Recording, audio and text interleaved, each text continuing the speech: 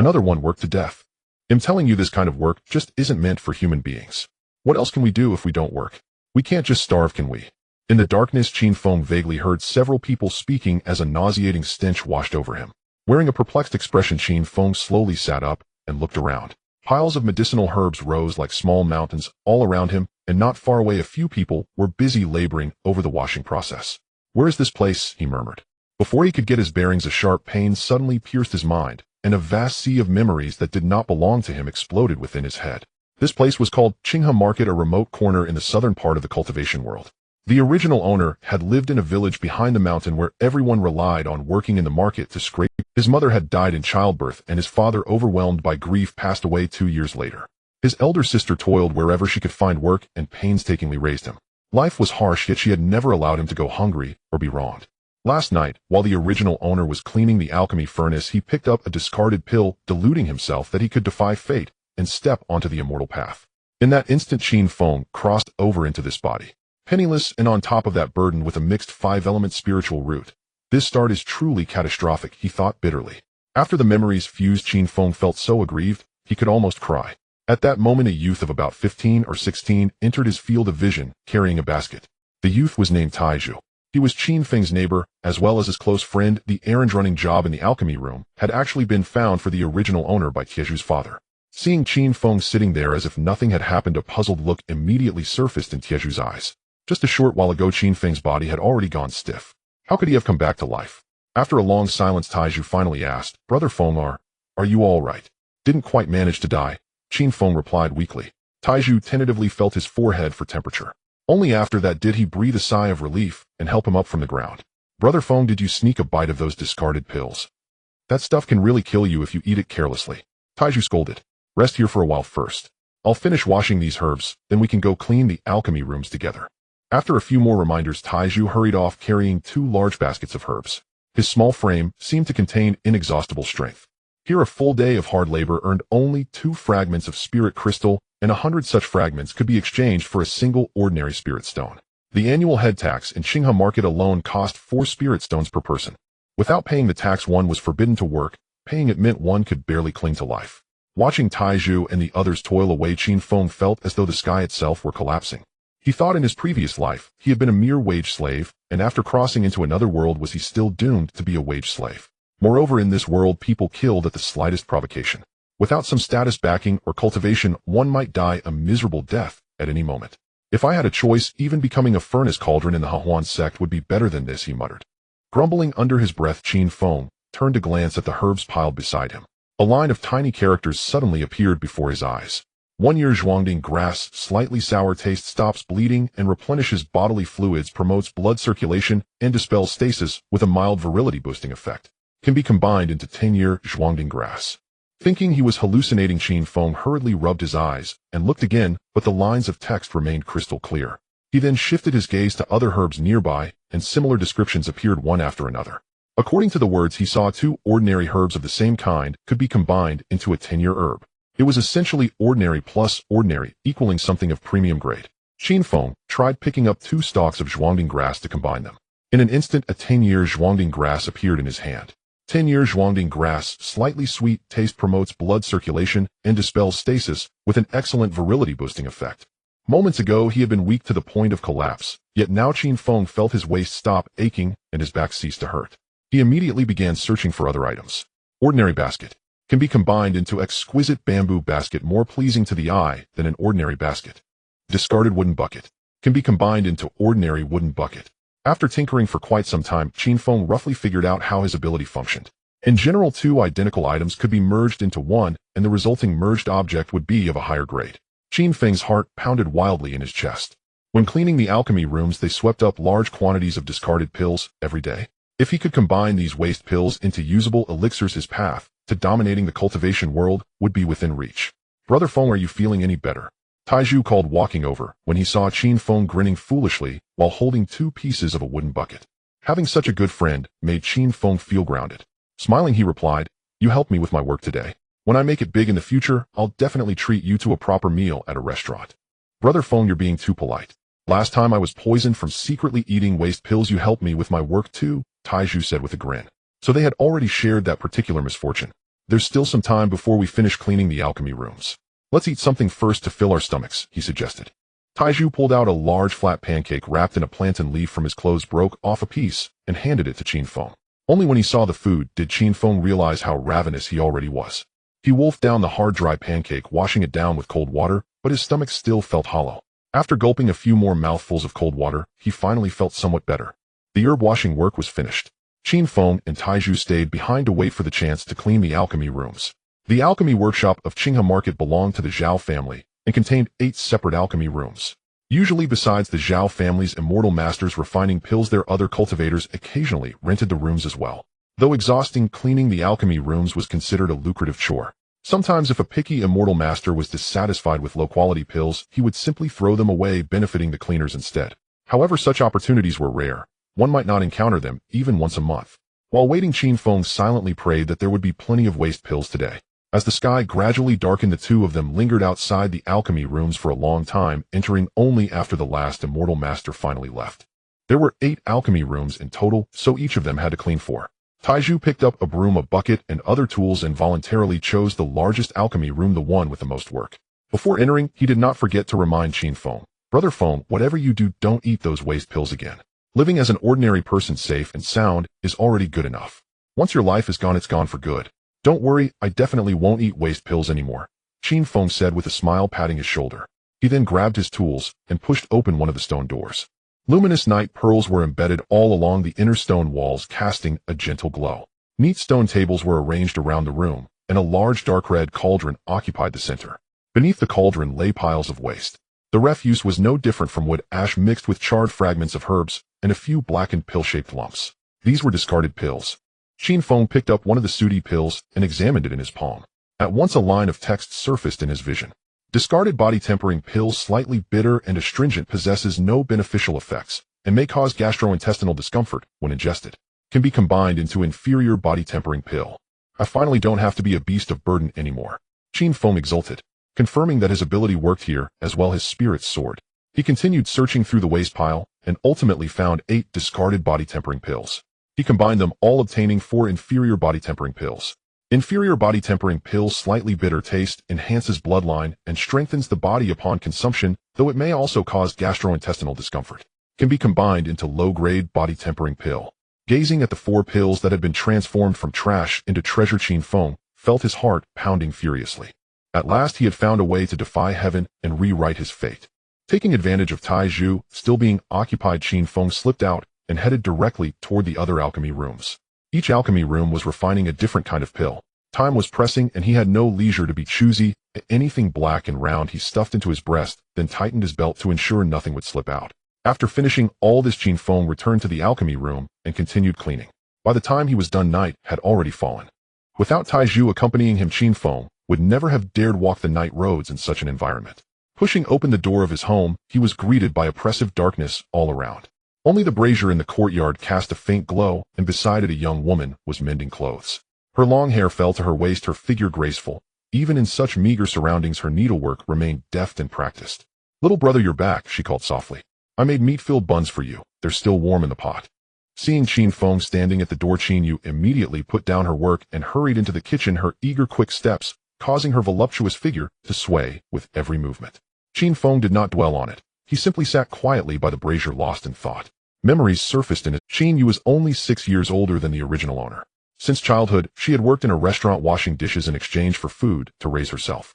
Now, to scrape together money for his cultivation technique, she not only sewed clothes for a tailor shop, but also went to the restaurant in the afternoons to wash dishes. For years, matchmakers had come to propose one after another, yet Qin Yu rejected them all because she had to support the original owner. Recently, fewer formal proposals arrived, but more single men lingered outside their door. To avoid trouble, she brought her sewing work home. Having lived 2 lives and seen much of the world, Qin Feng felt he had to grow stronger as quickly as possible. With his sister's looks, misfortune would inevitably befall her sooner or later if he remained weak. "The buns are ready, come eat," Qin Yu said as she set a steaming plate of buns on a small stool beside him, then crouched nearby, resting her chin in her hand and watching Qin Feng with hopeful eyes. "Was the work in the pill room tiring today?" as she asked. "Not really," he replied. "Did anyone bully you?" "No." Seeing that at 17 his frame was still thin and small, Qin Yu's eyes grew moist. After a moment she forced a smile and said, "I've already saved up 5 spirit stones. Give it a little more time, and we'll be able to ask Master Huang to take you as his disciple. Doesn't that make you happy? Qin Feng said nothing, only stared dazedly at the buns and at Qin Yu's cheeks. She was very beautiful, yet years of toil had dimmed the radiance that should have been hers. At 23 in another world, she would be in the bloom of youth. Unfortunately, this was the cultivation world where women were expected to marry at 16 or 17. At her age, she was already being called old woman by children. Yet in just this brief time together, Qin Feng had accepted Qin Yu from the depths of his heart. You're acting strange today, she said, putting on a stern face when he remained silent, then broke into a smile and asked, did someone scold you at work? Qin Feng shook his head, picked up a bun, and said, sis, eat with me. On the road, Tai Zhu and I already had flatbread, so I'm not very hungry. I've already eaten, she replied. Too lazy to argue further, Qin Feng simply forced the bun into her hand, and in the end, Qin Yu could only yield and eat one. As for himself, he washed the food down with a large ladle of water, barely managing to trick his stomach into feeling full. After the dishes were cleared, Qin Yu returned to the courtyard to continue sewing clothes, while Qin Feng hurried back to his room. He still had important matters to attend to. Back in his room, he closed the door securely, and by the moonlight streaming through the window, took the waste pills from his breast. One by one, he laid the twisted charred pellets neatly upon the table, sorting them into tidy categories. When Qin Feng's gaze fell upon 4 pills that were relatively round, a line of small text immediately appeared within his field of vision. Inferior tempering body pill, slightly bitter taste, strengthens the bloodline, and enhances physique upon consumption, but may also cause intestinal discomfort. Can be synthesized into tempering body pill. Synthesize, he commanded inwardly. At that thought, 2 inferior pills on the table instantly collided. A faint white light flashed, and in their place appeared a milky white pill. As Qin Feng's gaze settled on the new pill, the familiar small characters surfaced again. Tempering body pill, slightly bitter taste, opens the meridians and invigorates the blood, enhancing physique upon consumption. The original owner's body had been frail and sickly since childhood, and with poor meals and scarce meat, his constitution had only worsened. If he wished to live better, the first step was to improve his body. Qin Feng picked up a tempering body pill and swallowed it. At once his stomach felt as though he had drunk a large bowl of hot soup, warmth spreading through him.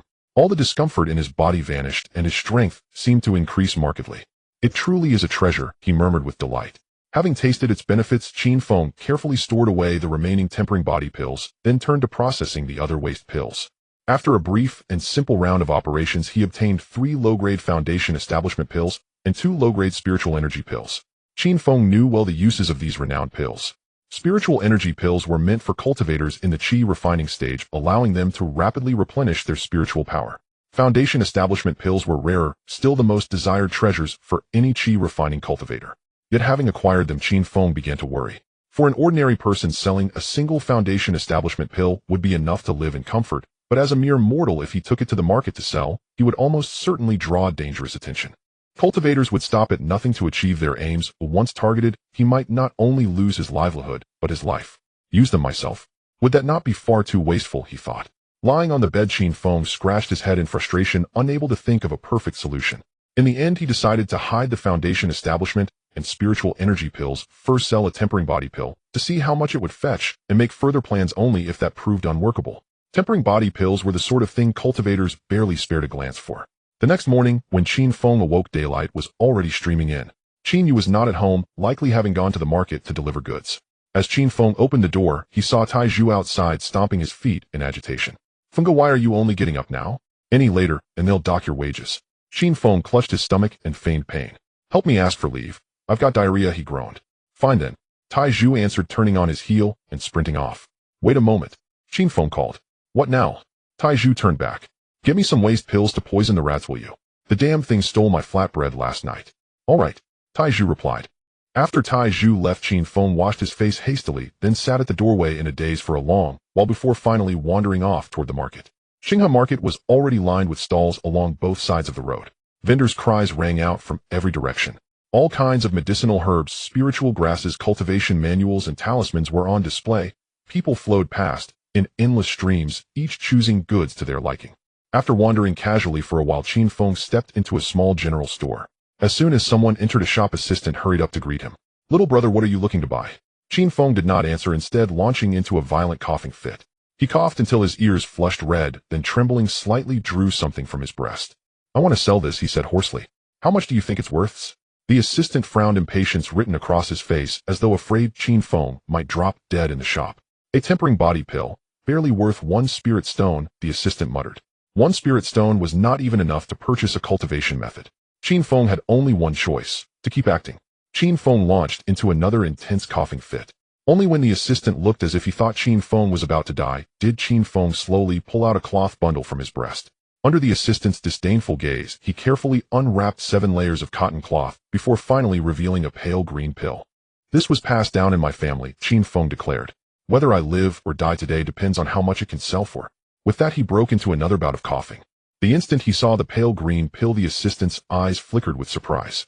Huh, you even have a spiritual energy pill. Still, it's a low-grade one, probably worth around 10 spirit stones.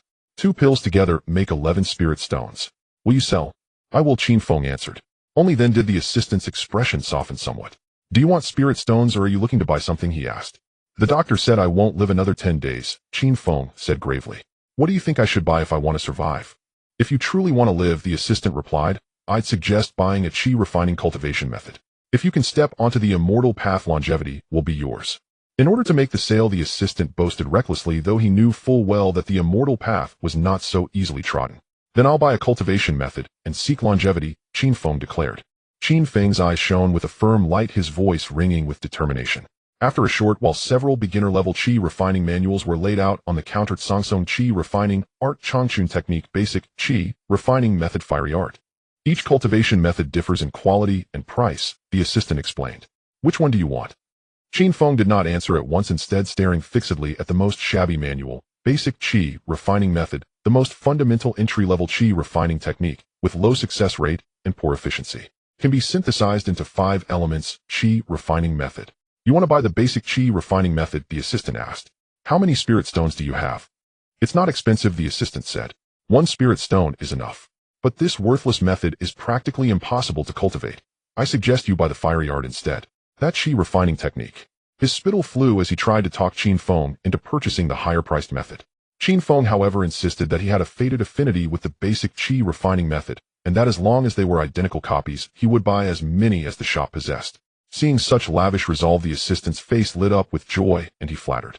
I also believe that you fellow Taoists are blessed with immortal affinity. At the very least, you have the potential to ascend to the heavens. Leaving the market, Qin Feng carried a bulging bundle on his back and side, which 8 copies of the cultivation manual basic Qi refining art were neatly arranged. He then returned home. The very first thing he did was lock the door, then open the bundle and take out basic Qi refining art. By now, Qin Feng was already well practiced at this.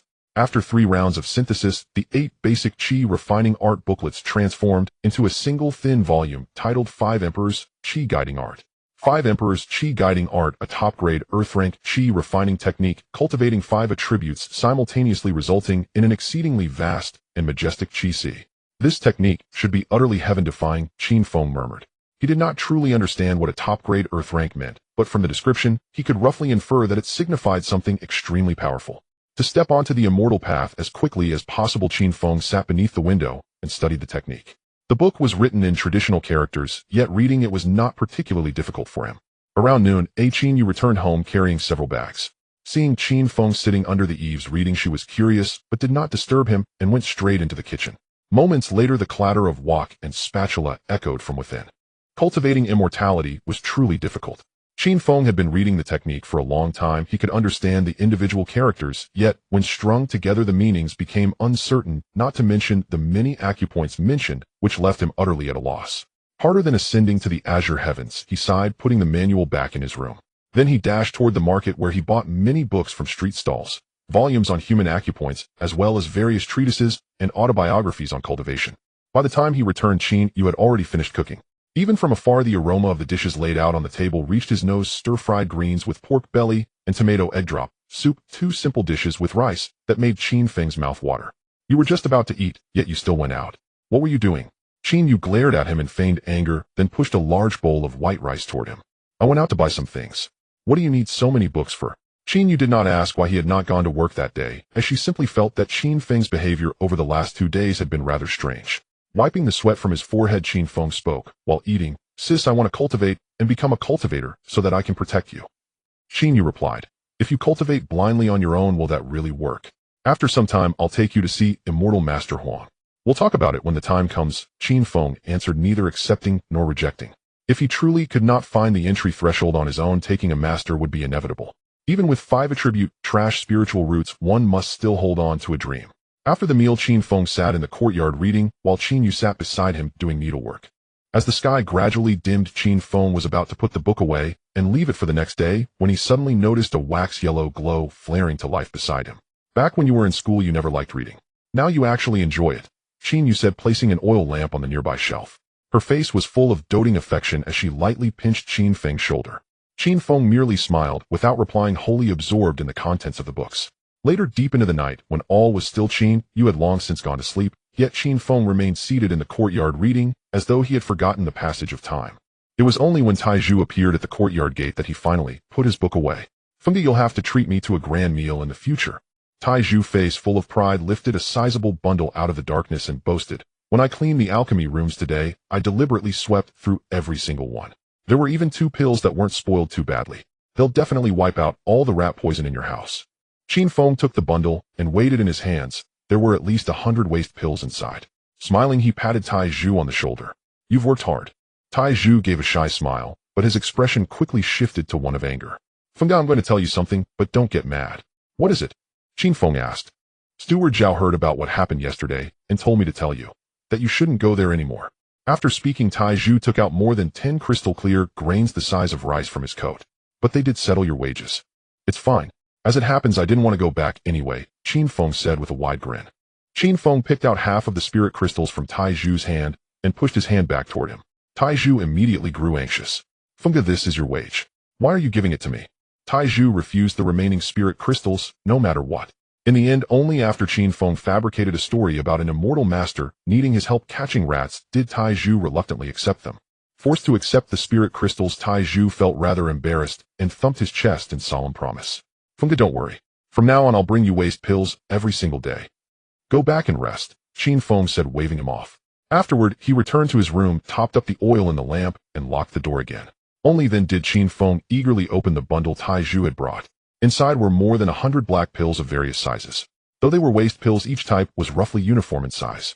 In just a short while, Qin Feng had finished sorting all. This time there were 4 kinds of pills in total. After synthesizing them all, he obtained 3 low-grade foundation establishment pills, 6 low-grade spiritual chi pills, 4 mid-grade beautifying pills, and 3 body tempering pills. The effect of the beautifying pill could not grant eternal youth, it only slowed aging. Qin Feng took out 1 pill and stored it separately, intending for his sister to take it. In the future, once he became a cultivator, he would find a way to obtain a spiritual root for her. The books stated that once one's cultivation reached a certain level, it was possible to grant spiritual roots to those who had none, allowing them to embark upon the immortal path. Sitting at the edge of his bed, Qin Feng silently read, familiarizing himself with all manner of matters related to cultivation. At the first light of dawn, faint sounds came from outside. Qin Yu had risen and gone out to deliver goods to the clothing shop. As Qin Feng quietly read, a complaint drifted in from outside the window, sleeping without putting out the lamp honestly. Qin Feng ignored the remark, keeping his focus fixed on the explanations of acupoints in his hands, for he held a strong intuition once he finished this book and then revisited the 5 Emperors' Qi guiding art, he might finally grasp the key. When daylight fully broke, Qin Feng extinguished the oil lamp, took out the 5 Emperors' Qi guiding art again, and sat by the window to continue his research. After a night of hard study, he at last understood the acupoints referred to in cultivation. "Next I'll dare to seek this so-called sense of Qi," he whispered. Following the instructions in the book, Qin Feng sat cross-legged and attempted to sense the spiritual energy of heaven and earth. Cultivators draw in the essence of heaven and earth's spiritual energy, storing it within their bodies to extend their lifespan. When released, that Qi can manifest 1,000 techniques and 10,000 transformations. Yet to Qin Feng, such things were still far beyond reach. He had not even found the path to basic Qi refining. In the days that followed, Qin Feng meditated in his room at night. During the day, he claimed to be going out to work, but instead sought out secluded places to sit and meditate, striving to discover a sense of Qi. In the blink of an eye, 5 days passed, and Qin Feng still had not made any progress. One evening, just after the siblings had finished dinner, a group of uninvited guests suddenly rushed into the courtyard. At the head of the group was a man of about 30 in a black long robe with 2 guards following behind him. The moment they saw the man, Qin Yu's face instantly showed panic and Qin Feng's brows knit together. This man was named Zhao Kong, possessing first-layer Qi refining cultivation. He was a petty and troublesome underling responsible for tax collection in Qinga Market. While Qin Feng was still pondering how to guard against him, Qin Yu spoke first. "Immortal Master, have you come to collect taxes early?" Zhao Kong, however, departed from his usual manner and replied in a mild tone, tax collection is still some days away. I have come to deliver a stroke of fortune to you siblings. Sending opportunities. Qin Feng squinted at Zhao Kong, sensing that something was amiss. This guy has never been a good person. How could he possibly offer benefits for no reason? Qin Feng was skeptical, but Qin Yu became curious. Moments later, the siblings discovered what this so-called opportunity was. A genius from the Wang family of the neighboring village had successfully joined the Eternal Life Sword sect last year, and the Wang residence's reputation had skyrocketed in the surrounding areas. Now Lord Wang wanted to take a concubine, and Zhao Kong took the initiative to help arrange candidates to curry favor with the Wang family, which is why he appeared here. Seeing that the siblings were silent, Zhao Kong smiled at Qin Yu and said, "Sister Qin, your beauty will surely catch Lord Wang's eye. Once you become part of the Wang family, wouldn't it be easy for Brother Qin to learn cultivation? Moreover, Brother Qin has a mixed spiritual root, making him undesirable to any sect, and the scattered cultivators of Qin Feng would definitely not be able to teach him anything. If Sister Qin agrees, I will have someone deliver the betrothal gifts tomorrow." Zhao Kong was unusually courteous, referring to them as sister and brother. For a moment, Qin Yu felt somewhat tempted. She hadn't considered herself, but felt that Zhao Kong had a point. If even the sects were unwilling to accept Qin Feng, could Master Huang truly guide him in cultivation? Qin Feng frowned, tightly feeling that the situation was troublesome. Accepting this marriage proposal would be akin to pushing his sister into a pit of fire, while rejecting it would certainly offend Zhao Kong, and could even provoke the Wang residents. At that moment, Qin Yu turned her gaze to Qin Feng. "Xiao Feng, I believe with the Wang residents as a backing, you will definitely be able to learn cultivation." Qin Feng shook his head at her, then took out a spirit stone and handed it to Zhao Kong, saying, "Master Zhao, my sister already has someone she admires. Please help Lord Wang find a suitable candidate instead." Zhao Kong did not take the spirit stone. His enthusiasm gradually faded. He said with a stern expression, "Since you do not want this opportunity, then forget it." After saying this, Zhao Kong directly left with his entourage, never once glancing at the spirit stone. Once they had departed, worry immediately appeared on Qin Yu's face. "Xiao Feng, if we refuse this marriage proposal, we will offend many people." "Don't worry, sister, I will find a way," Qin Feng reassured her. He then returned to his room and shut himself inside once more. "I must cultivate qi as soon as possible. Otherwise, I won't even be able to pass this hurdle with Zhao Kong, let alone face the Wang family." At this moment, Qin Feng sat at the head of his bed, feeling restless. It had been almost 10 days, yet he still hadn't found the sensation of qi in his cultivation. In a fit of frustration, Qin Feng pulled out 5 low-grade spirit pills from under his bed. Although he had quit his job at the alchemy room, he still managed to obtain a large quantity of discarded pills from Taiju every day. The situation was urgent, and Qin Feng wanted to try using the pills to find an opportunity. However, he was hesitant to eat what cultivators consumed, only daring to lick a tiny bit. Hiss! The icy sensation instantly spread throughout his mouth, followed by a chill that rushed down his throat into his stomach. Even his internal organs felt the intense coolness. But the coolness soon faded, leaving him feeling refreshed. One more time. Qin Feng licked the spirit pill again, and immediately began to sit cross-legged and cultivate according to the technique. In a vague sense, Qin Feng felt his body enveloped in a milky white mist with colorful specks of light surrounding this mist. The specks of light were as fine as cow hair and incredibly numerous, resembling mist after rain, but much lighter than fog. The milky white mist enveloping him gradually dispersed, and the colorful light spots seemed to be drawn to him, slowly approaching and penetrating through his pores, flowing through his meridians. Gradually, Qin Feng's consciousness sank into his meridians, forgetting the passage of time. It wasn't until Qin Yu knocked on the door calling for dinner that he realized he had unknowingly cultivated through the night. Opening his eyes, he saw a thin layer of black dirt appear on his body, and Qin Feng was instantly overjoyed. Finally, he was close to success. He just needed to cultivate a few more times to expel all the impurities from his body, and he would officially step into the qi refinement stage. Qin Feng immediately left his room to take a shower. When he returned, Qin Yu had already set the table with food. To avoid trouble, the small dining table was moved into the inner room, and the front door was locked. Unfortunately, today's meal was a bit poor, consisting of only a stir-fried plate of pickled vegetables paired with congee. While eating, Qin Yu seemed distracted and said to Qin Feng, "Xiao Feng, during this time you should stay indoors. I'm afraid Zhao Kong will come looking for trouble with you." Understood. Qin Feng was also reluctant to go out, as he had finally found the knack for cultivating qi and needed to capitalize on it. During the meal, Qin Feng glanced towards his sister's room by the door, noticing 2 or 3 large bags piled inside. It seemed she had taken on several days' worth of work and wasn't planning to go out. Qin Feng felt much more at ease in his heart and reminded her not to call him for dinner. After hastily finishing his meal, he returned to his room to continue his closed-door training. Time flew by, and in the blink of an eye 5 days had passed. That evening, outside the alchemy room of the Zhao family in Qin Feng, Taiju had just finished his work when Zhao Kong intercepted him. "Master Zhao." Seeing this guy, Taiju felt a wave of displeasure, but had to force a smile. What can I do for you, master? Zhao Kong coldly asked. Has Qin Feng not come to work these past few days? In response to Master Qin Go has not come because he is unwell. What are you holding in your hand? These are the discarded pills that the alchemy room's masters do not want. I'm taking them home for the medicinal mouse. Zhao Kong merely questioned him for a bit before letting him leave. Tai Zhu, feeling anxious, hurried home. Upon returning to the village, Tai Zhu immediately ran to Qin Feng's house and knocked on the door. Feng Ge. Feng Ge. Yu Jie. It's me, Tai Zhu. What is it? The one who opened the door was Qin Yue, who looked at Tai Zhu with confusion, wondering why he was so anxious. Where's Feng Ge? Qin Yu knew her brother had been working on cultivation recently, so she casually replied. Tai Zhu said anxiously, just now Zhao Kong was in the alchemy room asking about Feng Ge. Did he offend Zhao Kong? It should be fine, you've been hungry all day, hurry home and eat, she replied. Alright, then when Feng Ge wakes up, have him come find me. After sending Tai Zhu back home, Qin Yu closed the door and walked inside, lost in thought. Sister, are you worried about Zhao Kong? A sudden voice startled Qin Yue, and upon seeing Qin Feng standing at the door with a wide grin, she instantly felt a surge of anger and swatted him lightly. You little rascal, scaring your sister. Let me show you a little trick. Qin Feng's face revealed a mysterious expression as he slowly extended his hand before Qin Yue, gathering strength. As the Five Emperors' Qi technique operated, a tiny red glow slowly appeared in the palm of his hand. Upon witnessing this scene, surprise immediately flashed in Qin Yu's eyes. You have. Qin Yu's voice was loud, but if she hadn't covered her mouth, she might have alerted the neighbors. After a long period of excitement, Qin Yu began to observe her brother's changes, pinching his face and arms as if worried he was an imposter.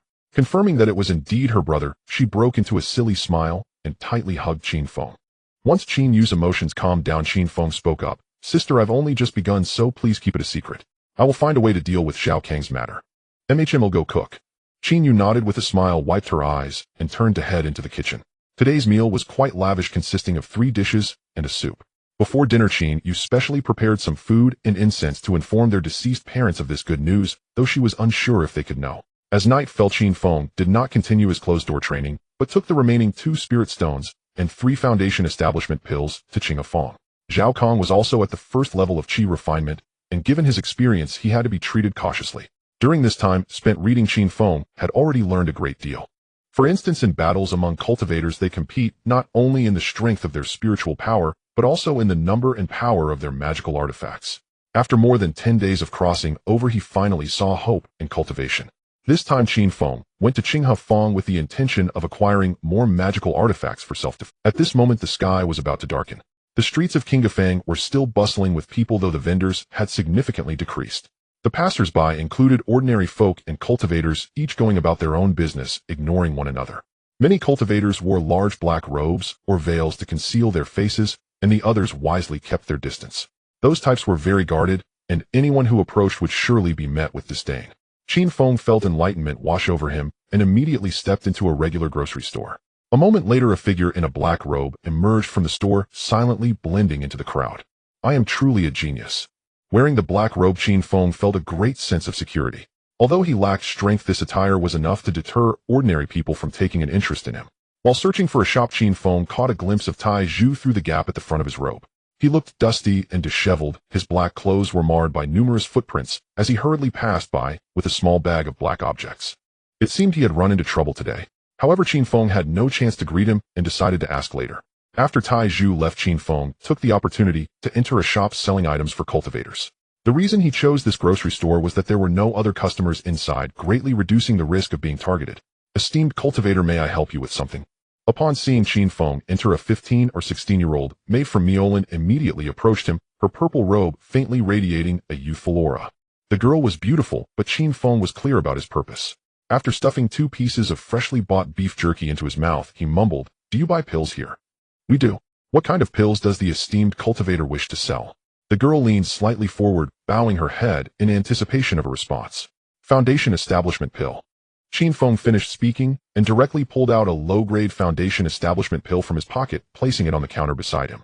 Upon seeing the foundation establishment pill, a hint of surprise appeared in the girl's eyes, and she quickly replied with sincerity, "Is this a low-grade one? If everything is in order, our Chiyuan Pavilion is willing to purchase it for 400 spirit stones." 400. Qin Feng's expression within the black robe was one of wild joy. It took him 50 days of hard work in the alchemy room to earn just 1 spirit stone. Now a single foundation establishment pill could be sold for 400 spirit stones, which was equivalent to 2,000 days of salary. If the esteemed cultivator thinks the price is low, Linger can add an additional 50 spirit stones. An additional 50 spirit stones. Although Qin Feng was not familiar with the market, he felt this price was reasonable. Alright, I also want to buy some other items. Qin Feng directly requested a low-grade yellow-tier storage ring and 10 fire snake talismans commonly used by Qi refining stage cultivators. He had a rough idea of the prices of these items since he had seen them in books. The storage ring alone cost 300 spirit stones, while the 10 fire snake talismans cost another 50 spirit stones, leaving him with 100 spirit stones. After purchasing the items, Qin Feng was worried he wouldn't know how to use the storage ring, but the girl's service was very... She took a black bag from behind the counter, retrieved 100 spirit stones, and then in front of Qin Feng, placed both the fire snake talismans and the spirit stones into the brand new storage ring. Finally, she handed the storage ring to Qin Feng. Thank you. Qin Feng stuffed another piece of beef jerky into his mouth and turned to leave with the storage ring in hand. He hadn't purchased the magical item yet, but Qin Feng dared not sell any more. From the girl's expression earlier, he sensed that Foundation establishment pills were rare in Qin Feng. If he sold too many at the same time, he might not only attract thieves, but also draw the attention of the shopkeepers. Qin Feng did not leave the market immediately. Instead, he wandered around aimlessly while practicing taking items in and out of the storage ring within his black robe. After confirming he was not being followed, Qin Feng finally stopped in front of a stall with no customers. The stall displayed many small spells and various cultivation techniques. The stall owner was a young man with dark skin engrossed in a book and did not greet him when he arrived. Qin Feng ignored him as he browsed through the numerous books. Fireball technique, rolling stone technique, water dragon technique, withering wood spell, blazing sun technique. Various spells, techniques, and manuals dazzled the eye. If a cultivator practiced a spell that corresponded to the type of spiritual energy they cultivated, their training speed would be greatly enhanced. Otherwise, it would be the opposite. Qin Feng had a 5-element spiritual root, and the technique he cultivated, the 5 Emperors Qi induction art, allowed him to cultivate all 5 types of Qi simultaneously, meaning he could learn spells representing all 5 elemental attributes. After a long selection, Qin Feng finally settled on a thick book among many titled 18 Techniques of Qi Refinement. Just from the name, it sounded quite domineering. Qin Feng reached for the book to take a look, but the stall owner pressed down on his hand with a slender bamboo stick. The bamboo stick was thin, yet bore great strength. The stall owner cast an unhappy glance at Qin Feng and disdainfully said, "Don't you know the rules?" Qin Feng was momentarily taken aback, but quickly understood and asked, "How many spirit stones?"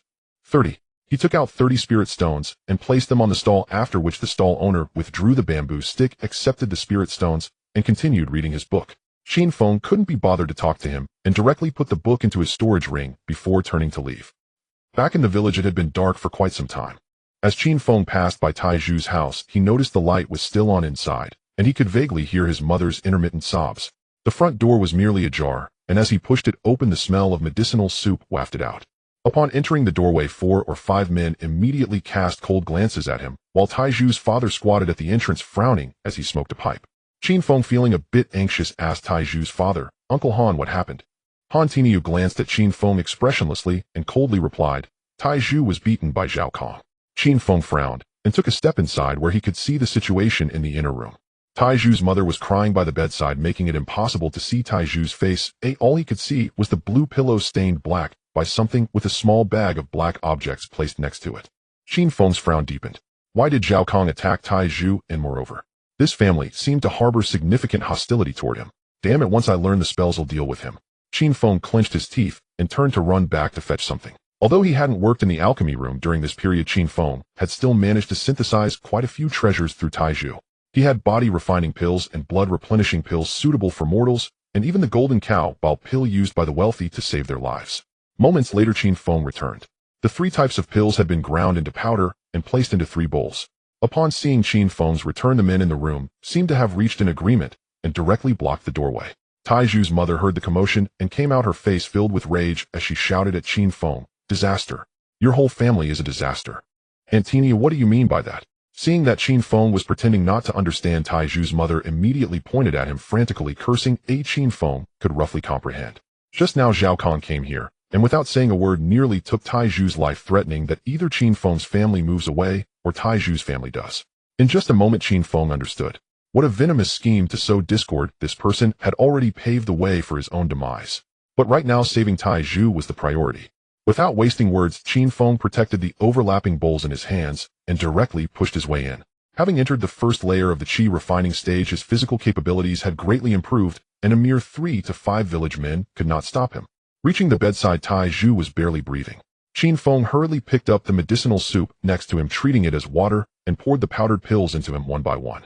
To expedite the medicine's effect, Qin Feng didn't care about whether it was useful or not. He grabbed Tai Zhu's hand and channeled spiritual energy into him. Cough, cough. Moments later, a pained expression appeared on Tai Zhu's face, and his chest began to heave violently. In agony, he rose to the bedside and coughed. Blood clots the size of a thumb emerged from his mouth in succession. He didn't know which step had worked, but fortunately he had survived. As Tai Zhu woke up, Qin Feng had already left. He had rushed home to fetch medicine and hadn't even had the chance to check. After learning the circumstances, Qin Feng was quite worried about his sister's state, fearing that she might have already been scolded by Tai Zhu's fierce mother. Qin Feng knocked on Qin Yu's door, but there was no response. Straining his ears, he could barely hear her rhythmic breathing. She seemed to be asleep. Not wanting to delay further, Qin Feng returned to his room and lit the oil lamp. He took out all the pills he had stored under the bed during this time, packed them into his storage ring, and then continued practicing the Qi induction technique. Practicing spells would emit light, so Qin Feng planned to try when it was daylight. The next day, as dawn broke, Qin Yu got up early to pack the clothes she had sewn and headed out to deliver them. In the midst of his training, Qin Feng heard everything clearly. If the events of last night hadn't happened, he might have still worried about his sister's safety. But since Zhao Kong had resorted to such dirty tactics, he likely wouldn't act too aggressively in the short term. He circulated the Qi induction technique for 2 full cycles. Before long, Qin Feng heard footsteps outside again and guessed that his sister had returned. She entered the house, and after a moment of silence, soft rustling sounds could be heard as if she was searching for something. Sensing something was off, Qin Feng stopped his training and immediately stepped out of his room. He saw that the ancestral tablet of his parents had disappeared from the center of the room, and other items were packed away into a brand new sack. Qin Yu was in her room packing things, continuously stuffing items into the sack. "Sister, what are you doing?" Qin Feng shouted from the doorway. "Brother, let's move. We can't stay here anymore." Without looking up, Qin Yu busily continued packing until Qin Feng stepped forward to stop her. With red eyes, she said, "We can move to another place. I can still take care of you there." In her extreme sadness, Qin Yu still habitually treated Qin Feng like a child, even forgetting that her brother was a cultivator. Seeing his sister being bullied made Qin Feng upset as well. He raised his head and said, "Sister, this matter has been resolved. Tai Zhu helped me rescue her last night. In a couple of days, I will take care of Zhao Kong." His voice was low on the last sentence, filled with chilling resolve. Upon hearing this, the clothes in Qin Yu's hands fell to the ground. With a face full of anxiety, she stared at Qin Feng and said, "Brother, don't do anything foolish. Killing someone comes with consequences." After all, she was a woman. Qin Feng sighed, wiped her tears, and forced a smile as he said, "Then don't be sad and stop crying." "All right," Qin Yu readily agreed. Qin Feng nodded and helped to put the packed items back in place. Although she verbally agreed, Qin Feng decided that after lunch he would go into the mountains. He planned to test the power of a fire serpent talisman and practice other spells. No matter what, Zhao Kong must die within the next 2 days. Just then, while the siblings were busy, a slightly awkward voice rang out from the doorway. Qin Feng turned to glance. Tai Zhu stood at the door with a silly grin, while his mother stood behind him, flustered, constantly fiddling with a basket containing eggs. "Brother Feng, you really plan to move because of Zhao Kong? If you move, I won't live anymore." Tai Zhu's face showed anger as he walked up a few steps and opened the sack to help organize the items. Qin Yu looked awkwardly at Tai Zhu's mother. Although their disagreement yesterday was a misunderstanding, the words spoken by the rural woman were still rather harsh. Qin Feng smiled and said, "Sister, go quickly and receive the eggs that Annie brought us. Xiao Yue, Annie's chickens have been laying 2 eggs a day lately, so I brought some for you to help eat. Auntie was wrong about yesterday's incident. I apologize. I'm no longer angry, but you still need to bring a few eggs to my brother Feng tomorrow." Okay. The 2 women helped each other save face. Qin Yu carried the eggs into the kitchen while Tai Zhu stayed behind to help Qin Feng organize the items. When everything was tidy and they sat down to rest, he looked at Qin Feng with a serious expression. "Brother Feng, I want to do something great. I don't want to be an ordinary person anymore." Tai Zhu looked melancholic while Qin Feng rolled his eyes and said, "I don't want to join any sect with 5 elemental roots. You without any roots still want to soar to the heavens." "Brother Feng, actually there's a secret I haven't told you." "You have a secret?" Qin Feng looked at Tai Zhu in surprise. This kid had followed him since he was in short pants, and he didn't expect him to be so deep-minded. "Go ahead, what's the secret? Do you think I'm strong?" "A few days ago, while delivering materials to the pill room, I met an immortal master who said I have astonishing bones." "What are you laughing at?" Qin Feng rubbed his cheeks, and with a serious expression patted Tai Zhu's head, saying, "You should take it easy for a couple of years. Within 2 years I will definitely help you live a good life." This was Qin Feng's heartfelt wish. With the ability to synthesize after 2 years, he would at least become a high-level practitioner in the Qi refining stage. It wouldn't be hard to ensure Tai Zhu's prosperous life. Brother Feng, I'm not joking. Tai Zhu frowned at Qin Feng, seeming a bit upset. He continued, that immortal master said he also had no roots when he was a child, but now he can kill at will in the Qi refining stage. After hearing Tai Zhu finish, Qin Feng understood that person was likely a demonic cultivator and not a young one. As for whether Tai Zhu wanted to take him as a disciple to seize a new life or to pass on his legacy, it was unclear. Since he can kill at will in the Qi refining stage, can we ask him to help us deal with Zhao Kong? He can't do it anymore. After refining the pills, I had to help him leave. Tai Zhu pouted, then stood up and walked towards the door with Qin Feng following him. He turned around and said with determination, Brother Feng, I know cultivators can be good or bad, but don't worry, I will never forget your life-saving grace regardless of whether I am good or bad. After saying that, Tai Zhu went home. If nothing went awry, he should also bid farewell to his parents. Xiao Tiandan, Qin Feng, it's time to eat. Qin Yu came out of the kitchen with 2 plates of dishes. Seeing Qin Feng standing alone at the door, she immediately asked, why didn't you keep him for dinner? He's busy with his own matters. That kid. During the meal, Qin Feng reminded Qin Yu not to go out, making an excuse that he would be going into the mountains soon to help Tai Zhu find herbs. As he stepped out, he just happened to see Tai Zhu coming out as well. The small figure of Tai Zhu was carrying a large bundle, saying goodbye to his parents. Feeling Qin Feng's gaze, Tai Zhu turned his head, grinned widely, and then bounced away towards Qin Feng. Xiao Tiandan, see you again. Qin Feng waved at his back, a helpless expression on his face. Although he possessed special abilities, his current power was limited. The only thing he could do was to dissuade him, but Tai Zhu was set on stepping into cultivation.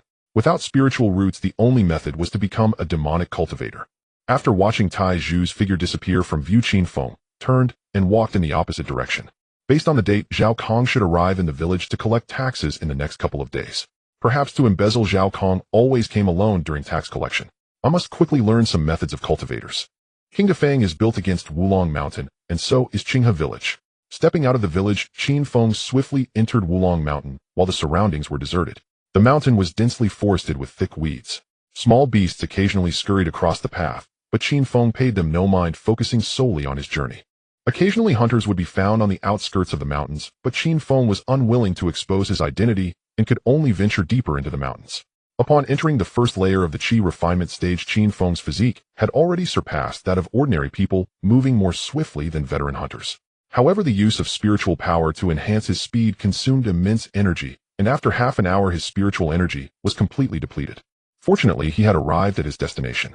Before him stood a sheer cliff with a cave located 2 to 3 meters above the ground, beside which hung a vine just long enough for a person to climb up. A few days ago, Qin Feng had ascended through here during his Qi refinement. Returning again, he skillfully grasped the vine with both hands, moving like a nimble ape, and swiftly entered the cave. Inside, the space was vast with a skylight above.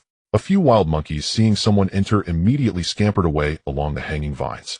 Time is of the essence. Oh, I must indulge a bit now. Qin Feng grimaced as he took out a spiritual energy pill from his storage ring. The moment the pill entered his mouth, it transformed into a surge of spiritual power, rapidly replenishing his energy. At this moment, 5 beams of different colors floated in his sea of Qi, corresponding to gold, wood, water, fire, and earth. Ordinary cultivators with mixed spiritual roots could typically only cultivate 2 types of spiritual power simultaneously, but due to the uniqueness of Qin Feng's training method, he could do so at once. After recovering his spiritual energy, Qin Feng began to select spells recorded in the 18 techniques. This book was an autobiography written by a peak Qi refinement rogue cultivator, detailing the 18 powerful spells he learned throughout his life.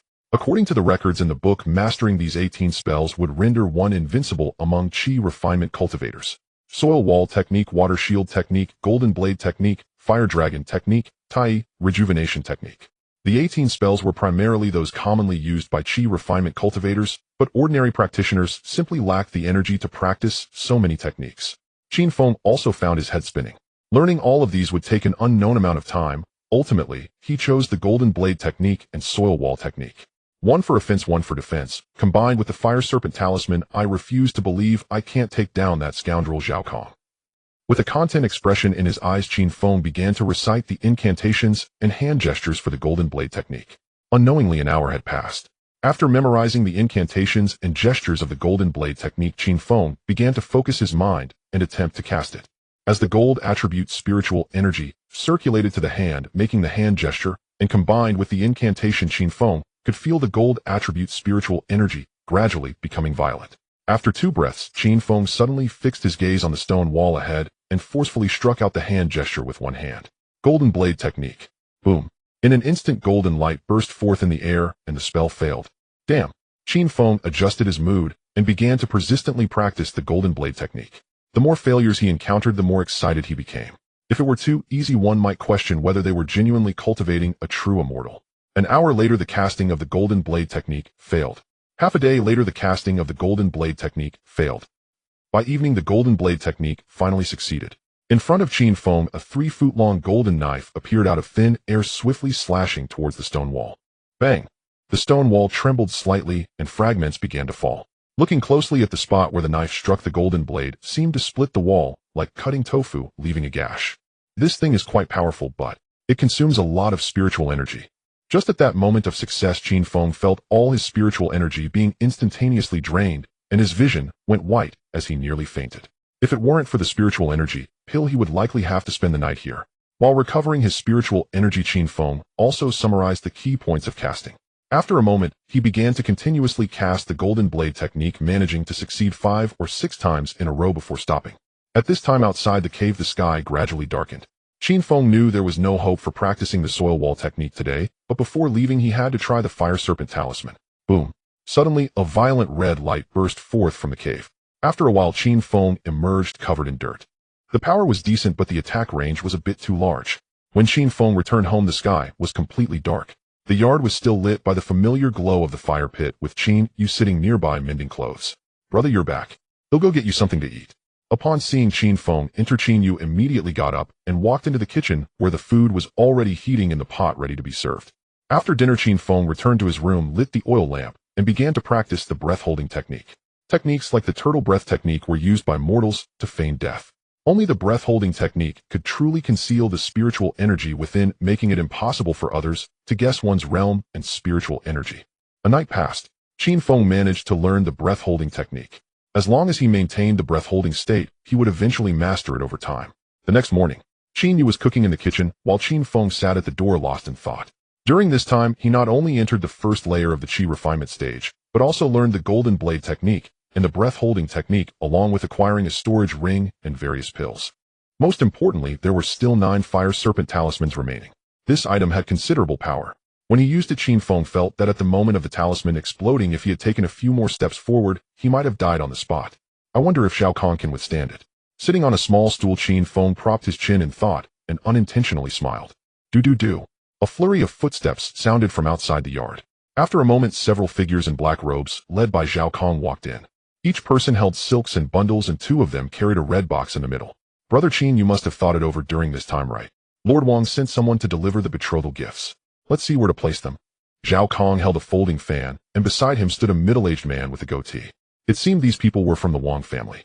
Qin Yu peeked out from the kitchen and immediately came out. "Zhao Xian, sure did you make a mistake? We never agreed to this marriage proposal." Qin Yu's face was filled with difficulty, and the man with the goatee looked at her in surprise, smiling as he said, "Sister Qin is indeed as beautiful as rumored. My master genuinely wishes to marry Sister Qin. He will certainly not mistreat you in the future, so please rest assured, Sister Qin. The Wang family has already chosen a date. The first day of next month is an auspicious day. We will come to pick you up then, so please prepare yourself." The group paid no mind to the attitudes of Qin Yu and her brother, leaving the betrothal gifts behind as they departed. Among them, the most pleased was Zhao Kong. He had been stuck at the first layer of the Qi refinement stage for a long time. By currying favor with the Wang family, once their talented disciple returned with just a bit of guidance, he would surely be able to break through his cultivation. What to do now? Qin Yu anxiously paced around the yard, glancing at the betrothal gifts, while Qin Feng remained silent with drooping eyelids. The Wang family merely had a clan member who joined the Chongqing sword sect. Aside from that clan member, everyone else in the Wang family were mere mortals. What was there to be proud of? They may be powerful, but my fire serpent talismans are not to be underestimated. The next afternoon, Qin Feng sat in the courtyard reading, faintly hearing the chaotic sounds of chickens and dogs throughout Qinghe village. Someone lamented, "Master Immortal, I'm the only one in my family who can move. Can the tax be collected a little later this year? If you don't pay taxes, will the master of Qinghe Feng let you work? Enough of the nonsense. If you don't pay the spirit stones, hand over the road pass. Wasn't it the case that you received your work badge only after paying taxes in previous years? Why is there a demand for the road pass this year? This is what the masters of Qinghe Feng want. Will you pay or not?" In front of the cultivator, Zhao Kong, the ordinary villagers felt like fish on a cutting board, unable to resist. Having witnessed this countless times since childhood, Qin Feng had long been accustomed to it. This is our tax. Oh, just hand it over when the person arrives. Qin Yu came out of the room, shoved a cloth bag into Qin Feng's hands, and returned to her room. The bag contained 8 excised milky, white diamond-shaped stones, which were the spirit stones. A moment later, Zhao Kong leisurely walked to the door of Qin Feng's house, glanced briefly, and then turned to the next house. What was going on? Qin Feng furrowed his brows and caught up to Zhao Kong, asking Master Immortal, why aren't you collecting taxes from my family? You brat are fortunate, your taxes have already been paid by the Wang family. After finishing his words, Zhao Kong walked toward the house of Taizhu. During this time, Taizhu's parents were too preoccupied with Taizhu's affairs to even think about working in the market. It was highly likely they could not afford the taxes either. Moments later, loud cries and chaos erupted from the neighboring yard. Qin Feng immediately ran over to take a look. Taizhu's mother was on the ground, crying while his father stood at the door with a kitchen knife, blocking the way. Zhao Kong was holding a strange talisman and casting a spell. If he completed the spell, it was likely 2 lives would be lost right then and there. Zhao Master. Qin Feng rushed forward to block him, while shoving the package in his hand toward Zhao Kong. Let me pay their taxes. You pay. Zhao Kong glanced at the cloth bag in Qin Feng's hand, his murderous intent diminishing considerably. Fine. But remember to buy your sister something nice to eat during this time. Don't let down the Wang family's goodwill. Zhao Kong patted Qin Feng on the shoulder and continued to the next house. Xiao Feng, your spirit stones. We will find a way to return them to you. Taizhu's parents looked at Qin Feng with complex expressions, almost kneeling before him. Uncle and aunt, don't do this. Taizhu and I are good brothers. I will definitely look after him now that he's gone. Qin Feng calmed their emotions before turning to leave. When the taxes were finally collected, the sky had completely darkened. Qinghe village is about 4 miles from Qinghe Feng. Zhao Kong walked the road back to Qinghe Feng, his face filled with smiles.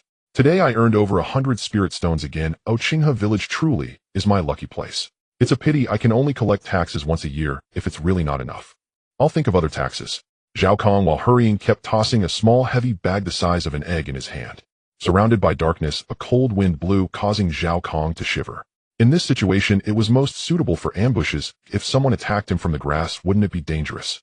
Glancing at the reeds beside him, Zhao Kong felt a chill in his heart and quickly put away the Qianquan bag, hastening his steps toward Qinghe Feng. Why does today feel so strange? While rushing along, Zhao Kong felt something was off. Zhao Master. Suddenly, someone shouted from the tall reed. Zhao Kong turned his head to look, and instantly his body shook. What the hell? He only saw a red snake about 3 feet long lunging toward his chest with no time to react before it collided with him. Countless flames erupted in an instant, and all he could see were fire serpents. Fire serpent talisman. This was the last time Zhao Kong used his brain. Immediately after, his entire body was engulfed in flames, and in the blink of an eye, he was turned to charcoal and fell over fast asleep. Being young is great. Qin Feng jumped out from the bushes, quickly searched Zhao Kang's body, and after obtaining the Qianquan bag, he swiftly fled into the distance. Although Zhao Kong was a heinous criminal, Qin Feng still felt his heart race in nervousness at having taken a life for the first time. Qin Feng did not dare to return home immediately. He found a patch of reeds outside the village to hide for half the night, sneaking back to his room only when dawn was approaching. If Zhao Kong is dead, will anyone investigate this matter? Qin Feng lay on the bed, beginning to ponder. There were many cultivators passing through around Qinghe Feng, but it was rare to see them fight. There should be some customary rules binding them. However, Qin Feng was too lazy to think that much and started cultivating while sitting on his bed, only coming out when Qin Yu called for dinner. At dinner time, a group of people dressed in brocade clothing and carrying knives passed by outside, asking around. A brawny middle-aged man with bulging temples came to Qin Feng's house. With just a glance, Qin Feng could tell he was not a cultivator, but definitely a master among ordinary people. The middle-aged man asked expressionlessly, "Did you see any suspicious persons last night?" Suspicious persons? No. Qin Feng replied with confusion, while Qin Yu looked terrified, fearing these people were here to trouble them again. "If you see any suspicious persons, report to Qinghe Feng immediately." The man casually said this before leaving. Qinghe Feng also had an official office, but its status was far inferior to that of cultivators. Report to the authorities. Zhao Kong is dead, and no cultivator is investigating, only the officials came to handle it. While Qin Feng was puzzled, Taizhu's mother rushed in with a gossipy expression, saying to Qin Yu, "Something big happened last night." "What happened?" Qin Yu asked absent-mindedly. "I heard that the Wang family in the neighboring village was exterminated." Qin Feng extended his chopsticks to pick up some meat, but they trembled, causing the meat to fall immediately. He hadn't even made a move. Who the hell exterminated the Wang family ahead of him? Qin Feng didn't react, but Qin Yu asked in surprise. "Is that true?" Taizhu's mother described animatedly. "It must be true. The officials are now investigating the murderer everywhere." I estimate that the Wang family has bullied others everywhere, and a master immortal couldn't stand it, so they acted against them. Tai Zhu's mother proudly gushed, while Qin Yu looked at Qin Feng with a puzzled expression, her gaze somewhat strange. After Tai Zhu's mother left, Qin Feng immediately cleared his name. Sister, it really wasn't me. Who said it was you? Qin Yu rolled her eyes, grumbling as she went to the kitchen and fried 2 more eggs for Qin Feng. While the siblings were happily eating, another person arrived outside. This time it was a graceful young girl dressed in a purple long skirt, holding a small compass and a black incense stick. Qin Feng recognized the identity of the girl at a glance. She didn't know him, only looking confused as she walked into the courtyard and stood at the door of the house. The thick smoke produced by the burning black incense seemed to have a mind of its own, drifting straight towards Qin. Seeing the beautiful young girl standing at her doorstep, Qin Yu immediately stood up and asked gently, "Miss, what brings—" The girl remained silent, staring fixedly at Qin Feng while freeing one hand to reveal a small purple flying sword that was merely 3 inches long. At this moment, Qin Yu instantly realized that the beautiful young girl before them was a celestial master. Qin Feng's expression darkened as well. What troubled him the most was why the black incense smoke was drifting towards him when there was clearly no wind. The girl glared angrily at Qin Feng, pointing the flying sword at his forehead, and said, "Hand over the 5 spirits technique, and this celestial maiden will grant you a swift death." Is there a misunderstanding here? I truly don't know what the 5 spirits technique is. Qin Feng looked at her with a confused expression, raising both hands in surrender. You found the seeking incense, and yet you still dare to quibble. Qin Feng glanced at the black incense in her hand, the smoke continuing to spread towards him. This is just damn annoying. I genuinely don't know what the 5 spirits technique is. Qin Feng's face was filled with frustration, realizing that it was likely Zhao Kang's mess that left behind evidence after he had stolen his bag. Keep denying it.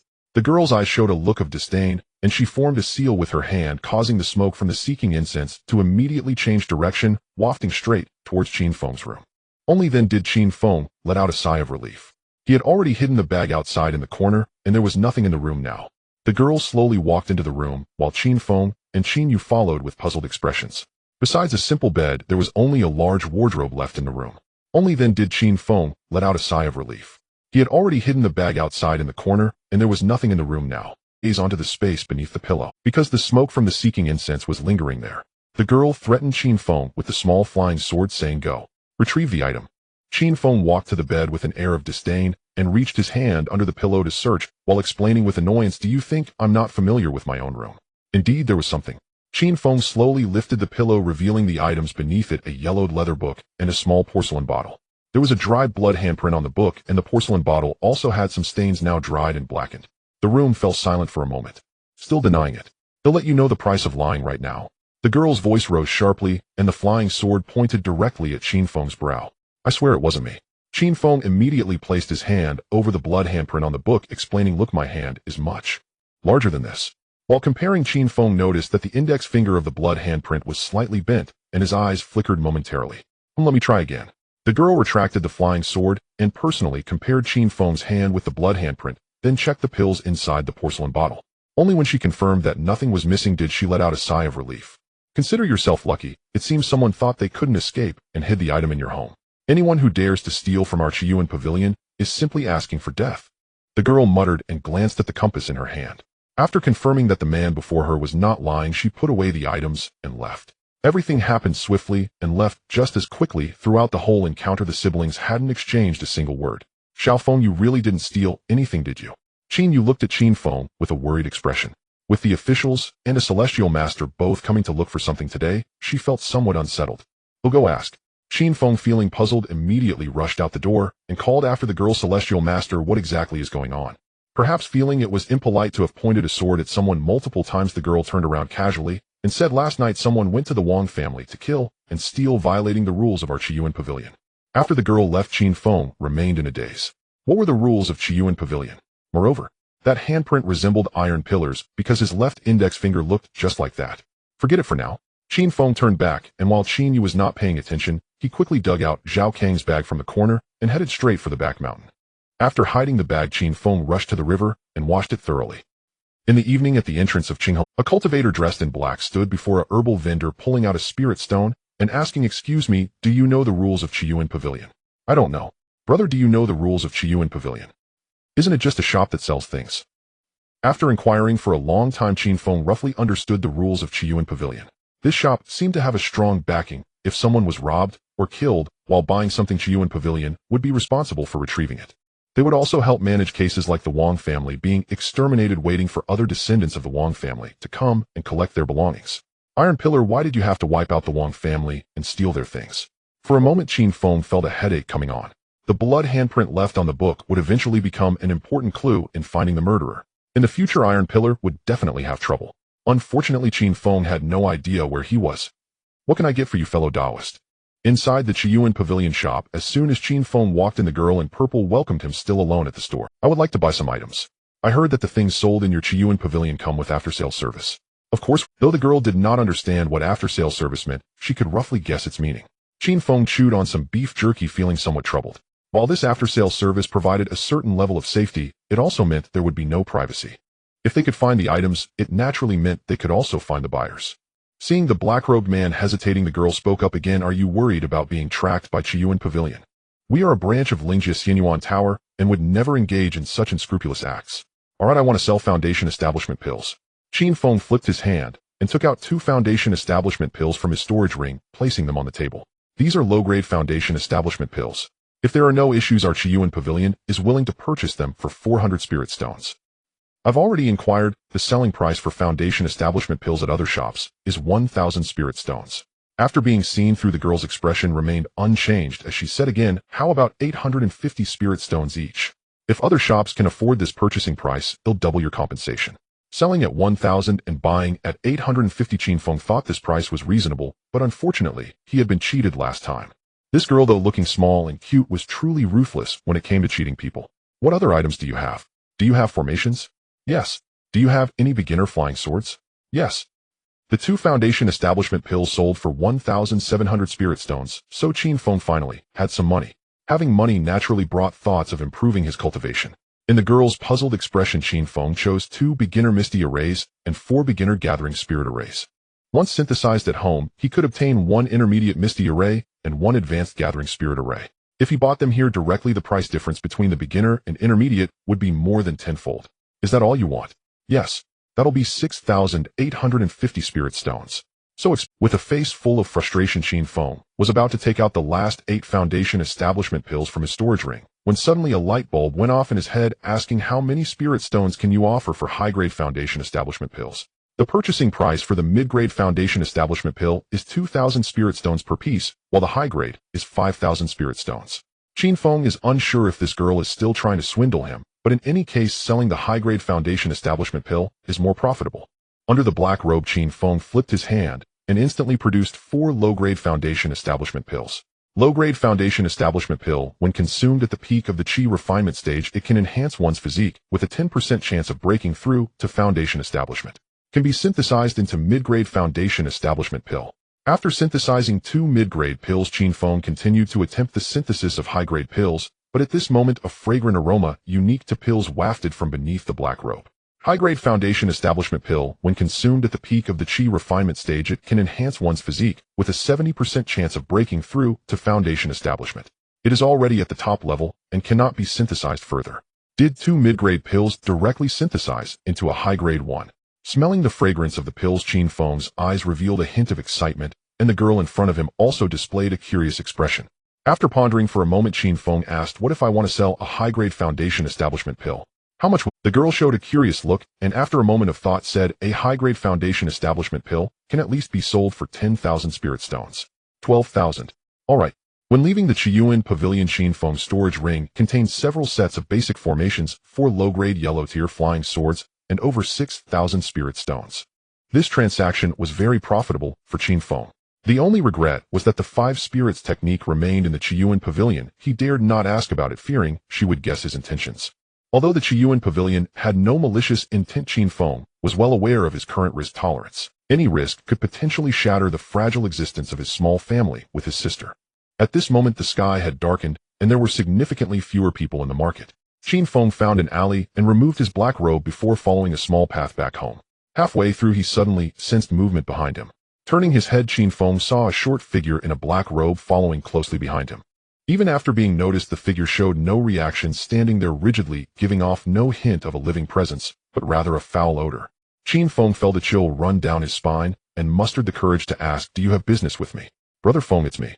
A hoarse voice emerged from under the black robe, sounding as if iron sand was scratching against a pot, sending shivers down one's spine. Qin Feng roughly guessed who it was, but remained silent, just observing him quietly. The figure in the black robe also stopped speaking, stiffly raising a hand and tossing a heavy package in front of Qin Feng. "Take this. Home for me. I can't meet them right now." The unpleasant voice rang out again, causing Qin Feng's brows to furrow immediately. He had just suspected it was Tai Zhu, but worried it could be Tai Zhu's dead master taking over his body. Since he still remembered his parents, he should not be possessed, so Qin Feng asked Tai Zhu, "What happened to you? Did that damn immortal trick you?" "No. He practiced the Yin Corpse technique and passed it." Qin Feng did not understand what the Yin Corpse technique was, but could roughly guess from the name that it either involved refining others' corpses or turning oneself into a corpse. From the looks of Tai Zhu, it seemed to belong to the latter. Once Qin Feng confirmed the package on the ground was fine, he picked it up and stored it in his storage bag. Upon seeing the package disappear instantly, the black-robed Tai Zhu froze for a moment, and so did Qin Feng. You have become a cultivator." The scratching sound revealed no joy or sorrow, but astonishment was evident. Qin Feng nodded, and then asked him, "What's the matter with the Wang family you're doing?" "They wanted to marry Sister Yue, so they had to die. Then the 5 spirits technique under my pillow was also taken by you." Tai Zhu remained silent, and only nodded. A warm current flowed through Qin Feng's heart, and he felt a surge of emotion forcing a smile, as he said, "Even in this state you still think of me. Brother Feng remembers this kindness, and once you return to normal, he'll take you out for drinks and feasts, then we'll go to a brothel." "All right." Tai Zhu nodded, and then slowly turned to crouch on the ground. At that moment, Qin Feng noticed that the exposed ankles were covered in black fur resembling some beast. Before he could examine it closely, Tai Zhu left. He pushed off the ground with his hands and vanished like a wolf. When he returned home, the lights in Tai Zhu's house were already out. To spare his parents from worrying about Tai Zhu, Qin Feng directly pushed open the gate and knocked on the door.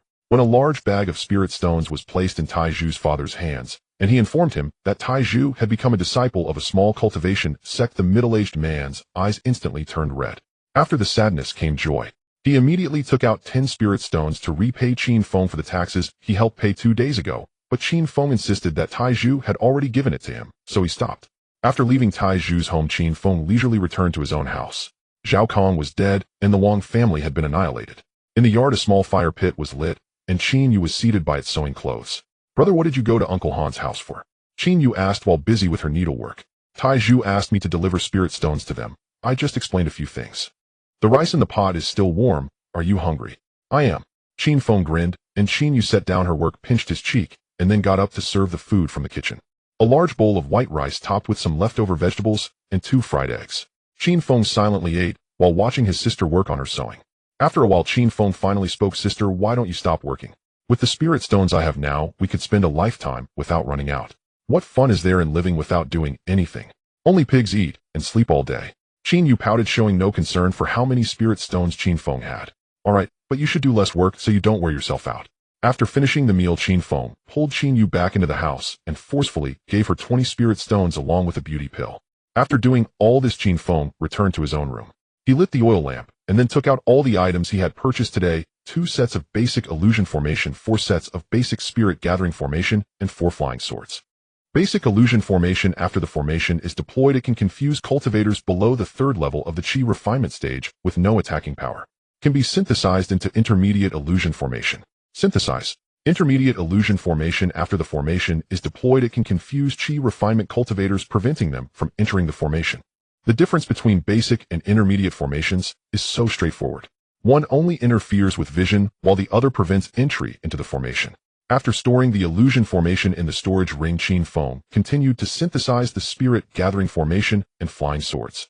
After a moment, he obtained a set of advanced spirit gathering formation and a high-grade yellow tier flying sword. Advanced spirit gathering formation gathers the spiritual energy of heaven and earth within the formation with a spiritual energy concentration 5 times that of the outside world. High-grade yellow tier fire sword, greatly powerful, consumes less spiritual energy. When in use, the sword can unleash flames to burn enemies. Flying swords and magical artifacts are fundamentally similar. In combat, it's mostly about whose is more durable and advanced, with the true effects revealed only in battle.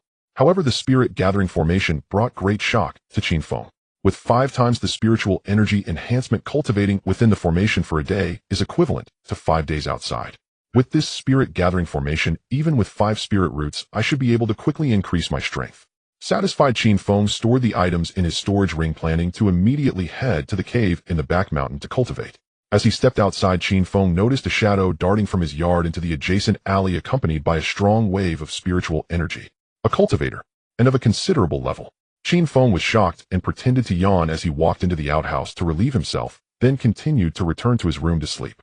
Once back in bed, Qin Feng did not sleep, his eyes quietly fixed on the window. After a moment, that shadow, however, it stood motionless in the yard, seemingly observing something. Creak. Qin Feng heard the sound of Qin Yu opening the outer door. Sigh. This boy never latches the door again. With a yawn, she shuffled slowly toward the outhouse outside. Clutching a small flying sword in secret, Qin Feng's heart pounded in his throat. If that shadow dared make even the slightest suspicious move, he would fight to the death.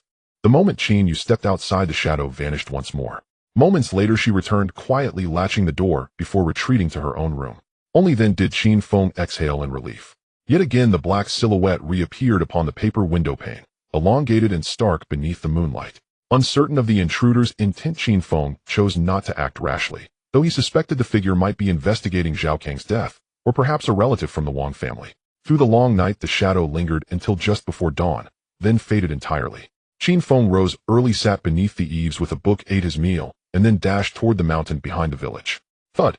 Inside the cave, Qin Feng guided the flying sword to strike the stone wall, sending a troop of wild monkeys scattering in panic.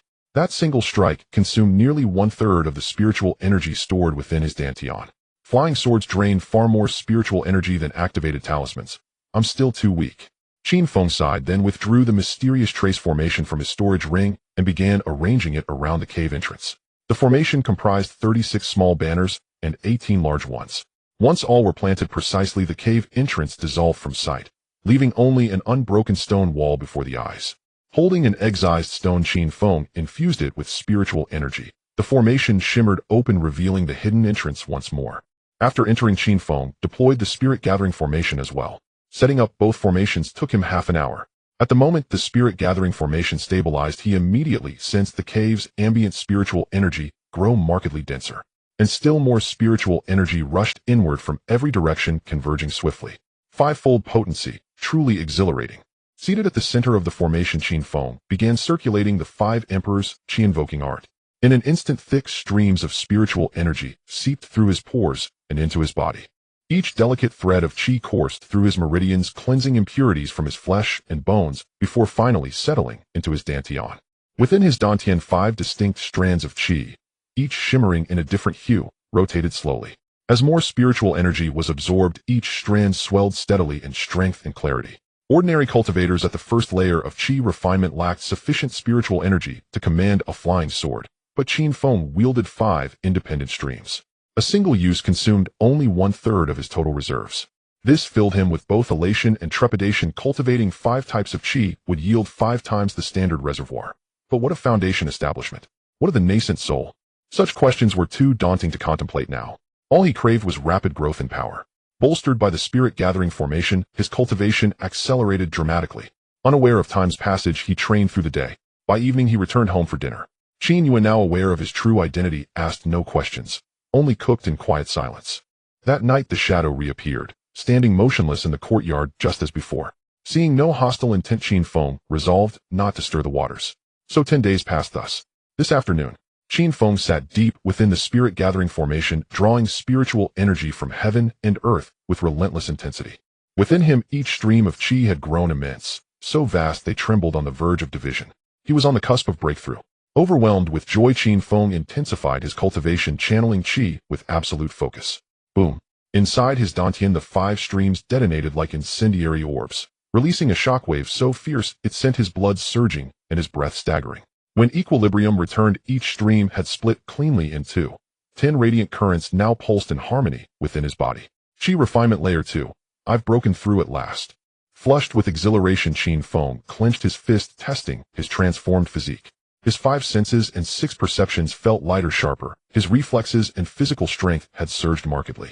To advance to Qi refinement layer 2 in barely a month. I am vastly superior to men like Zhao Kang. Thrilled, he leapt to his feet and sprinted down the mountain, leaving trails of blurred motion behind. His speed, now rivaling that of wild beasts, carved him through the dense forest like a fleeting shadow. Rather than returning home, he raced straight toward the concealed location where Zhao Kang's spatial pouch lay hidden. The pouch bore Zhao Kang's residual divine sense, impenetrable to outsiders. But now with his breakthrough, Qin Feng could forcibly refine and dispel that imprint, claiming the pouch as his own. Chitter, chitter, chitter. A gray squirrel burrowing at the base of a tree froze at the scent of approaching humanity, then shot upward in a blur, perching warily on a high branch. Only when it saw the human merely digging at the roots did it relax. Leaves were brushed aside, soil excavated, and there nestled in the earth lay a dark red spatial pouch. Qin Feng grinned, tucking it securely into his chest. At the very moment he turned, Qin Feng dropped low. Thud!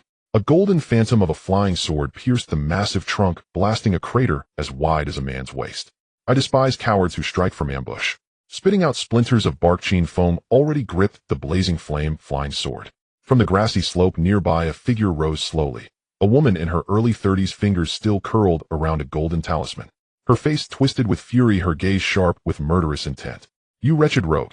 You murdered my junior brother Zhao. Today I shall drag you back to our sect for judgment. Zhao Kang, a mere wandering cultivator, had he truly belonged to a sect? In that flash of insight, Qin Feng grasped the truth. This female cultivator must have discovered the hiding place of the spatial pouch, and lain in wait. From the aura she emitted, Qin Feng sensed her cultivation level surpassed his own. He could not prevail in direct combat. Zhao Kang deserved his fate, he replied expressionless, then bolted uphill with blinding speed.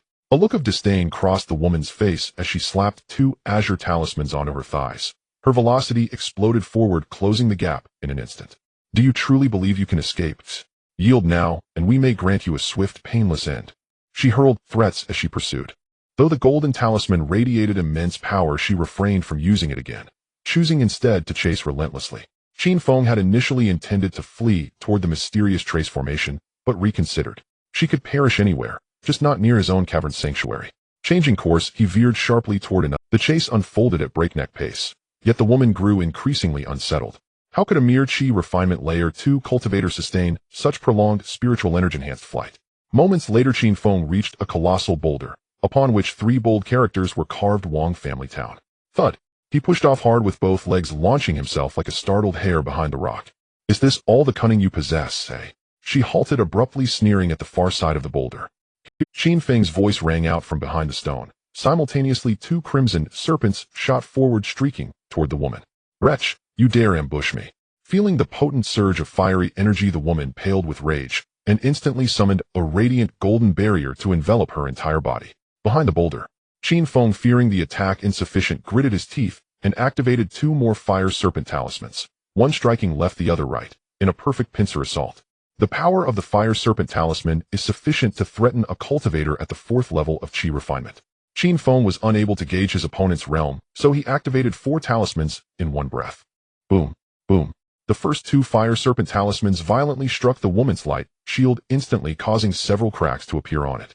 Not enough. Qin Feng decisively unleashed 2 more fire serpent talismans towards the woman, simultaneously summoning the blazing fire sword and frantically channeling spiritual energy into it. Buzz. In an instant, the blazing fire sword's brilliance surged, its entire body glowing red like a searing hot iron, while Qin Feng began to form hand seals in preparation for using the golden blade technique. I refuse to believe I can't kill you. Although filled with confidence, Qin Feng still felt uneasy inside. Bastard. Inside the light shield, the woman at a disadvantage turned pale upon seeing Qin Feng's continuous spells assaulting her. She quickly took out a golden sword talisman and formed hand seals, launching it towards Qin Feng. Boom, boom, boom. 2 fire serpents once again struck the light shield, causing it to shatter instantly. The golden sword talisman activated by the woman collided with the last 2 fire serpents. In an instant, flames soared into the sky. The golden sword talisman was consumed by the fire serpents, and the resulting explosion sent her flying several feet away. At that moment, the woman saw a blazing red flying sword and a golden long knife rushing towards her. Please spare me, fellow Taoist. I can pretend I don't know about Zhao Kang. Qin Feng said nothing, secretly channeling a massive amount of spiritual energy into the blazing fire sword and the golden blade technique. Seeing this, the woman was thrown into chaos once more, trying to conjure the light shield to defend herself. Crack! The golden blade technique struck the light shield with overwhelming force, instantly creating countless fissures, followed by the onslaught of the blazing fire sword. The already cracked light shield was instantly pierced by the flying sword, creating a fist-sized hole in her body from which blood began to flow. Who are you? The woman looked at the blood hole in her chest with a face full of terror, trembling all over. Qin Feng said nothing, only gazing quietly. After 2 breaths, the woman kicked her legs and fell to the ground, no longer moving. Qin Feng glanced at her corpse, realizing her realm was slightly higher than his, making it more troublesome to refine her storage bag. If he took her storage bag, it would be a hot potato. After a moment's hesitation, Qin Feng decided to hide her storage bag in a tree hollow. After completing all this, he quickly departed. On the way, Qin Feng found a ravine to begin refining Zhao Kang's Qinquan bag. In terms of cultivation level, a deceased person's divine sense was naturally no match for Qin Feng. After about half a stick of incense, Zhao Kang's Qinquan bag was completely refined, containing 1,386 spirit stones and a blue diamond-shaped stone the size of a chicken egg. Based on the richness of the spiritual energy, Qin Feng guessed that this should be the so-called medium-grade spirit stone. In addition, there was a low-grade inferior flying sword, 3 low-grade yellow-tier spells, several elementary items, such as clear spirit pills and divine movement talismans. 1 medium-grade spirit stone is worth 1,000 low-grade spirit stones. Qin Feng never expected Zhao Kang to be so wealthy. He collected all the items into his storage ring and hurried home. In the dark of night, the familiar small fire pot remained in the yard with sweet and delicious food still present. However, Qin Feng felt less at ease than before. As his strength increased, he began to see more and more dangers. He still hadn't figured out what the shadow in the yard was, and the Wang family's clansmen who had joined the Chongqing sword sect would surely return for revenge. What realm was Zhao Kang's master after all? That night, Qin Feng spent it staring at the window. The shadow outside remained standing in the yard, but it would vanish whenever someone passed by or when Qin Yu got up at night. Half a month passed in the blink of an eye. Qin Feng's cultivation finally broke through to the 3rd level of qi refinement. On this day, while returning home, a figure dressed in black robes blocked Qin Feng on the way. Taiju. Brother Feng, I secretly returned to the village yesterday to see my parents, and I found that Sister Yu seems to be acting strangely. After not seeing him for a long time, Taiju's voice had returned to normal, though his body still seemed a bit stiff and countless dark hairs could be seen beneath the black robe.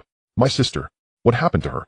Every time you leave, a person dressed in black comes to your house, and then Sister Yu shuts the door, not opening it until you're about to return, and that person leaves.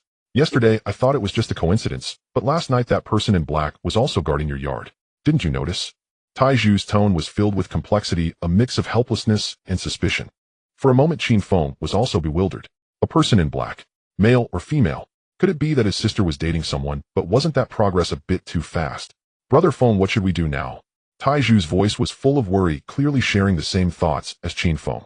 After pondering for a moment, Qin Feng asked, Taiju, how is your strength now? I should have no problem dealing with the 4th level of qi refinement. Then tonight, let's join forces and see who this person is. I came to find you for this reason too. We must ensure Sister Yu isn't deceived. Upon returning home, Qin Feng did not immediately enter his room to read, but instead sat beside and quietly observed Qin Yu doing her needlework. Her breath was steady, and she exuded a special fragrance. Qin Feng, unwilling to give up, used the qi watching technique he had practiced over the past 2 days to observe her. But no matter how he looked at his sister, she still seemed to be a maiden, even lacking the sweetness of being in love in her expression and gaze. Brother, what's wrong with you today? Sensing Qin Feng's gaze lingering on her Qin Yu thought her face had blemished, and quickly reached up to touch it. Sister, has anyone come to cause trouble for us recently? No. Qin Yu answered fluently, while Qin Feng continued to observe her aura with the qi watching technique. However, the combined factors proved she was not lying. After chatting for a while, Qin Feng returned to his room to sleep, while Qin Yu continued her work until the light from the fire pot dimmed before she went back to rest. During the night, a strong wind began to blow around. Even inside the house, the sounds of branches and weeds rustling could be heard. The moonlight was bright, and Qin Feng lay in bed, carefully staring at the window. Next to the bed lay a flying sword, fire serpent talismans, and 3 spirit pills with all possible items laid out. Qin Feng silently resolved that once action commenced, he would unleash all his firepower. With Taiju's help, even if they couldn't kill the opponent, they could certainly create quite a commotion. This place was very close to Qin Feng, and as soon as a disturbance arose, those responsible for managing Qin Feng would undoubtedly come to investigate. Once he confirmed that all his preparations were complete, Qin Feng turned his gaze back. On the window, a black shadow had appeared without him noticing. Regardless of how fierce the wind was, that shadow remained utterly still. Damn it, this is too much. Qin Feng bit down on 3 spirit pills, then took up the flying sword and thrust it through the window gap. In the dark of night, the blazing fire sword emitted a red glow, shooting straight towards that shadow. To prevent the opponent from fleeing, Qin Feng directly opened the window and jumped out. Bang! Just as the flying sword was about to strike the shadow, it was suddenly repelled by a tremendous force and flew back. Qin Feng's mind and the flying sword were connected, and he was almost simultaneously injured. At that moment, a beast-like black shadow suddenly sprang out from the grass outside, its sharp claws glimmering coldly in the moonlight. Die. Tai Zhu's cold voice echoed, and Qin Feng took the opportunity to unleash 2 fire serpent talismans at the black shadow. Just then Qin Yu rushed into the yard looking anxious, and said, "Stop right now." Bang! The shadow did not strike, yet the iron pillar was sent flying by an immense force. This scene left Qin Feng dumbfounded, realizing that even their full force attack had failed to grasp the foundation of their opponent. Just how strong could the opponent be? Although the atmosphere was tense, it gradually calmed down with the appearance of Qin Yu. The shadow stood silently in place, granting Qin Feng the opportunity to clearly see who it was. The black robe and hat could not fully conceal her features, and he could barely make out that she was a woman. She appeared to be in her 30s, possessing exquisite beauty, and at that moment, she looked at him with an appreciative gaze. What was most crucial was that she bore a resemblance to Qin Yu. Realizing the situation was more complex than it seemed, Qin Feng immediately turned to Qin Yu and asked, "Sister, who is she?" Qin Yu smiled and positioned herself protectively behind Qin Feng softly, saying, "This is a misunderstanding. I was still considering when to tell you, but I didn't expect you to find out." What happened? A light turned on in the neighboring house of the Iron Pillar, and soon a figure appeared in their yard looking in their direction. The Iron Pillar glanced deeply at that figure, and then transformed into a shadow, vanishing completely into the bushes while the woman in the black robe swiftly entered the house. Qin Yu shouted to the neighbor, "Auntie, it's nothing. Xiao Feng accidentally knocked over the rice bowl. I was wondering what happened. Get some rest early, we have to go to the market for meat tomorrow." "Okay." Back in the house. After lighting the oil lamp, the room gradually brightened. The woman sat quietly on a stool, curiously observing Qin Feng. Qin Yu brought a cup of water and placed it in front of the woman, gently, saying, "Mother, have some water." "Mother." Hearing this term, Qin Feng's eyes widened, and he asked the woman, "You are my mother?" The woman took a sip of water, then smiled, and shook her head, saying, 24 years ago, I gave birth to Xiao Yue, but I had to take care of some matters, so I entrusted her to your father and mother to look after her for me. I never expected that after more than 20 years apart, both your elder brother and elder sister are no longer here. If you are willing, you can call me mother, just like Xiao Yu does. My sister is not my biological sister." Qin Feng was shocked and didn't know how to express his emotions, but Qin Yue, unfazed, walked up and hugged him gently, saying, "Xiao Feng, don't worry. Sister will not abandon you. We will continue as before." Qin Feng blushed and broke free from Qin Yu's embrace, awkwardly scratching his head. As the woman looked at Qin Feng, a flash of purple light flickered in her pupils, and then she exclaimed, "You possess a natural 5-element root, yet you've managed to reach the 3rd level of Qi refinement. Such talent is indeed extraordinary." Qin Feng felt a bit frustrated. All his hard work in practicing the concealment technique had been seen through at a glance, making it seem like all his efforts were in vain. Seemingly guessing what Qin Feng was thinking, the woman smiled and said, "Feel free to ask me anything. As Xiao Yu's mother, I certainly mean you no harm. May I ask what level of cultivation you have reached, esteemed elder?"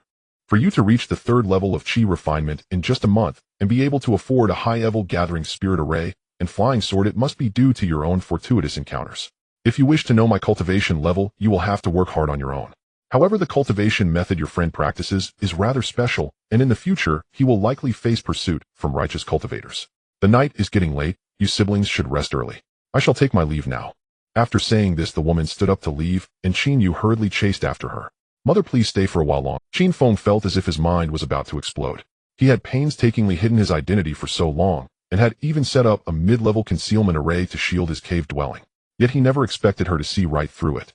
The world of cultivation truly is filled with exceptional talents. It took quite a while for Qin Feng to calm down. Ultimately, he was simply too weak. If his strength had been a bit stronger, he could have seen through her as well. Fortunately, she bore no malice, and even gave a warning about the Iron Pillar. "Xiao Feng." Qin Yu rushed in with a joyful expression, habitually pinching his cheek, happily saying, "Tomorrow, I can go work at the Misty Rain Tower in the market, which includes meals and accommodation for 3 spirit stones a month. This way you can focus on your own matters." Misty Rain Tower. I've never heard of this place before. I'm not exactly sure what it entails either. Mother said it's a shop run by an old friend of hers, and that I should go without worry. If you miss me, just come find me at the Misty Rain Tower. What is your mother's name? I don't know, I heard someone call her by the surname Li that day. Qin Feng inquired in detail for quite a while, and roughly understood the rise and fall of events. The shadow he had discovered was most likely there to find Qin Yue, as cultivators often have means to locate their own bloodlines. Then that woman began to frequently appear in Qin Yu's life, accompanying her during the day for shopping and crafting. Once they became familiar, she used a blood droplet method to prove their relationship. Qin Feng had just observed that their mother-daughter relationship was likely genuine. The shock of discovering that his biological sister had turned into a half-sister was still quite overwhelming for him. Fortunately, the other's identity was remarkable, so it wasn't a disgrace to his sister. After chatting for a while, and reminding her to rest early, Qin Feng went outside. The wind howled outside. The leaves in the bushes rustled occasionally. Qin Feng walked straight into the bushes outside his house expressionless and kicked the shadow below him. Stop hiding. They've seen us completely naked. The iron pillar rubbed his behind and sat up on the grass, asking in confusion, Brother Feng, what on earth is going on? Qin Feng did not explain, but reached for the iron pillar's black robe and hat. He tried to dodge, but could not evade Qin Feng's speed. Beneath the moonlight, the iron pillar's eyes glowed red, his face pale as paper with black markings spreading across his skin like spider webs covering his entire body, resembling a monster. Brother Feng, will I scare you like this? The iron pillar attempted to put his hat back on, but Qin Feng opened his hand to stop him. Scare what? I've seen you grow up. Now you just have a few more hairs. Qin Feng said indifferently, yet he felt somewhat shocked inside. Because the iron pillar now had no heartbeat and no blood flowed, the only difference from a dead person was that he could move and still had consciousness. Sensing that Qin Feng's attitude remained the same as before, the iron pillar's eyes suddenly became moist. What kind of man cries over nothing? Qin Feng rolled his eyes, and then asked him, going back to the cave to cultivate now. Where have you been staying these days? The iron pillar fell silent, a stiff, awkward expression on his face. You have nowhere to go. The two travelers moved at an astonishing speed. One ran with all his might, while the other moved on all fours like a beast. In just a moment, Qin Feng, along with Tai Zhu, arrived at his cave residence. The cave was sparsely furnished with nothing but a spirit-gathering array. A hint of envy flickered in Tai Zhu's eyes as he said, Brother Feng, I didn't expect you to acquire a spirit-gathering array. Your cultivation speed will surely increase significantly from now on. Qin Feng, not wanting to appear arrogant, earnestly replied to Tai Zhu, I can't use it all by myself. If you can use it, we might as well share it. My path is different from yours, and I don't need spiritual energy. Tai Zhu said with a wry smile, then found a clean spot to prepare for a deep sleep. Qin Feng curiously looked at Tai Zhu and asked, What cultivation method are you practicing? Show it to me for a moment. You want to practice it too. However, I don't recommend you practice it. Sister Yu still needs you to take care of her. Although reluctant, Tai Zhu still pulled out a wrinkled book from his pocket titled Corpse Refining Technique. Corpse Refining Technique: place oneself in a dead state to be reborn, refining oneself into an indestructible corpse, entering the Tao through the corpse, with slow cultivation progress, requiring the consumption of large amounts of fresh blood. It turned out to be a cultivation method similar to that of a vampire. Having always been curious about Tai Zhu's cultivation principles, Qin Feng finally understood. He wasn't worried about Tai Zhu indiscriminately killing innocents, rather he was concerned that Tai Zhu's low cultivation level would lead to him being hunted down by those so-called righteous cultivators. After pondering for a moment, Qin Feng said to him, I know a master who can improve cultivation methods. Your corpse refining technique is too rudimentary. Once it's improved, I'll share it with you, alright? Sure, whatever. I've already memorized it anyway. Tai Zhu waved his hand dismissively, and then directly laid down on the ground to fall into a deep sleep. Qin Feng did not say anything further, and immediately began to cultivate with all his might.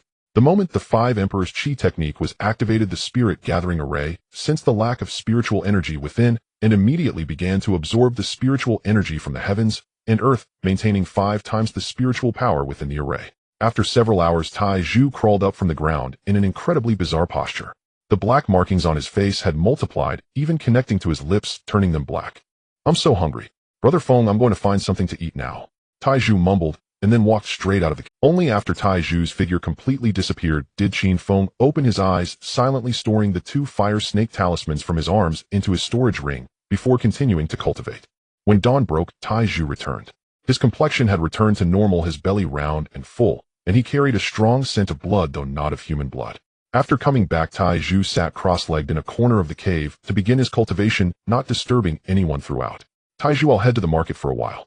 Qin Feng called out to Tai Zhu before quickly leaving the cave to make his. After a moment, Tai Zhu opened his eyes and pulled out a pair of sharp claws that shone with a metallic luster from his. After staring at the claws for a long time, Tai Zhu raised his hand and slapped himself hard, feeling regretful as he said, I can't believe Brother Feng treats me so well, and yet I still guarded against him. I really am foolish. The morning of Qinghe Square was unusually lively. Vendors had already set up their stalls along the streets waiting for customers, and the shops along the street had opened, though few customers came in. Qinghe Square was ultimately too remote both in terms of spiritual energy and geographical location, so there couldn't be many cultivators gathering here.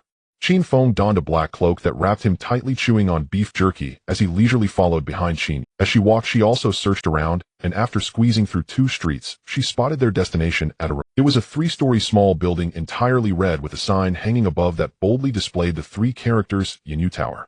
At the entrance, many bags of rice flour and meat were placed while countless common people were lining up to receive them. This is the place. Qin Yu's face lit up with joy as she excitedly walked inside, holding a sword-shaped jade pendant. The servant at the door initially wanted to stop her, but upon seeing the jade pendant in her hand, his expression immediately changed. "Miss, what brings you here?" This scene was clearly visible to Qin Feng, who stood in the back, and he began to harbor suspicions in his heart. It seemed that Yin Yu Tower was likely not just a friend's business. It was probably related to Qin Yu's mother. "Dear guest, today is the grand opening of our Yin Yu Tower in Qinghe Square. If you purchase a sword today, you can enjoy a 20% discount. Buying a sword? What kind of sword? If you have enemies and it's inconvenient to deal with them yourself, you can come to our Yin Yu Tower to buy a sword to help you resolve the issue. The price of the sword is based on the target's strength." Qin Feng understood the implication. Yin Yu Tower was likely a public assassination organization. To test their background, he casually asked, "Can you kill a nascent soul cultivator?"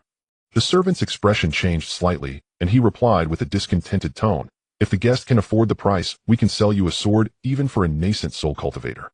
If you're just joking, it would be better to go elsewhere." Qin Feng nodded, and then turned to leave, his peculiar behavior eliciting several complaints of bad luck from the servant. The people at Yin Yu Tower are quite interesting. They clearly aren't cultivators, yet they possess a strange aura. Indeed, the cultivation world is a place of diverse wonders. Qin Feng sighed, and then walked straight toward the largest shop for cultivators in Qinghe Square. Since Taiju's corpse refining technique was too obscure, Qin Feng wanted to see if he could purchase a few similar ones and help him synthesize a higher-level cultivation method. While being strong alone is good, having a reliable assistant is not a bad thing either. "I'm sorry, guest, but we don't have what you were looking for." The person who received Qin Feng was a middle-aged man, and upon merely glancing at the corpse refining technique, his expression immediately darkened. "If you don't have it, then forget it." Not wanting to cause unnecessary trouble, Qin Feng turned and left for the next shop. "Sorry, we don't carry such items here. You dare to come out and buy things in broad daylight as an evil cultivator." After encountering several dead ends just when Qin Feng was about to give up, he suddenly spotted a shop called Qiyuan Pavilion in front of him. Though small, it was a familiar shop. Qin Feng adjusted his black cloak, chewed on beef jerky, and confidently walked inside. The young girl inside recognized him at a glance, and her eyes instantly lit up. "Dao friend, you're here again. What would you like to buy this time?" Without saying a word, Qin Feng silently placed the corpse refining technique on the table. The cover of the corpse refining technique was dirty and torn, emanating a foul stench. The girl frowned while Qin Feng awkwardly covered his nose with his hand. "Damn Taiju, he has no sense of hygiene whatsoever. Dao friend, you don't look like an evil cultivator. How do you have this? Moreover, our Qiyuan Pavilion doesn't accept this kind of technique. Probably no one in all of Qinghe Square would accept it." Qin Feng, chewing on beef jerky, nonchalantly asked, "I want to buy it. Can I purchase it? It's quite difficult to find such things. Although this is the most basic technique among evil cultivators, very few people sell it. The alchemy furnace and the foundation establishment pill formula are both quite expensive. Among all the items, only the true fire charcoal and the refined herbs are somewhat cheaper." Qin Feng ordered 30 sets of materials for refining foundation establishment pills and 20 fire serpent talismans in exchange for a slightly larger, yellow-grade, medium-grade storage ring. In total, he spent over 36,000 spirit stones. Not to mention emptying his savings. Even the waste pills that Taiju had helped him steal were all used up. As he left Qinghe Square, Qin Feng hummed a little tune with satisfaction. Although he seemed impoverished now, refining 30 sets of foundation establishment pill materials would at least yield over 100 waste pills. After combining them with his own heavenly methods, it would soon lead to a massive fortune.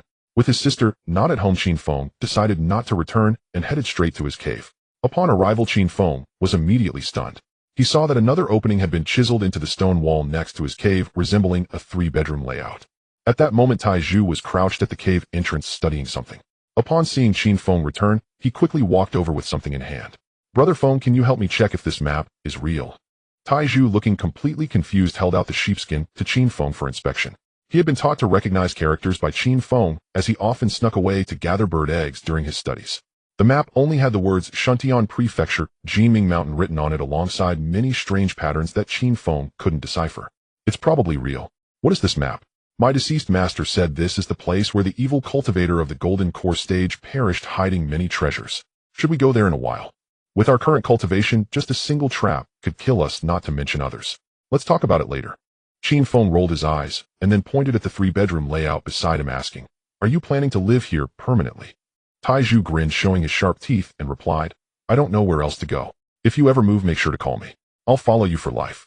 Back in the cave, Qin Feng directly combined 4 books on the corpse refining technique into 2 and then into 1. The extreme corpse sovereign technique, cultivating through corpses with rapid progress, requires absorbing evil energy, Yin energy, turbid energy, and miasma into the body to restrain all Yin entities. After the synthesis, the extreme corpse sovereign technique was vastly superior to the Yin corpse technique in both cultivation method and malevolence. Most importantly, the cultivation speed was fast comparable to Qin Feng's current 5 Emperors Qi guiding technique. After handing the fuse technique to Tai Zhu, Qin Feng returned to the cave to enter seclusion and cultivate again. The 5 Emperors Qi guiding technique was inherently fast, and with the enhancement of a high-level spirit gathering formation, Qin Feng's cultivation progressed rapidly. To address his spirit stone expenses, he would occasionally set up the alchemy furnace and attempt alchemy. However, he had no experience at the beginning, and all the herbs were burned to ashes without leaving any waste pills. 2 months passed in the blink of an eye. Qin Feng's cultivation finally broke through to the 5th layer of the Qi refining stage. In his Qi C5 colors of spiritual power slowly rotated, brimming with energy. Stretching his body slightly, his bones cracked, and Qin Feng felt a refreshing sensation. With the breakthrough in his cultivation, his body had also grown stronger. He felt that he could easily punch a cow to death now. Just as Qin Feng was about to leave the cave to breathe in fresh air, a sudden explosion sounded outside Tai Zhu's cave. After the explosion, a chorus of angry curses followed. "You little vermin! You harm my senior brothers and sisters, and still dare to build a cave here. Come out and die. If you don't show yourself within 3 breaths, don't blame us for collapsing your dog hole." Qin Feng walked to the cave entrance and looked out through the illusory array. He saw a group of young cultivators with various outfits blocking the entrance to Tai Zhu's cave. Behind them stood an elderly man with white hair and a goatee, exuding an imposing presence. The old man had a gloomy gaze emanating a very strong aura, and Qin Feng immediately sensed that this old man was extraordinary.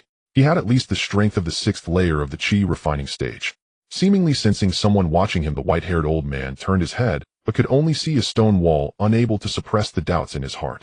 Clearly empty, why did he feel as if someone was observing him? Without further thought, a stream of black smoke suddenly emerged from the cave. "You dare trespass into my cave, seeking death." Tai Zhu's figure appeared instantly at the cave entrance, his eyes glowing with purple light, and his fangs subtly extending as his inky black hair flew behind him. Just standing at the cave entrance, the black energy around him seemed to come alive, spreading everywhere. The young cultivators in front were instantly horrified and retreated behind the white-haired old man. "Why you? You are an evil cultivator, you're dead meat. My master will not let you go." The young cultivators shouted, and the white-haired old man's expression changed slightly. He immediately cupped his fists and bowed to Tai Zhu, saying, "Daoist Qin Feng, long time no see. What did you call me?" "Daoist Qin Feng. Qin Zuanzhang." The white-haired old man looked puzzled while Tai Zhu furrowed his brows and remained silent. Inside the illusory array, upon witnessing this scene, Qin Feng nearly burst into laughter. This group was most likely from Zhao Kang's sect, having lost 2 disciples in succession, and now they had come looking for trouble. They found the right place, but mourned at the wrong grave. Seeing that his master had no intention of taking action, the group of young cultivators became anxious. "Master, he is an evil cultivator. The righteous and the evil cannot coexist. You must act quickly to eliminate this demon." The white-haired old man glared at them, then turned back to Tai Zhu with a smile, saying, "My disciples are young and reckless Qin Daoist. Please do not take offense. I have come today to ask if you have seen my wayward disciple Zhao Kong and Shen Ling." "I have seen them. I killed them. What of it?" Tai Zhu stared at the old man with a gloomy expression, his voice hoarse, as if countless ghosts were howling. "These 2 have long oppressed the common people in Qinghe Square, committing numerous atrocities. Qin Daoist eliminating them is also a way to clear my path. I, old man, by am deeply grateful. Farewell." Old man by once again cupped his fists and bowed, then turned and left without looking back.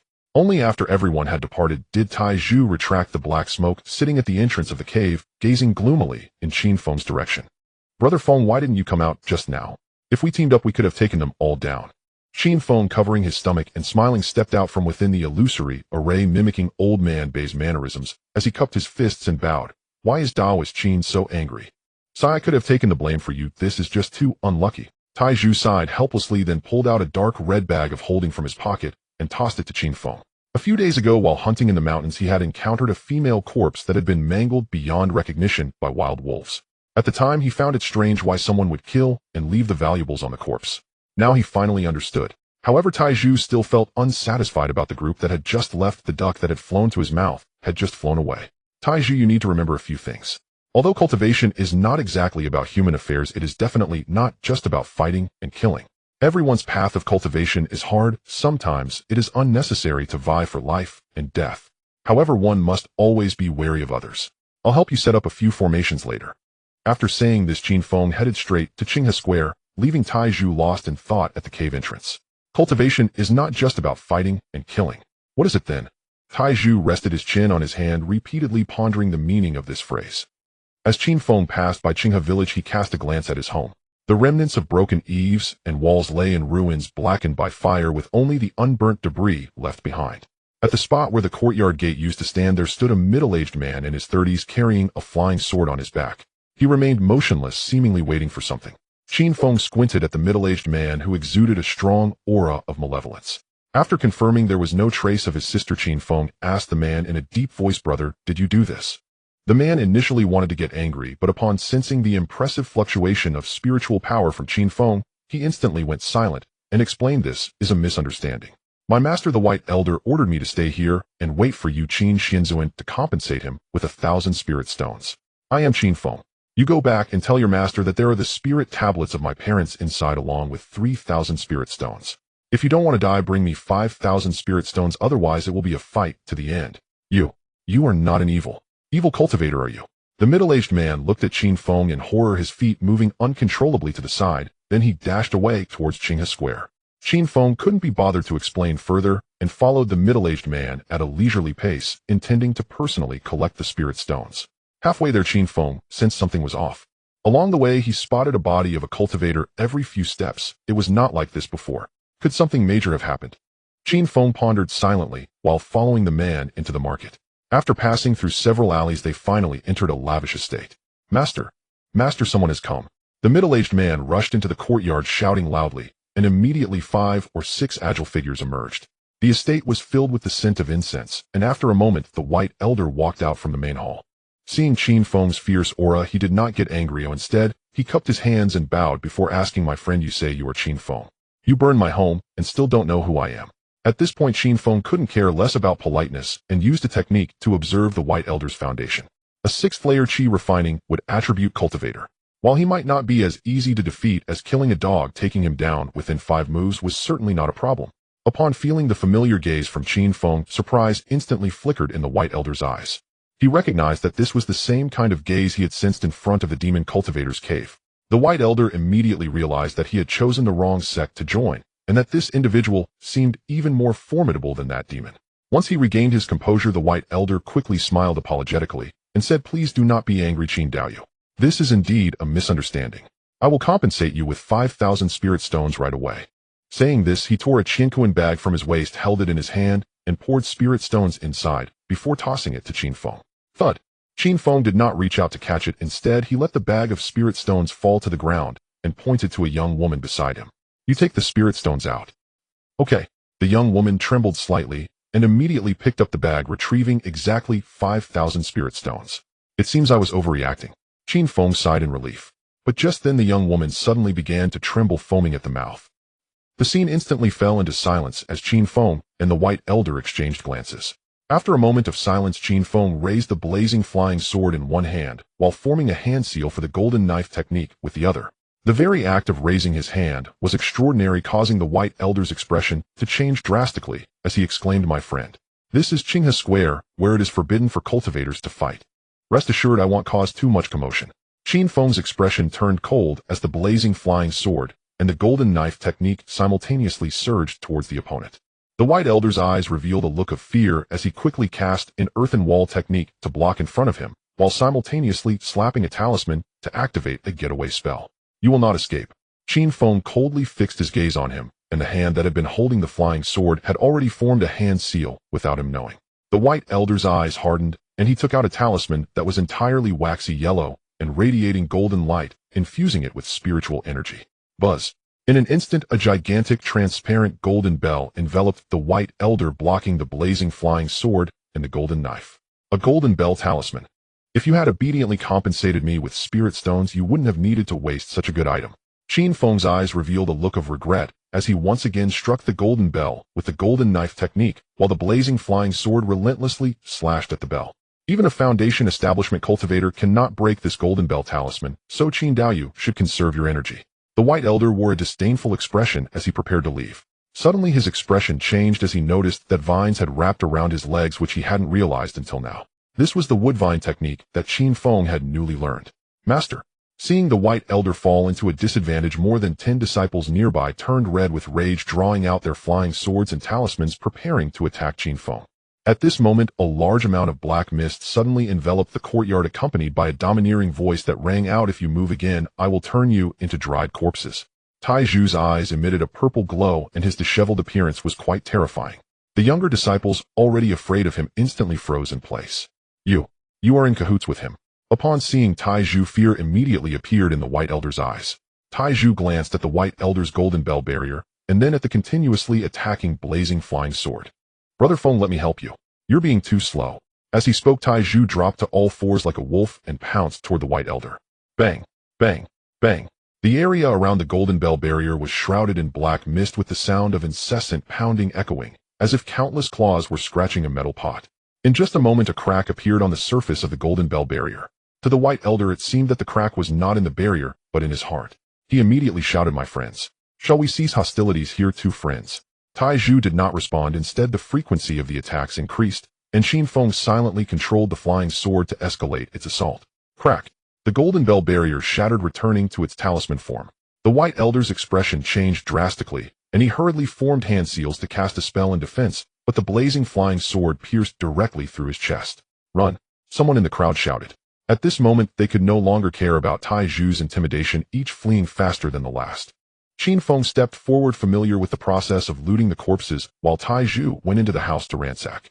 After clearing out all the valuable items, Tai Zhu nervously asked, "Brother Feng, do you know about your family situation?"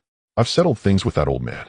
Tai Zhu's face turned serious as he added, "When I came down the mountain earlier, I stopped by to find something to eat, and saw many cultivators dead in the mountains.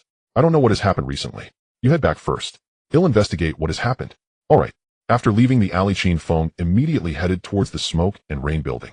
Recently, the order near Qinghe Square has been in chaos. Something big must have occurred. The Smoke and Rain building must know the reason. As he emerged from the alley and walked along the street, Qin Feng noticed that there were far fewer street vendors than before, and even the number of people on the street had diminished. Whether common folk or cultivators, everyone moved hurriedly, and a heavy atmosphere permeated the air. It seemed that one could not remain in seclusion for too long. Qin Feng felt a sense of confusion in his heart, as if he had become disconnected from society. The entrance of the Misty Rain Tower was unusually quiet. Countless attendants were busy packing their belongings, and even those who entered did not seem to notice. Upon entering the hall of the Misty Rain Tower, Qin Feng found that everything that needed to be moved had already been taken away. Qin Yu sat behind the counter, her expression sorrowful, and her aura was markedly different from before, as if she had been practicing some special path. Qin Feng was somewhat surprised, and immediately called out, "Sister, what are you doing?" Qin Yu looked up, a smile appearing on her face as she hurried out from behind the counter. "Brother, where have you been these past few days? I've tried to find you several times and couldn't." Qin Yu embraced Qin Feng, then reached out to touch him here and pinch him there, as if afraid he was missing an arm or a leg.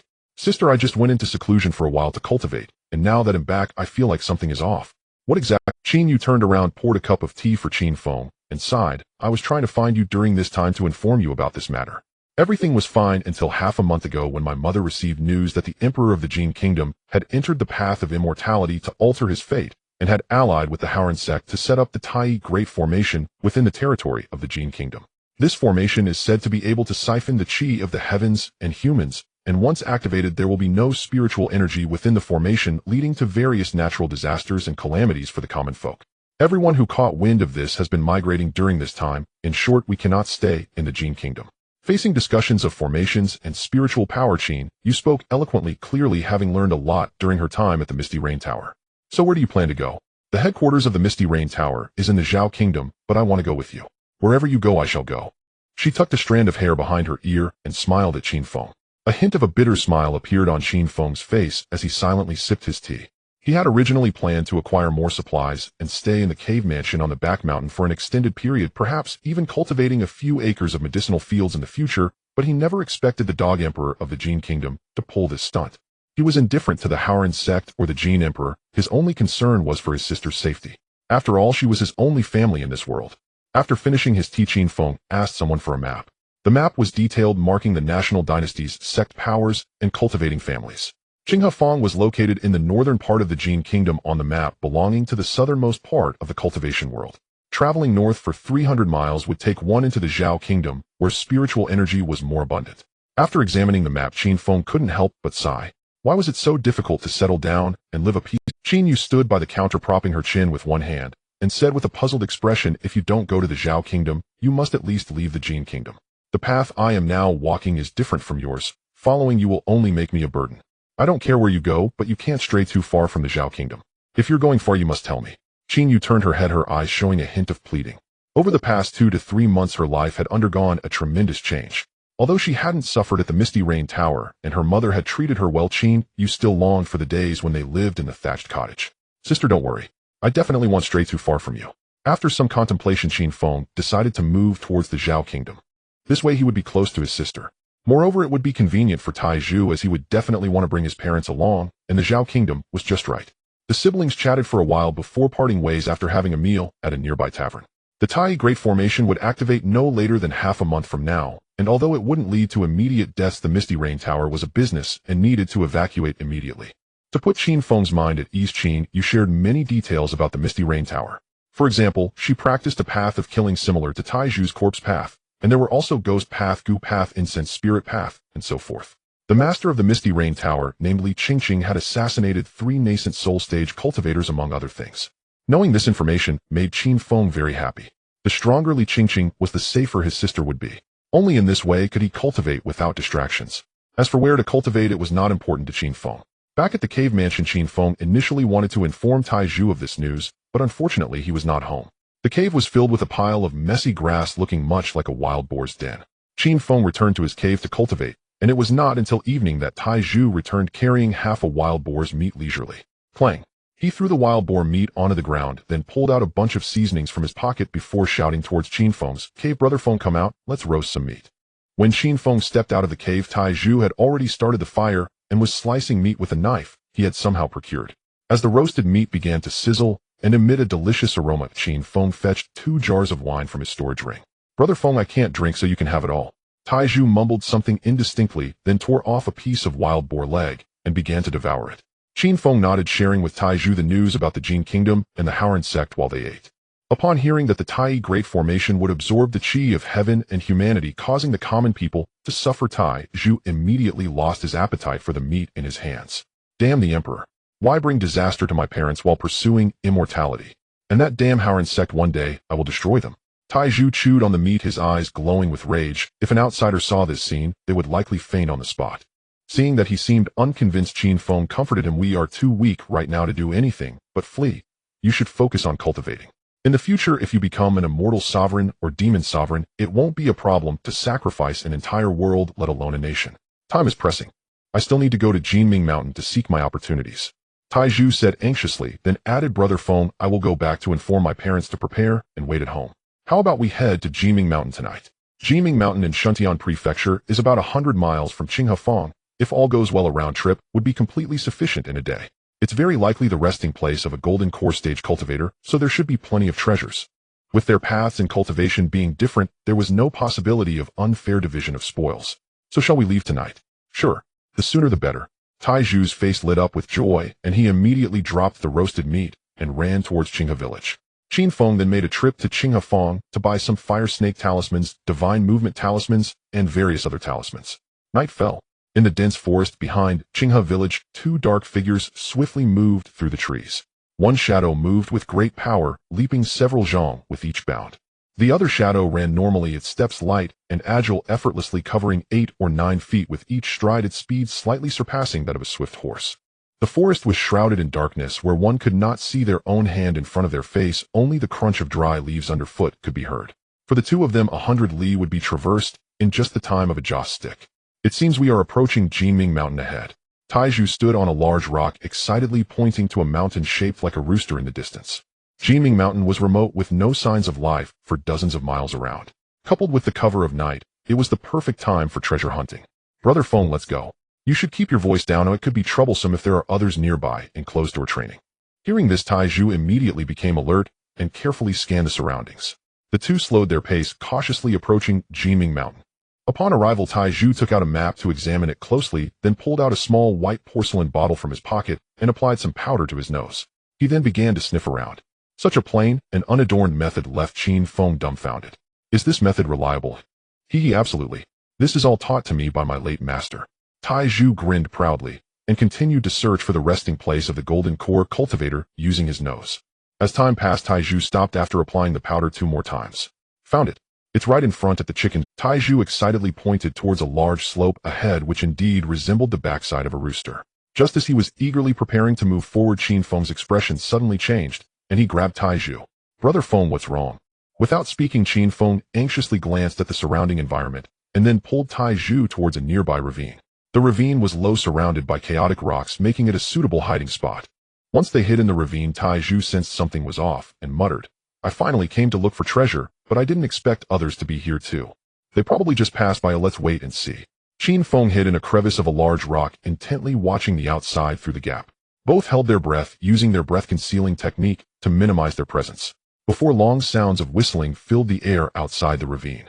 Qin Feng and Taiju exchanged glances, both furrowing their brows. Whoever could fly must possess at least foundation establishment level strength. Crack.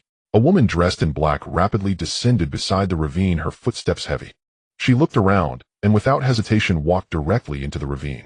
Although her spiritual power was chaotic, it was significantly stronger than that of an ordinary chi refining cultivator. One glance was enough to tell she was a foundation establishment cultivator. However, she was now injured, and at the end of her strength, otherwise she wouldn't be hiding here. Qin Feng felt his heart racing, and wanted to rush out to tell her there were people here, but he feared the pursuers behind her. After taking just a couple of steps, the woman immediately halted. She looked curiously in the direction of Qin Feng and Taiju, then decisively chose another crevice in a large rock, clearly having noticed the two. Brother Feng, what should we do now? Taiju was conflicted, tightly gripping a pair of black claws. If it hadn't been for Qin Feng holding him back, he would have rushed out just now.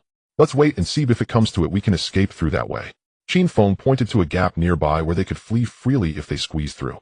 Seeing that they had been discovered, Qin Feng decided not to pretend any longer. He flipped his hand to take out 5 fire snake talismans, holding them in his hand, while also sticking 2 movement talismans to his legs. Qin Feng's movements were very light, making almost no sound. But Taiju was different. He was continuously rummaging through his storage ring, the black claw weapons clinking under his feet. If you don't want to die, be quiet.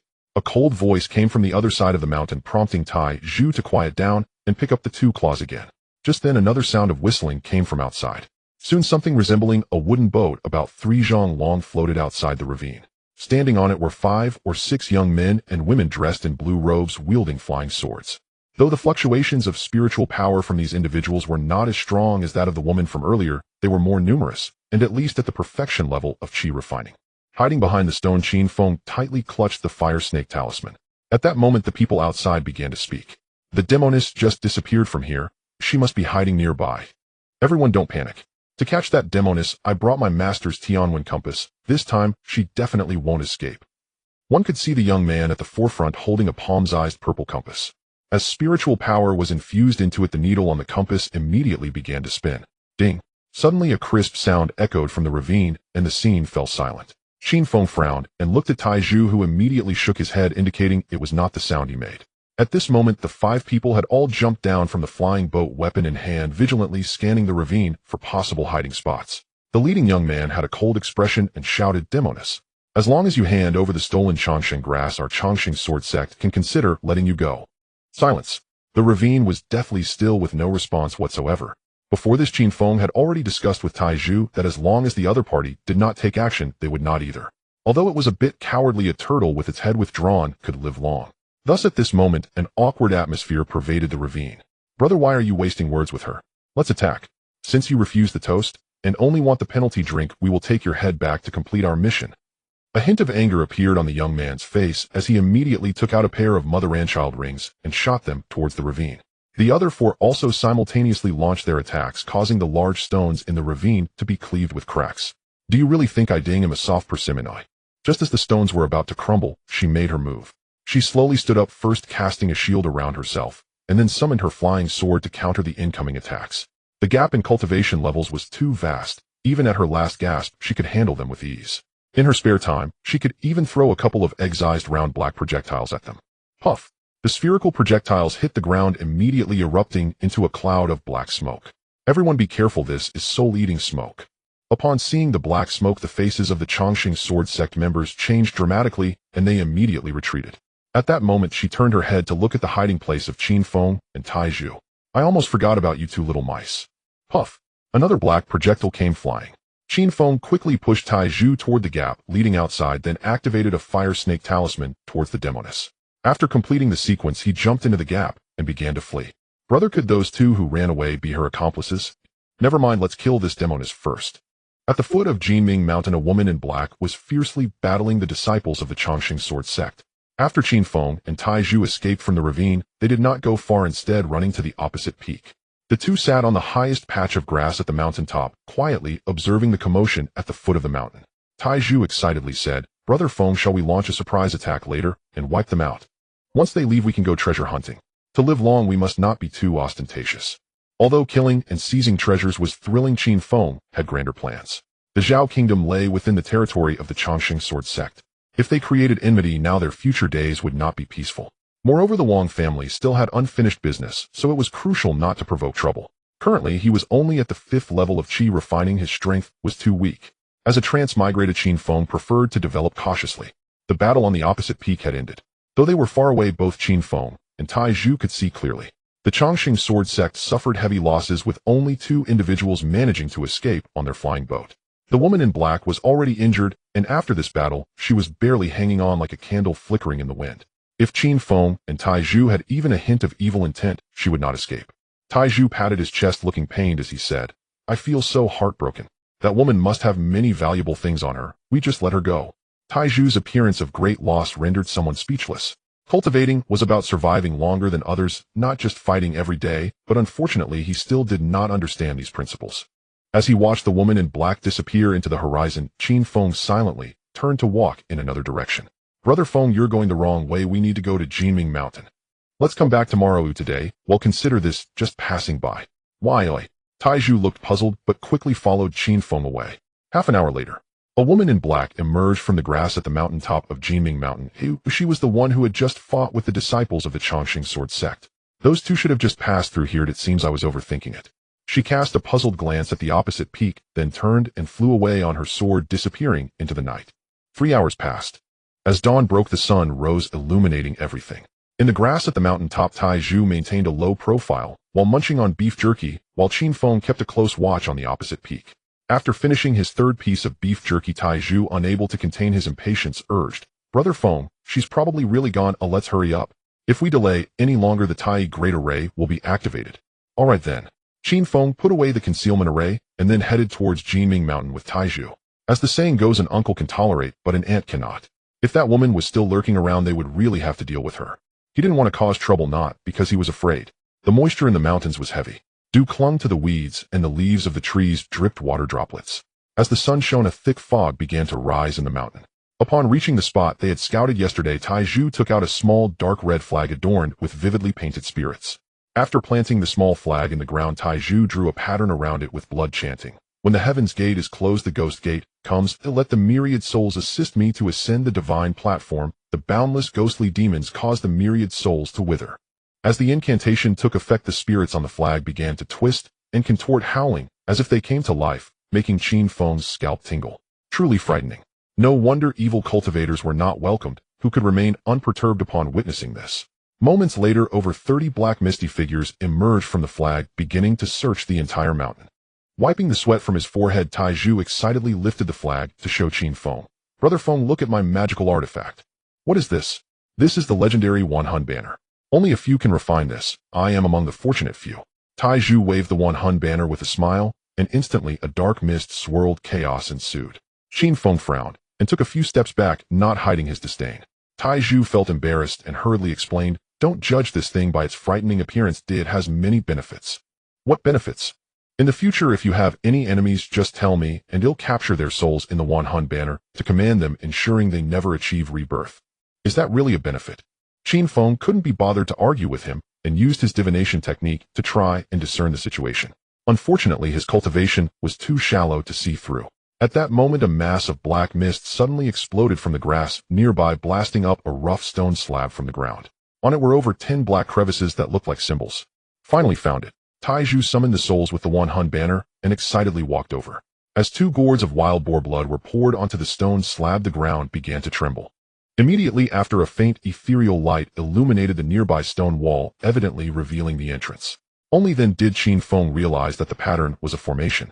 Taiju's actions just now were equivalent to a thief opening someone else's door.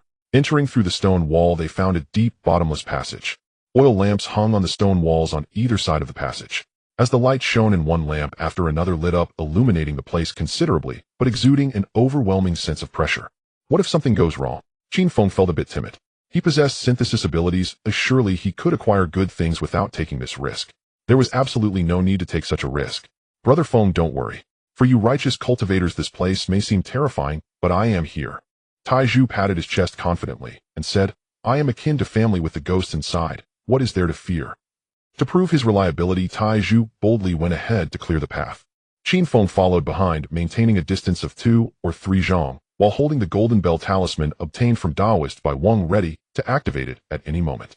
As they neared the end of the passage, 3 arrows infused with spiritual power suddenly shot out from the stone wall beside Taiju. Bang, bang, bang. The thumb-thick arrowheads pierced into his shoulder, abdomen, and neck. Qin Feng's heart tightened, and he rushed forward. Are you alright? Damn it. Luckily, I'm already dead.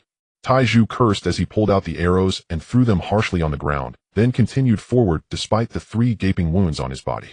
Bang, bang, bang. After walking a few more steps, several arrows shot out again. Taiju blocked 2 with his hand, but was still hit in the chest. Damn your grandfather. When I get in there, if I don't tear you into pieces, I am not your kin. Taiju's forehead pulsed with veins as he pointed angrily at the passage inside, while Qin Feng wore a look of speechlessness. Is this truly family? If a slightly weaker evil cultivator had come here, they would have probably turned into a porcupine by now. With each step down the last few stairs, Qin Feng walked with trepidation, while Taiju, full of rage, charged down.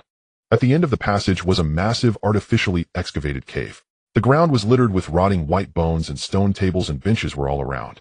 Farther in, a tattered skeleton sat cross-legged on a stone bed. Taiju pulled out a black claw from his chest and cursed, That dead thing shot me with 4 arrows. If I don't smash you today, I will take your surname. Oh really? A cracking sound came from the skeleton, and as it turned around, Qin Feng could see that blue flames burned within its eye sockets. As Qin Feng passed by Qinghe village, he cast a glance at his home. The remnants of broken eaves and walls lay in ruins, blackened by fire with only the unburnt debris. The skeletal figure sat quietly on the bed, gazing with only the flames in its eye sockets flickering continuously. Qin Feng attempted to see through its strength, but found it utterly inscrutable. Brother Feng, be careful. They'll handle him. Taiju stared intensely at the skeleton, the purple light in his eye sockets suddenly expanding. It seemed that Taiju intended to go all out, truly reckless. I am merely old, not dead. I truly want to know who told you that I had already turned to dust. The skeleton made no movements, yet an ancient voice reverberated within the cave, echoing in a terrifying. Taiju remained silent, a dark mist enveloping him as he took out the One Hun banner, sneering. Since you are not dead, let's make you the main flag for my One Hun banner.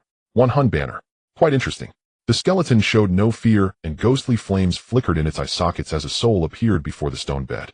The figure was shrouded in black mist obscuring its face, but this time Qin Feng could discern its approximate strength. Although there was no fluctuation of spiritual power, it was formidable.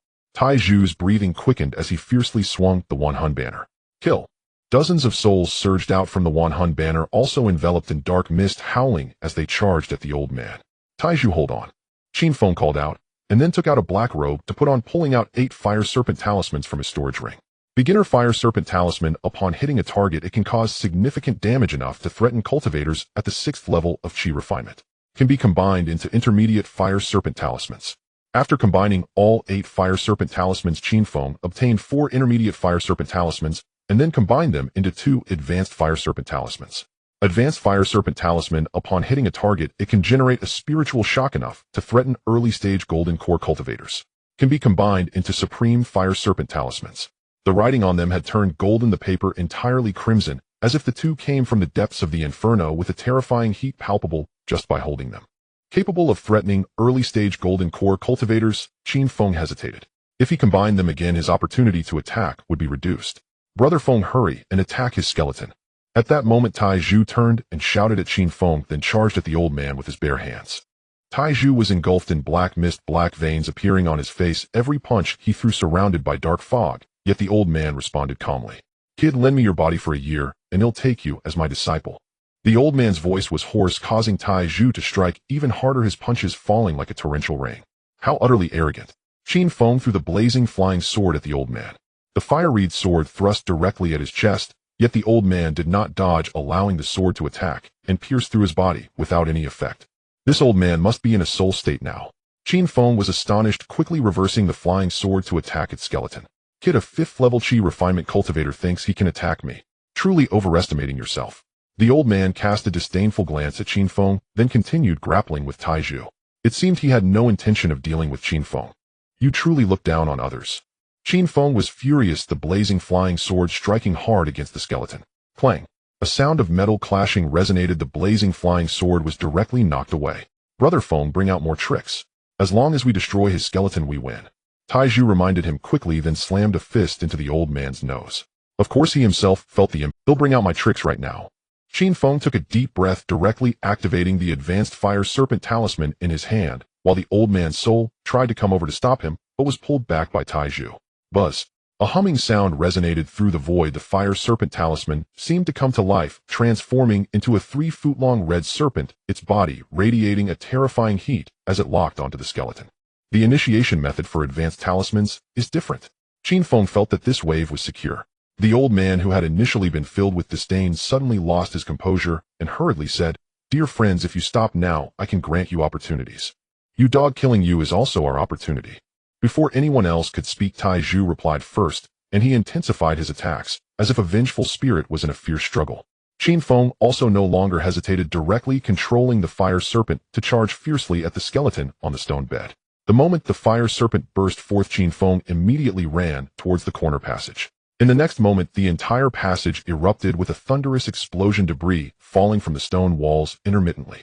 Cough, cough, cough. Inside, Tai Zhu's voice sounded distressed while the old man fell silent. After it quieted down, Qin Feng, a large hole had been blasted into the stone wall. The corpse had long been reduced to powder, with only a few fragments of bones and a dark storage ring, proving that someone had once been here. Brother Feng, you were too ruthless, almost killing me too. Tai Zhu's robe was torn, his face charred black, his hair curling up, and he was spitting out stone powder. What about the old man? I have already collected him into the One Hun banner. Tai Zhu grinned and excitedly took out the One Hun banner, giving it a gentle flick, causing a burst of black mist to be released. You are going too far. You are truly going too far. The old man's eyes revealed an expression of fury, but he could not execute any attack. Now controlled by the One Hun banner, even if he was unwilling, he could only become a puppet. Quickly open your storage bag. Your master has become powerful. Let you mix as a ghost emperor in the future. Tai Zhu raised his leg and kicked him, sending him directly to the shattered stone bed. The old man's soul's eyes flashed with killing intent, but his body uncontrollably picked up the storage bag, releasing the mental constraints on it. The secret chamber fell silent once more. The old man took out a pile of scrolls, books, various magical tools, talismans, spiritual herbs, and elixirs from the storage ring. The most shocking was a black small flag among them, with a pattern identical to Tai Zhu's One Hun banner, but the gathered ghostly energy was even denser and did not dissipate. This One Hun banner is not bad. In the future, merging the ghosts inside with my power will definitely enhance it greatly. Brother Feng, feel free to pick whatever you like. This One Hun banner is of no use to you, so it belongs to me for now. Tai Zhu picked up the One Hun banner with affection, while Qin Feng's gaze was fixed on those elixirs and scrolls. Qin Feng was not polite and selected 3 items among the many. 1000 Dan Classic 1 Xin level beginner Thundersword technique, and a set of intermediate 1000 bird. Seeing Qin Feng only selecting these few items, Tai Zhu's eyes widened in anger, saying, "Since we agreed to split evenly, it must be equal. You take everything used by righteous cultivators, and I take everything used by evil cultivators. I'm not competing with anyone. Many things are of no use to me." Qin Feng waved his hand dismissively and turned to walk towards the exit of the passage. Tai Zhu was quite righteous, and Qin Feng sincerely regarded him as a friend, which was why he only selected 3 items. He just hoped that Tai Zhu's future path would continue to extend. Returning to Jinming Mountain. Outside, it was already noon, with the blazing sun and swarming mosquitoes. Qin Feng glanced back at the restored stone wall, showing a look of regret. This was definitely a high-level formation, but unfortunately his current methods could not take it away. Tai Zhu excitedly emerged from the formation and casually handed Qin Feng a flying sword. This is a Xin-level beginner thunder sword, part of the same set as that thunder sword technique. I didn't see it earlier. It was right there. You must have pretended not to see it. All right, let's hurry back. Tai Zhu grinned, then seriously said to Qin Feng, I previously lied to my mother saying I joined the Shun Tian Fuss, Wild Wolf Gang, to learn martial arts, and even earn spirit stones. If she asks about you, Brother Feng, don't reveal anything. I will tell Annie that Taiju is not a coward. Adjusting for a moment, the two of them transformed into black shadows and swiftly flew towards Qin Feng over 100 miles. There are more people in the daytime forest. At times one would encounter a few wandering cultivators and occasionally hunters with longbows and leashed hounds or herbalists carrying medicine boxes. Just as they were about to reach Qin Feng and Taiju removed their black cloaks and changed back into their normal clothes. As they approached the back mountain of Qinghe village, an old man and a young girl walked towards them through the dense forest. The old man wore a brown cloth garment and a felt hat while the girl was dressed in a purple long dress exuding a lively youthful aura. Qin Feng recognized the girl at a glance. Not wanting to interact with her, he slipped into the nearby bushes to pretend to relieve himself. Stop right there. Just as Qin Feng was about to step into the bushes, the girl recognized him as well. What are you two sneaking around for? Zeilinger wore a scrutinizing expression as she quickly walked up to assess Qin Feng and Taiju. Do you even have to supervise when someone is taking a leak? Qin Feng looked at her with an expression of helplessness while covering Taizu's left shoulder. Zeilinger blushed slightly and then threatened, last time you pretended to be an ordinary person, but you can't keep that. Qin Feng rolled his eyes, too lazy to respond to her, while Taiju kept glancing between Qin Feng and Zeilinger, his expression one of curiosity. Seeing that Qin Feng seemed unwilling to acknowledge her, Zeilinger shifted the topic, saying, all the cultivators in Qin Feng have cleared out. Aren't you two planning to leave? Isn't it you who stopped us? Qin Feng replied nonchalantly. If you want to go to the nearest Zhao kingdom, I have a batch of Mountain Masters tokens from the Chongqing sword sect for sale, just 10,000 spirit stones each. Interested? Mountain Masters token. Qin Feng looked puzzled, and seeing his interest, Zeilinger immediately explained the origin of the Mountain Masters token. Recently, news of the Howren sect establishing the Tai Great Formation in the Jin Kingdom has spread throughout the cultivation world, causing many cultivators to migrate. An increase in cultivators means greater management difficulties for the sects, so the major sects have become quite resistant to cultivators and refugees. The Chongqing sword sect has even issued Mountain Masters tokens, which allow for the ownership of each mountain peak under their jurisdiction to be sold. Having a token grants recognition from the sect, while lacking one could lead to severe consequences if one causes trouble. Qin Feng couldn't possibly produce 10,000 spirit stones right now, so he had to give up, believing that no matter how vast the world is, he could still find a place to stay. Tieju, standing beside him, was intrigued and asked, if we have the Mountain Masters token, can we bring our families along? As long as they are cultivators, it's fine. Seeing that the two had no intention of buying anything, Zeiling didn't linger and left directly. The Zhao Kingdom's cultivation world is unwilling to accept cultivators or refugees, which complicates matters. Taiju appeared downcast. Qin Feng also felt the situation was a bit tricky. Although stepping into cultivation meant a separation from the mortal world from now on, it was truly impossible to abandon his parents. Upon returning to Qin Feng, Taiju went back to the village while Qin Feng headed to the Misty Rain Tower, but unfortunately, he couldn't find Qin Yu. Back in the village, his home had turned to ashes. Other than his sister, he had no other attachments. Next door, Taiju was talking with his parents in their house. Qin Feng didn't disturb them and quietly walked towards his cave at the back mountain. At that moment, outside the cave, a woman in a tight black outfit sat on a rock at the base of the stone wall, a long sword at her waist with a long wooden box on her back. When Qin Feng saw her, she also noticed him, and a smile immediately appeared on her face. Sister, you didn't leave. Qin Feng rushed over in a few quick steps, rubbing his hands and sitting beside Qin Yu. She was no longer the timid woman she once was. A mysterious aura now surrounded her, and Qin Feng felt that his sister had become even more beautiful. Qin Yu pretended to be annoyed and glared at him before complaining, where have you been? I've been waiting here for you for quite a while, and your cave looks like a place for wild men. I just went to Misty Rain Tower to find you, but no one was there. They left first. I came to see you, and then suddenly Qin Yu remembered something and took out 2 jade tokens from her pocket, handing them to Qin Feng. These are the Mountain Masters tokens from the Chongqing sword sect, one for you and one for Taiju. Sister Yue, just give them all to Brother Feng. After all, he is your real brother. A crisp voice rang out behind them. Qin Yu smiled, realizing that Taiju had been around for a while but hadn't spoken. Qin Feng gave Taiju a light tap on the head and scolded, you have always liked pulling these tricks. Next time I'll give you a bump on the head. Hee. Taiju grinned, then took out an oiled paper bag, revealing a steaming meat pie inside. Just now my mother said Sister Yu was looking for you, so I figured you were all here, and I brought it right out of the pot. The steaming meat pie smelled incredibly tempting. Qin Feng seized one without hesitation and took a bite, while Taiju also ate one and handed the last one to Qin Yu. Sister Yue, you should have some too. Our lives are getting better now. Okay. Qin Yu smiled happily, and then handed the remaining Mountain Master's token to Tieju, but he pushed it back. Now that you're tough, you don't want Sister Yu's things. I can't take my parents to the Zhao Kingdom and planning to go to the Zhou Kingdom. Taiju kept his head down, munching on the oily pancake, his expression unreadable, but his tone indicated that he wasn't feeling very good. What do you think it is? Qin Yu sighed in relief and continued, Uncle Han, and Auntie can follow us to the Misty Rain Tower. I will take care of them, it will definitely be fine. Sister Yu, Brother Feng, you have always taken care of me. This time I don't want to be a burden. I plan to take them to the On this continent, there are many dynasties and kingdoms, but as long as there are cultivators, any place can be a cult. Among the many cultivation worlds, only the Zhou Kingdom is an exception as it gathers evil cultivators, and the major sects there are all evil and heretical. Taiju happens to be an evil cultivator, so he would thrive there, but the path ahead might also lead him astray. Just as Qin Feng was about to persuade him, Taiju suddenly stood up, wiped the grease off his face, and said with a serious expression, Brother Feng, I will never forget the life-saving grace you have shown me, and Sister Yu has treated me like a real brother since I was young. Today I Taiju promise you, even if I become a terrible villain in the future, as long as you are here, I will still be the same Taiju. After saying this, Taiju wiped his eyes and turned to leave. Qin Yu's eyes turned red as she called after his back, Taiju, take care of yourself. Qin Feng also shouted at him, be cautious in the future, don't always think about other people's storage bags. Taiju walked at a leisurely pace, but upon hearing these words his steps became chaotic, and he simply ran down the mountain. Qin Yu sighed, took out a handkerchief to help Qin Feng clean his hands, and then said, you should come with us to the Misty Rain. I can manage on my own, can you protect me for a lifetime? Silly brother, what does it matter if I can protect you for a lifetime? As long as you are safe, that is the most important thing. After parting ways, Qin Feng sat silently in place, lost in thought. He could feel that his sister's strength had, perhaps she also has her own path to walk. Why do I feel a little reluctant? Qin Feng rubbed his cheeks, and after adjusting his state, took out the Mountain Master's token from his pocket. An item made from high-quality jade inscribed with runes valued at 10,000 spirit stones. It shouldn't be that simple.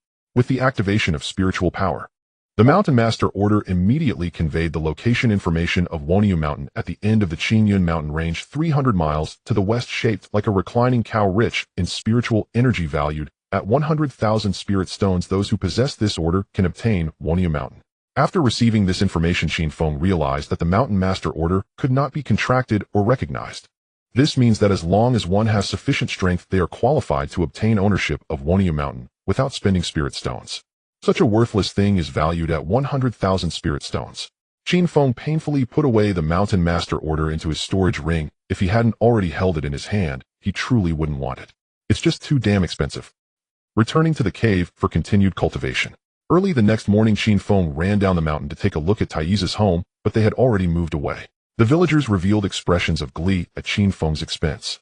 In their eyes, Qin Feng's home had been burned, and even Taiyi's family had moved away, which was just plain bad luck.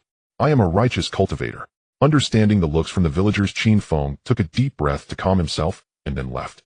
If Taiju had seen such gazes, all these people would have to enter the 10,000 souls flag to assist him in his cultivation. The 3 streets of Qin Feng were now deserted. Only some ordinary citizens and shops opened by the government were still operating normally, and it was difficult to see a single cultivator on the street. Where have all these cultivators gone? They probably left because there are too few cultivators around here, and they couldn't make money, so they ran away. Qin Feng walked around the street, and many citizens were discussing the recent changes in Qin Feng. Some among them knew about the matter of the Tai Great Array, but migrating hundreds of miles was too difficult for mortals. Returning to the cave, Qin Feng began to pack up the Gathering Spirit Array and the Mysterious Trace Array. Apart from 2 sets of arrays and the alchemical waste beside them, there was nothing else in the cave.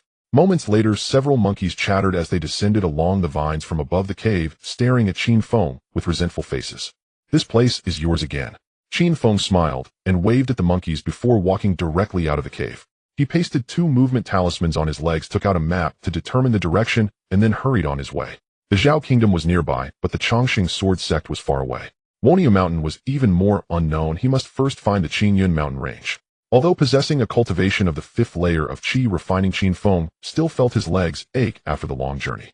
He could only walk intermittently.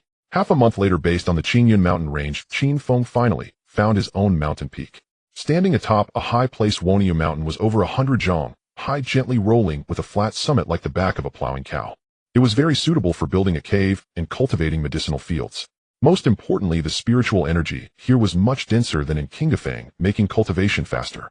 The surroundings were remote, surrounded by mountains and rivers with no aura of any cultivators to be sensed. Qin Feng felt puzzled. Logically speaking, since the Qinyun sword sect had publicly sold the Mountain Master order, there should be talents occupying most of the mountain peaks, so why was it so desolate?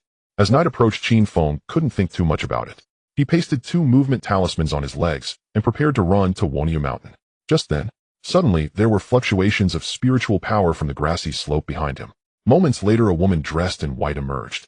The woman was exceptionally beautiful, slender, with several green vials hanging from her waist, radiating an aura that seemed untouched by the mortal world. At a glance, she was clearly a cultivator, and her cultivation was above his. To avoid misunderstandings, Qin Feng immediately stopped and cupped his hands in greeting, saying, "Fairy, please do not take offense. I am merely passing through and am about to leave."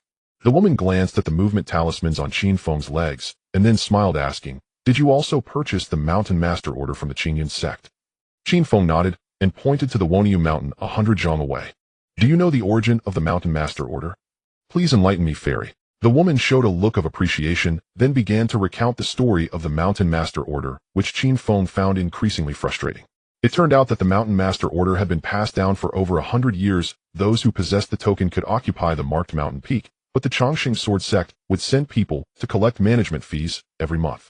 The amount of the fee was determined by the greed of the patrolling disciples. If one did not pay spirit stones, they would not enjoy the protection of the Chongqing Sword sect, and many loose cultivators would cause trouble. Qin Feng was utterly speechless, feeling that this approach seemed somewhat familiar. After finishing her tale, the woman asked Qin Feng, "What is your name?" "Junior Qin Feng.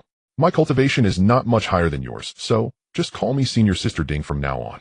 After saying this, she turned and disappeared up the slope, clearly having set up a formation to confuse the line of sight on this mountain peak. Senior Sister Ding. Qin Feng was taken aback, suddenly recalling the enchanting woman he encountered that night on Jinming Mountain, who also seemed to have the surname Ding. As the sky darkened, Qin Feng did not dwell on it, and immediately turned to run toward Wonyu Mountain. The terrain on the mountain was gentle, and near the edge of the mountain there was a peak over 10 zhang tall that was just right for establishing a cave. Qin Feng took out the Firefly Flying Sword to begin work, but seemed to think of something, and immediately switched to the Thunderbolt Sword. Bang! Bang! Bang! The Thunderbolt Flying Sword, enhanced by spiritual power, was exceedingly sharp, cutting through hard soil and rock as easily as slicing tofu. In just a moment, a simple cave was created. By now it was already dark. Qin Feng took out the mysterious trace array and quickly planted flags around Wonyu Mountain. Though the mysterious trace array was only a mid-level array, its range could easily cover the entire Wonyu Mountain. Just as Qin Feng was busying himself, a flying boat, emitting a blue light, cut through the night, heading straight for Wonyu Mountain. When it was still 100 zhang away, the people on the flying boat began to announce themselves. "Intersect disciple Zhang Shan of the Chongqing Sword sect here to congratulate you on becoming the master of Wonyu Mountain." There were 2 people who came. The one speaking was dressed in white, standing with his hands behind his back, and behind him stood a slightly weaker man in a black robe. The 2 had varying levels of strength, but either one could easily crush Qin Feng, who was at the 5th layer of qi refining. The flying boat hovered in front of Qin Feng. Although it made no aggressive moves, the pressure from their presence made him feel uncomfortable all over.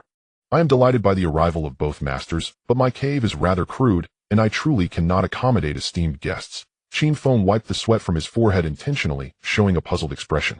The man in the black robe spoke indifferently. "Since you have settled in Wonyu Mountain, you must adhere to the rules of our Chongqing Sword sect. You must pay 2,000 spirit stones every month to receive the protection of the Chongqing Sword sect. If you do not pay, should anything happen, our Chongqing Sword sect will not be responsible." As soon as these words were spoken, Qin Feng's expression immediately darkened, and he couldn't help but mentally curse the other party's parents. He had just thought these sect disciples were unscrupulous, but he hadn't expected them to be even more unscrupulous than Zhao Kong. "If you are unwilling to pay, we will not force you." The man in black revealed a threatening expression, directly turning his gaze toward the neighboring mountain peak. Following his gaze, he saw over a dozen figures dressed in black, standing on the mountain peak, next to Wonyu Mountain, and even from a distance he could sense that each of them had cultivation levels in the 8th or 9th layers of qi refining. The man in black said lightly, "If you don't want to pay now, you will have to wait until next month if you change your mind." He then began to pilot his spirit boat away. "Wait a moment, 2 immortal masters." Qin Feng quickly called out to them, obediently retrieving spirit stones from his storage ring, as he was all too familiar with this routine. If he didn't pay the management fee, the nearby group of loose cultivators would immediately rush over. Seeing Qin Feng take out the spirit stones, the man in black revealed a smile and exclaimed, "Indeed, you are a straightforward person. My name is Wang Tung, and I oversee this entire mountain area. If you ever need anything in the future, just mention my name."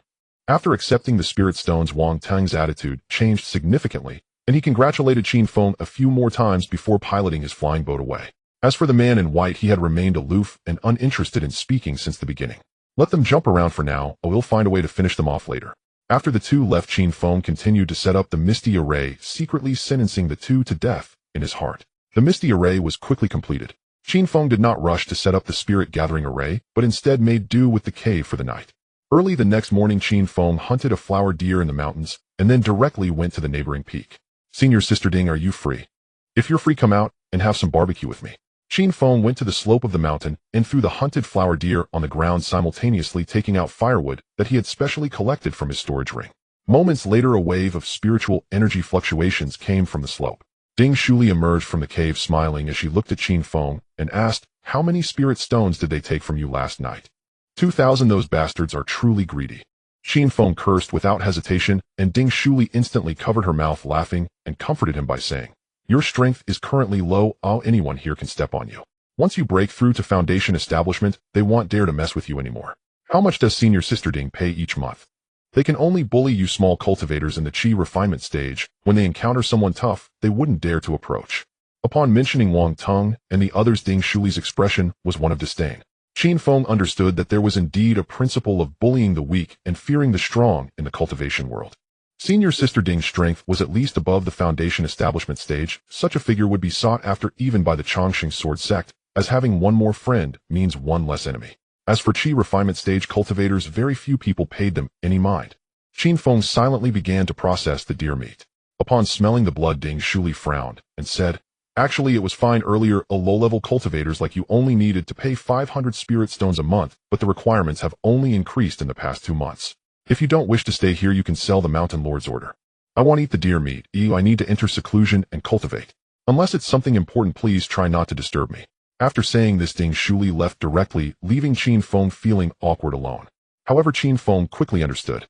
She was a Foundation Establishment cultivator, while he was just a small Qi refinement cultivator. In this situation, it was already quite commendable that she did not add insult to injury. How could she possibly eat such low-grade game?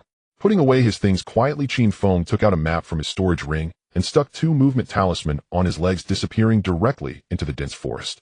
500 miles north of Wonia Mountain, there was a bustling market for cultivators called Tizhan Feng. Its scale was several times larger than Qinghe Feng, with many more people, all of whom were cultivators. Qin Feng cloaked his body in a large black robe, silently searching for suitable items. During this time, he had not synthesized any waste pills, and the previous stock and the wealth of Master Bai had basically been spent. Now he could only find a way to acquire spirit stones first. "It's a pity I can't synthesize spirit stones, otherwise I wouldn't have to go through so much trouble." Qin Feng sighed, directly spending 1,000 spirit stones at a stall at the market entrance, buying 8 stalks of longevity grass. In the cultivation world here, longevity grass was hard currency. Not only was it a raw material for refining various rare pills, but it could also extend life and enhance health when consumed. The older the longevity grass, the more valuable it became. Qin Feng found a secluded corner to prepare for the operation. Now he was already very adept at using his synthesis ability. He could complete it just by holding it in his hands. 10-year longevity grass, a relatively rare herb that may increase lifespan when consumed, otherwise it is quite ordinary. Can synthesize 100-year longevity grass. Synthesize. Synthesize again. After 3 rounds of fusion, 4 stalks of 10-year longevity grass were directly transformed into 1 stalk of 1,000-year longevity grass. After repeating the process once more, he obtained 2 stalks of 1,000-year longevity grass. The roots and stems of 1,000-year longevity grass shimmered with a green light, and its leaves were as wide as orchids, filled with countless golden veins exuding a fragrant aroma. Just the scent emanating from it was refreshing. "This is truly a good thing. It's a pity I won't know its value." Qin Feng held it in his hands, playing with it reluctantly before putting it into his storage ring and walking out. On the street, the stall owner selling techniques was repeatedly demonstrating spells, while the flying sword stall was filled with sharp auras. Selling pills. Master Qin's latest high-grade Foundation Establishment pills, only 20,000 spirit stones each. Top-grade flying artifacts for yellow-level Qi refinement stage cultivators can also use them at a discounted price. Selling spirit beasts with ancient fierce beast bloodlines. The street was filled with various cries, all concerning items needed by cultivators. From the most basic living supplies to high-grade artifacts and treasures, even humanoid puppets and beautiful slave girls were all available. It was Qin Feng's first time entering Tizhan Feng. Qin Feng found everything novel and could not help but stop at a stall selling books. He understood that without a sect or a master, he would never understand many things without learning. Reading books was the only way to learn about the cultivation world. The books displayed at the stall were quite ordinary, emitting a faint ink fragrance with some still having wet ink. The stall owner was an elderly man with white hair at the 8th layer of Qi refinement who was currently writing something with a brush. Buying books. He didn't even look up as he wrote, and said, I've been cultivating since I was 8 years old. I'm now 128. All the books on this stall are my life's experiences, and if any are fake, I'll pay 10 times the price. Qin Feng did not respond, but silently assessed the books. They covered various topics from common knowledge levels of techniques, distinctions of herbs, to alchemy, weapon forging, array formation, and talisman drawing. Qin Feng asked, can I take a look first? Sure, everything I've written is genuine. Each book is 5 spirit stones, take your pick. Qin Feng flipped through a few pages casually, and then said lightly, I'll take them all. The old man was taken aback, then looked up at Qin Feng, his face visibly turning red. Then he burst out laughing. This friend is indeed someone with discerning taste. They all say my books are useless fabrications. I didn't expect someone to have such insight. If you're taking them all, I'll only charge you 3 spirit stones per book. There were about 20 books on the stall, and it wouldn't take too many spirit stones to buy them all. It was not easy for someone who had spent over 100 years in cultivation to reach the 8th layer of Qi refinement. Qin Feng couldn't bear to take advantage of him, directly taking out 100 spirit stones before starting to collect the books from the stall. You're a good person, good people get rewarded. Seeing 100 spirit stones piled in front of him, the old man instantly smiled broadly. Qin Feng then asked, Old man, is there a Qiyuan pavilion in this market? Qiyuan pavilion. There are 2 Qiyuan pavilions in Taizhanfang now. Do you want to go to the old one, or the newly opened one? After squeezing through 3 streets, he finally arrived at the entrance of the newly opened Qiyuan pavilion. Inside the shop, several maids in white were attending to customers, while an elderly man in a black robe sat at the counter. He was the same person who had traveled with Zilinger that day. Once he confirmed the place, Qin Feng adjusted his black robe and walked straight in. Immediately a maid approached him saying, Master, may I ask if you are here to buy or sell? Qin Feng glanced to the side and noticed that the old man had no intention of getting up. He leaned closer to the maid and whispered, I have 1,000-year-old life grass. Go call your shopkeeper. Then let's go to the private room, master. The maid's smile deepened as she led Qin Feng down the corridor inside the shop. There was only one room in the corridor. Upon reaching the door, the maid knocked and said, Miss, a distinguished guest, come in. A cool voice responded. Upon entering the private room, Qin Feng saw a young woman in a purple gauze dress sitting on a bench distractedly, playing with a small black wooden box. She appeared to have a hint of sorrow between her brows, radiating a unique charm. Upon recognizing Zilinger, Qin Feng finally breathed a sigh of relief. In the cultivation world, people loved to scheme and deceive. It was only reassuring to do business with someone familiar. Miss, this master claims to have 1,000-year-old life grass. Zilinger raised her head to look at the man in black, a strange expression on her face as she asked, Does this friend really have 1,000-year-old life grass? How much are you willing to pay? Zilinger smiled and said, If it is indeed genuine 1,000-year-old life grass, it is worth at least 100,000 spirit stones. Another attempt to trick me. Hearing the price, Qin Feng turned around to leave. Before coming to Qiyuan Pavilion, he had already inquired about the price. 1,000-year-old life grass was priced starting at 150,000. This girl looks young, yet she is quite skilled at ripping off customers. Just as Qin Feng reached the door, a tinkling laugh came from behind. All right, I won't joke with you anymore.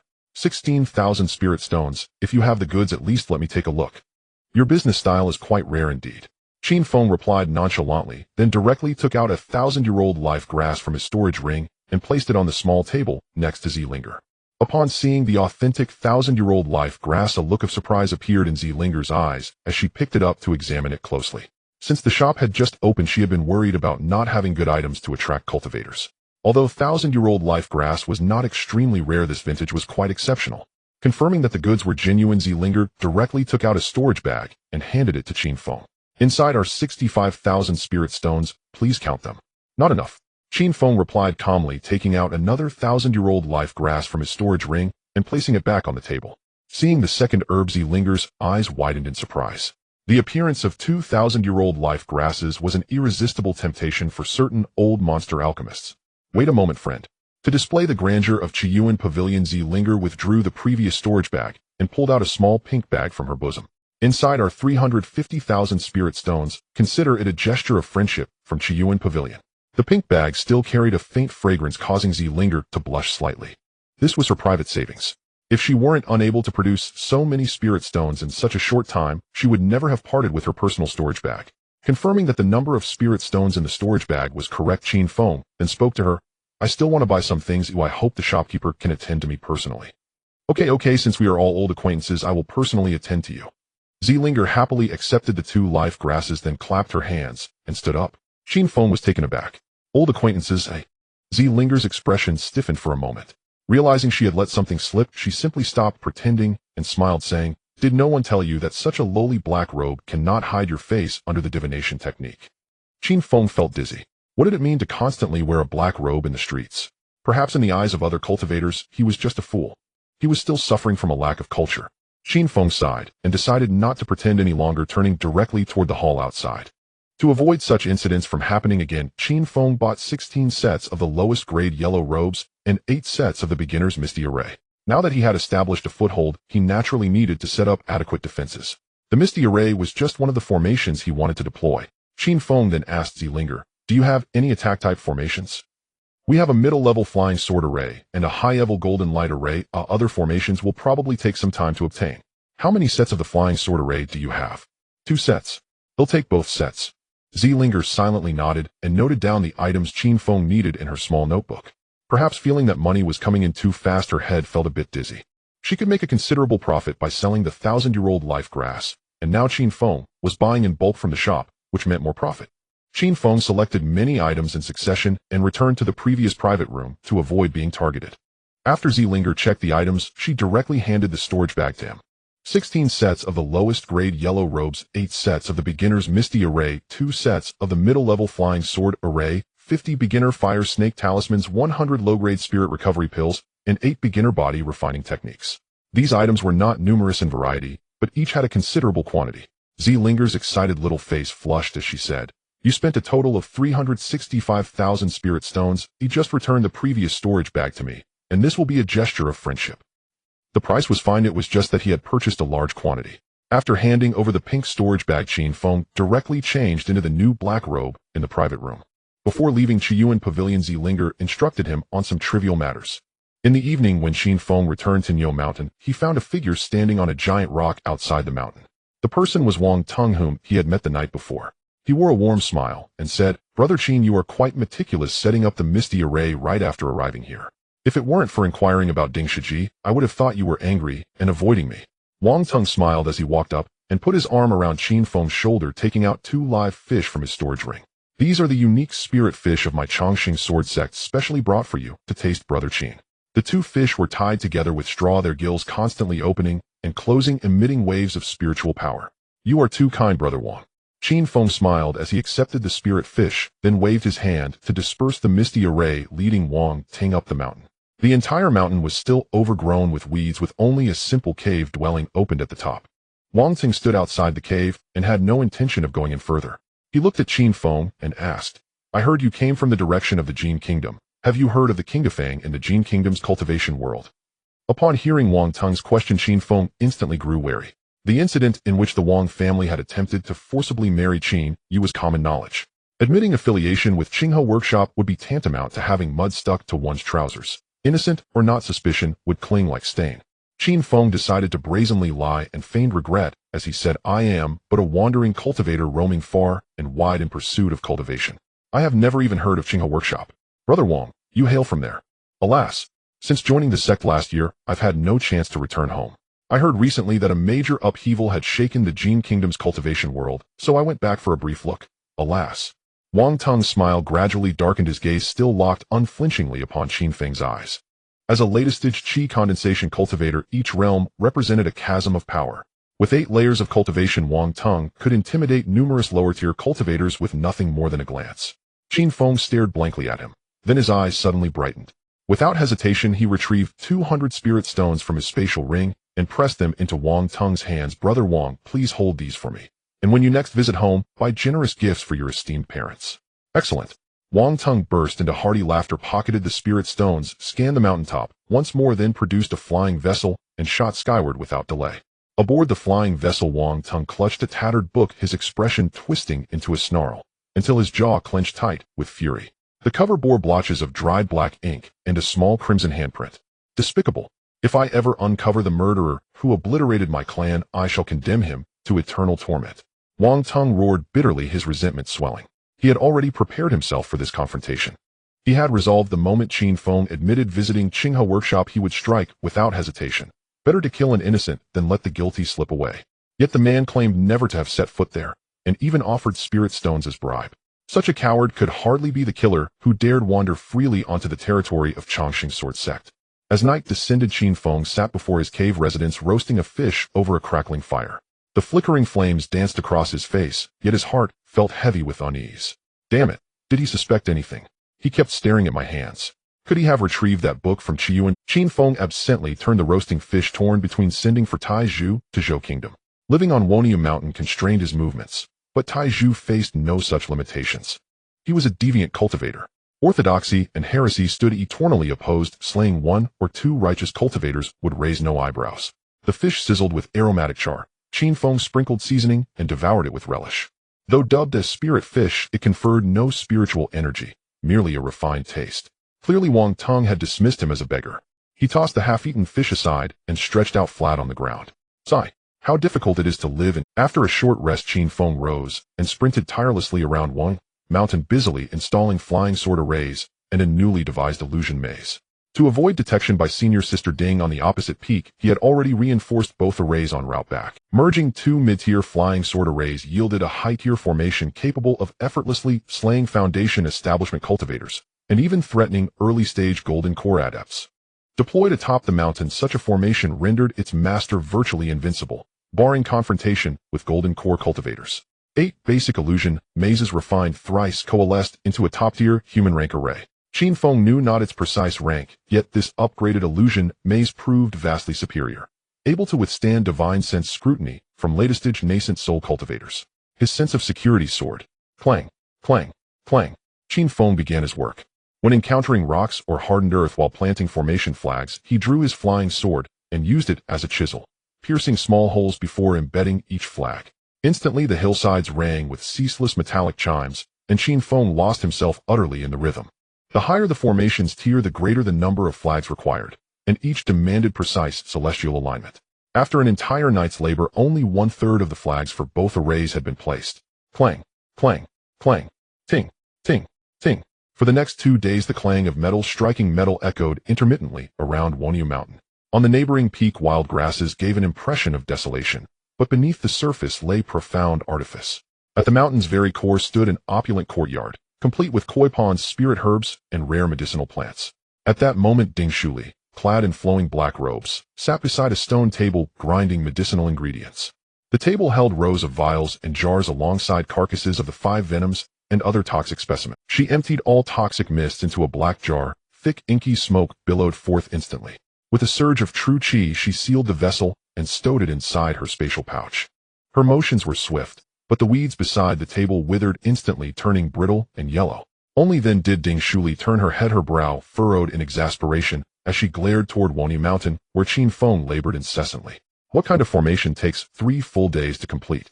That incessant clanging is unbearable. Though illusion mazes normally muted sound, Ding Shuli cared little about another cultivator settling on the adjacent peak. Yet after Chongqing's sword sect cultivators had inquired about Qin Feng, she sensed he harbored secrets. And now he'd spent 3 days erecting formations, while she watched day after day until her patience frayed to breaking point. Just then she saw Qin Feng suddenly glance directly toward her cave residence. Has he discovered me? Frowning, Ding Shuli swept her gaze across the surroundings. The mid-tier illusion maze hummed steadily, undisturbed. Meanwhile, Qin Feng stood triumphantly before his mountaintop cave residence, hands planted firmly on his hips, grinning ear to ear.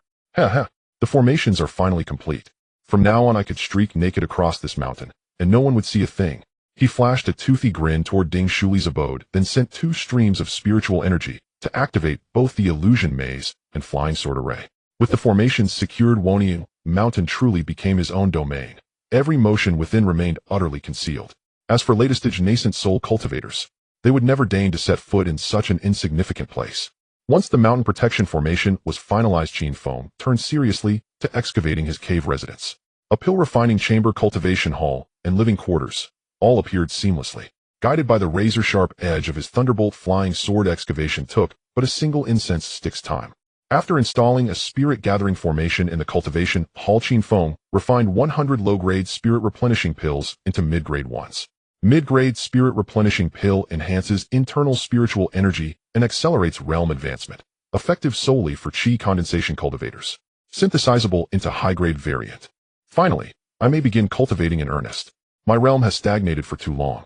What a wretched existence. With his cave residence and formations fully established, and mid-grade spirit-replenishing pills now at hand, Qin Feng's heart surged with exhilaration.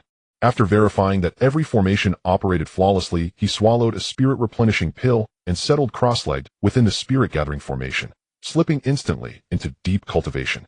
Outside Woniu Mountain, Wang Tung hovered midair aboard his flying vessel, gripping a black incense stick, his countenance storm-dark as he surveyed the silent peak below. The entire mountainside lay eerily deserted, choked with tangled weeds, an unmistakable sign of concealed formation work. Forcing a smile, he bellowed, "Brother Qin, please deactivate your formation. I bear urgent matters to discuss." "You're absent again." After repeated cries, he launched 5 or 6 voice transmission talismans into the mist. Half an hour passed, no reply emerged. Wang Tung's expression soured further. His gaze drifted toward the neighboring peak. "Senior Sister Ding is a mid-stage Foundation establishment cultivator. Surely she'll assist me in dismantling this brat's formation out of respect for our shared senior brother." "Is Sister Ding there?" Wang Tung called out as he arrived at another peak, and soon a cold, elegant figure appeared. "I find this formation strange as well." Having witnessed the entire process, Ding Shuli was curious about how impressive Qin Feng's formation was, which is why she appeared as soon as Wang Tung called her. That alluring yet cold demeanor captivated Wang Tung's attention. Given the significant difference in strength between the two sides, he dared not think too much and immediately lowered his head, saying, "Sister Ding, if you are willing to help me break his formation, I am willing to offer you a longevity pill." After speaking, he took out a small green vial the size of a thumb from his storage ring and presented it with both hands. The longevity pill is a rare elixir exclusive to the Chongqing sword sect, capable of extending life by 3 years. Outer disciples can only receive one each year. Ding Shuli asked casually, "Do you have a grudge against that guy?" "The more he avoids me, the more likely he is to have a grudge against me." Wang Tung did not elaborate further, but the hatred in his eyes was nearly bursting forth. "Let me give it a try first." A hint of curiosity flashed in Ding Shuli's eyes as she flew towards Wang. Before making a move, she pulled out a sound transmission talisman and tossed it into the grand formation. "Qin Shidi, if you don't open the mountain gate formation, I will force my way in." The sound transmission talisman is made from special materials possessing only the ability to transmit sound. Any formation would unconditionally allow the passage of sound transmission talismans. After waiting for a long time without any response, both of them felt that Qin Feng was doing it on purpose. A chill flickered in Ding Shuli's eyes as she took out a purple flying sword, injecting it with spiritual power. "Go." With a gesture from her jade hand, the purple flying sword swelled in the wind, instantly transforming into a giant sword, 3 zhong long, piercing straight towards the formation of Woniu Mountain. Buzz. A white light in the void directly blocked the flying sword, causing countless mists to appear out of thin air. In just a moment, the entire Woniu Mountain was shrouded in mist, obscuring the situation inside. "His distraction formation is even more powerful than my formation. It must be at least a high-level distraction formation." From her first move, Ding Shuli understood that she could not break Qin Feng's mountain protection formation on her own. At the same time, her suspicion grew deeper. How could a mere 5th-layer Qi refinement cultivator possess such a valuable high-level distraction formation? Seeing that even a Foundation establishment cultivator could not break Qin Feng's formation, Wang Tung felt increasingly furious. The fact that the opponent was avoiding him must have some hidden agenda. Inside the Woniu Mountain formation, Qin Feng sat on the steps of his cave, one hand propping up his chin while the other fiddled with a high-level fire snake talisman, feeling quite frustrated. Just as he was about to enter a state of cultivation, someone outside kept tossing sound transmission talismans and even attempted to use force to break open the mountain gate formation. "This is too much." After adjusting his state, Qin Feng hid 2 high-level fire snake talismans in his sleeves and then pretended to look confused as he stepped out of the distraction formation. "Sister Ding, Brother Wang, I was just about to enter seclusion for cultivation when I opened my eyes and saw 7 or 8 sound transmission talismans. What's the rush? Is there something urgent?" Qin Feng looked at Ding Shuli and Wang Tung with a curious expression, wearing a flattering smile typical of a 5th-layer Qi refinement cultivator. Ding Shuli quietly took a step back and curiously examined Qin Feng. Wang Tung got straight to the point, pulling out a bloodstained book and asking Qin Feng, "I want to know if you have seen this book before." Qin Feng was very familiar with the blood handprint on the 5 Spirit secret art book, having seen it for the second time. He still shook his head in confusion. Still stubborn when death is imminent. Wang Tung's expression suddenly turned sinister. He made a motion as if to retrieve something, causing Qin Feng to shudder and instinctively retreat 5 or 6 zhong, while both hands quickly gripped the fire snake talisman. "What are you nervous about?" Wang Tung sneered, raising the item in his hand, which was a long black incense stick emitting thick smoke. Qin Feng was quite familiar with this item. Not long ago, Xilinger used it to find his home. "This is the soul-seeking incense. As long as you have touched it, you cannot escape within 1,000 miles. Wang Tung's smile grew increasingly sinister as he moved the soul-seeking incense closer. The mask of civility had been torn away, and now he only needed to prove that Qin Feng had touched the five spirits' secret art. As time passed, the black smoke from the soul-seeking incense thickened and drifted towards the direction where Qin Feng stood. Witnessing this scene, Qin Feng's heart raced. A few days ago, when he went to the Qiyuan Pavilion, Xilinger mentioned something about Wang Tung and cast some spell on him. It couldn't have worn off, could it? Qin Feng stared closely at the drifting black smoke while Wang Tung squinted, gripping his flying sword ready to act at any moment. Just as the black smoke was about to touch Qin Feng's body, it suddenly veered off and drifted far away. The scene fell silent. Wang Tung, with a darkened face, snuffed out the soul-seeking incense and forced a smile as he asked Qin Feng, "Looks like this is a misunderstanding, Brother Qin. Why are you so nervous? You guys are so much stronger than me. What if something happens?" Qin Feng stammered, unable to finish his sentence, but his meaning was clear. "Brother Qin, don't take it the wrong way. I just wanted to test if you were lying." After packing up, Wang Tung exchanged a few pleasantries with Qin Feng and then took out a flying boat to leave with Ding Shuli. "Test my ass." Qin Feng revealed a look of disdain at their retreating figures before turning back to the cave to enter seclusion for cultivation. The spiritual energy in Woniu Mountain was dense. With the assistance of a five-fold gathering spirit formation and spirit-sustaining pills, Qin Feng's strength rapidly increased. Feeling bored during his closed-door cultivation, Qin Feng would sometimes go down the mountain to hunt for food, other times read books or practice his martial arts. As days passed, Qin Feng's body underwent significant changes and his understanding of this world deepened. Time flowed like the stars. In the blink of an eye, 3 months had passed, and his cultivation finally reached the 8th layer of Qi refinement. Inside the cave, Qin Feng sat cross-legged in the gathering spirit formation, his body seemingly enveloped in a layer of mist. The surging spiritual power within his meridians washed over his body like a mighty river, ultimately converging in his Qi sea. The spiritual power, after reaching the 8th layer of Qi refinement, was no longer thin threads, but large masses resembling thick mist floating in the Qi sea. 3 months to ascend 3 small realms. This speed is quite fast. After stopping his cultivation, Qin Feng opened his eyes and felt the endless flow of spiritual power within him, feeling immensely satisfied. In these 2 or 3 months, apart from Wang Ting visiting once a month, no one else came to disturb Qin Feng, allowing him to enjoy his peace. At that moment, a sound transmission talisman flew in from outside the formation, accompanied by Wang Tung's voice. "Brother Qin, it's time to pay this month's management fee." With a fee of 2,000 each month, if this continued, even if he didn't seek trouble, he would be seen as a fat sheep. Qin Feng felt he had to do something. Stepping out of the cave, he saw Wang Tung controlling a flying boat, hovering outside the formation with Ding Shuli also aboard. "Brother Wang, I scrimped and saved last month to gather the spirit stones. Can you spare me this month's fees?" Qin Feng opened his mouth to sell a sob story. Wang Tung chuckled and explained, "I'm here to offer you an opportunity." "What kind of opportunity?" Qin Feng looked puzzled, feeling extremely frustrated inside. Why do people always want to offer him opportunities?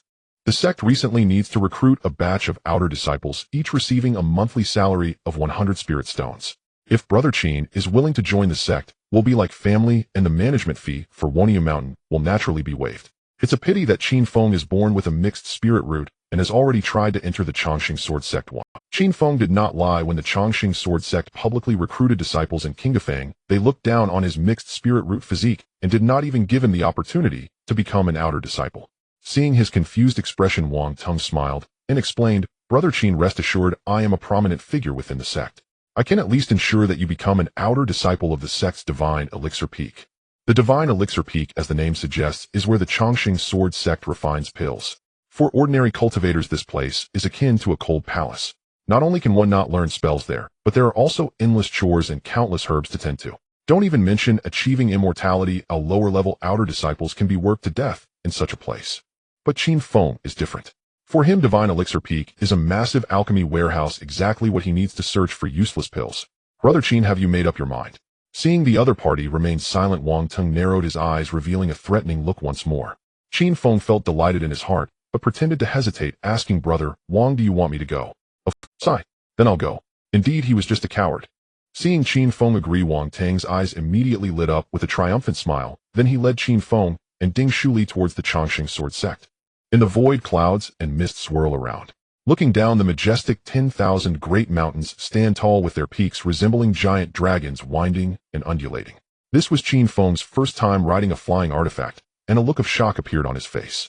After a moment, the speed of the flying boat slowed down, revealing luxurious buildings standing tall, while celestial cranes danced in the air and spiritual birds populated the ground.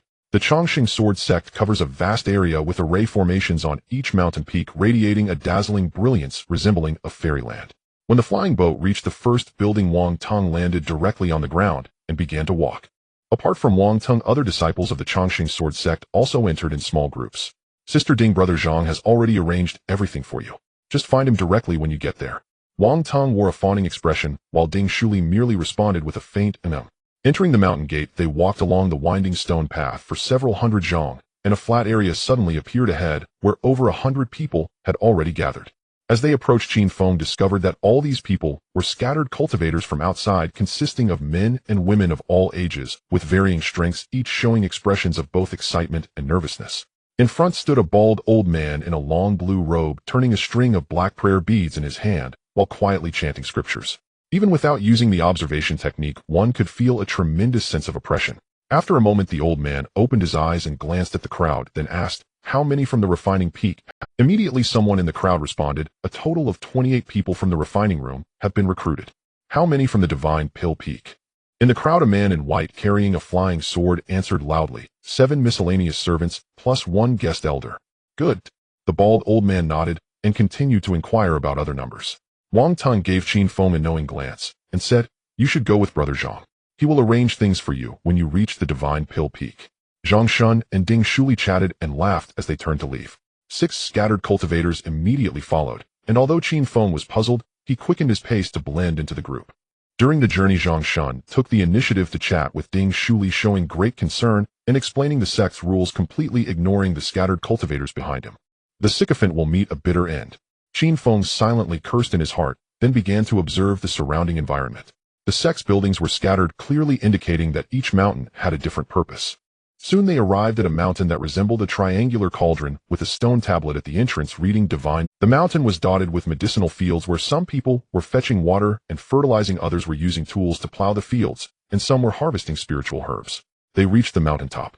Zhang Shun led a few people to collect 2 sets of miscellaneous servant uniforms, then gave several people identity tokens to bond with their blood before arranging their daily tasks and residences.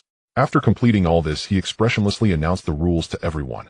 "You are now miscellaneous disciples of the divine pill peak. What you do will be arranged by the steward, and you must not damage sect property. Most importantly, you must not be disrespectful to the sect's disciples. Violations will lead to the light punishment of losing your cultivation or severe punishment of exterminating your entire clan." After saying this, Zhang Shun left, leaving several scattered cultivators staring at each other in confusion. After a moment, a middle-aged man cursed angrily, "Damn it. To put it nicely, we're here to be miscellaneous servants, but to put it bluntly, we're just being made into laborers. Had I known it would be like this, I wouldn't have come." Everyone realized they had been deceived by the disciples of the Chongqing Sword Sect, but unfortunately the identity tokens had already been bonded, making it easy to enter, but hard to leave. The crowd was filled with anger, and Qin Feng pretended to curse a few times before starting to survey the surroundings. The Divine Pill Peak is where the sect focuses on alchemy, and even the sect elders and some inner disciples choose to come here to refine pills. As long as one can manage to get a cleaning job in the alchemy room, they could collect discarded pills until their hands hurt. Thinking of this, Qin Feng's heart was already filled with joy. The next day before dawn, a sudden sound of gongs echoed outside the miscellaneous disciples' room. Inside the dormitory, Qin Feng followed the veteran miscellaneous disciples to get up, and then went outside to wait for the steward to assign today's tasks. Qin Feng stood in the crowd looking puzzled. These people were all cultivators, and the weakest among them was at the second layer of qi refining, so why did they look half dead? After a moment, Qin Feng followed a man to the riverbank to fetch water for the medicinal garden. The wooden buckets used for fetching water were specially crafted artifacts. Qin Feng wasn't sure how much water they could hold, but it took a while to fill them when placed in the river.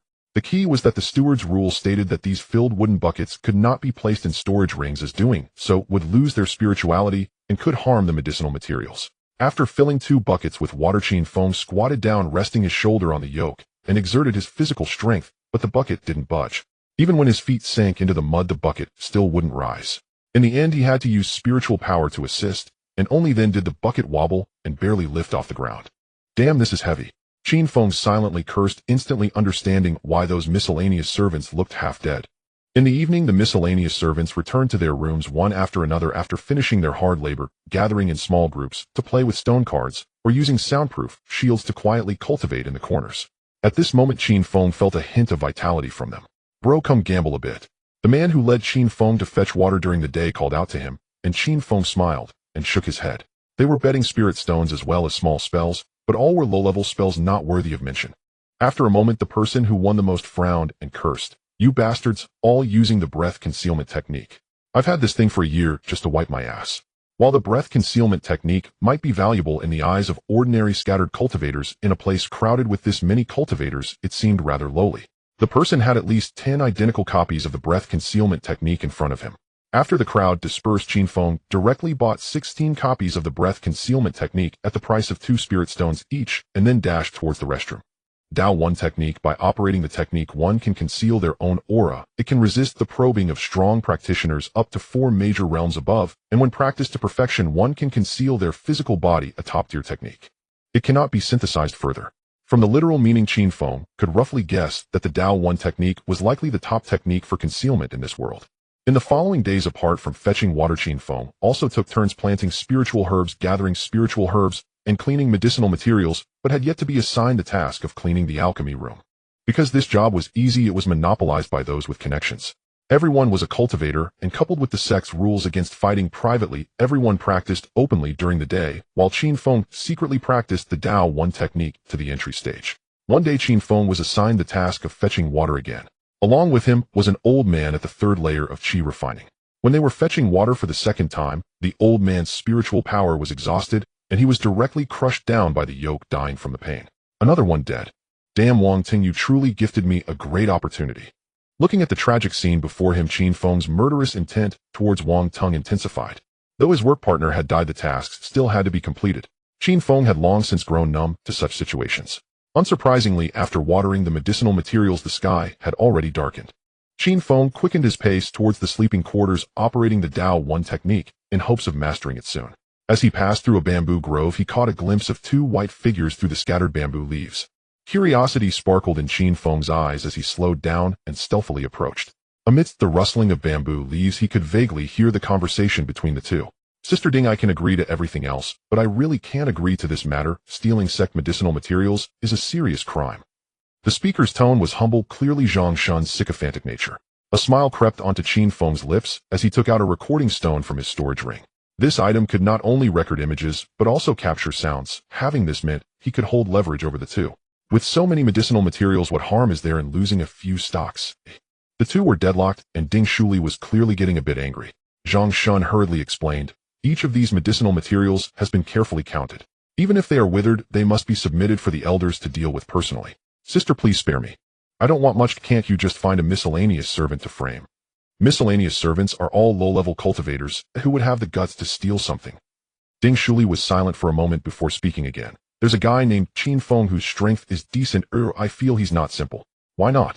The two discussed briefly and decided to steal the medicinal materials, frame Qin Feng for it, and then turn him into a puppet to occupy his sect informations. Upon hearing their plan, Qin Feng immediately felt his scalp go numb.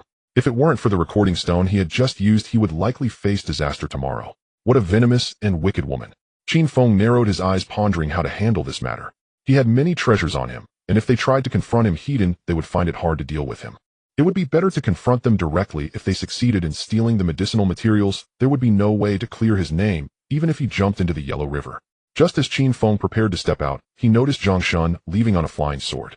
It seemed he intended to slip away early and leave an alibi, while giving Ding Shuli time to steal the medicinal materials. He must not let her steal the medicinal materials. Qin Feng took out the golden bell talisman and held it in one hand, while raising the recording stone with the other as he walked out. Who? Ding Shuli instantly drew her flying sword, but Qin Feng was one step ahead, revealing the golden bell talisman and the recording stone with a cold smile. Sister Ding, you wouldn't want the secret we just discussed to be known, right? Is it you? Upon recognizing the person, Ding Shuli visibly relaxed, manipulating her flying sword to carve marks in the void, then coldly threatened, "Throw over the recording stone, or I will kill you." Seeing the disdainful expression in the other person's eyes, Qin Feng immediately felt a surge of anger. All along she had maintained an aloof demeanor. Even now in this situation, she still looked down on others. Qin Feng couldn't help but get angry, sneering, "If you are unconvinced, you can try to break my golden bell talisman." In an instant, spiritual energy surged into the talisman, and a golden bell appeared out of thin air, directly enveloping Qin Feng within it. To be cautious, Qin Feng quickly cast several hard earth techniques beneath her feet, while also pulling out a fire serpent talisman. Golden Bell Talisman. Upon seeing Qin Feng shrouded by the golden bell, Ding Shuli's expression turned serious. The golden bell talisman could withstand attacks from a golden core cultivator, though it could be worn down over time. The risk was immense. Once a fight broke out, it would surely attract the attention of others. Ding Shuli sighed. She put away her flying sword and asked, "What do you want? Take off your clothes." "Impossible." Ding Shuli's face immediately turned pale with anger while she gripped her flying sword tightly. "You just plotted to harm my life with Senior Zhang. I have no intention of harming you, Senior Sister. Is it too much to look at your body?" Qin Feng revealed a cold smile, raising the fire serpent talisman in her hand as a threat. "This is a high-grade fire serpent talisman. If you, Senior Sister Ding, refuse, I will risk my life to hand the recording stone over to the sect elders. At that time, it won't just be you who suffers. Senior Zhang will likely face trouble as well." Ding Shuli remained silent. The only sound in the night was the rustling of the leaves in the nearby bamboo forest. After contemplating for a while, she raised her head and coldly asked, "If I show you my body, what if you don't give me the recording stone? Senior Sister should know what kind of life we the miscellaneous disciples lead. If it weren't for the restrictions on us, I would have left long ago. Later I will have you take me out of the Chongsheng Sword Sect's territory, and after that I will give you the recording stone." "All right." Ding Shuli immediately put away her flying sword, then slowly placed her hand on her chest to loosen her clothing, secretly smirking to herself.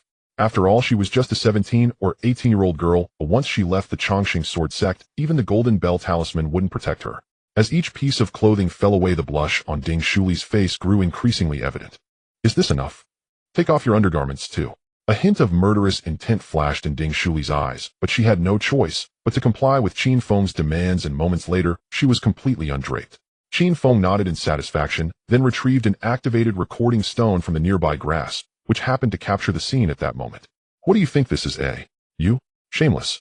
Ding Shuli's face turned pale, and she immediately waved her hand to drape a black robe over herself.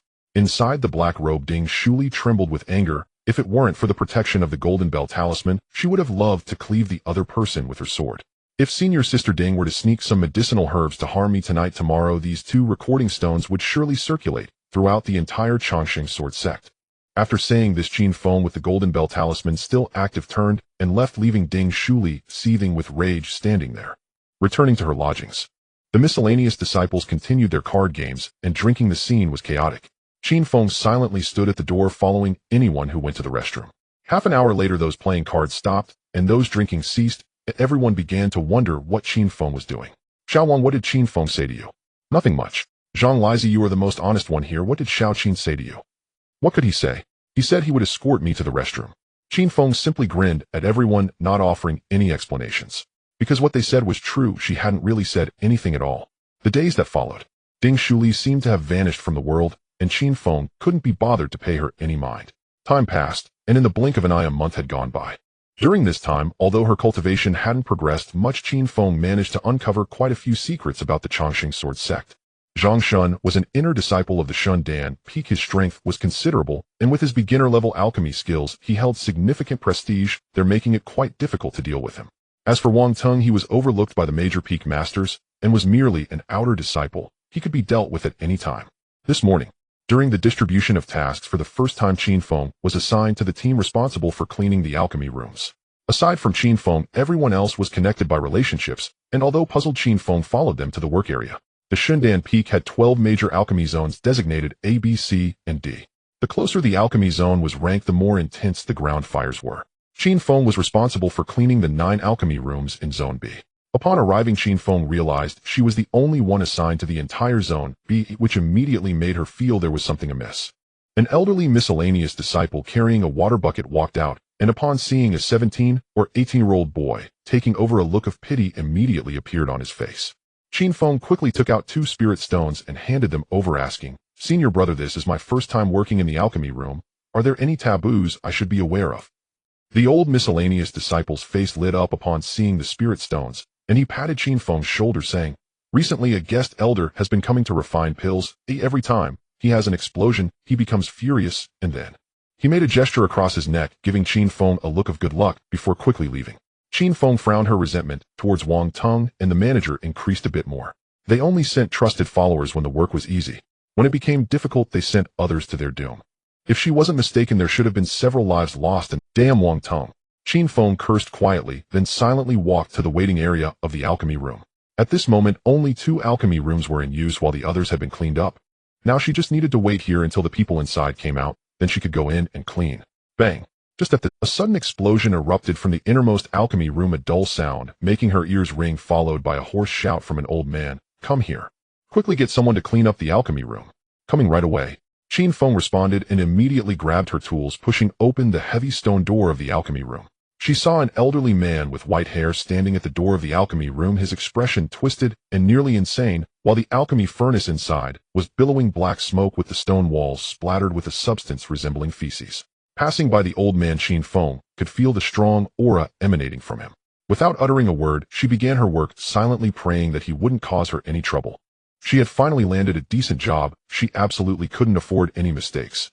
As Qin Feng diligently cleaned the alchemy furnace, the old man approached her with a smile, kindly asking, "Young man, do you think I can succeed with my next batch of pills?" Qin Feng held a cloth, feeling drenched in sweat. At the same time, he understood how those menial workers had met their demise. It was a matter of life and death. "Do not be afraid, I merely wish to borrow your words for good fortune." Qin Feng glanced towards the alchemy furnace where many failed pills lay buried in the ashes, and immediately said, "Senior, your next batch of pills is sure to succeed." "Good." The old man was instantly in high spirits, taking out a spirit stone to reward Qin Feng, then continued preparing the ingredients for the next batch of pills. After cleaning up, Qin Feng left the alchemy room and continued to wait in the corridor outside. During this time, other alchemists came and went, occupying the vacant alchemy rooms. Bang! Not long after, another loud explosion came from the alchemy room where the old man was. The stone door of the alchemy room was thrown open with a crash, and the old man strode towards Qin Feng with an aggressive demeanor, his eyes revealing a hint of madness, clearly on the brink of insanity. "Senior, wait. I will help you check." Qin Feng took the initiative, trying to enter the alchemy room, but the old man suddenly reached out to stop him, handing him a flying sword along with a storage bag. "Senior, what do you mean by this?"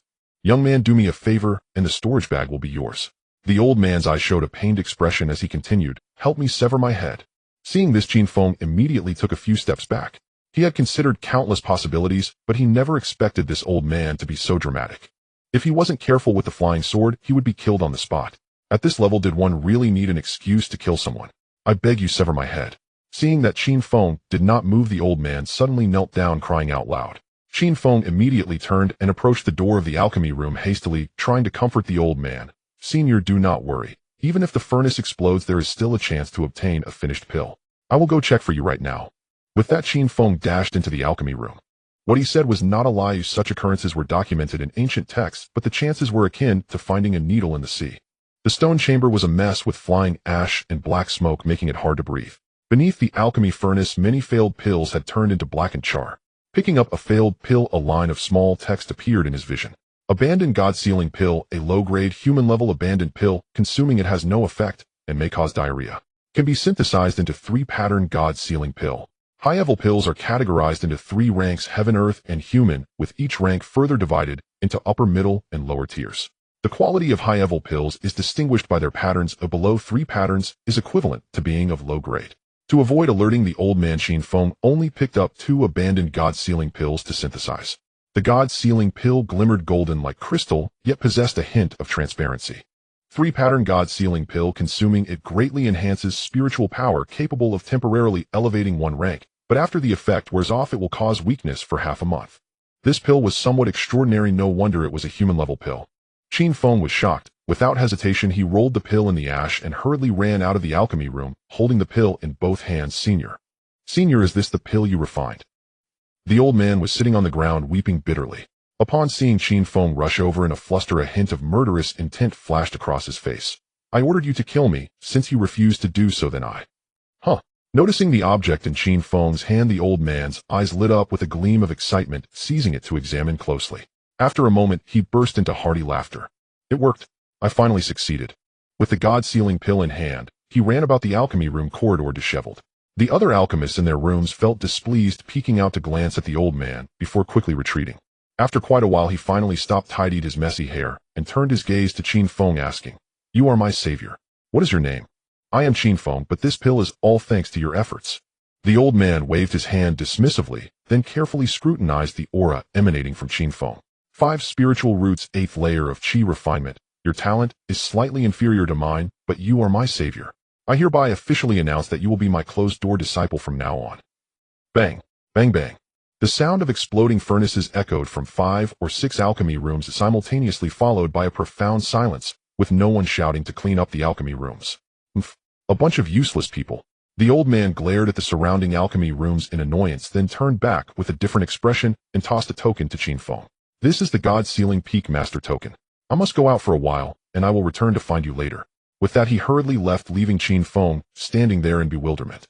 The God-sealing Peak Master token. Didn't that old menial worker say he was the elder of the guest Qin?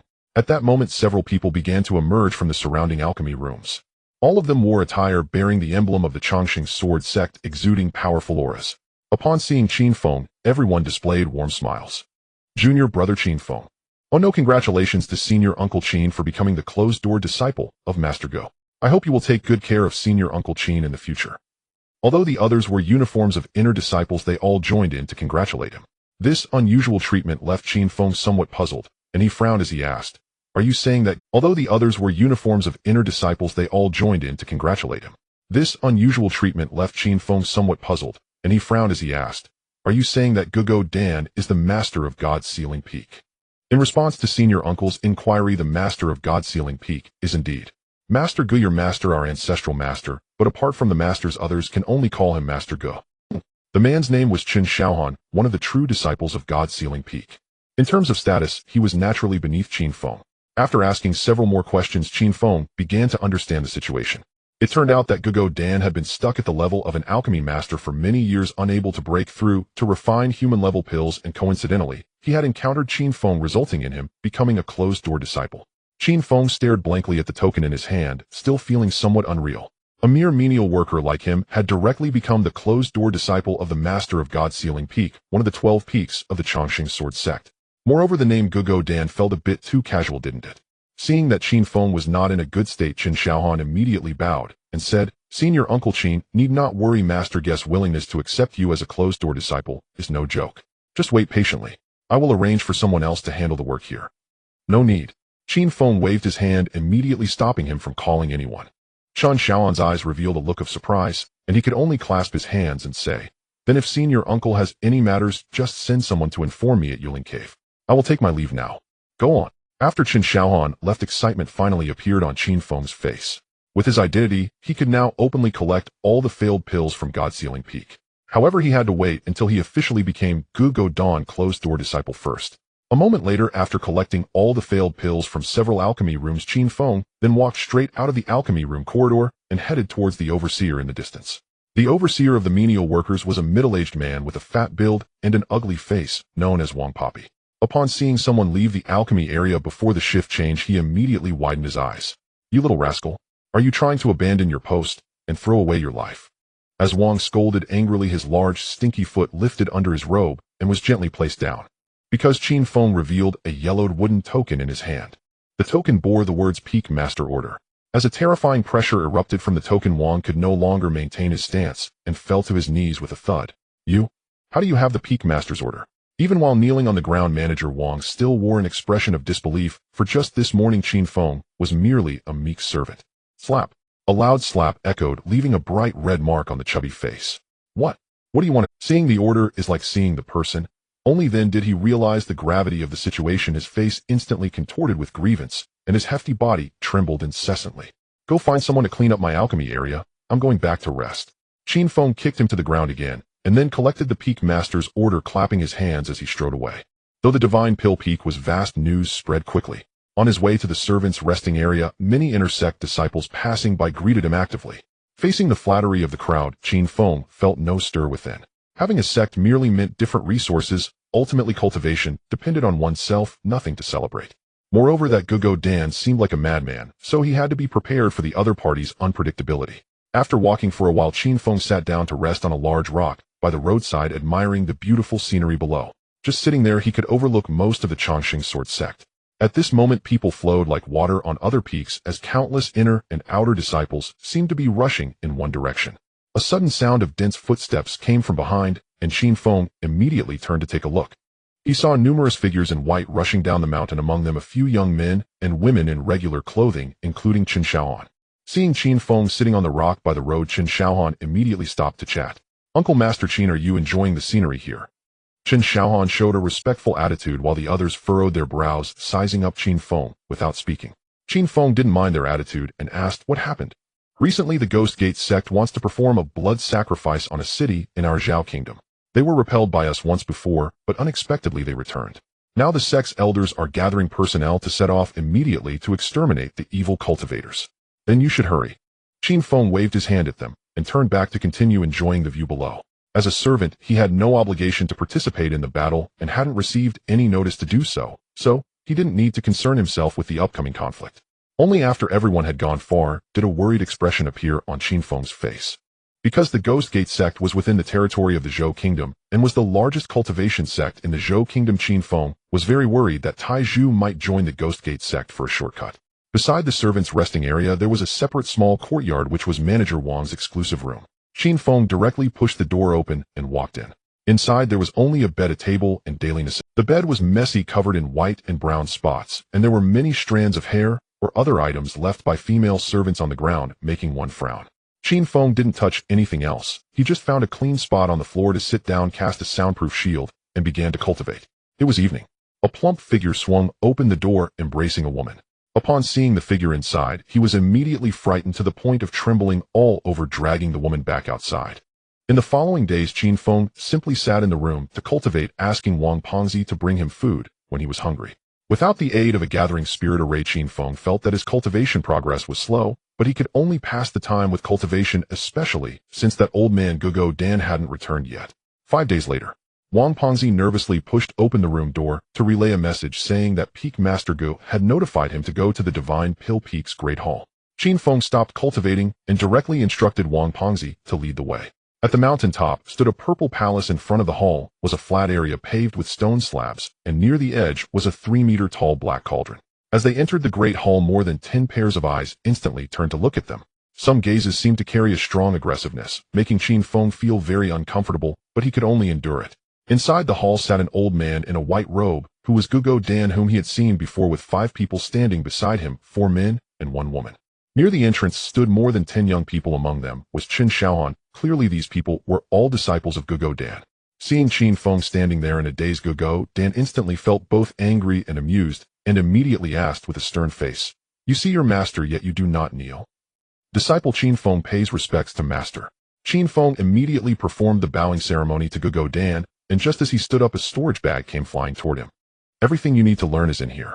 I have to go out for a while. Let your 5th senior sister arrange the rest for you." After saying this, Gugo Dan took his feet off the chair, put on his shoes, and disappeared from the spot.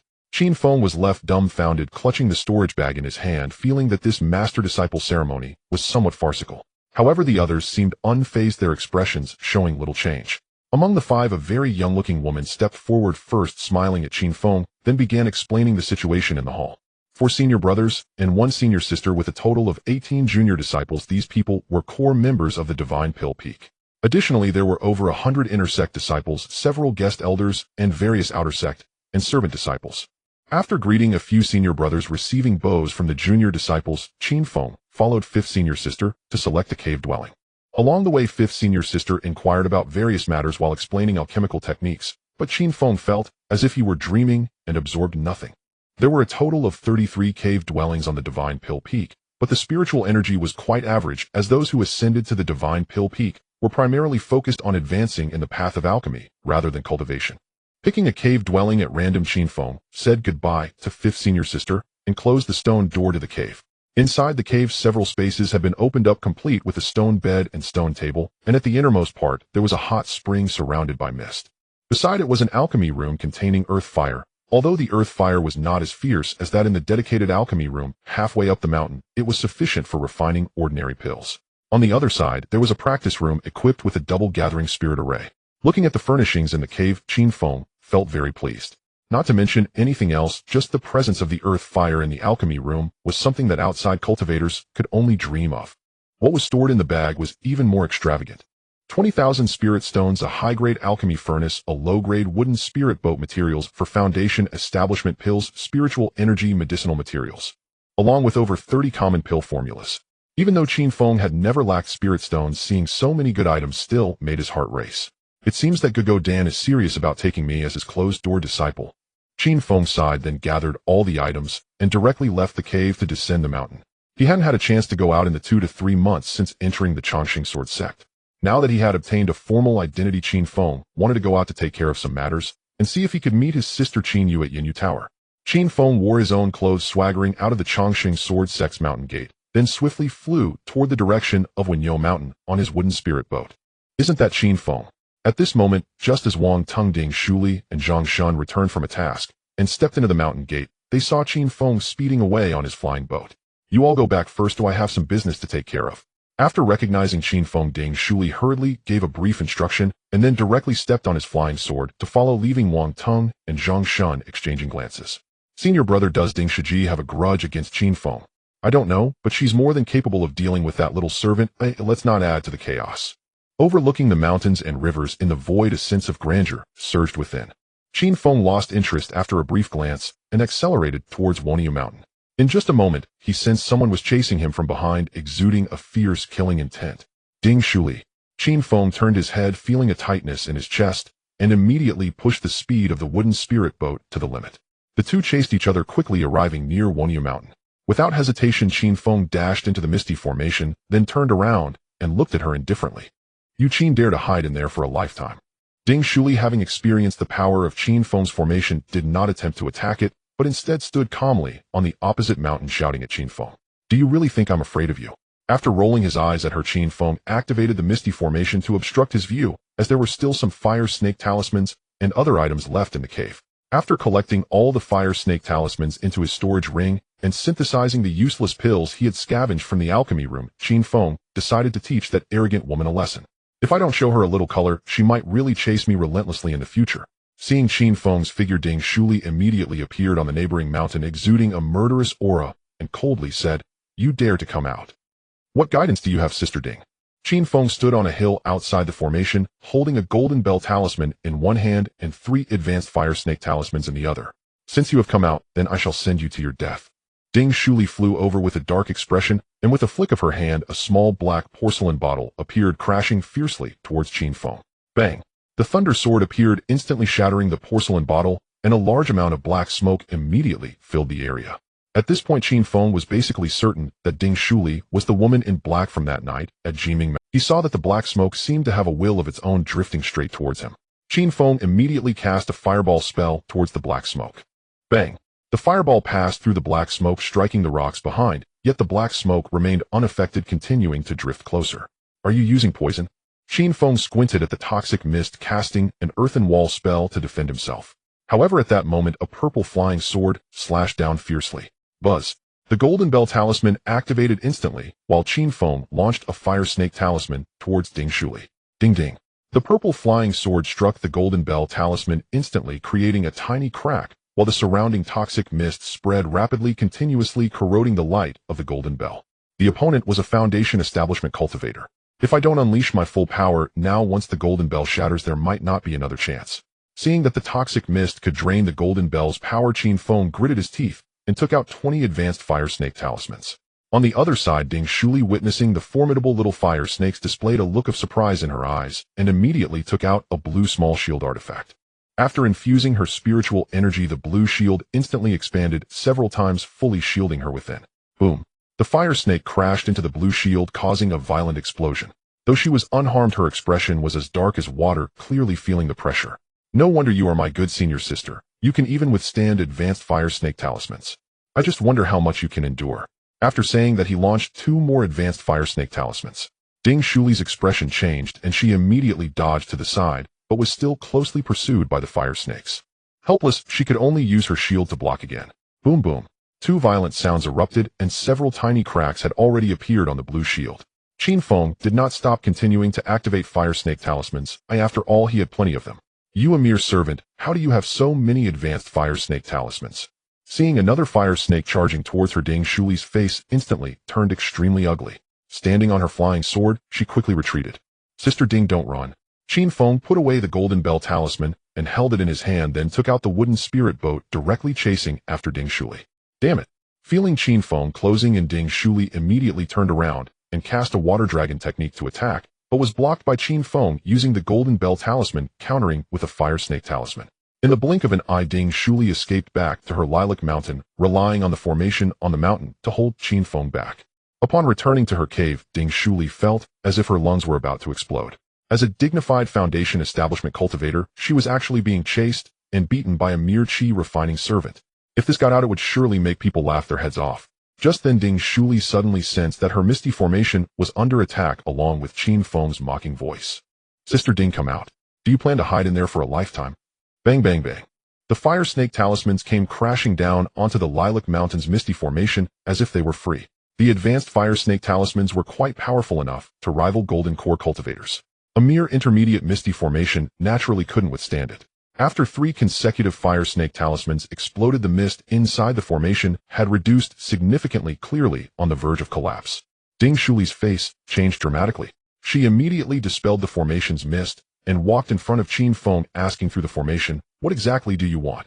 Despite the vast difference in strength, Qin Feng understood that he was relying on the fire snake talismans to counter her. If it came to a real fight, neither could do anything to the other. Looking at her disheveled hair and exhausted appearance, curiosity flashed in Qin Feng's eyes as he directly spoke to her. "I just want to see senior sister." Though he didn't specify what he wanted to see, Ding Shuli had already guessed. Her hands couldn't help but clench into fists, her silver teeth grinding furiously. She wanted very much to rush out and tear him to pieces, but he possessed the Golden Bell Talisman and numerous fire snake talismans. Qin Feng's eyes held an increasing hint of threat, and he spoke leisurely. "Sister Ding, I won't do anything. Ooh, just a look, is that okay?" Ding Shuli felt like she was about to spit blood in anger. Although she wanted to leave, Qin Feng would not let her go. However, she had invested so much effort into this Lilac Mountain cave, how could she easily abandon it? Moreover, he wasn't someone who hadn't seen before. Thinking of this, a faint blush appeared on Ding Shuli's face, and she spoke icily. "You can look, but from now on we owe each other nothing. It seems Sister Ding intends to break the net with me." Qin Feng picked up a fire snake talisman in each hand, ready to activate them. Ding Shuli was immediately frightened and took a few steps back, hurriedly reaching to untie the rope around her chest. Coat, long skirt, corset. Standing by the transparent misty formation, one person silently admired, while the other blushed, revealing herself. The temperature in the air seemed to rise at that moment. Qin Feng's face turned crimson, while Ding Shuli closed her eyes, as if she were a fish at the mercy of others. After watching for a long time, Qin Feng directly turned around, controlling the wooden spirit boat to leave, while leaving behind a phrase, "He'll let you off today, and if I'm in a good mood in the future, he'll come see you again." Humiliated, Ding Shuli immediately put on a black robe and shouted at his back, "I will definitely kill you." "Then he'll wait," Qin Feng casually replied, leaving even faster. On the way to Taishan Square, Qin Feng felt his heart still pounding, while also doubting whether he was too perverted. Seeing a cold, murderous woman submit under his pressure brought him an inexplicable comfort. However, Qin Feng quickly adjusted his mindset. He might not be a good person, but Ding Shuli was definitely a bad person. The moment she made her decision that night at Shindan Peak, she was destined to face his wrath. In the cultivation world, what is known as good and evil is all false. Only the survival of the fittest is true. At this moment, the wooden spirit boat had already arrived near Taishan Square. Qin Feng found a secluded spot to land, put on the black robe he had synthesized, and then leisurely walked into Taishan Square to inquire about matters. "Fellow Taoist, is there a Yinyu building nearby?" "Yes, there is, but the location." Seeing the other party stammering, Qin Feng immediately handed over 2 spirit stones, successfully obtaining the exact location of Yinyu building. As he entered the Iron Mountain Square, a cacophony of sounds struck him immediately, with vibrant flowers blooming all around and countless passers-by bustling about. After traversing a few streets, he finally found the Misty Rain Tower. As Qin Feng stepped through the entrance, a young attendant rushed up to greet him. "Master, are you here to purchase a sword?" "I am looking for your young Master Qin." "Who are you?" "Qin Feng." "Oh, it's young Master Qin. Please follow me." Upon hearing Qin Feng's name, the attendant's face immediately lit up with a warm smile, as he led Qin Feng to the 3rd floor of the Misty Rain Tower. The 3rd floor was a vast open space lined with numerous scrolls, while over a dozen spirit birds were feeding nearby. A woman dressed in black sat quietly by the window, her face obscured by a veil, making her features difficult to discern. After the attendant exchanged a few words with the young woman, he hurriedly left, leaving Qin Feng puzzled. It was not surprising for them to address him as young Master Qin, but this young woman was clearly not Qin Yu. The woman removed her veil, revealing a delicate visage, and respectfully bowed to Qin Feng, asking, "Young Master Qin is here to see the young lady, correct?" "Is she here?" "The young lady has informed all the branches of Misty Rain Tower that they should report immediately upon hearing any news of you. By the way, there are also items sent by your friend waiting for you, but you will have to wait a few days." "How long will I have to wait?" "If young Master Qin doesn't mind, I can notify the young lady right now." She will come with the items within 3 days at most. The woman displayed a look of inquiry on her face, while walking over to a small palm-sized blue spirit. Qin Feng had seen this spirit bird in ancient texts. It was a Qin Feng bird known for its speed and stealth, capable of traveling vast distances in a single day. It was used in the cultivation world for delivering messages. Then please inform her, I wish to meet her. 3 days may seem long for mortals, but for cultivators, it was merely a fleeting moment. After leaving the Misty Rain Tower, Qin Feng randomly found a shop, where he purchased 20 spirit fruits and 40 stalks of purple ginseng flowers for 600 spirit stones. Finally, he rented a room at a nearby inn. As he prepared to duel with Ding Shuli today, Qin Feng realized that his methods were too simplistic. He lacked sufficient talismans, and found his fire serpent talisman's attacks monotonous. He needed to acquire more magical treasures to decisively defeat her. At that moment, the table in his room was adorned with 16 reddish-brown fruits and 32 stalks of purple ginseng, resembling ginseng. He cast a soundproof barrier in the room and set up a divine sense restriction. Finally, Qin Feng curiously picked up a brown spirit fruit, eager to see what it could ultimately synthesize. Common spirit fruit, a fruit produced by a spirit tree with fire attributes. Consuming it can refresh the mind and promote tranquility. Can be synthesized. After synthesizing the 16 spirit fruits 3 times, he successfully obtained 2 fire spirit fruits. Fire spirit fruit, a fruit from the fire spirit tree. Consuming it can improve one's fire spirit root and increase cultivation speed. Can be synthesized. Centennial fire spirit fruit improves fire spirit roots, accelerates cultivation speed, and has a chance to break through bottlenecks. Qin Feng was unsure of the price of the Centennial fire spirit fruit, but exchanging 16 common spirit fruits for a genuine spirit fruit was undoubtedly a significant gain. With increasing experience in synthesis, Qin Feng was now able to operate it skillfully. After synthesizing the 32 stalks of purple ginseng 4 times, he successfully transformed them into 2 stalks of 10,000-year purple ginseng. 10,000-year purple ginseng, an extremely rare medicinal herb that can improve constitution, enhance spiritual energy absorption, and has a probability of improving bloodlines. It could still be synthesized further. As long as he had enough materials, he could continue the operation. However, Qin Feng was hesitant to proceed. Medicinal herbs that took 10,000 years to grow were already incredibly rare. If he were to synthesize something like a sentient ginseng and attract heavenly phenomena, it would be beyond his control. Better to be content with small gains than to risk everything. If he lacked spirit stones, he could always operate a few more times. Now it's time to purchase supplies. He stored the medicinal materials in his storage bracelet, donned a black robe, and headed straight for the Qiyuan Pavilion. The streets aside from Qiyuan Pavilion were filled with many larger and more impressive shops. However, the shopkeepers inside always gave Qin Feng a sense of unreliability compared to Zilinger. As Qin Feng entered Qiyuan Pavilion, Zilinger was leading a middle-aged female cultivator dressed in a gray robe to purchase items when a maid immediately approached him. "Dear guest, how can I help you?" "I'll just look around myself." Qin Feng interrupted her introduction and began to survey the shop. Though the shop had just opened, it seemed to be doing much better lately, with a steady stream of cultivators coming and going. The shelves around the shop were adorned with many valuable items. There were numerous medicinal materials, pills, and various types of magical artifacts. After a while, Zilinger finished her tasks and walked wearily toward a hidden passage. Qin Feng waved to her, and although Zilinger looked puzzled, she quickly approached him. "Dear guest, do you need any assistance?" "I come to sell items." Qin Feng spoke with a mouthful of beef jerky, his words somewhat muffled. Zilinger revealed a cunning smile, stuck out her tongue at Qin Feng, and then turned to lead him into the hidden passage. Upon entering the room, Zilinger collapsed onto a chair and asked, "What good items do you have this time?" "Centennial fire spirit fruits, 10,000-year purple ginseng. Is your Qiyuan Pavilion's budget sufficient?" "You really have these 2 items?"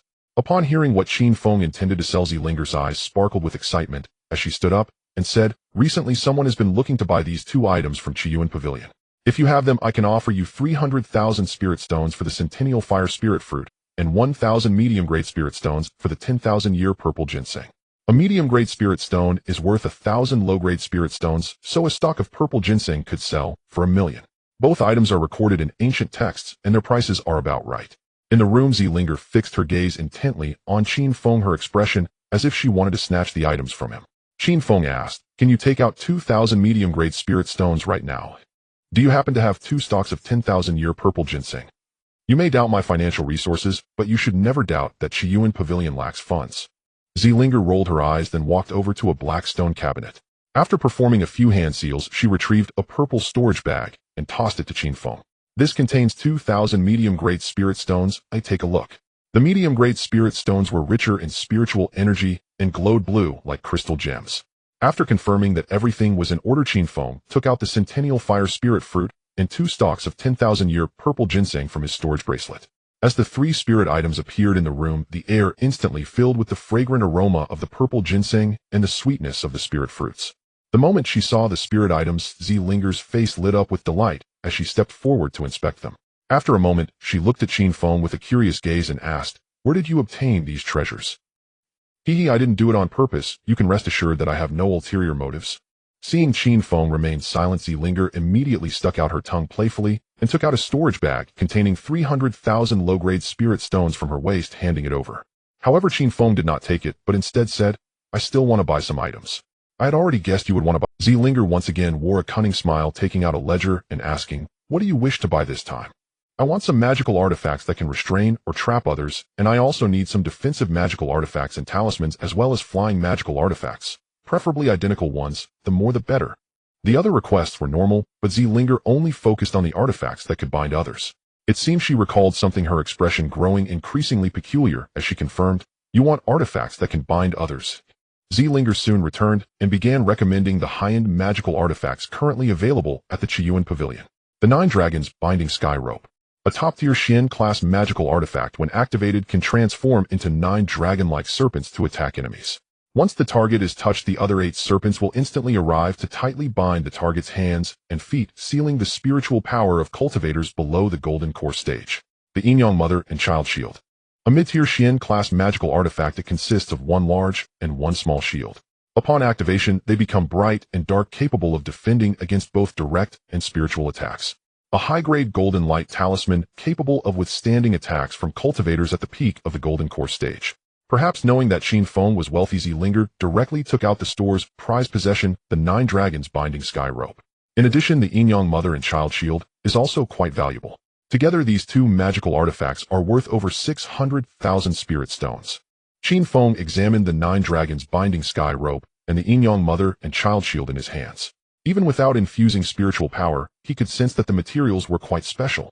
He was very satisfied with these 2 items. Even Golden Core stage cultivators and transformation stage experts generally use Xian-class magical artifacts.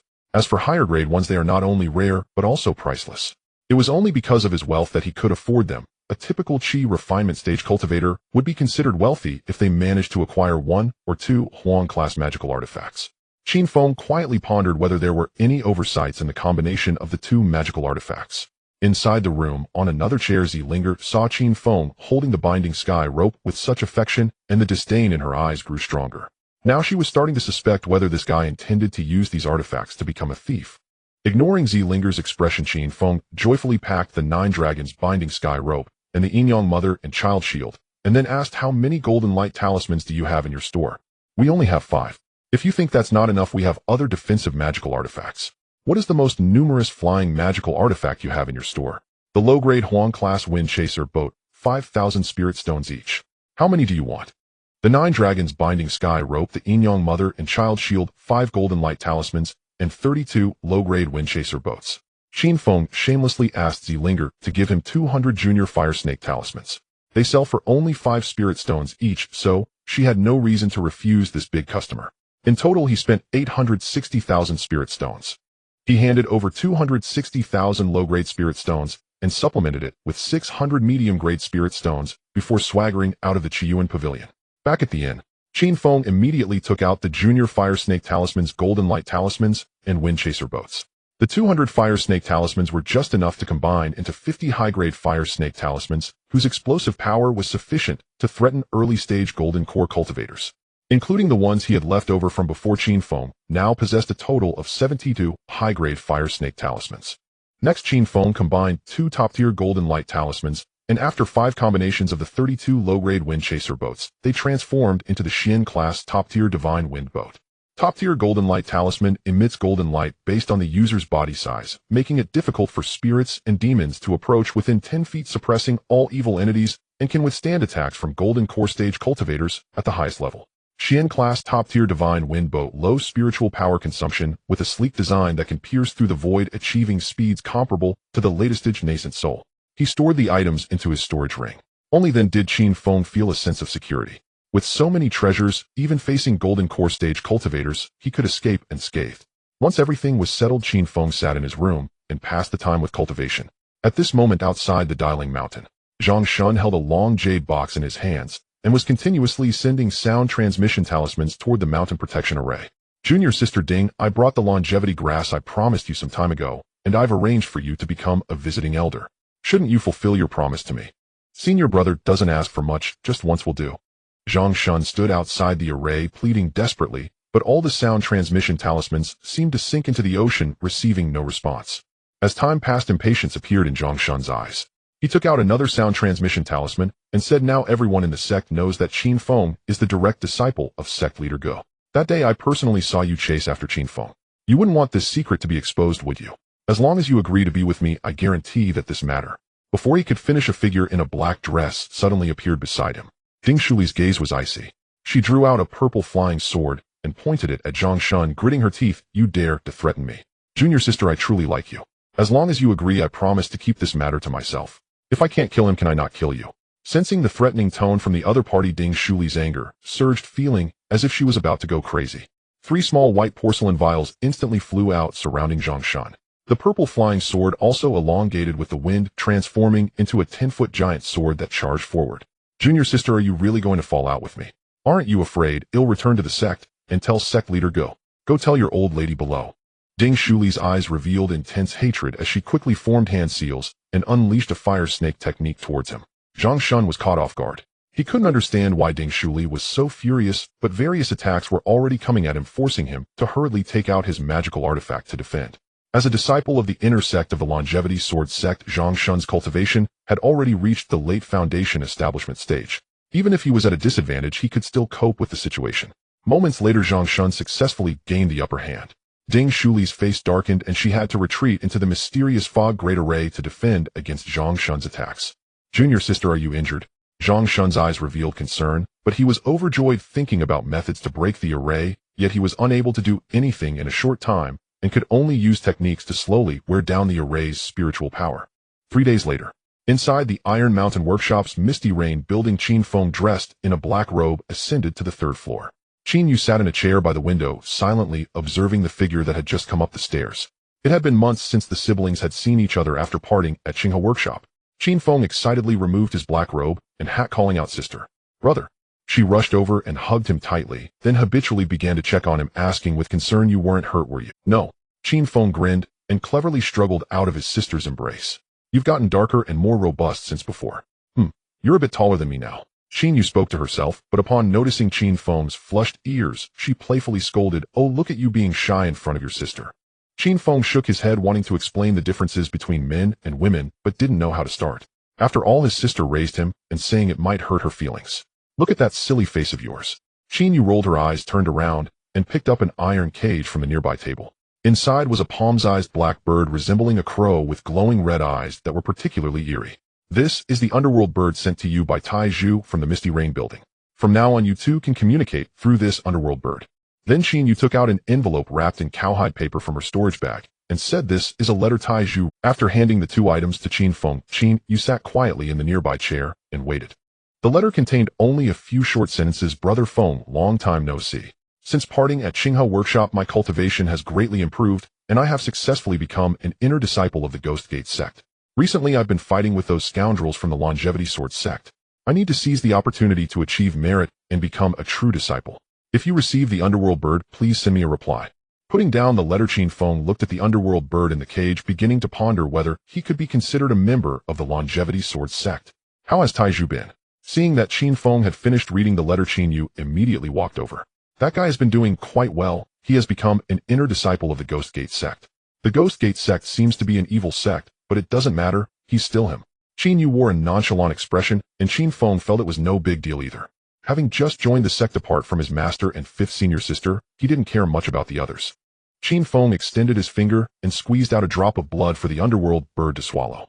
He then found paper and a pen to write a reply to Tai Zhu, stuffing the letter into the underworld bird's mouth before releasing it. After swallowing the blood of both individuals, even the underworld bird from far and wide could accurately deliver messages, so Qin Feng was not worried about it being unable to find him in the future.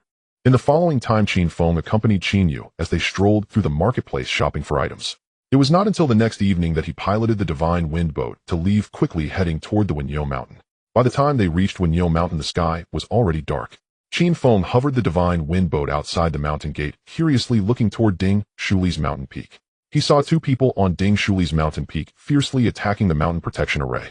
One of them was Zhang Shun, and the other was Wang Tong.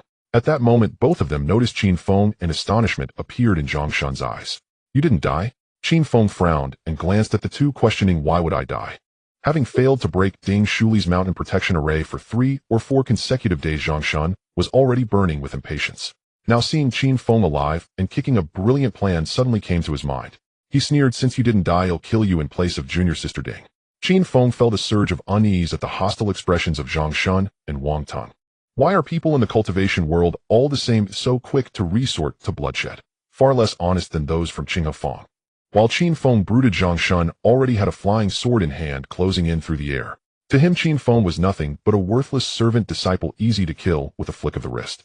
Seeing the other press forward step by step, terror flitted across Qin Feng's eyes. He turned his flying boat and fled, though much slower than when he came. Still trying to run, Zhang Shun sneered, spiritual energy roaring from his feet as he launched himself. A late Foundation establishment cultivator's full burst speed is astonishing. Within 2 breaths, Zhang Shun had already caught up behind Qin Feng. At that moment, Qin Feng suddenly looked back, staring in terror past Zhang Shun and shouting, "Senior sister Ding, don't kill him." "What?" Zhang Shun frowned, a murderous gleam springing to his eyes. He turned only to find nothing behind him. Realizing he had been duped, he formed hand seals and cast a water shield before him. The moment the water technique took shape, 2 3-foot fire snakes arrived in succession. One slammed into the water shield with a violent explosion, while the other darted straight into Zhang Shun's chest. This is an advanced fire snake talisman. Watching his water shield shattered in an instant, Zhang Shun's face went pale. Before he could react, a stabbing pain ripped through his chest, and then his consciousness faded as a thunderous blast rent the night. A fierce ball of flame tore open the void of night. When the blaze winked out, Zhang Shun was gone. No corpse, not even his storage pouch, remained. "Alas, it's a pity Taiju isn't here, otherwise I could add a Foundation establishment soul to the one." Hun Fan Qin Feng murmured. With a sigh, he guided the Shenfeng Zhou back toward Wang Tong on Dingxiang Shan. Zhang Shun had been a late Foundation establishment cultivator. Had Qin Feng not used a little trick, he would very likely have escaped, which was why the ruse was necessary. He had not expected it to go so smoothly. On another ridge, seeing Qin Feng turn back, Wang Tong was struck dumb with terror. He wanted to run, but feared a worse fate, forcing a smile as he stammered, "Brother Qin Feng, this is all a misunderstanding. If you have any demands, name them." Qin Feng watched him with an unreadable face, withdrew the Benlei Jian from his storage ring, and said coldly, "The misunderstanding is between me and senior brother Zhang. There is no grudge with you. We have no deep hatred. Cultivation is hard enough. There's no need for violence." Wang Tong forced a bitter smile, raising both hands to show he had no intent to fight. "But if the roots are not removed, the grass will regrow." Even so, Qin Feng would not let him go. After a pause, Qin Feng said softly, "Brother Wang, would you like to hear a story?" "What story?" Wang Ting asked. "Actually, I am from Qin Feng. My elder sister was born beautiful and caught the covetous eye of a wealthy household in Wangjia village that insisted she become a concubine. By chance, Qin Mao stepped onto the path of cultivation and promptly killed that entire family." After those few words, a cold gleam flashed in Wang Teng's eyes, but his smile remained as he echoed angrily, "That rich family wanted to force the girl. Brother Qin did well to kill them." Qin Feng's face showed a trace of regret as he shook his head and sighed, "It's a pity." "A pity what?" Wang Ting asked, puzzled. As he looked up, he found a crimson little snake already at his brow. "You dare to ambush me?" Wang Teng's face fell. Before he could react, the blazing serpent consumed him. "Now there is no pity," Qin Feng said flatly as he looked at the skeletal remains on the ground, then fixed his gaze on Ding Shuli's mounting gate formation. Zhang Shun and Wang Tong were dead. Only senior sister Ding remained. In the black night, Dingxiang Shan lay utterly silent. Qin Feng stood motionless, staring at the mist on the mountainside, and reckoning how many fire snake talismans it would take to blast the formation open. At that moment, the mountain mist began to part, revealing a slender silhouette. Ding Shuli appeared haggard. Though she did not wish to face Qin Feng, she could not avoid coming out. Having witnessed Qin Feng's methods, Ding Shuli knew he was far more dangerous than the fool Zhang Shun. If she did not appear to guard the formation, the endless barrage of fire snake talismans would surely break it. Standing inside the formation, Ding Shuli explained expressionlessly, "They tried to kill you and frame me. It was not my intention to kill you." Qin Feng held a fire snake talisman between his fingers and asked coldly, "So you no longer intend to kill me?" At that indifferent look, Ding Shuli felt sudden panic. One cannot hide a killing intent in the eyes. She only stared coldly at Qin Feng, saying nothing. It seemed she did not fear death. Qin Feng understood, produced 5 advanced fire snake talismans, and prepared to infuse them with spiritual energy. At that moment, Ding Shuli voluntarily opened the formation. She stood and slowly closed her eyes, lifting her pale neck as if resigned to die.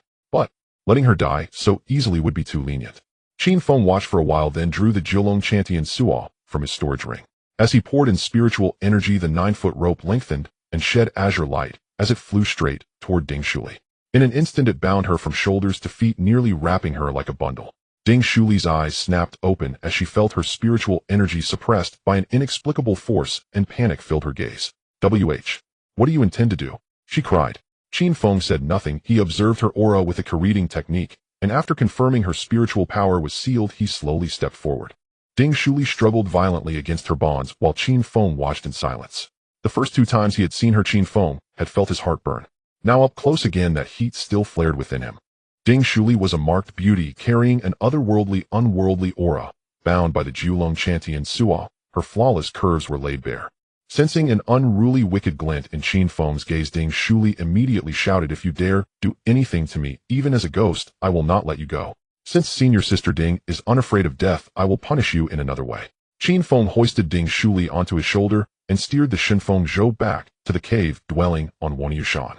After dumping her on the ground, Qin Feng pulled many ancient books from his storage ring and began searching for what female cultivators who have reached a certain realm care greatly for chastity. Now Ding Shuli was truly frightened and spat, "You filthy rogue, may you meet a miserable end. If you treat me like this, are you not afraid someone will do the same to your sister?" A sharp slap echoed through the cave, 5 finger marks bloomed on Ding Shuli's cheek, and she fell silent. Qin Feng narrowed his eyes and said coldly, "You are unfit to be compared with my sister, understand?" Ding Shuli, aggrieved, nodded and immediately burst into tears. Her mournful wailing grated on the nerves, so Qin Feng threw the book at her and told her to read it herself. When she saw the title read Kuile Lians of a Puppet Refining Method, terror instantly flooded Ding Shuli's eyes. Ding Shuli trembled as she asked, Do you want to turn me into a puppet? What else? Do you think I desire your body?" Qin Feng revealed a look of disdain, and his eyes picked up the puppet refining method from the ground and began to search for the necessary materials. Leaning against the stone wall, Ding Shuli became even more flustered and immediately started crying loudly. Qin Feng impatiently said, "Can you be quiet for a moment?" But she didn't listen. Instead, she cried even louder. With no other choice, he turned her over and slapped her hard on the backside. Smack! The cave fell silent for a moment, and a flush appeared on Ding Shuli's face as she immediately yelled, "Bastard, I will kill you." Smack! The response was another merciless slap. This time she dared not curse loudly, only glaring at him with resentful eyes. Qin Feng ignored her and quickly flipped through the books. In truth, the methods for refining puppets were not as terrifying as they seemed. It merely involved laying down controllable restrictions within the heart and divine sense of the target. To perform the puppet refining method, one must go through various tedious processes and spend a large amount of materials. After just a moment of looking at it, Qin Feng decided to give up, deeming it too troublesome and a waste of time better spent on cultivation. The cave gradually fell quiet. As the oil lamp flickered, Ding Shuli cautiously asked, What do I have to do to avoid being turned into a puppet?" Qin Feng glanced at her body indifferently and asked, "How old are you? Where are you from?" "I am 20, from the Snowy Plains region." "At such a young age you traveled all the way from the Snowy Plains to Zhao country just to steal a few immortal herbs." Ding Shuli's eyes revealed a hint of sadness, and she fell silent as if this conversation had stirred memories of her past. Qin Feng was too lazy to ask any more questions. However, the fact that she had tried to harm him was a reality, and she had to pay some price for it. Thus he politely asked, "Are you willing to give your body to me?" As he spoke those words, Qin Feng felt a bit flushed. Having been a virgin in both of his lives, he was extremely curious about this matter, but lacked experience. Ding Shuli fell silent. It seemed as if she was being forced into consent. "I have a condition," Ding Shuli said with her eyes closed. "That's fine, but we must be clear after this. 3 days, this is the first." Until the red plum blossoms, Qin Feng realized that she, like him, was inexperienced. That night was destined to be sleepless. Morning. When the first rays of sunlight shone on Wanya Mountain, Qin Feng, looking exhausted, carried Ding Shuli out of the cave. After sending her to the Lilac Mountain, he took a few steps back to maintain a safe distance, then used his magic to retrieve the 9 dragons binding sky rope. Ding Shuli glanced at him expressionlessly before limping into the midst of the mountain gate formation. Qin Feng awkwardly rubbed his nose, secretly regretting whether he had been too violent. However, the deed had been done, and regret seemed futile. Returning to Wanya Mountain, Qin Feng directly swallowed a spirit continuation pill, then sat down in the 5-fold spirit gathering array to begin secluding himself in cultivation. With the boost from the spirit gathering array and the spirit continuation pill, he cultivated for 7 consecutive days. His strength remained at the 8th level of Qi refinement, and Qin Feng couldn't help but feel speechless, sighing, "This must be what they call a bottleneck." Encountering a bottleneck in cultivation is something every cultivator experiences. It requires a certain amount of accumulation to find the opportunity for breakthrough. However, Qin Feng was not anxious. It was just a mere bottleneck. If it became too troublesome, he could always go to Iron Mountain Workshop again and get some century-old spirit fruits. He might as well consider it a rest. He walked straight to the cave entrance, sat on the steps, and began reading the Flying Thunder Sword technique. The Flying Thunder Sword technique focuses on speed dominance and lethality. Ordinary cultivators can wield swords to kill, but that kind of action pales in comparison to the Flying Thunder Sword technique, akin to an ordinary person wielding a long sword against a skilled swordsman. The strength difference is clear. The Flying Thunder Sword technique is not limited to just lightning attribute cultivators. Water attribute cultivators can also produce lightning after mastering it. With his complete mastery of all 5 elemental attributes, Qin Feng faced no obstacles in practicing it. Realizing that this technique was quite valuable, Qin Feng immediately began to practice. In the void above Wanyu Mountain, a dark black flying sword darted back and forth, crackling with the sound of lightning, though it failed to generate true thunder. The thunder-striking sword technique consumed spiritual energy much faster than ordinary flying sword techniques. After less than half an hour, the spiritual energy in his dantian was completely depleted, forcing him to return to the cave to recover. At night, he practiced the 5 Emperors' Qi guiding technique, and during the day, he practiced the thunder-striking sword technique. Qin Feng felt that this lifestyle was quite fulfilling. In the blink of an eye, another month had passed. On this night, while he was cultivating, Qin Feng suddenly felt the identity token in his storage ring vibrate. Taking out the identity token of Shendan Peak, a stream of information instantly entered Qin Feng's mind through the token. There is an urgent matter in the sect. Return quickly. What's the big deal? Qin Feng, feeling annoyed, put away the token, collected all his belongings into the storage ring, and then rode the divine wind boat out of the Wanyu Mountain formation, flying towards the direction of the Chongqing Sword sect. At the same time, on the opposite mountain, a cold silhouette also rose into the air on a flying sword, evidently having received the same summons from the sect. Ding Shuli merely glanced at Qin Feng, said nothing, and accelerated to leave. Qin Feng ignored her, leisurely following behind, and when no one was paying attention, he directly ascended to a height of 10,000 meters. Chirp! A raspy bird call echoed in the void as Qin Feng extended his arm and opened his palm, and a shadow flew out from the clouds, landing in his hand. The Yomi bird stabilized itself and immediately spat out a letter which read, "The elder of the Chongqing Sword sect has stolen our Ghost King sect's Ghost Witch Saintess. A bloodbath will commence in 3 days. Brother Feng, do not go. I am currently heavily injured and recovering in the sect." Seeing the lewd undertones in the text, Qin Feng couldn't help but smile. That Iron Pillar kid finally got it right. Such a battle at this level would only turn low-level cultivators into cannon fodder. I am a disciple of Shendan Peak. I shouldn't need to participate in the battle, right? Worrying about Iron Pillar, Qin Feng immediately began to worry about himself as well. After all, quite a few people from Shendan Peak had gone last time there was a battle. He took out paper and a pen and quickly wrote a few sentences for the Yomi bird to take back. Only then did Qin Feng continue towards the sect. When he arrived at Shendan Peak, a large crowd had already gathered in the open space at the entrance of the main hall. Something seems off. Qin Feng frowned as he observed the crowd ahead. Among these people, many were high-ranking servants, outer disciples, and guest elders, while true inner disciples were few and not a single direct disciple was present. At the front of the crowd, an unfamiliar old man in black was raising the morale of everyone. Recently, the Ghost King sect has frequently invaded the cities of Zhao country, sacrificing tens of thousands of innocent citizens. Since ancient times, righteousness and evil cannot coexist, and as cultivators of Zhao country, we cannot ignore this. This time we will battle the Ghost King sect. A reward of 1,000 spirit stones for each person killed, and 10 people killed grants a quota for inner disciples. Under the encouragement of the old man in black, many cultivators present were flushed with excitement. To move from servant disciple or outer disciple to inner disciple would be a leap in resources and treatment. Qin Feng found these thrilling words quite ironic. All this talk of invading cities was just a pretext. The elder had stolen something from them, and now they were calling for manpower for a brawl. At the back of the main hall entrance, he could vaguely see quite a few direct disciples entering. Qin Feng became even more curious. If they were gathering cannon fodder, why were the direct disciples called as well? And besides, wasn't his identity that of a mid-level figure in Shendan Peak? Qin Feng was puzzled, but still walked towards the main hall discreetly. As he passed by the guest elder's camp, he took a turn and walked straight up to Ding Shuli. A look of panic immediately appeared in her eyes as she quietly reprimanded, "There are so many people here, what do you want to do?" Qin Feng said nothing, stuffing 5 rolled-up high-grade fire snake talismans into her hand, and after hesitating for a moment, he also put a god-sealing pill into her other hand. Upon realizing Qin Feng's intention, Ding Shuli's expression suddenly became complex. "Remember, you still owe me 2 times. After saying this, Qin Feng turned to walk toward the main hall, while Ding Shuli, gritting her silver teeth in anger, felt helpless.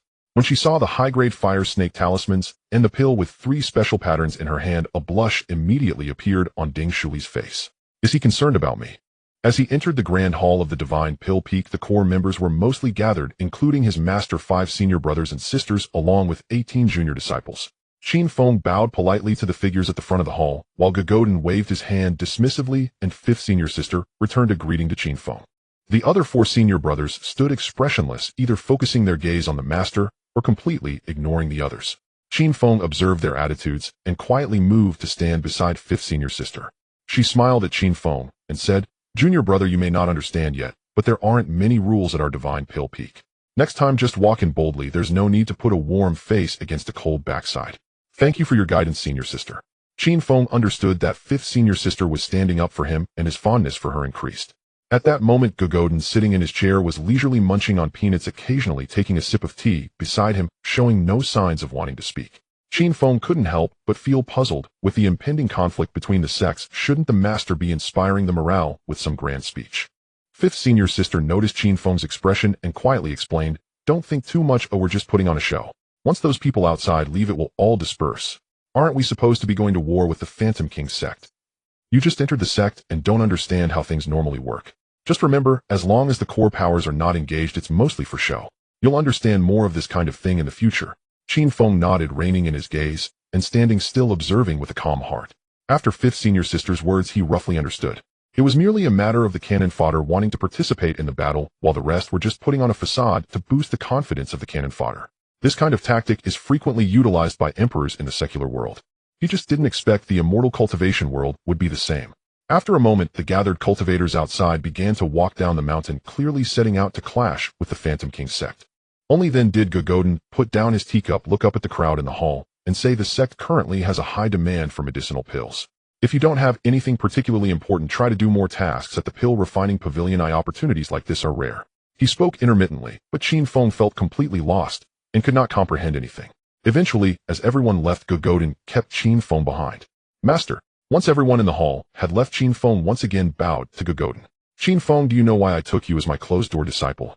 Gogodin leisurely sipped his tea, his gaze fixated on the black dirt beneath his fingernails.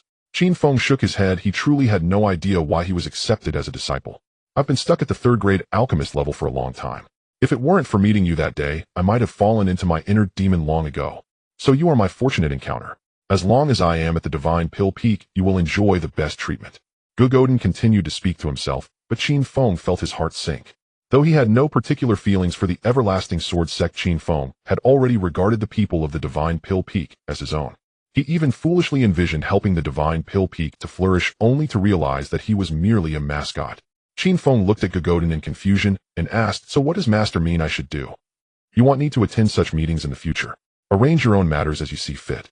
Gogodin's meaning was already quite clear. It was merely that day's coincidence that he owed Qin Feng a favor, granting him the title of a closed-door disciple, so he could live his days comfortably. After leaving the grand hall, Qin Feng specifically sought out manager Wang to help him collect waste pills, and also took some unregulated medicinal seed and planting tools from the sect before returning to Woniya Mountain. Back at the cave dwelling, Qin Feng lit the oil lamp and took out some medicinal seeds from his storage ring. Blood and grass, monkey head flower, tranquil leaf, flower, snow spirit grass. He had dozens of seeds for various herbs. Qin Feng wanted to attempt synthesizing the seeds, but unfortunately the seeds could not be synthesized. He then tried many other items, such as copied techniques and spirit stones. None could be synthesized. It seems there's no shortcut to take. Qin Feng sighed, and once dawn broke, walked out of the cave with his tools. Weeding and tilling, Qin Feng was quite adept at all the processes thanks to his experience working as a handyman at the Everlasting Sword sect. The flat land on Woniya Mountain was about 10 acres, which was incredibly easy work for Qin Feng as a cultivator. Using his flying sword to cut grass and channeling spiritual energy to use tools for tilling, he finally dug ditches and ridges to divide the various herb areas. In just 2 days, Woniya Mountain was transformed, creating 10 acres of fertile land filled with herbs. Each type of herb was planted over half an acre, and altogether, he managed to plant 20 types of rare herbs. Cultivating really is a labor-intensive task. That noon, Qin Feng hurriedly traversed the dense forest with a water bucket balanced on a shoulder pole he had specially made at the Divine Pill Peak, which had a large capacity. Even though Qin Feng was at the 8th level of qi refining, he still felt the burden on his shoulder was as heavy as 1,000 pounds. Fortunately, the load of water he carried back to Wonia Mountain was just enough to irrigate 10 acres. Upon reaching the foot of the mountain, Qin Feng was stopped by a man. The man had well-defined features, fair skin, and appeared to be in his 30s, emanating the indifferent aura commonly found among cultivators. Qin Feng recognized him. He was Ling Tian, the eldest disciple of Godin, and also Qin Feng's senior brother, though they had never communicated before. Seeing the other party holding a purple compass and looking at him with a cold gaze, Qin Feng had already guessed the purpose of his visit and asked, "Senior brother, is there something you need?" "Recently an inner sect disciple died nearby.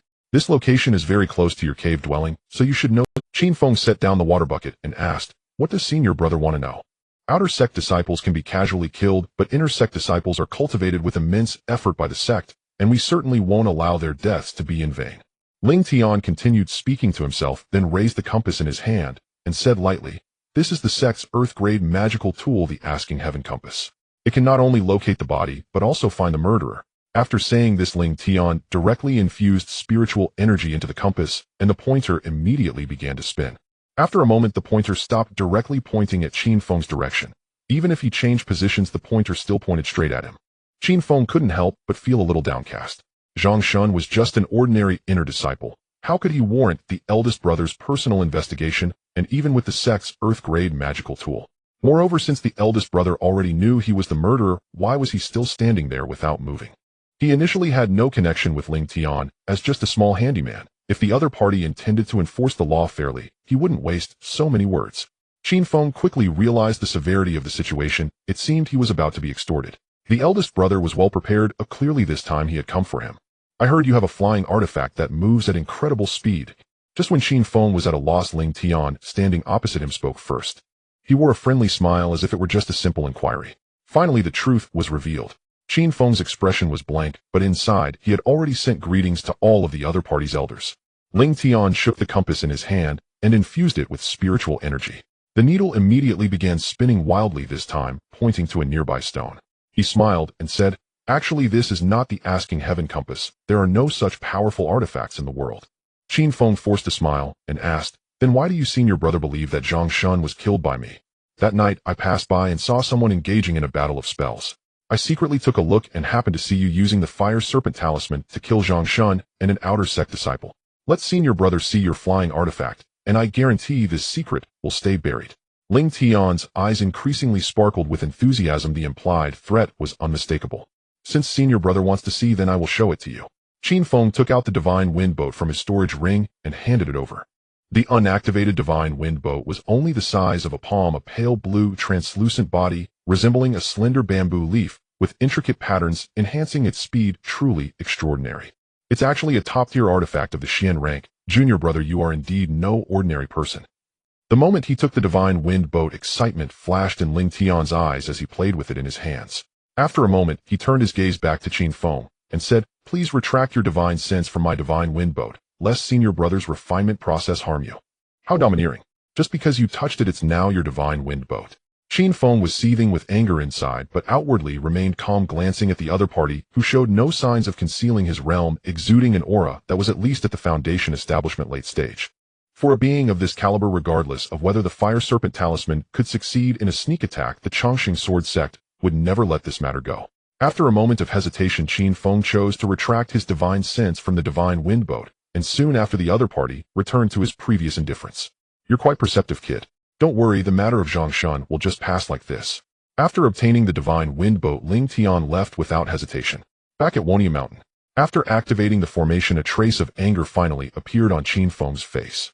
"Good for you, Ling Tian. Of all things to steal, you had to steal mine. You've made a path to your own demise."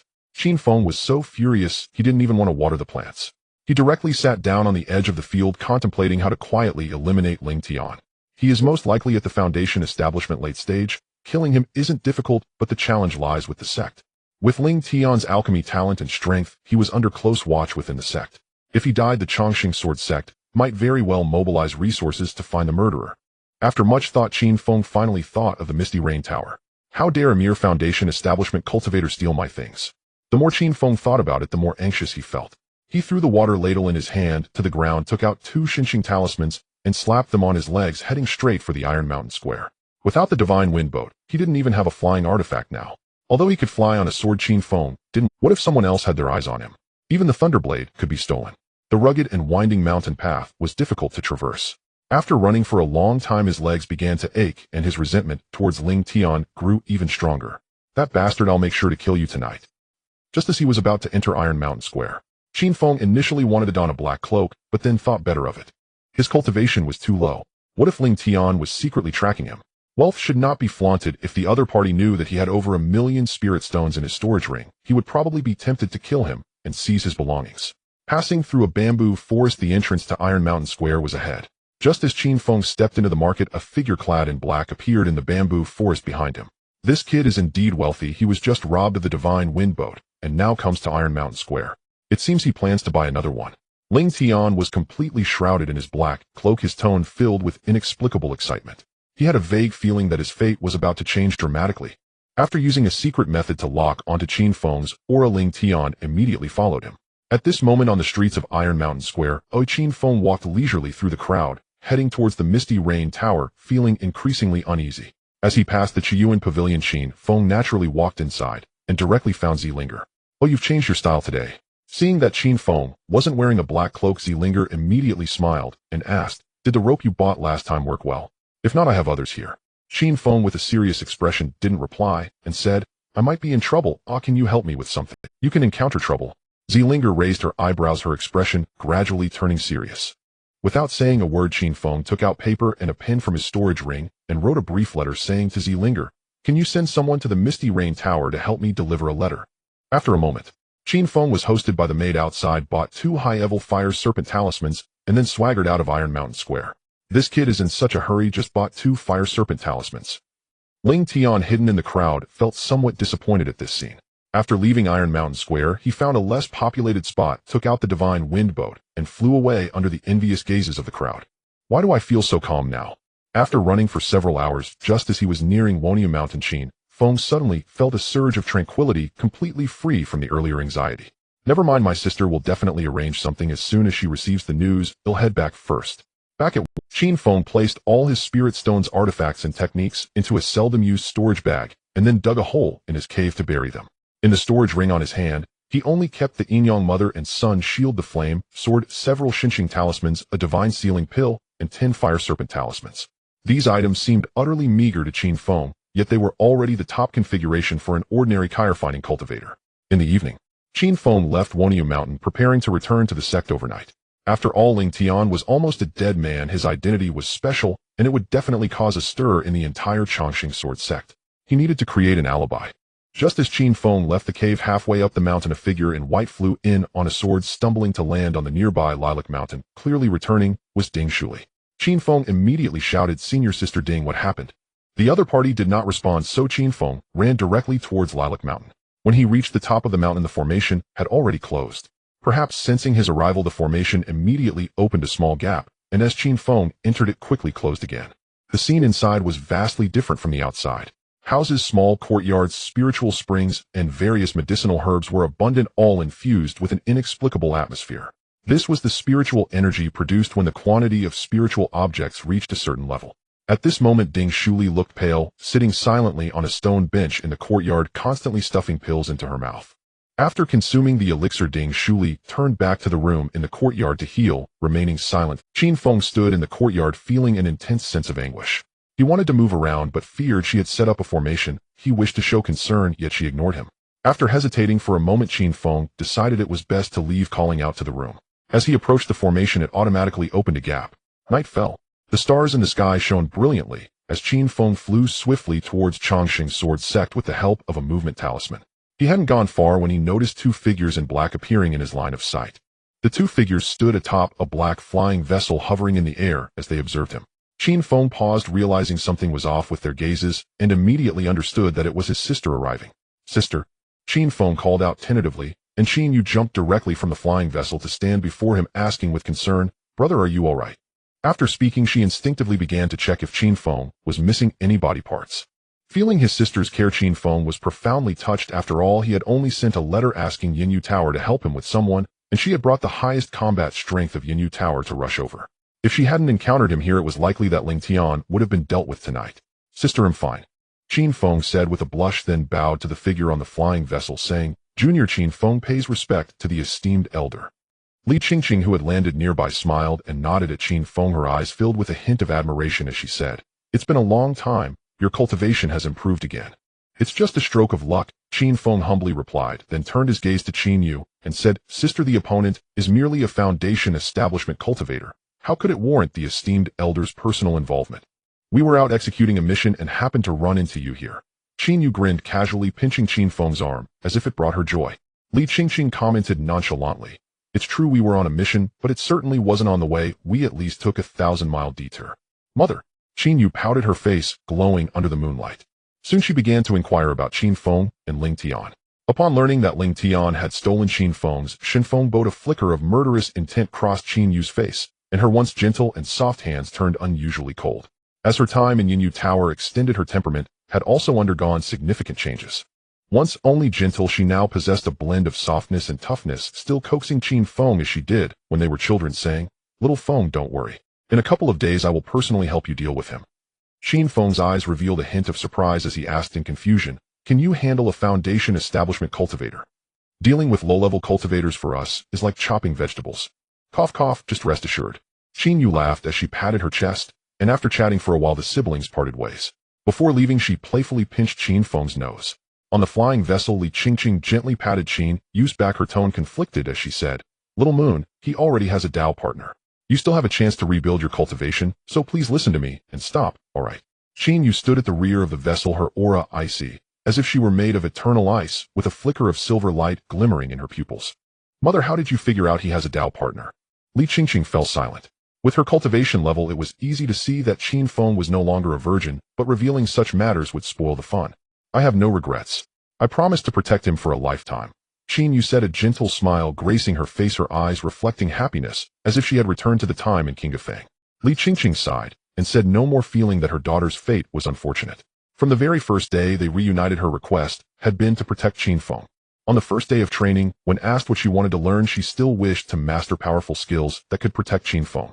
Although Qin Yu was rapidly progressing in martial arts now, the cost was racing against time. If she didn't reach that level within 10 years, she would suffer a backlash of killing intent. Damn Ling Tian. When Qin Feng arrived at the sect, daylight had already broken. After a night of continuous travel, his legs were sore and aching, but Qin Feng felt it was all worthwhile. He had only exerted some effort and used spirit stones, but Ling Tian was risking his life. To avoid arousing suspicion, Qin Feng swaggered into the Chongqing Sword Sect's main gate and headed straight towards the Shindan Peak. This time Qin Feng planned to stay at the sect for an extended period, not only to prolong his stay, but also to draw sufficient attention. When Ling Tian died, he would have an alibi with no suspicion.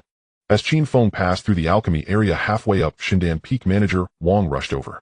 "Qin Xinsher, why have you come in person? I've already packed everything and was just about to send it to you in a while." Manager Wang forced a greasy, flattering smile and quickly took out a small silver iron bottle from his storage ring, saying, "Everything is inside.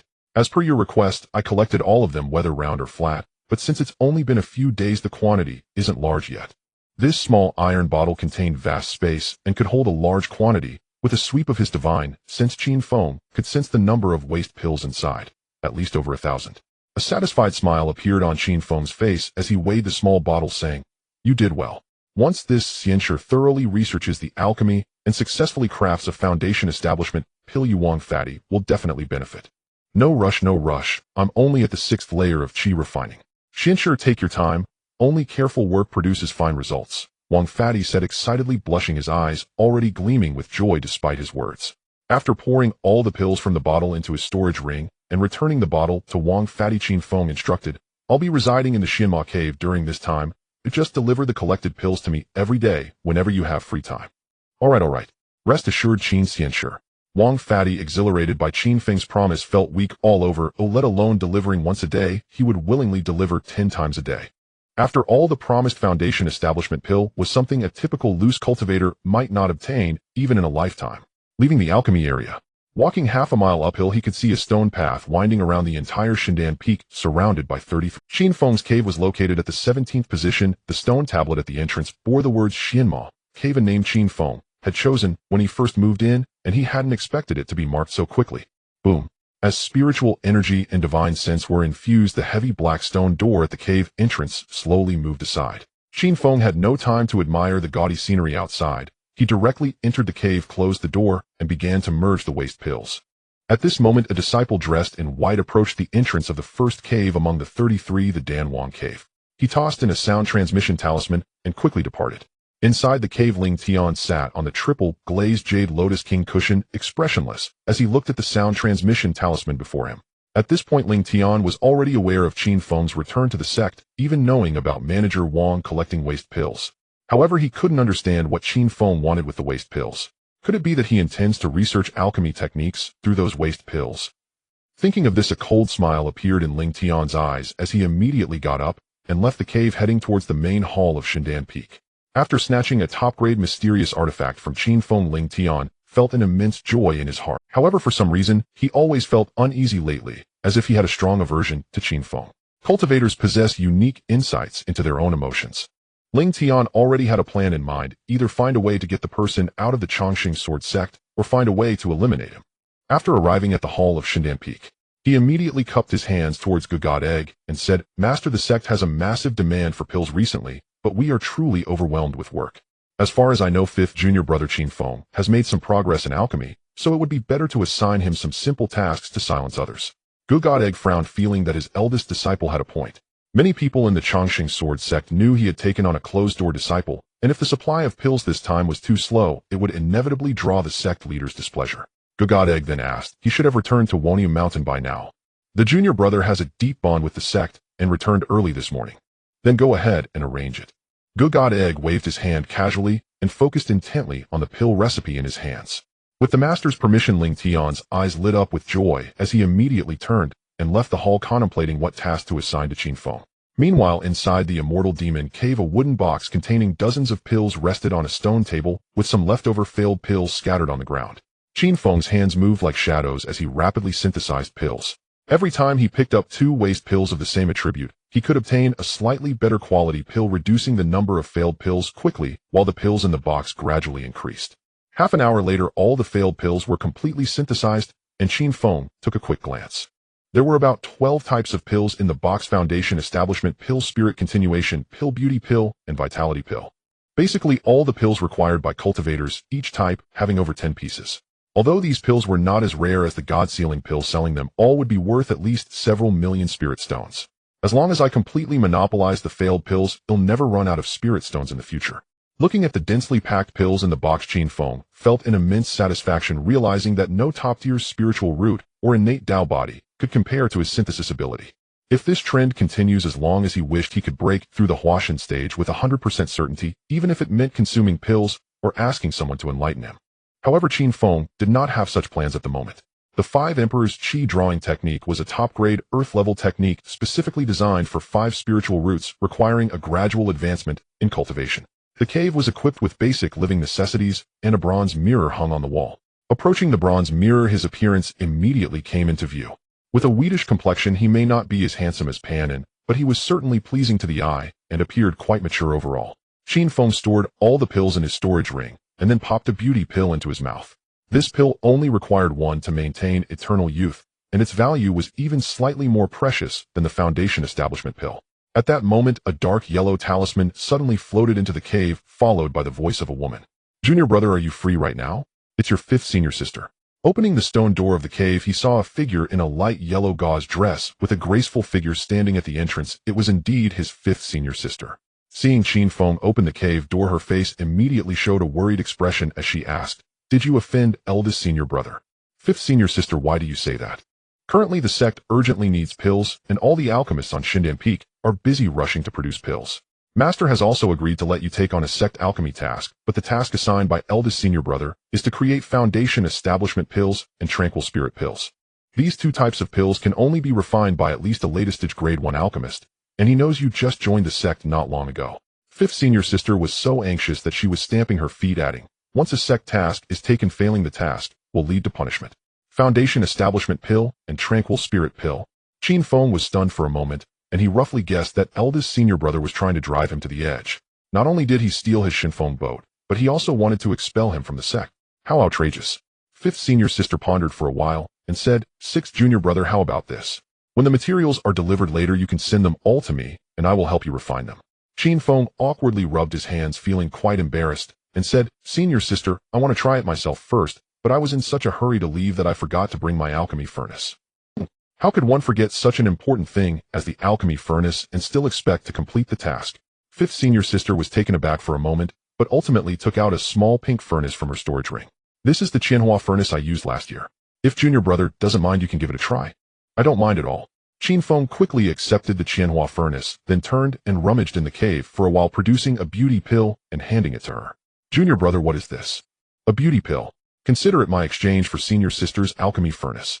This is a beauty pill." Fifth senior sister displayed a look of surprise, hesitating for a moment before accepting it. The value of the beauty pill far exceeded that of the alchemy furnace. Perhaps feeling a bit embarrassed, fifth senior sister took out many books on alchemy from her storage ring and handed them to Qin Feng, reminding him, "If you can't complete the task, don't force yourself. Remember to come find senior sister." "All right."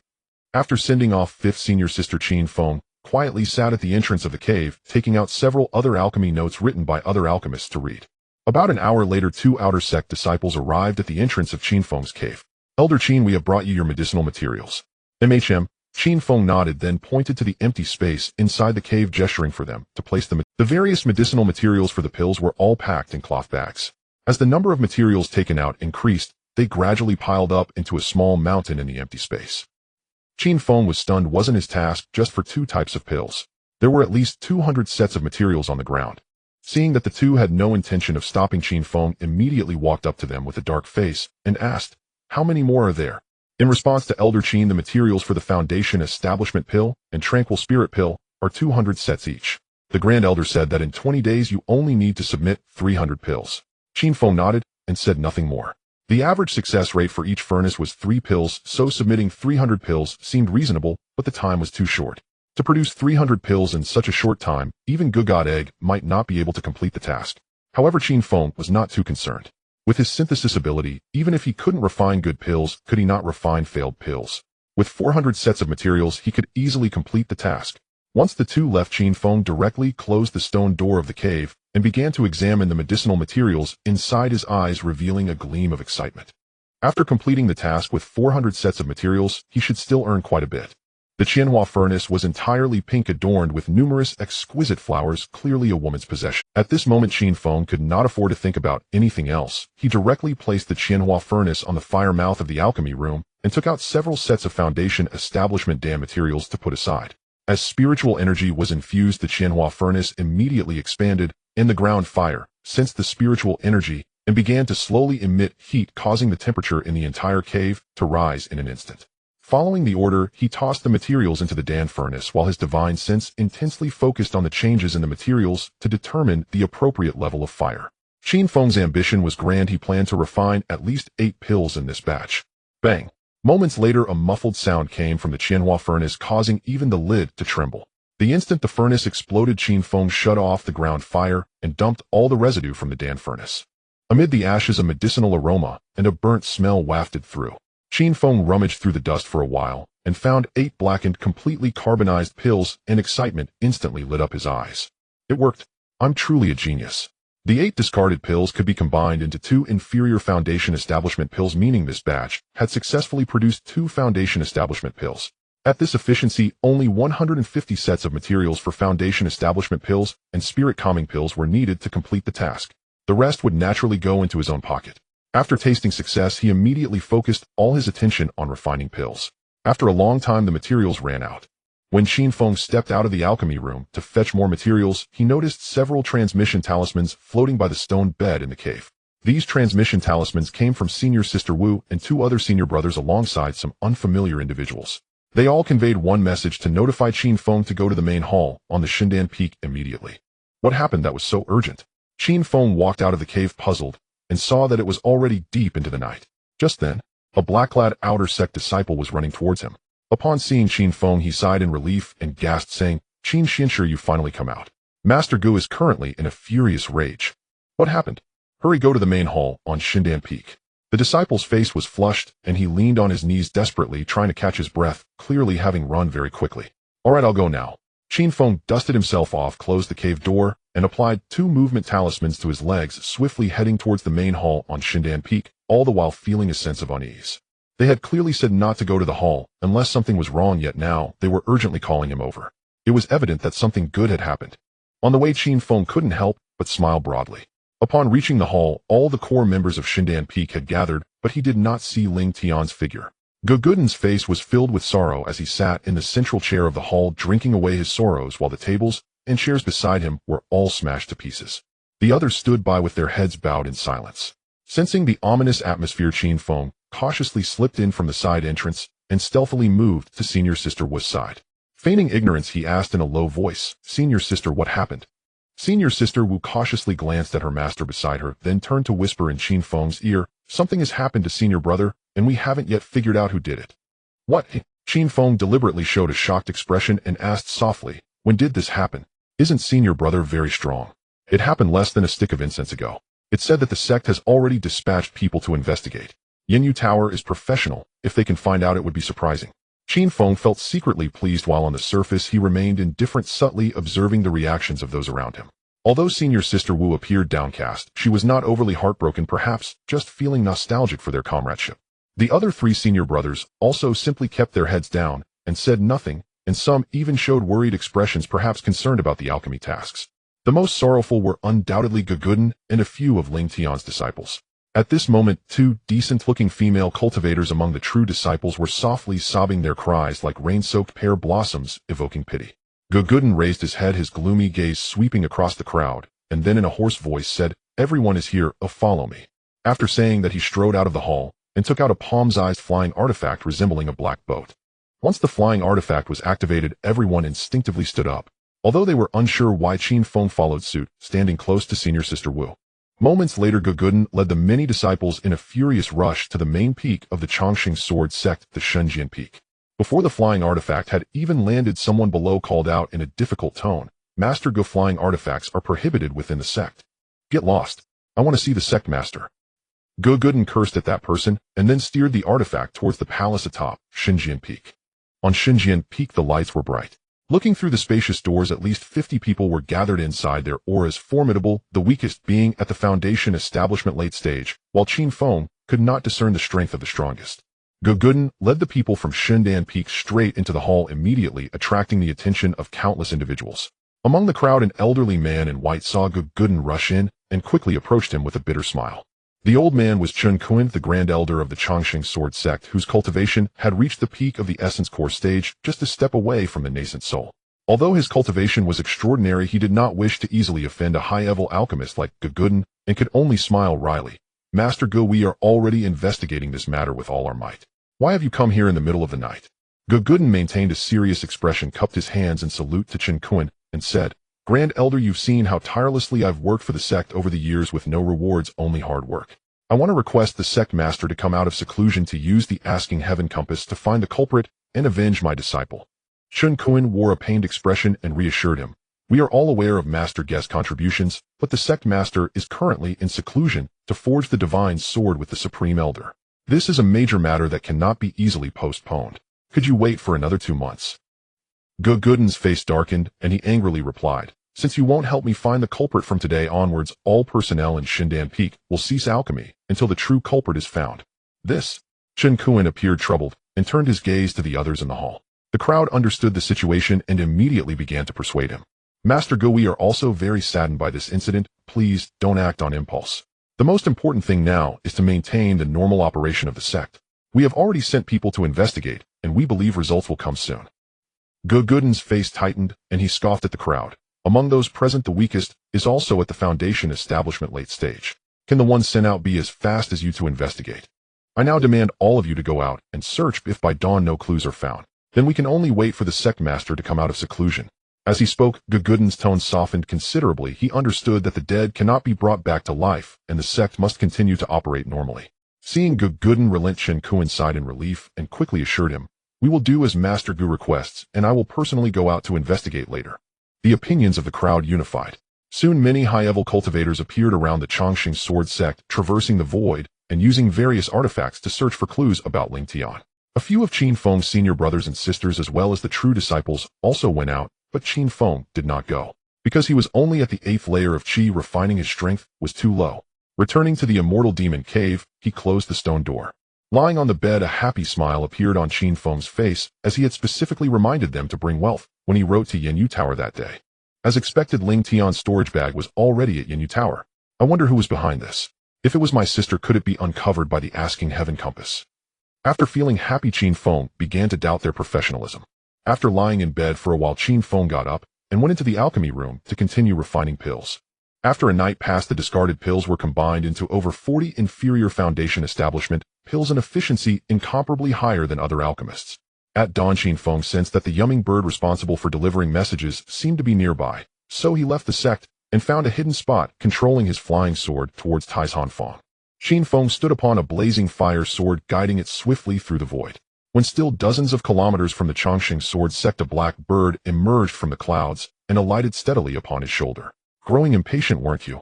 Qin Feng smiled as he gently stroked the yeoming bird's head, then extended his palm for it to regurgitate the object it had carried in its beak. Taizhu wrote in his letter, Brother Feng, the Tai Grand Formation deployed by the Haoran sect in the Jin Kingdom has been sabotaged, causing the deaths of nearly 80% of all living beings within the realm. The Jin Kingdom is now afflicted by grotesque anomalies. Corpses litter the land, malevolent spiritual energy surges skyward, and hordes of low-tier demonic cultivators gather. Within days it will become fertile ground for their cultivation, feeding both their dark arts and their soul-harvesting rites. I claim both the demonic cultivators and their souls. Meet me at Qingham Market 1 month hence. I require your aid, Brother Feng. After reading the letter, Qin Feng inscribed the character good onto a leaf using a small stone, then sent the yeoming bird back with the leaf as reply. En route to Taihan Market, Qin Feng's thoughts lingered on the Jin Kingdom's calamity. 80% of all life. How many souls did that truly entail? A single kingdom might house millions, or even tens of millions, of people. 80% lost. The scale would dwarf mere mountains of corpses. Most troubling of all, the Haoran sect. Its name alone suggests a righteous sect, does it not? Yet it had committed such an atrocity. Qin Feng felt a quiet surge of relief. He and his sister had departed just in time, otherwise they too might have perished beneath the Tai Grand Formation. 2 hours later, Qin Feng arrived safely at Taihan Market. With Ling Tian no longer a threat, he descended discreetly in an uninhabited spot before striding confidently toward the Yanyu Lu. When he entered the Yanyu Lu, Qin Yu sat behind the counter idly flipping through an ancient tome. The siblings exchanged a knowing smile, then silently slipped into a private chamber on the first floor. Qin Yu produced a dusky purple storage pouch and handed it to Qin Feng, her voice soft. This was taken from him. The contents remain intact. Qin Feng accepted the pouch and glanced inside. Pills, a pill furnace, assorted medicinal herbs, and unexpectedly several articles of women's undergarments. The Qin Feng vessel rested there as well. Though technically reclaimed, Qin Feng found himself reluctant to reclaim it. Having been wielded by Ling Tian, the Qin Feng vessel risked drawing peril if used again. After brief deliberation, he tucked the pouch into his robe. Better to dispose of it outright at the Qiyuan Pavilion later. What weighed most heavily on his mind, however, was whether his sister faced danger. Sister, he asked, this man holds high standing within the Chongqing sword sect. I've heard the sect master will soon launch an investigation. Should you prepare accordingly? Prepare for what? The sect master wields the formidable Wentian compass, a divine artifact capable of locating both corpses and culprits. Qin Yu merely laughed light and unconcerned, then pinched Qin Feng's cheek with gentle confidence. We're mercenaries, paid to act. Should the sect master persist in his inquiries, we'll silence him just as easily. Her tone remained tender, yet beneath it thrummed an unshakable certainty, perhaps drawn from Li Qingqing, or perhaps from the other formidable masters hidden within the Yanyu Lu. After a few moments of easy conversation, Qin Feng withdrew a youth-preserving pill and offered it to her. She held it in her palm, gazing at it curiously. What is this? A youth-preserving pill, guaranteed to preserve your beauty forever. Flattery. Blushing faintly, she shot him a mock-stern glance, but swallowed it gracefully, murmuring quietly that she felt nothing unusual. Qin Feng chuckled, then asked, Sister, when you cultivate, do you rely on pills or similar aids? A spark flickered in Qin Yu's eyes as she smiled playfully. Oh, have you learned alchemy? Just a little. Let's go eat. I'm growing hungry. She rubbed her flat abdomen, rose, and tugged Qin Feng toward the door, clearly evading the question. After the meal, Qin Feng accompanied her back to the Yanyu Lu. As she ascended the stairs, he slipped quietly to the counter and settled Ling Tian's account. Assassinating a foundation establishment late cultivator and retaining spoils carried a fee of 30,000 spirit stones at the Yanyu Lu. Qin Feng paid instead with 3 foundation establishment pills. This act was witnessed precisely as Qin Yu descended the staircase. Her expression darkened instantly. She seized Qin Feng's ear and dragged him back to the counter, demanding the items be returned. If you refuse to take them back, I'll never speak to you again. Tears glistened in her eyes, threatening to spill. Flustered Qin Feng waved dismissively at the cashier, signaling no return was needed, then pulled Qin Yu aside to the doorway and whispered, "Sister, this time I hired the Yen Yu Lu, so the debt must be settled. Were I to ask you, I'd demand payment, or even borrow money from you." "Truly, Then next time summon me directly. I now oversee all Yen Yu Lu operations in Taizhan Market." To lift her spirits, Qin Feng led her through the market, buying hairpins, candied hawthorn skewers, scallion oil pancakes, until both were utterly sated before finally turning homeward. After bidding farewell to Qin Yu, Qin Feng visited the Qiyuan Pavilion, purchasing 32 low-grade wooden spirit vessels, and enlisted Ziling's aid in appraising Ling Tian's Qinquan pouch. After all, if she dared traffic in demonic cultivation manuals, a mere deceased cultivator's possessions posed no ethical quandary. The entire contents of the Qinquan pouch appraised to roughly 1.6 million spirit stones, equivalent to 1600 mid-grade spirit stones. Most valuable among them was the Shunfeng vessel, a top-tier mystic artifact of the profound rank, valued alone at 700 spirit stones.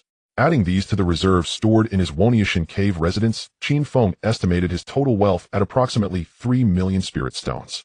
His fortune now rivaled that of minor immortal cultivation families scattered across remote regions. By the time he returned to Woniashan, night had fully fallen. Qin Feng first visited his own cave abode, then proceeded to Ding Shuli's residence, calling out from the hilltop, "Senior Sister Ding, is this a convenient moment? I have something to discuss." Receiving no reply after a long wait, he sent in a voice transmission talisman. Moments later, white mist coalesced around the perimeter, the air warped, parting to reveal the true interior space. Ding Shuli stood at her threshold, clad in a flowing white gown, her expression impassive. "What is it?" "Merely wished to visit Senior Sister." Qin Feng grinned, then withdrew the 9-dragon heaven-entwining rope from his storage ring and infused it with spiritual energy.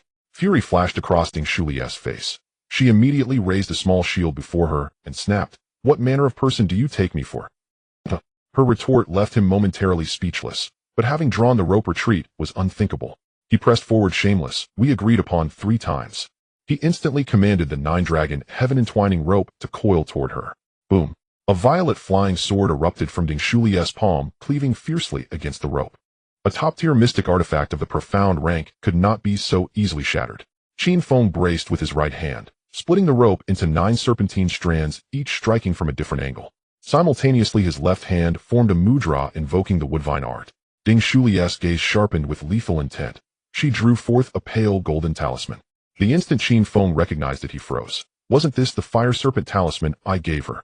Frowning, he asked, "Senior Sister Ding, surely you don't intend to use this against me?" Ding Shuli hesitated, just long enough for Qin Feng to seize the opening and bind her tightly with the 9-dragon heaven-entwining rope. "You're despicable." Realizing her predicament, she exploded in fury, but Qin Feng ignored her, activating his spirit aura perception technique to confirm the absence of hidden traps before advancing. "Forgive my rudeness, Senior Sister." He swept her into his arms and pushed open the door behind her, stepping inside. A distinctive fragrance filled the room, one identical to the subtle scent clinging to Ding Shuli herself. Even the mere inhalation of that aroma sent heat rising to his temples. Without hesitation, he strode toward the inner chamber and the bed beyond. Ding Shuli seethed, her voice laced with killing intent. "Qin, though you may seize my body through such base and vile means, you'll never possess my heart. Senior Sister needn't fret. I'm not greedy. Your body alone suffices." Wretch! Unnoticed, the night passed entirely. The next day, Qin Feng awoke at noon. Rolling over to check on Ding Shuli, he discovered she had been awake for some time, merely immobilized by the 9-dragon heaven-entwining rope. Though eager to untie her and converse, he hesitated, fearing the sharpness of her flying sword. Sensing his lingering heated gaze, Ding Shuli turned her head sharply away in indignation. Qin Feng offered an awkward smile, then ventured cautiously, "Senior Sister Ding, do you know what martial cultivators refine within themselves?" "No idea. Moi. I truly don't know." "And do you know of the Yen Yu Lu?" At this prompt, Ding Shuli instantly swiveled her head back, frowning deeply. "You've dealings with the Yen Yu Lu." Upon hearing the words Yen Yu Tower, Ding Shuli reacted strongly, even forgetting the anger from last night. "It's very special. Although Yen Yu Tower appears to be an assassin organization, it is quite similar to a sect, and they are vast in scale. They cultivate not celestial techniques, but something akin to dark arts." With a hint of trepidation in her tone, Ding Shuli seemed to imply that Yin Yu Tower was more terrifying than ordinary dark cultivators. Qin Feng asked, "What do they practice?" "A type of art that revolves around killing. Once cultivated to a great extent, apart from not needing magical tools, they can fly and escape like cultivators, but those who practice such arts generally do not live long." Qin Feng was suddenly filled with concern. The way of man is to sacrifice the less for the more. Qin Yu's sudden increase in power might be related to lifespan, but the people of Yin Yu Tower were certainly not fools. Perhaps they intended to gain higher realms through such methods. The room fell silent for a moment, and the atmosphere gradually became awkward. Ding Shuli asked, "Your combat power seems off. Could it be that you are one of Yin Yu Tower's people?" Qin Feng did not answer this question intentionally, showing a hint of curiosity as he asked, "If Yin Yu Tower's people are similar to dark cultivators, do they have to eat people while cultivating?" "Pretty much. I've heard that they combine the malevolent energy of the heavens and earth miasma and various toxins with souls to refine something called the Rakshasa pill." Rakshasa pill. Qin Feng quietly remembered this name, deciding to give it a try when the opportunity arose. A typical Rakshasa pill might have some side effects, but the ones he refined through synthesis would definitely have no side effects. Ding Shuli seemed to want to say something, but saw Qin Feng's eyes ignite with enthusiasm. "What do you want to do?" "Senior sister, I have to return to the sect shortly. I won't be able to see you for a long time." Qin Feng smiled broadly, directly covering her eyes with his clothing. "You are going too far." Ding Shuli tried to stop him, but quickly fell silent. In the afternoon, Qin Feng steered the wooden spirit boat away from Dingxiang Mountain, heading directly toward the sect. The Chongqing Sword sect had returned to normalcy. Everyone had been searching for clues about Ling Tian for an entire night, but with no leads they could only wrap things up hastily. However, the sect was now investigating the people Ling Tian had interacted with during his lifetime. Upon arriving at the Xinma cave, several disciples from the law enforcement hall approached Qin Feng to inquire about his whereabouts during this time. Aside from visiting Taizhan Feng, twice Qin Feng had mostly been refining pills in the sect. After the law enforcement disciples left, Qin Feng pushed open the cave door and walked in with a look of contempt. Although the cultivation world was rife with deception, most people preferred to personally kill their enemies or use other methods, though very few would hire people from Yin Yu Tower. More than a decade ago, Yin Yu Tower only served the mundane world, but it had only begun to infiltrate the cultivation world in recent years. Thus no one suspected Yin Yu Tower at all. Returning to the cave. Adjusting his state, Qin Feng took the materials for refining foundation establishment pills into the alchemy room, humming a tune while refining pills, feeling quite pleased. Meanwhile, at the Divine Pill Peak's main hall, Guguden was handing over the daily chores of the Divine Pill Peak to his fifth disciple, Sun Yulan, including various tokens, sect tasks, and storage account books. Previously, Ling Tian was responsible for these matters, and now that he was dead, they naturally needed someone to take over. Although Guguden was the peak master of Divine Pill Peak, he was more obsessed with the path of alchemy and drinking with old friends, so he usually couldn't be bothered with these trivial matters. After wrapping up everything, Guguden sighed, saying, "Yulan, your three senior brothers have no interest in managing Divine Pill Peak. You must take this seriously." Sun Yulan nodded, and then worriedly said, "Master, rest assured I will manage everything well, but it's just that the sixth junior brother might be in trouble right now." "What trouble?" "The sixth junior brother has a stubborn personality. Recently, the senior brother assigned him tasks to refine foundation establishment pills and tranquil spirit pills, and the sixth junior brother accepted. His ambition exceeds his capabilities. Blindly accepting tasks will naturally come with a price. You needn't worry about it. Just focus on your own affairs." Guguden's expression darkened slightly, clearly dissatisfied with Qin Feng's actions. A newly initiated disciple daring to accept sect alchemy tasks was a bit too audacious. He even felt a tinge of regret for having accepted him as a disciple in the first place. "Master, I will take my leave now." Sun Yulan sighed, performed a bow, and then turned to leave the hall, heading straight towards Qin Feng's cave.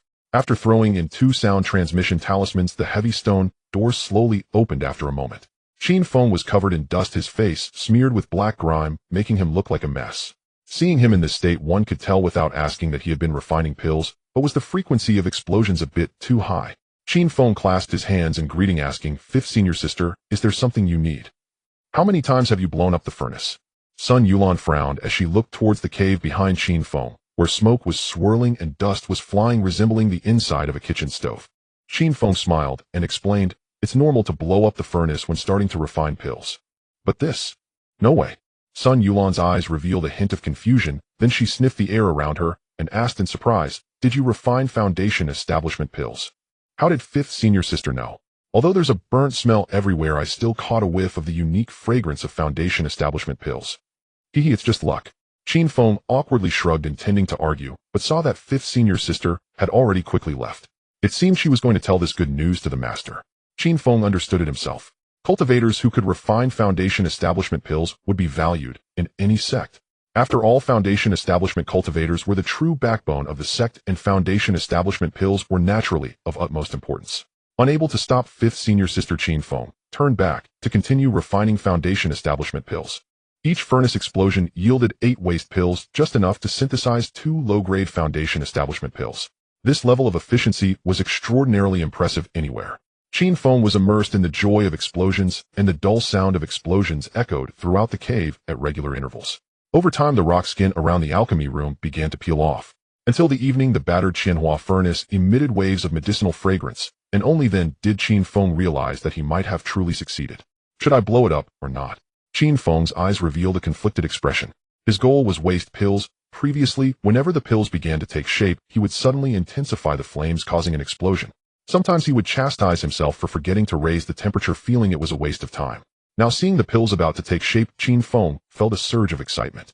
People say alchemy is difficult. I've only blown up the furnace 60 or 70 times, and I still succeeded. Qin Feng's expression lit up with joy as he began to attempt normal alchemy. Bang! Suddenly, a muffled sound came from the Qianhua furnace, and a crack appeared on the furnace body. Qin Feng had nothing to say, silently vowing that if he ever refined pills normally again, he would be a dog. After casually synthesizing 2 low-grade foundation establishment pills, Qin Feng walked to a nearby stone table to tally up his recent gains. The number of foundation establishment pills reached over 160. Although they were all low-grade, it was enough to meet the requirements. There were still over 30 sets of medicinal materials left, all belonging to him. After storing the remaining foundation establishment pill materials in his storage ring, Qin Feng began to continue refining tranquil spirit pills. Tranquil spirit pills can prevent the emergence of inner demons and have calming effects on cultivators, so their refining difficulty and value are comparable to foundation establishment pills. However, for Qin Feng, they were essentially the same, merely depending on how fierce the explosions were. Taking out his alchemy furnace from the storage ring, Qin Feng began the explosion process again. The time limit for refining pills was 20 days, but Qin Feng completed it in just 4 days. To avoid raising suspicion after finishing the pills, Qin Feng tidied up in the cave and then began to practice his techniques. 5 Emperors: Qi Guiding Technique, Dao 1 Technique, Thunderbolt, Sword Technique. 20 days passed quickly. Unknowingly, it was the day for Qin Feng to hand over the tasks. At the entrance of the warehouse on the peak of Divine Pill, Sun Yulan looked at the dimming sky, anxiously pacing back and forth in the aisle. During these days, she had gone to the Xianma cave to find Qin Feng, wanting to ask if he needed help, but all the sound transmission talismans had fallen silent without a response. This batch of pills was urgent, and people from the various peaks would soon come to collect the pills. If they couldn't produce the pills, the consequences would be severe. Sun Yulan was so anxious that sweat was pouring down her forehead, and figures had begun to appear one after another outside the warehouse, waiting to collect the pills. Elder Sun, we have been sent to collect foundation establishment pills and tranquil spirit pills. A disciple who had just arrived respectfully bowed to Sun Yulan, and the others followed suit. Please wait a moment, the person delivering the pills hasn't arrived yet, Sun Yulan said to everyone, then turned her gaze back to the distant road. With such a disparity in status, the pill-collecting disciples could only stand and wait. After a moment, a figure emerged from the grass beside the warehouse. Upon seeing that figure, Sun Yulan immediately walked up to Qin Feng and anxiously asked, "Junior brother, have the pills been refined?" Under the gaze of the crowd, Qin Feng took out 2 small silver-white iron bottles and handed them over, saying, "Senior sister, I only have 2 of these bottles. You need to return one to me." Sun Yulan rolled her eyes at him, took the bottles, and used her divine sense to probe them. When she discovered that the 2 bottles contained a total of 300 pills, her eyes instantly revealed a look of shock. It took 20 days to refine over 100 foundation establishment pills and tranquility pills. Sun Yulan felt it was difficult for her to accomplish this and couldn't help but ask, "Junior brother, are all of these refined by you?" Qin Feng nodded, glanced at the people around, and then focused his attention on the attic beside the storeroom. A plaque hung on the attic door inscribed with the words Wan Dan Gu, which seemed to be a place for storing pill formulas, but Qin Feng was not sure and could only ask Sun Yulan, "Senior sister, what is Wan Dan Gu used for?" "It contains materials related to alchemy and some pill formulas. Can I take a look?" Upon hearing the words pill formula, Qin Feng's excitement surged. Sun Yulan smiled confidently, took out a black token, walked to the Wan Dan Gu, and opened the attic's restrictions with the token. Then she smiled and said, "You asked the right person. I am currently responsible for all matters of the sect. With your status, you can look at everything inside. You can go in first, and I'll call you when I'm done." As she spoke, Sun Yulan pushed Qin Feng inside, and then closed the restrictions again.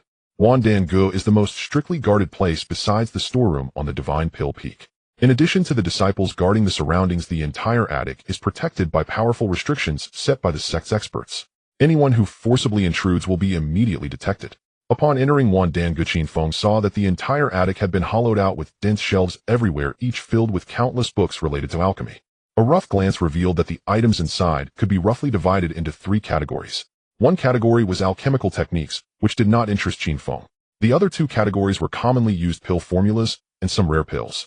After scanning the entire Wandan Gu with his divine sense, and confirming that no one else was present, Qin Feng began to quickly explore the many shelves. Longevity pill. Just as he was about to enter the area of rare pills, Qin Feng spotted a book on an inconspicuous shelf. The other pill formulas were merely a page of yellow paper, while the longevity pill's formula was written in a thick book the size of a thumb with a cover that was obviously creased from frequent handling. Curiosity piqued, Qin Feng picked up the book on the longevity pill and took a glance. The origin of the formula, its effects, ingredients, refining process. At first, everything seemed normal, but upon reading about the refining process of the longevity pill, Qin Feng's brow furrowed, and he immediately put it back on the shelf. During the refining of the longevity pill, it actually requires the blood of a cultivator to nourish the pill furnace and the soul to nurture the pill. This is definitely dark sorcery. The longevity grass is a unique herb of the longevity sword sect, and with the name longevity pill, it is clear without guessing that it belongs to the longevity sword sect. Coupled with what Taiju mentioned in his letter about the sect's elder seizing the Ghost King's holy maiden. If they were righteous cultivators, would they use such things? Qin Feng even began to doubt whether the miscellaneous disciples sent out that night were truly fighting against the Ghost King sect. His expression tightened as he carefully restored the book to its original position before heading towards the area of rare pills. In the area of rare pills, most of the pills were used by evil cultivators. Harmony powder, bloodburst pill, soul confusion pill. Though these items were sinister, they paled in comparison to the toxicity of the longevity pill, which could be considered worlds apart. After wandering around for a while with nothing to gain, Qin Feng was about to walk to the door to call for Senior Sister Wu to open it, when he noticed a dark red pill formula at the bottom of an edge shelf inscribed with the words Rascal Pill. Finally found it. Excitement flashed in Qin Feng's eyes. The Rascal Pill's formula was placed in the most inconspicuous corner, and it was even covered with a thin layer of dust. To avoid being discovered that the formula had been touched, Qin Feng directly crouched down to examine it. The Rascal Pill is a humanter pill, but when Qin Feng saw the ingredients, his brows knitted together again. The main materials for refining the Rascal Pill are not herbs, but the three energies of malevolence, Yin and miasma, combined with some rare herbs. After consuming the Rascal Pill, it can enhance one's physique, nurturing malevolence and killing intent, but the side effect is that it will cause a person to feel depressed until they are cold as ice. Why are all these pill formulas so sinister? Qin Feng sighed, firmly committing the Rascal Pill's formula to memory before sitting down at the entrance of Wandan Gu. Now Qin Feng could roughly guess why his sister didn't mention the Rascal Pill. Perhaps she didn't want him to worry, or she also hated her current state of life. Qin Feng silently resolved to try and help his sister refine some Rascal Pills in a few days. Coincidentally, the time was approaching the day he had agreed upon with Taiju. The changes occurring in the Jin Kingdom had turned it into a hell on earth, with malevolence and Yin energy undoubtedly at their peak. Miasma could be encountered from time to time in the mountains, so the raw materials were not an issue. Thinking of this, Qin Feng couldn't help but smile. A mere humanir pill, as long as the materials were sufficient, could only lead to the destruction of a few alchemy furnaces at worst. After leaving Wandan Gu, Qin Feng steered the wood spirit boat directly towards the direction of Wenyo Mountain. In the darkness, Qin Feng stood on the wood spirit boat, feeling the wild wind hitting his face, yet his heart remained calm as water. Cultivating immortality is about pursuing longevity. Whether the longevity sword sect is righteous or evil does not matter. He is simply relying on them temporarily. Though he has received favors from the sect, he is a miscellaneous disciple and also an alchemist. He owes no one anything. As he was about to reach Wenyo Mountain, Qin Feng suddenly noticed some people fighting on a mountain peak 20 miles away, with various lights flashing indicating a fierce battle. Disliking the commotion and not wanting to be a bystander, Qin Feng directly drove the wood spirit boat towards the mountaintop. Just then a fiery red light suddenly erupted from the place of the battle. High-level fire snake talisman. Qin Feng squinted at it, then looked towards Ding Shuli's cave dwelling, ultimately deciding to go take a look. The flying speed of the wood spirit boat was not fast, but 20 miles only took a few breaths. After he saw 4 latest-stage Qi refining cultivators controlling flying swords to attack Ding Shuli, while a young man dressed in white with a handsome face sat on a rock behind them. The spiritual energy fluctuations emitted by the young man were much stronger than those of the Qi refining stage, indicating that he was a foundation establishment cultivator. Toxic smoke filled the surroundings, and several loose cultivators were stuffing detoxifying pills into their mouths while fighting. It appeared to be a stalemate. However, as time passed, the number of people would definitely provide an advantage. Noticing someone flying over on a boat to watch the spectacle, the young man in white immediately stood up and, cupping his hands in salute, said to Qin Feng, "I am Feng Ping, a disciple of the Extreme Bliss sect. Today, due to a moment of carelessness, this lady snatched the foundation establishment pill from my hands. Please do not interfere, fellow Taoist. A disciple of the Bliss sect. To be careless and have pills snatched away. If it were said that Ding Shuli had stolen someone's planted herbs, I might believe it, but why would someone who has already established their foundation steal the foundation establishment pill? It is clearly just an excuse to forcibly seize a woman. Moreover, the one taken is his own woman. Qin Feng calmly landed the wooden spirit boat on the ground, then smiled, and cupped his hands in greeting to Feng Ping, saying, I sincerely apologize, I am actually her man. How do you think we should resolve this? Hearing this, Ding Shuli, who was in the midst of a battle, momentarily halted his movements. The purple flying sword in his hand slashed even more fiercely, its momentum like a bamboo being split, driving back the 4 Qi refining stage cultivators. Feng Ping, who was usually gentle and refined, now had a darkened face filled with rage, coldly staring, as if contemplating how to kill Qin Feng. After pondering for a moment, he coldly asked, So how do you want to resolve this? Just as Qin Feng was about to speak, he suddenly focused on what was behind him and shouted, Senior sister, now's your chance to kill him. Feng Ping stood still, clearly probing the situation behind him with his divine sense, disdainfully saying, Is this all you can do? Having failed in his sneak attack, Qin Feng decided to drop the pretense and directly took out a stack of golden-colored items from his storage ring. Feng Ping squinted for a long time, but alas, the items in the opponent's hand were too numerous, at least over 50 sheets stacked together, making it impossible to see what they were. Come, let me show you my greatest reliance while traveling the martial world. Qin Feng casually drew a fire snake talisman and infused it with spiritual power to activate it. In an instant, a small fire snake appeared above his palm. As soon as Feng Ping saw the fire snake, his expression changed drastically. He immediately took out a dark wooden token to shield himself, followed by another talisman. The fire snake talisman wasn't that terrifying. What was terrifying was the stack of fire snake talismans. The black wooden token, activated by spiritual power, instantly expanded several times, directly shielding him. After the talisman was triggered, it transformed into a golden bell that enveloped Feng Ping within. The golden bell talisman, similar to the golden bell talisman treasure, had a lower defensive strength, usable only once. Feng Ping moved swiftly, completing his defensive setup in the blink of an eye, just as the fire snake arrived. Boom. The moment the fire snake made contact with the black wooden token, it exploded, blasting several cracks into the token's exterior, charring it throughout. Even if it wasn't shattered, it was rendered useless. How could a loose cultivator possess advanced fire snake talismans? Seeing his magic tool completely destroyed, fear instantly appeared in Feng Ping's eyes. Though a single magic tool was inconsequential, the fact that he had a whole stack was alarming. Why couldn't I have advanced fire snake talismans? This is truly ridiculous. Qin Feng maintained a serious face and activated 2 more fire snake talismans, sending them charging towards Feng Ping. Damn it. At this moment, Feng Ping, in a panic, immediately took out a round shield to block himself. You have quite a few magic tools. Seeing that the opponent seemed to possess many magic tools, Qin Feng decided to stop wasting time and activated 10 fire snake talismans all at once. Seeing so many fire snakes charging towards him, Feng Ping's eyes widened in shock. He turned to flee, but was blocked by an oncoming purple flying sword. Boom, boom, boom. In an instant, Feng Ping was completely engulfed by the fire snakes, leaving no trace behind. The Qi refining stage cultivators who were battling Ding Shuli were all taken aback by this scene and turned to flee. Qin Feng then directly threw 4 more fire snake talismans, sending them underground to reunite with Feng Ping. The mountaintop fell utterly silent. Ding Shuli, with a blank expression, looked at Qin Feng for a long time before saying, Thank you. Qin Feng said nothing, directly taking out the wooden spirit boat to head back, as she had already expressed her gratitude in other ways. At this moment, the night had deepened. Yet one could still clearly see the 10 acres of medicinal fields on Mount Wanyu. The fields were free of weeds, with countless tender green shoots breaking through the soil, exuding vibrant life. A thin mist enveloped the spirit herb seedlings, and just a single breath made one feel refreshed. Spirit herbs indeed enhance spiritual energy. When I have time, I should plant some spirit trees as well. As a cultivator with excellent agricultural genes, how could the mountaintop be without spirit plants? Entering the cave abode, Qin Feng stuffed 2 spirit resuming pills into his mouth, and then sat down in the 5-fold spirit gathering formation.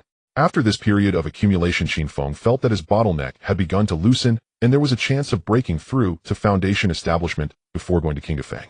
The spiritual energy on Mount Wanyu was far denser than in the outside world, and coupled with the 5-fold spirit gathering formation, the spiritual power within Qin Feng was rapidly increasing, with his realm soaring as well. 2 days later, Qin Feng's realm successfully reached the pinnacle of the 9th layer of the Qi refining stage.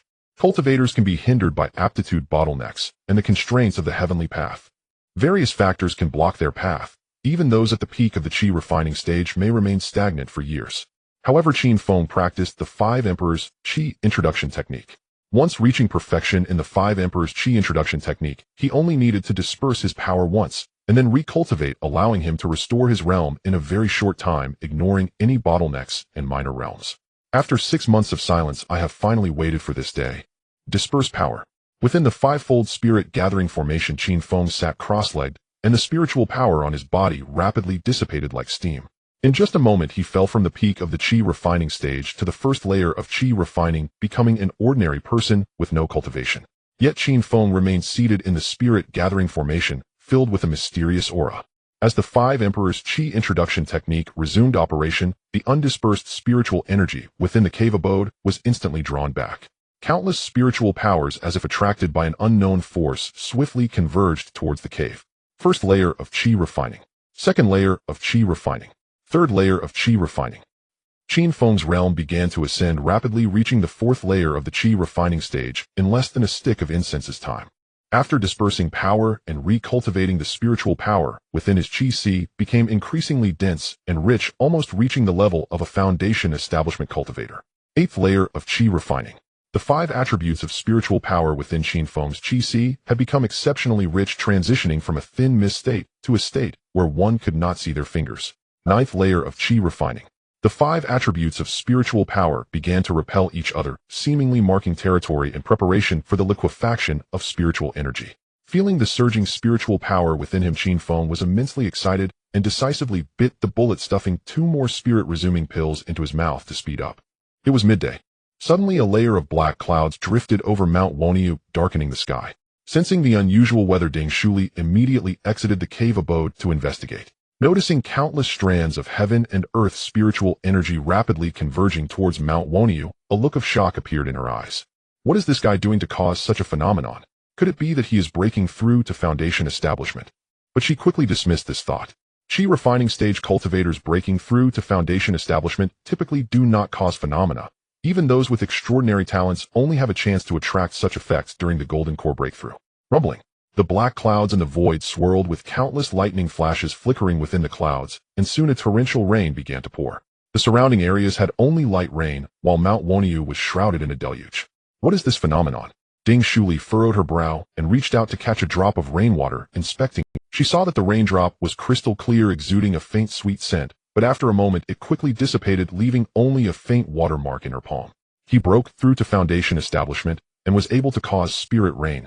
Feeling the dense spiritual energy emanating from Mount Woniu, a complex expression emerged in Ding Shuli's eyes. The torrential rain came swiftly and left just as quickly, stopping within the span of a single incense stick. Inside the cave-dwelling Qin Feng emanated a surge of powerful spiritual energy, his aura now tinged with a mysterious essence, clearly indicating he had reached the foundation establishment stage. Within his sea of Qi lay a pool of clear and rich spring water containing exceptionally pure spiritual energy. Furthermore, his divine sense had become more precise, allowing him to clearly see everything within a 3-zhang radius, even without opening his eyes. Is this the feeling of reaching the foundation establishment stage? Qin Feng opened his eyes, exhilarated by the changes that accompanied his breakthrough, and stepped out of the cave. Outside, the sun shone brightly, and the entire Woniu mountain was enveloped in dense spiritual energy, with the medicinal herbs in the fields vigorously absorbing this energy. The rapidly growing medicinal plants had already sprouted green shoots 2 inches tall, and even the weeds on the ground had grown to waist height in a remarkably short time. The 5 Emperors Qi guiding technique is indeed a top-tier earth-grade skill, as it even attracted spiritual rain during the breakthrough. Sensing the changes in the environment, Qin Feng felt somewhat shocked, but he also understood that this influx of spiritual energy was a result of his breakthrough to foundation establishment and would ultimately dissipate. As a newly established foundation cultivator, how could this cave dwelling remain so shabby? Feeling the robust spiritual energy within him, Qin Feng felt emboldened enough to consider himself a master. Leaving the mountaintop, he saw Ding Shuli watching Woniu Mountain from a distance. Qin Feng ignored her and took out his wooden spirit boat, flying towards Taishan Feng. He still had 31 wooden spirit boats left in his storage ring.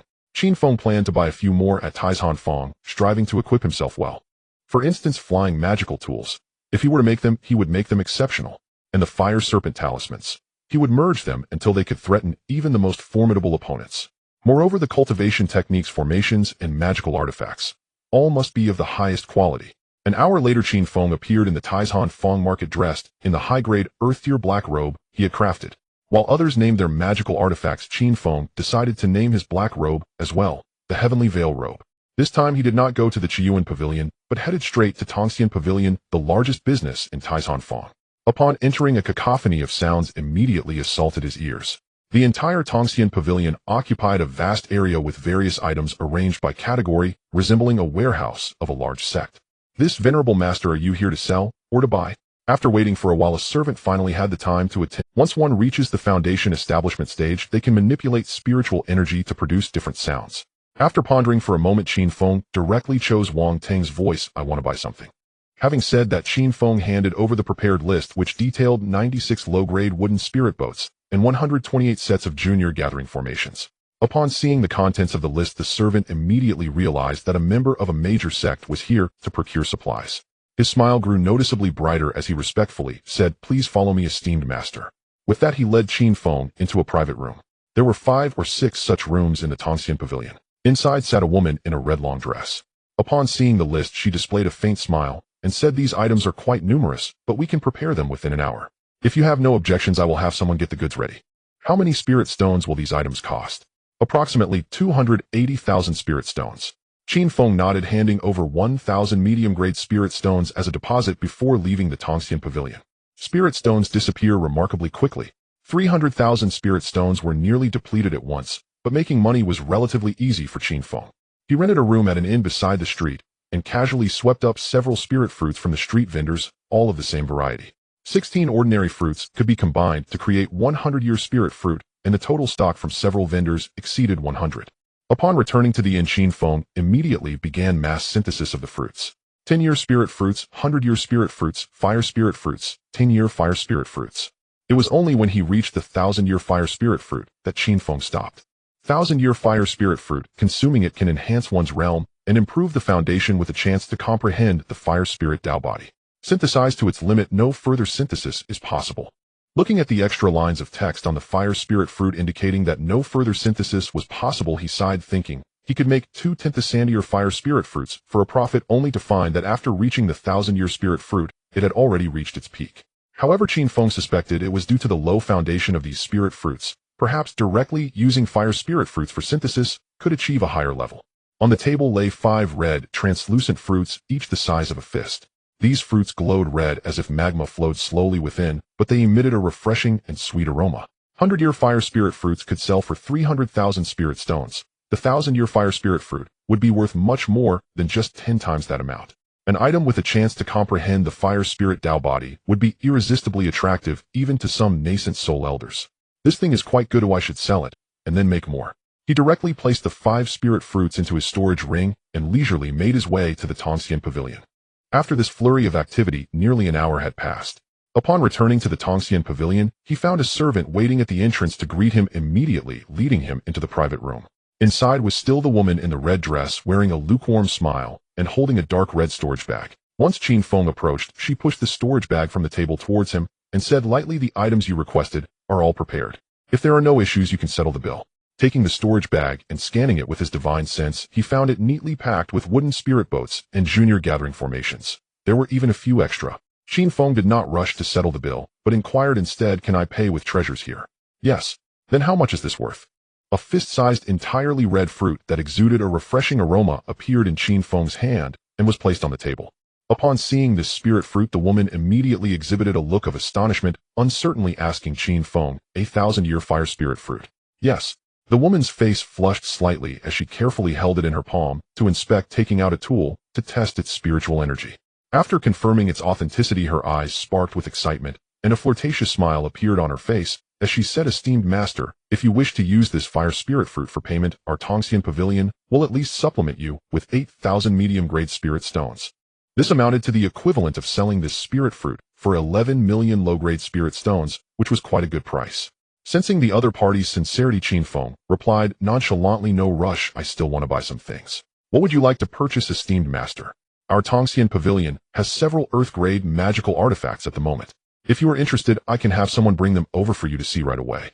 Upon witnessing this person's financial capability, the woman's attitude had already changed multiple times. Qin Feng casually asked, do you have cultivation techniques? We do have techniques, but the highest grade techniques are only at the initial earth tier. The other party was about to introduce more techniques, but was interrupted by Qin Feng's wave of his hand. I need a large quantity. The best would be those that can cultivate to the nascent soul stage, or even higher. The more the better. The woman looked bewildered and asked, do you want a large number of different cultivation techniques, or a large quantity of the same cultivation technique? The same. Hearing this, the woman became even more convinced that this person was the head of a major sect, or a rising star of a sect. She promptly said, please follow me to the storeroom to select. You will be able to see the quantity and types clearly. Upon entering the storeroom of Tongxian Pavilion, Qin Feng instantly understood why the techniques he had copied could not be synthesized. Because the books and scrolls containing the techniques here emanated a faint mystical aura, as if the creators of the techniques had left their will upon these items. The stronger the divine sense, the clearer the perception. In the library of the Tongxian Hall's techniques, most methods can only be cultivated up to a single stage, such as from foundation establishment to nascent soul, or from golden core to divine transformation. The higher the cultivation stage, the pricier it becomes. The two searched among the numerous techniques for quite some time, without finding anything suitable. The woman seemed to guess what Qin Feng was thinking, and said, Master, why not set aside the quantity for now? If you find a technique you like, the Tongxian Hall can help you replicate it. Quantity is not an issue. Copying or replicating cultivation techniques requires formidable divine sense and intent, and at least a golden core practitioner can accomplish such a task. As the saying goes, a true transmission is worth 1,000 volumes of written works. If the divine sense and intent are not strong enough, the essence of the technique cannot be replicated, and the learner will be unable to comprehend its subtleties. Since the Tongxian Hall can assist in copying techniques, the matter became much easier. Qin Feng directly chose the mid-level yellow-grade technique he had his eye on upon entering, named Nine Heavens Conquering Force. This technique can be cultivated from foundation establishment to divine transformation, and is paired with a formidable method for practicing the Tiangang sword array. Master, you have a keen eye? The Nine Heavens Conquering Force is one of the most powerful techniques among the yellow-grade methods, and a single volume costs 100,000 spirit stones. The woman smiled brightly as she handed the Nine Heavens Conquering Force to Qin Feng for inspection, while also tentatively asking, how many copies do you plan to have replicated, Master? Currently we happen to have 2 elders available. 128 copies, please try to prepare them within 5 hours. Upon hearing this number, an awkward expression immediately appeared on the woman's face. If it were ordinary magical tools, one could find a place to manipulate them, but copying techniques requires at least latest-stage golden core practitioners to accomplish. To require so many techniques in such a short time would exhaust even Elder Liang Ming of the Tongxian Hall. Each technique sells for 100,000 spirit stones, totaling over 10 million. Not wanting to miss out on such a lucrative deal, she immediately bowed to Qin Feng and asked, Master, may I go discuss this with the Grand Elder? Go ahead. Qin Feng returned to the previous private room, took out paper and pen from his storage bag, and began adding items he still needed. Aside from the formations and various talismans for daily consumption, the spiritual energy in Woniu Mountain is not very dense right now. Qin Feng felt that he should at least procure some spirit trees to improve the environment. As for spiritual springs, such things are born where heavenly spiritual energy converges, and only powerful beings have the means to transport them, so it cannot be considered yet. In addition to spirit trees, Qin Feng also wrote down spirit plant liquid on the list. With so many medicinal materials grown on the mountain, if left to grow naturally, it could take ages. Using spirit plant liquid to hasten their growth is undoubtedly the best approach.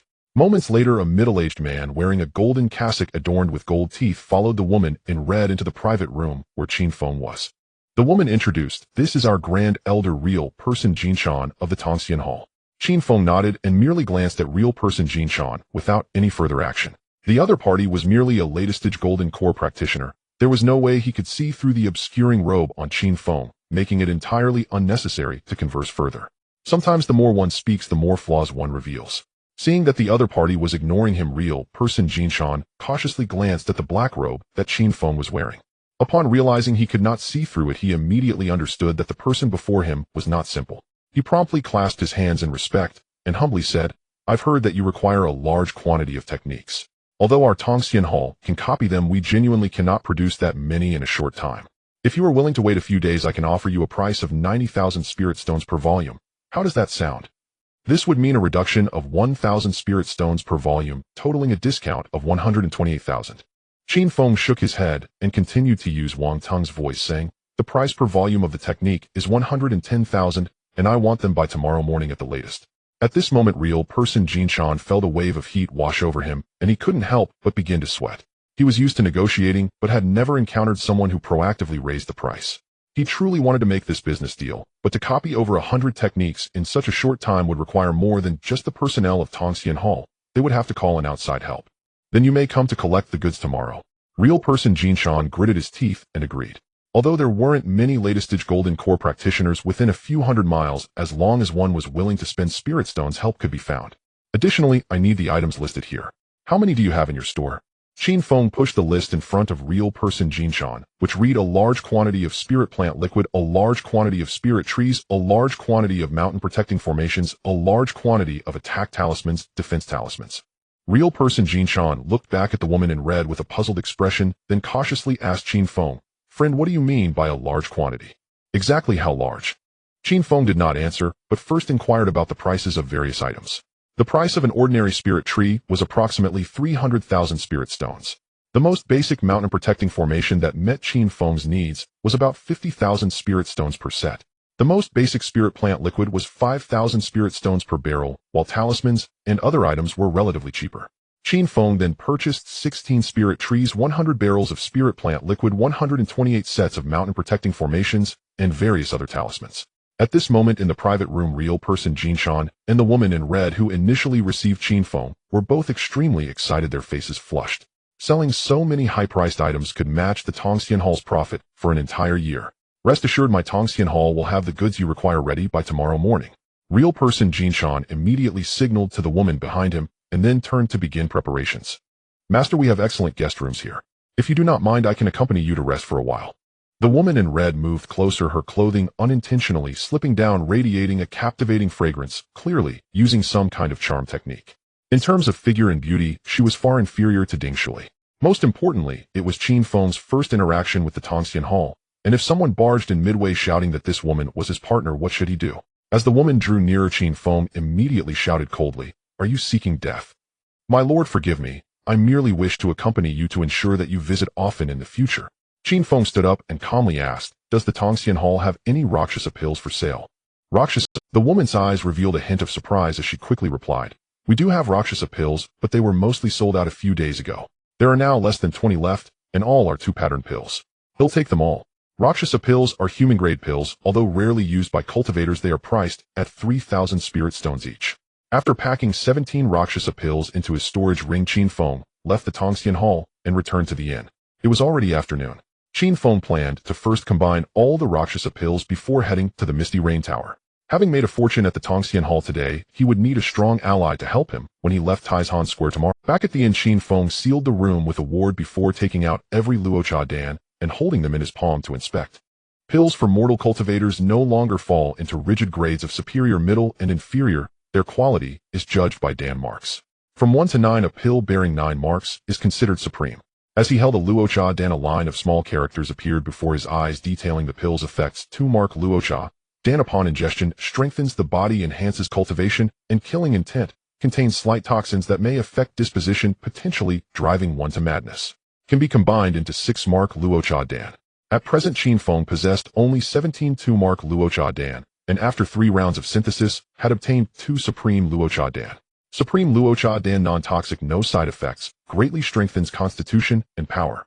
Can be synthesized into luocha shun dan. Each pill was thumb-sized crimson throughout its surface, adorned with 10 intricate dan marks that were pleasing to the eye. These supreme luocha dan bore no toxins and would not corrupt the mind. The description said they could be synthesized into a luocha shun dan. Even the name alone implied a far greater potency. Yet Qin Feng hesitated. His sister was not yet powerful enough, or rash dose of too potent a pill might provoke a backlash. It would be wiser to give her 2 of the supreme luocha dan. He placed the 2 pills into his storage ring and left the inn at once, heading for Yinyu Lu. By evening, a sudden downpour swept the sky. People on the street hurried for shelter, some opened lacquered umbrellas and walked through the rain, while higher cultivators projected their spiritual power outward to keep the rain 3 feet from their bodies. Qin Feng strode through the rain without an umbrella, and without projecting qi outward, for his Jitian robe repelled water. Inside Yinyu Lu, in a training chamber forged of celestial iron, stood 18 lifelike wooden dummies. Qin Yu wore a black training suit, eyes closed, standing among them with her left hand on the scabbard and her right upon the sword hilt. Next, your opponent will be a martial expert at the great perfection of the qi refinement stage. Li Qingqing, standing in a corner of the chamber, stretched out her hand and released 18 threads of violet qi into the wooden dummies. The wooden figures immediately opened their eyes, violet light gleaming as they surged toward Qin Yu. Qin Yu kept her eyes shut, drawing her sword with a movement so swift it was as if sound itself had been bypassed. The blade flashed free. Her waist twisted in a single rotation, and with a succession of thrusts, 18 cold lights precisely struck the brows of the dummies, piercing each head with a neat hole. The sword sang as it returned to its scabbard in fluid, practiced motion, as though she had rehearsed the sequence 1,000 times. Only then did Qin Yu open her eyes. The violet light within them slowly faded. How was that? Qin Yu exuded an icily composed aura, her face nearly emotionless. My daughter is splendid. The rain has come, let us take a break. Li Qingqing forced a smile, an arm around Qin Yu, stepped out of the training room to the third-floor hall window. The mother and daughter stood at the window watching the hurried passers-by. Li Qingqing felt a pain like needles in her heart. Qin Yu showed no change in expression until she noticed a drenched figure hurrying down the street. A strange ripple of interest stirred in her eyes. What is it? Li Qingqing glanced at the figure. Despite being soaked, the robe seemed waterproof, and she could not see through the seals embroidered on the black cloak. Footsteps drew closer, clattering on wet stone. The figure reached the Yin Yu Lu entrance, and within moments a maid hurried up to report, "Housemistress Miss, someone requests an audience." "Let him come up." Qin Yu spoke first. Li Qingqing hesitated for a moment. The frosty aura she had worn earlier had melted into gentle warmth. She seemed as composed now as she had in Qin Feng. The wet footsteps sounded on the stairs as Qin Feng ascended. Upon seeing Qin Yu and Li Qingqing, he immediately drew back the hood of his black cloak. The training room still bore the scattered wooden dummies and the lingering chill of killing intent. "Sister." Qin Feng took everything and then bowed to Li Qingqing. Qin Feng pays respects to aunt. Li Qingqing wore a worried expression as she waved him off and turned to the window, giving the siblings space to speak. "Brother, why have you come?" Qin Yu stepped forward, briskly glancing with mild disdain at the rainwater on him before fetching a towel to wipe him dry. "Sister, I came seeking aunt, and I brought you a small gift." Qin Feng slipped a jade vial into Qin Yu's hand. Once she had dried herself, he stepped to the window and addressed Li Qingqing. "Aunt, how much spirit stone do you demand for a single display of your power here in Yin Yu Lu?" "You little rascal. I told you to call me when you brought young Yue, and you balked. If you want me to act now, you must provide at least 1,000 spirit stones." Qin Feng disliked owing favors, so he was secretly pleased. He asked middle-grade spirit stones. "Low-grade spirit stones," she answered. Qin Feng felt the difference to be negligible. Still, owing a favor to one's sister's birth mother was tolerable. He could repay it when the chance arose. Qin Feng's request was modest. When he left Taizhan Feng the next day, he only wanted Li Qingqing to ensure he bore no marks, and that nobody followed him for an hour. After a brief conversation, he sat and chatted with his sister until nightfall, then left Yin Yu Lu to rest. Qin Yu held the small jade vial and examined it with delight. Li Qingqing sat nearby, smiling as she said, "There should be something good inside. Open it and see." "If it were worthless, he would not have given it to me," Qin Yu said, with a rare proud smile. She opened the stopper and poured the contents into her palm. 2 crimson pills rolled into her hand, each covered with 10 intricate dan marks. They gave off a faint, pleasant fragrance like candied beans. "These look like luocha dan." At the sight of them, Qin Yu's face clouded with worry. Her Qisha Ju cultivates by killing. Its methods and purpose are not unlike those of the corrupt paths. She feared that if Qin Feng cultivated into an immortal, he would shun evil with ruthless zeal and might reject her as his sister. When Li Qingqing saw the 10-mark luocha dan, her eyes widened in astonishment. Luocha dan were rare. Having dominated the cultivation world for decades, and having known countless pill masters and grandmasters, Li Qingqing knew that at most one could refine a 2-mark luocha dan. Yet these 2 pills Qin Feng presented were of supreme quality. "Xiaoya, I have never seen supreme luocha dan before. Your little brother treats you well," Li Qingqing said with an ambiguous smile. Qin Yu's face flushed. The next day, when Qin Feng stepped out of the inn in his Jitian robe, he immediately felt more than a dozen spiritual senses sweep across him. Though those gazes were fleeting, Qin Feng suspected he had been targeted. In the wandering life of the cultivation world, such attention was unavoidable. Qin Feng felt no alarm and strode straight toward the Tongxian Hall, caring little how many trailed him. After all, those who followed would soon meet their end. At this moment, the Tongxian Hall had few guests. When Qin Feng arrived, the woman in red was already waiting at the door. Upon seeing him enter, a smile immediately appeared on her face. "Master, you have finally arrived. I have waited for you with much longing. Is everything ready?" "It's all prepared." The woman's face lit up with an excited smile as she immediately swayed her waist and led Qin Feng toward the private room. Inside the private room, aside from the golden-toed man, there was also an old man with white hair dressed in a dye. Seeing Qin Feng enter, both stood up immediately and cupped their hands in respect, but Qin Feng, uninterested, directly said, "Hand me the items and calculate how many spirit stones in total." Upon seeing Qin Feng so straightforwardly wanting to settle the bill, the golden-toed Taoist immediately revealed a smile, reaching into his sleeve to pull out a storage ring and handed it over. Everything is inside. Please take a look, fellow Taoist.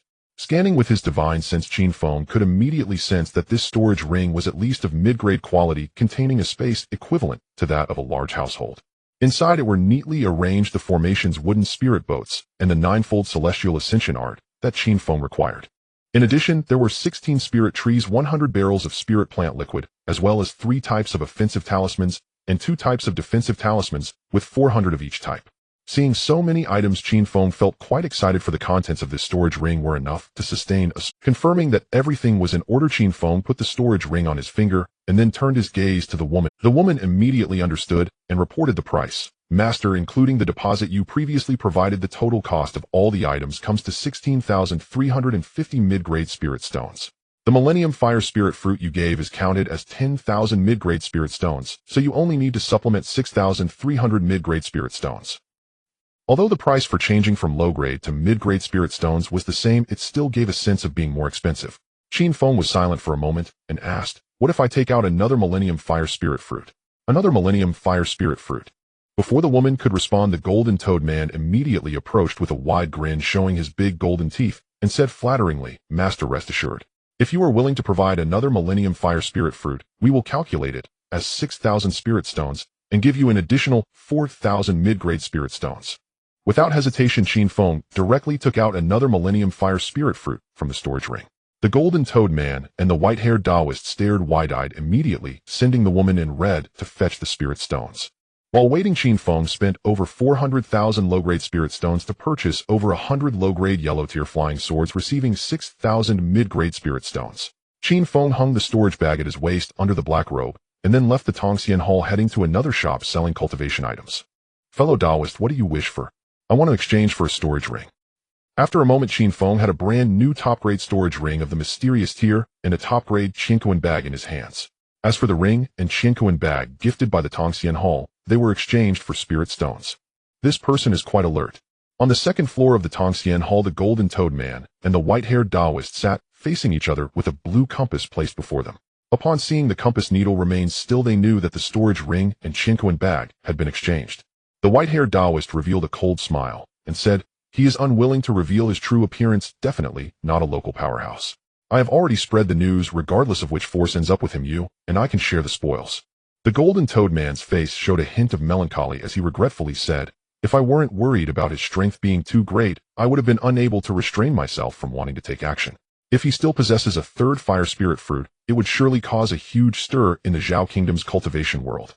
The Iron Mountain Market had 2 exits, and Qin Feng chose the less convenient direction. As he reached the market's exit, he encountered a woman in black with a long sword at her waist. Who else could it be but Qin Yu? She was playing with a small yellow dog using a dogtail grass, and seemingly sensing something, she looked up at Qin Feng, then turned her head to glance toward the nearby bamboo forest. Although the bamboo forest was empty, Qin Feng felt as if a pair of eyes were watching him. At that moment, Ling Qingqing's voice rang in his ears. "There are at least 20 people following you. You haven't robbed the Tongxian Hall, have you?" Only hearing the sound, but not seeing the person as expected from someone from the Misty Rain Tower reliable. Qin Feng smiled awkwardly and opened a gap in his black robe for her divine sense to check if there were any tracking marks placed on him. In an instant, Ling Qingqing provided the answer, "No problem. The kindness of my aunt is as deep as the sea. Qin Feng will never forget it. Sister, I will come to see you again in some time." After speaking, Qin Feng immediately piloted the wooden spirit boat and soared into the sky, while Qin Yu returned to the Iron Mountain Market, holding the small yellow dog. Soon over 10 figures soared into the sky with flying artifacts from the market's exit. However, before they could fully take flight, they were struck by a mysterious attack, exploding into a mess of flesh and blood. Even golden core cultivators were not spared. In the blink of an eye, more than 10 dismembered corpses lay on the ground, causing the following cultivators to stop in their tracks. Qin Feng glanced from a distance and confirmed that Ling Qingqing had helped him clear out the riffraff before he safely descended to the ground. Finding a secluded spot, he combined 2 wooden spirit boats, infused spiritual energy into the sky-covering robe to change its style, and then hurried toward the direction of Woniu Mountain. Returning to the cave dwelling in Woniu Mountain, Qin Feng took out all the ninefold celestial ascension arts to begin the synthesis. Ninefold celestial ascension art, mid-grade yellow tier technique. Its spiritual power is fierce like a giant wave, each level stronger than the last. Paired with the Celestial Ascension Sword formation, it is best suited for those with fire or water spiritual roots. Can synthesize ninefold divine path art. When synthesizing items like medicinal materials and spiritual fruits, the years increase, while items like magical artifacts and talismans improve in quality. As for synthesizing cultivation techniques, they can be perfected and their quality can also be enhanced. After completing the first round of synthesis, all the techniques transformed into the ninefold divine path art. Then came the second and third rounds. The names and qualities of the techniques changed rapidly. Ninefold divine path art, 5 elements, divine path art, 5 elements, Tao ancestor art. Until finally Qin Feng lost track of how many times he had synthesized. Over 100 techniques merged into a golden scroll.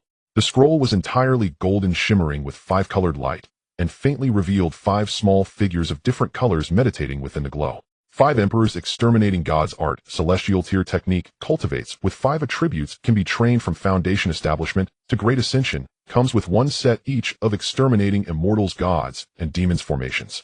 Cannot be synthesized again. As for techniques beyond great ascension, higher level synthesis is required. After all, the potential of the ninefold celestial ascension art is limited. Indeed, celestial tier techniques are extraordinary. Upon seeing the dazzling phenomenon around the 5 emperors exterminating gods art scroll, Qin Feng's breath quickened. Just looking at this phenomenon made him feel invincible. Such was the might of the technique. Upon opening the scroll, a golden light instantly shot out, rapidly diving into his mind. Qin Feng felt a tingling in his head, and thousands of densely packed golden characters appeared in his mind, all concerning the formations related to the 5 emperors exterminating gods art. Following that, a small figure glowing with 5 colors appeared in his mind, seemingly in meditation, absorbing circulating spiritual power and ultimately consolidating into the Qi, sometimes fast as the wind, sometimes fierce as a wolf. Qin Feng synchronized his practice with the 5-colored figure, gradually revealing a layer of 5-colored radiance around him. Until he thoroughly mastered the invincible exterminating gods art, the little figure had already exhausted itself. After a cultivator breaks through a realm, they need to consolidate their realm. Previously, Qin Feng did not have a foundation establishment cultivation method, so he had not consolidated. After 3 hours of cultivation, the spiritual power contained within him was already over 20 times stronger than when he first broke through to foundation establishment. With just a thought, the 5 types of spiritual power surged like a tremendous wave, instantly flooding every limb and organ. Agile, yet powerful. Whether using a single type of spiritual power or a mix, there was no difference at all. The synthesized 5-element technique felt as if it had been tailor-made for Qin Feng. Indeed impressive. Just a slight feel of his current state made his blood boil. Qin Feng thought that if he were to encounter ordinary cultivators like Zhang Shun or Ling Tian again, he could easily slice them apart with just a flying sword. In the next 2 days, Qin Feng was busy synthesizing formations, arranging formations, synthesizing talismans, flying swords, and flying boats. Ultimately, he obtained a top-grade celestial tier stabbing moon flying sword and a 1,000-mile flying shuttle, along with 2 sets of celestial tier top-grade formations capable of resisting great ascension cultivators, the 4 symbols black tortoise formation and the slaying heaven divine concealment formation, both sets serving offense and defense. Once activated, Wonia Mountain would be as secure as an iron fortress. However, the spiritual power required to operate the celestial tier top-grade formations was terrifying. Just the 4 symbols black tortoise formation consumed nearly 500 mid-grade spirit stones in half an incense stick's time. If both formations were activated for a day, it would require around 40 to 50,000 spirit stones. Qin Feng directly opted to use them as backup formations. These life-saving items could be spared, but they couldn't be absent. After finishing all this, Qin Feng also tried to take out 2 identical alchemy furnaces. A moment later, Qin Feng was dumbfounded. For some unknown reason, the alchemy furnaces also indicated that they could not be fused, but Qin Feng was already quite satisfied. With what he could currently synthesize, he had enough to use for a long time. Stepping out of the cave dwelling, the sun was at its peak. The spiritual herbs in the medicinal field had not been watered for several days and appeared somewhat wilted. Qin Feng took out 2 barrels of spirit plant liquid and 8 spirit tea trees, each half a person tall, from his storage ring. Cultivation encompasses various arts, including spirit planting, which, like alchemy, requires knowledge. However, Qin Feng was too lazy to study, preferring to buy ready-made items. Basic spirit plant liquid water once a day can extend the plant's growth cycle by 5 days. Overwatering will kill it. Can synthesize intermediate spirit plant liquid. The wooden barrel for storing spiritual plant liquid appears ordinary, yet it is a specially crafted magical tool with excellent capacity. The only difference is that it can fit into a storage bag. All 100 barrels of spiritual plant liquid were synthesized by Qin Feng, resulting in intermediate and advanced spiritual plant liquids, as well as low and medium-grade humanure liquids. After 4 rounds of synthesis, only 6 barrels remained. Medium-grade humidier spiritual plant liquid irrigating once a day can extend a plant's growth cycle by 100 days. Excessive watering is ineffective. Can be synthesized into high-grade humidier spiritual plant liquid. It is rare for anyone to produce humidier spiritual plant liquid in this world, let alone medium-grade. Using such spiritual plant liquid for a year would equate to a plant's natural growth over 100 years. Qin Feng immediately took a bit of the spiritual plant liquid to experiment beside the medicinal field. As the spiritual plant liquid dripped into the roots of the medicinal herb, the entire plant began to grow at a visibly rapid pace. At this rate, it would resemble a year's growth in no more than 3 days. The cultivation world is truly capable of anything. Qin Feng felt an overwhelming excitement, yet the medicinal field contained only ordinary herbs unworthy of the spiritual plant liquid. Turning back to the open space at the entrance of his cave, Qin Feng began synthesizing the 8 10-year-old spiritual tea trees. Once all 8 were synthesized, he instantly obtained a 1,000-year-old spiritual tea tree, which Qin Feng promptly planted in the open space beside his cave. As the spiritual tree was planted, a mist of spiritual energy quickly enveloped the entire Wonia mountain. In the medicinal field, countless herbs were wrapped in this mist, thriving, while simultaneously releasing spiritual energy. At this moment, the concentration of spiritual energy on Wonia mountain had reached 3 times that of the outside. Outside the mountain gate, there are numerous protective arrays, and within lies medicinal fields, spiritual trees, and caves. This flourishing scene made Qin Feng consider truly settling down in this place for the first time. Qin Feng went to the back of Wonia mountain and opened a gap in the mysterious array, preventing spiritual energy from leaking while allowing free passage. The moment the gap was opened, a small black bird flew in. It curiously glanced at the scene on Wonia mountain before opening its mouth to drop a letter into Qin Feng's palm. The letter was written by Tieju, inviting him to meet 2 days later at the back of Qinghe Feng for a surprise. After setting down the envelope, a glimmer of anticipation appeared in Qin Feng's eyes. Although Tieju was a rogue cultivator, he was undoubtedly a genius among them. His skills in killing, burning, and plundering were self-taught, and he was ruthless. Whatever he called a surprise should be. However, before leaving to be on the safe side, Qin Feng made another trip to Chiyuan Pavilion in Taizhan Feng, purchasing numerous mysterious arrays to upgrade the mountain gates formation. Only after upgrading the mysterious array to the peak heavenly level and transforming it into the concealment array did Qin Feng feel completely secure. The energy required for the concealment array was minimal, and the spiritual energy of Wonia mountain was sufficient to sustain its operation. As for the heavenly slaughter concealment array and the 4 symbols black tortoise array, Qin Feng placed 3,000 medium-grade spirit stones at the activation points. If he were unfortunate enough to be detected by top-tier experts, he could still control the array remotely to counterattack. Before leaving, Qin Feng planned to visit Ding Shuli on the opposite mountain, because she often researched various poisons, and perhaps she would have insights on miasma and malevolent energies. Riding the wooden spirit boat out of the cave on Wonia mountain, he happened to encounter Ding Shuli arriving from this. The two hovered in the air, and Ding Shuli revealed a slightly awkward expression, speaking to Qin Feng. "I need to go out for a moment, though I would like to buy 2 fire snake talismans from you." "Sister Ding, I happen to be looking for you too." Qin Feng smiled broadly and flew directly to the opposite Dingxiang mountain, while Ding Shuli displayed a reluctant expression but followed along. "Let's discuss it here." She radiated a cold aura, her gaze filled with vigilance. Qin Feng smiled broadly and directly inquired about collecting malevolent and ghostly energy. Ding Shuli remained silent, pulling 2 small bottles from her pocket and tossing them over. Qin Feng immediately stepped back a few paces, using his divine sense to probe the 2 bottles, confirming there were no issues before receiving them and storing them in his storage bag. Seeing him act as if facing a great enemy, a fleeting smile appeared in Ding Shuli's eyes as she coldly stated, "These 2 bottles are worth at least a high-grade fire snake talisman if you sell them to me." At that moment, she suddenly froze, because she saw him pull out a light blue rope-like magical tool from his storage ring. The moment she saw the 9 dragons binding rope, she realized what was about to happen. "Sister, I might need to leave for a while. I'll give you the fire snake talismans later," Qin Feng said as he directly controlled the 9 dragons binding rope to fly towards Ding Shuli. She did not resist, but merely closed her eyes, her voice extremely cold. "This is the last time. I hope you keep your promise." "Sister, if you don't want to be stranded in this wilderness, please open the formation for me," Qin Feng said gently. As soon as the formation was opened, he immediately used the 9 dragons binding rope to tie her up, and then embraced. The cave remained as it was, but the bedroom now housed a scarred wooden statue with the character Qin carved onto its chest. "It seems Sister Ding still holds a grudge against me." Sighing, Qin Feng's gaze fell upon her alluring red lips. At this moment, Ding Shuli appeared like a trembling little beast, her eyes filled with both shyness and anger. The instant their lips touched, he felt a sharp pain on his tongue, but a strong practitioner never complains about the environment. Qin Feng chose not to retreat, instead loosening the 9 dragons binding rope.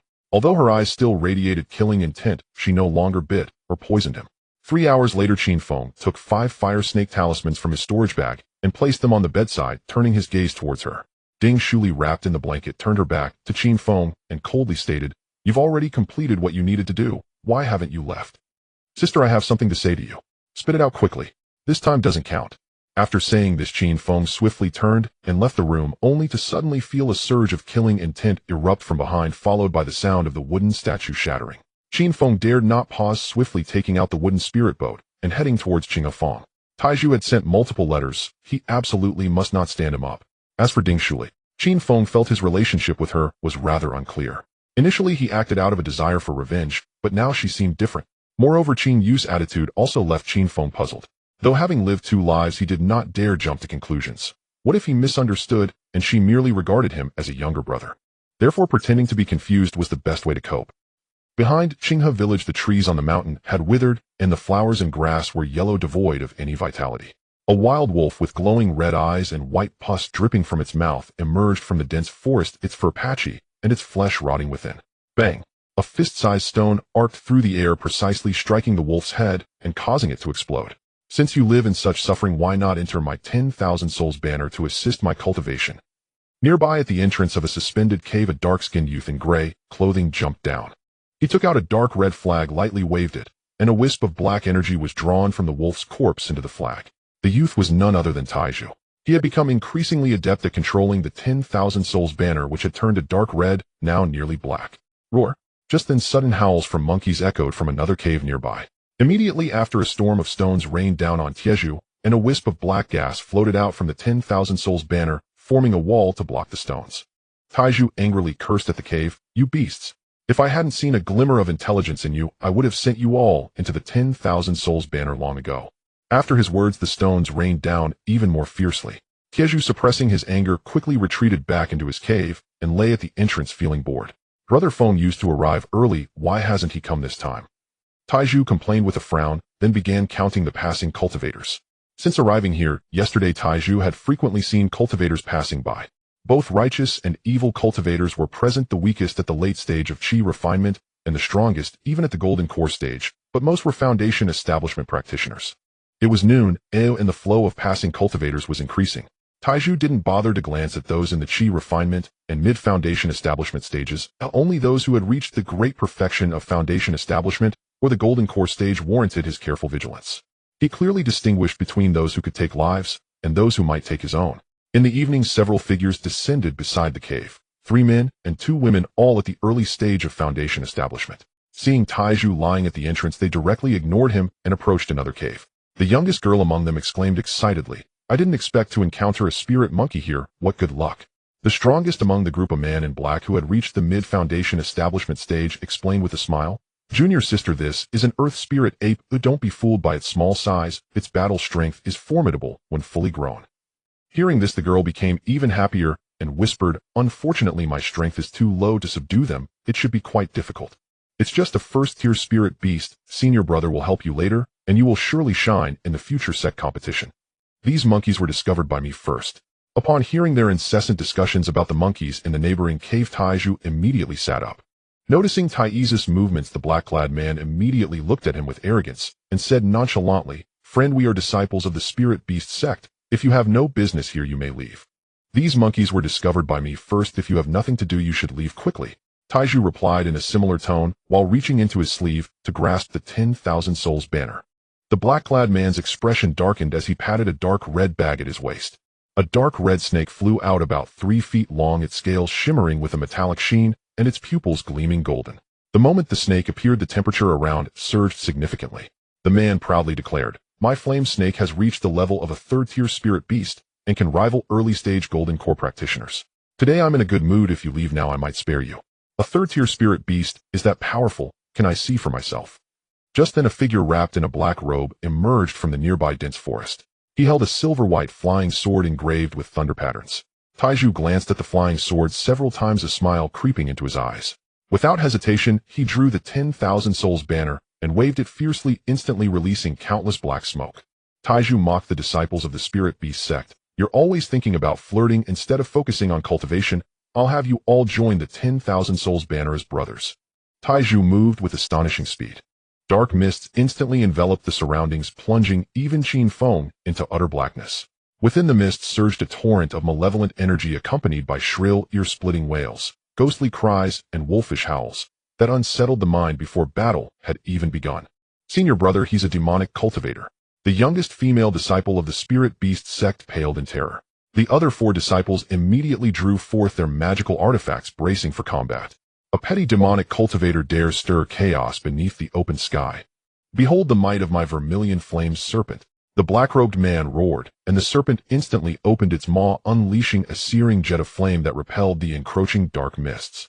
The remaining 4 disciples likewise readied themselves, summoning spirit beasts or activating artifacts, and effortlessly dispelled the corrosive influence of the surrounding mists.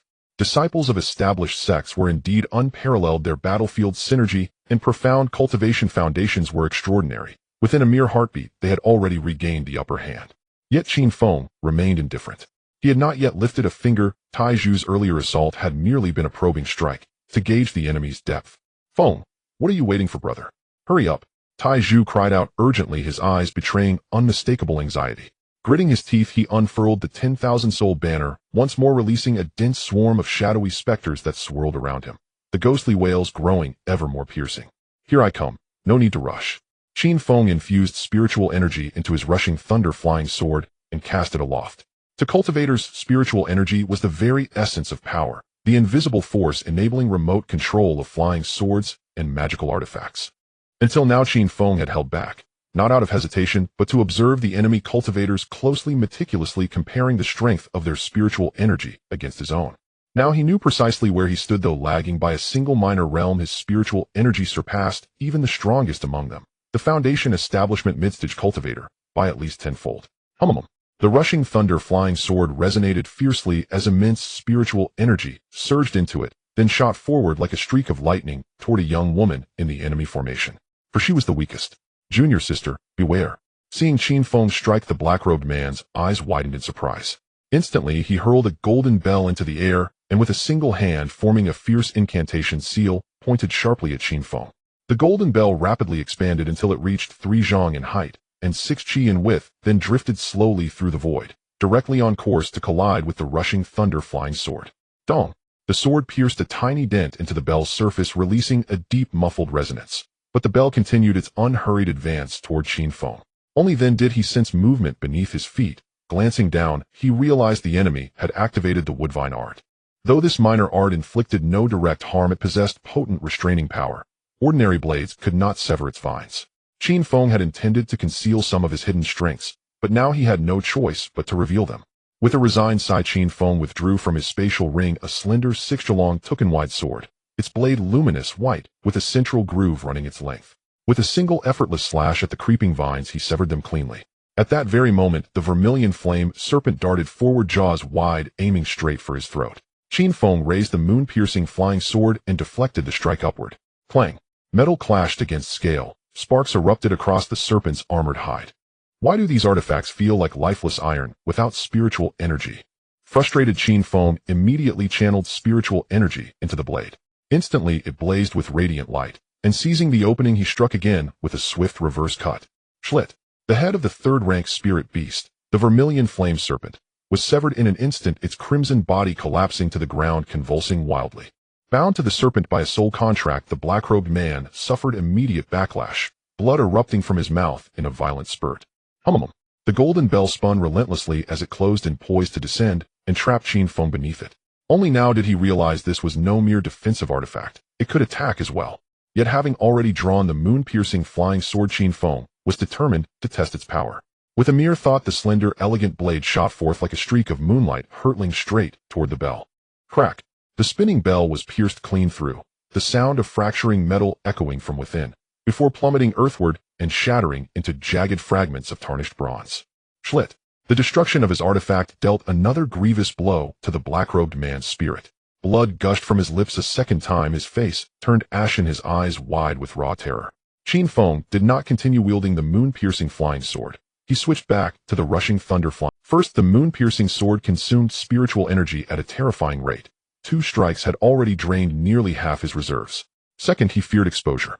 At that moment, Taiju condensed thousands of souls from his 10,000-soul banner into a colossal black skull, launching repeated charges and disruptive assaults against the enemy. He himself wielded 2 razor-sharp iron claws, engaging in brutal close-quarters combat, black chi swirling about him like the aura of a demon. Qin Feng guided his flying sword directly into the fray. With their strongest fighter now incapacitated, the enemy crumbled utterly. Within moments, all lay gasping, barely clinging to consciousness. Witnessing the duo's overwhelming might, the black-robed man immediately pleaded for mercy. "Esteemed senior, we are disciples of the Spirit Beast sect. Please spare our lives." Announcing one's sect before combat was intimidation. Doing so after combat began was veiled threat, yet he had phrased it with careful subtlety. You'll serve me better inside my 10,000-soul banner, fueling my cultivation." A cold smile flickered across Taiju's face as he tossed his 2 black claws into the air. The claws swelled rapidly, with the wind aligning with the skull in a triangular formation, coalescing into a monstrous entity whose lower body shimmered with ethereal distortion. Taiju prepared his ultimate technique. The already dying disciples stood no chance against this horror. Within seconds, they were absorbed into the banner, leaving only mangled, twitching corpses behind. The monster seized the corpses and crunched them between its jaws, crackling sounds punctuating each bite, then spat out storage rings, chinko pouches, and other belongings. Not even bones remained. Qin Feng felt no remorse at taking lives, but dividing spoils that he welcomed with quiet delight. "Brother Feng, with us fighting side by side, we can stride unchallenged beneath the nascent soul realm." Taiju spoke while gathering loot, his face alight with exhilaration. Qin Feng rolled his eyes. "You summoned me here just for this. Of course there's something important, but first let's divide these treasures." Taiju bundled all the loot into his robe and crawled toward a nearby cave. Meanwhile, Qin Feng glanced curiously at the adjacent cave, the one that had once served as his temporary abode. Just then, several furry heads cautiously peered out, scanning the surroundings. Sensing Qin Feng's gaze, they swiftly retracted back into the darkness. "Monkeys!" Surprise flashed across Qin Feng's eyes, and in one swift bound, he leapt into the monkeys had already scampered up, thick vines dangling from the cave ceiling. Spotting Qin Feng at the entrance, they halted mid-vine, unafraid, unflinching. 3 adults and 1 juvenile hung suspended, alert and watchful. "So it's you little rascals after all." Qin Feng recognized them instantly. They were old acquaintances. "Whoa!" One monkey shrieked, pointing emphatically at the faint ash residue left behind in the cave. Qin Feng paused in thought. Only one possibility came to mind. Long ago, when refining failed pills, he discarded those 2 shattered to salvage. "Did you eat those, eh?" "Whoa!" They nodded vigorously. Then one even raised a thumb high. "Then did you transcend realms?" The 4 monkeys blinked blankly, utterly baffled by the bipedal creature's strange words. Though their spiritual aura was faint, they had clearly awakened sentience, capable of comprehending human speech. After a moment's hesitation, Qin Feng asked gently, "Would you accompany me on the path of cultivation?" Some shook their heads, while others chattered incessantly, so shrilly that Qin Feng's brow furrowed in annoyance. Sensing his incomprehension, the monkeys exchanged disdainful glances, then vanished up the vines. "Madman," Qin Feng muttered under his breath. As he grumbled, pondering whether to resort to coercion and seize a pair to manage his mountain sect, a furry figure slid down the vine with surprising grace. It was a juvenile monkey, barely 4 chi tall, slender and thin-furred, yet with eyes startlingly clear and bright. "Whoa!" It pointed first to the ash patch, then to its own mouth, and finally extended a small paw, plainly begging for food. "Will you eat this?" Qin Feng retrieved from his spatial ring a spirit herb that enhanced physical constitution and offered it. The young monkey's eyes lit up. It snatched the herb and devoured it in 3 quick bites. "Want more fine things to eat?" "Whoa! Then follow me. I'll feed you your fill." Qin Feng patted the monkey's head and turned to leave. The slain cultivators were all disciples of the Spirit Beast sect. Their cultivation methods centered on spirit beast taming, and naturally their possessions included herbs for nurturing such beasts. The young monkey hesitated, but then cautiously followed. In the neighboring cave, Taiju sat cocooned in a dark obsidian-hued restriction array, refining the recently acquired storage rings. Seeing Qin Feng enter, with a small monkey stealthily peeking from the cave mouth, Taiju's face fell. "Brother Feng, there were 4 spirit monkeys. Why only 1? Conquer. Don't be absurd. I'm no spirit beast sect disciple trained in beast-binding contracts." Qin Feng rolled his eyes, then casually snatched up a refined storage ring from beside him. A yellow rank flying sword, talismans, medicinal herbs, the beast-binding manual, translucent silk undergarments.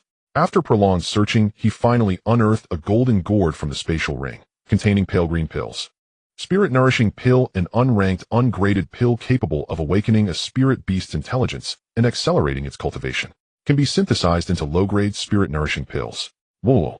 Spotting the pale green pill in Qin Feng's hand, the young monkey's eyes gleamed with excitement. It dashed forward, gazing up with desperate longing. Want it? Whoa.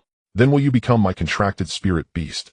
The monkey nodded frantically. Qin Feng handed over a pill. It vanished down its throat in one gulp. Then it stared back, expectant and eager.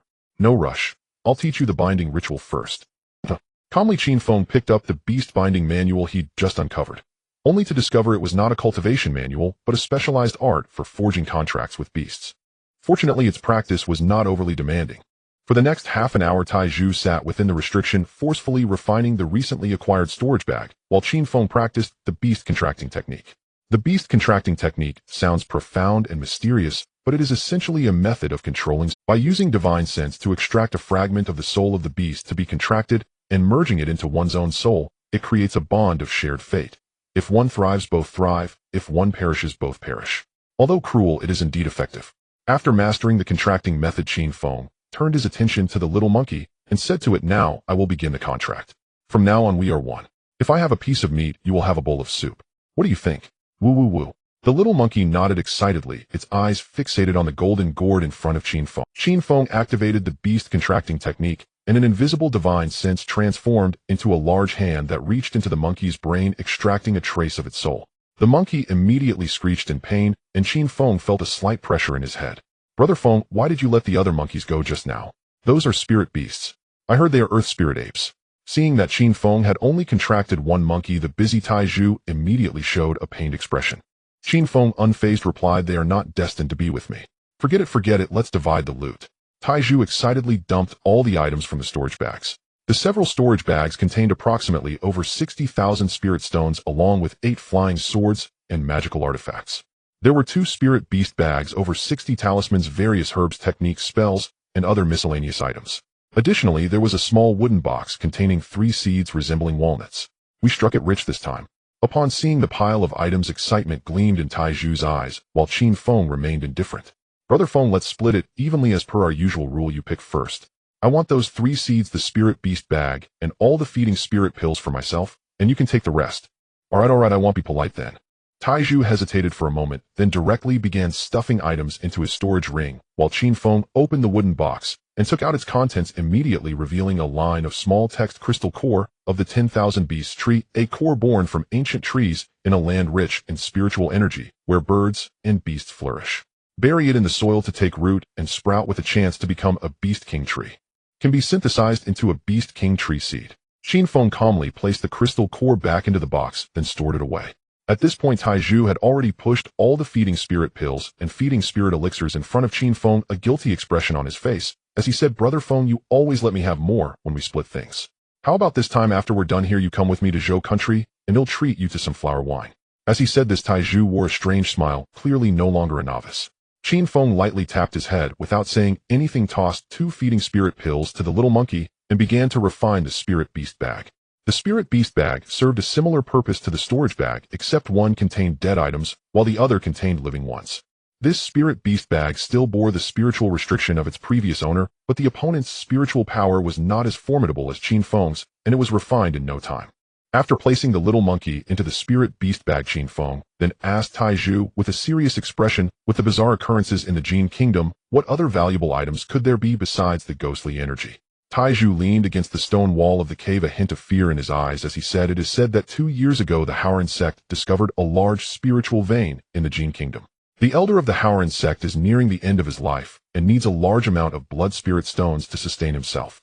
So the Haoran sect deceived the Jin kingdom's royal family into believing they would help them cultivate immortality and tricked the Jin emperor into assisting in setting up the Tai Great Formation. On the surface, the formation appeared without issues, but in reality, it was siphoning the life essence of the living beings in the Jin kingdom to cultivate blood spirit stones. The power of life essence activated the sealed 10,000 demons cauldron underground, resulting in the waste of the blood spirit stones and the release of the souls of countless demons. It is estimated that in about 5 days the 10,000 demons cauldron will manifest. Upon hearing such an outrageous statement, Qin Feng furrowed his brows and couldn't help but question, is this information reliable? Don't joke around. I am now a true disciple of the Ghost King sect, and this news is absolutely true. Taiju declared confidently, and Qin Feng continued to inquire, are there any other valuable items besides the 10,000 Demons Cauldron? The 10,000 Demons Cauldron is a valuable item. It is a heavenly-grade artifact capable of sealing all evil entities. When the time comes, the demons will belong to me, and the cauldron will belong to you. Qin Feng felt a bit conflicted. The emergence of a heavenly-grade artifact would likely attract not only golden core cultivators, but also nascent soul cultivators. With Taiju and himself being mere novices, they would need to keep their distance just to avoid drawing blood. However, Qin Feng had seen descriptions of blood spirit stones in ancient texts which suggested that nurturing spirit stones with life essence using secret techniques could transform spiritual energy into vitality. Blood spirit stones can enhance physical strength and prolong life, and they are rarely found on the market. If there is a chance to obtain blood spirit stones, even if they are semi-finished products, it could be considered a significant opportunity. Seeing Qin Feng's silent, Taiju assumed he had concerns and began to explain the terrain here is remote, with only the Chongqing Sword Sect, Ghost King Sect, and Spirit Beast Sect present. Currently, the main forces of the three sects are fighting over a large spiritual vein on the other side of the Qingyun mountain range, so the only ones coming here are small fries. Seeing Taiju so familiar with the movements of the three major sects, Qin Feng felt a surge of irritation. Although he was a member of the Chongqing Sword Sect, he was essentially free-range with no one looking out for him. Then let's do it. After contemplating for a moment, Qin Feng decided to team up with Taiju to give it a try. Regardless of whether they could gain any benefits, as long as there were no cultivators above the Golden Core stage, he could generally live comfortably. At this moment, the Chongqing Sword Sect token in his storage ring began to vibrate again. The sect is in trouble. Return quickly. To hell with that. Qin Feng ignored the trembling of the identity token and stood up to head towards Qin Feng with Taiju.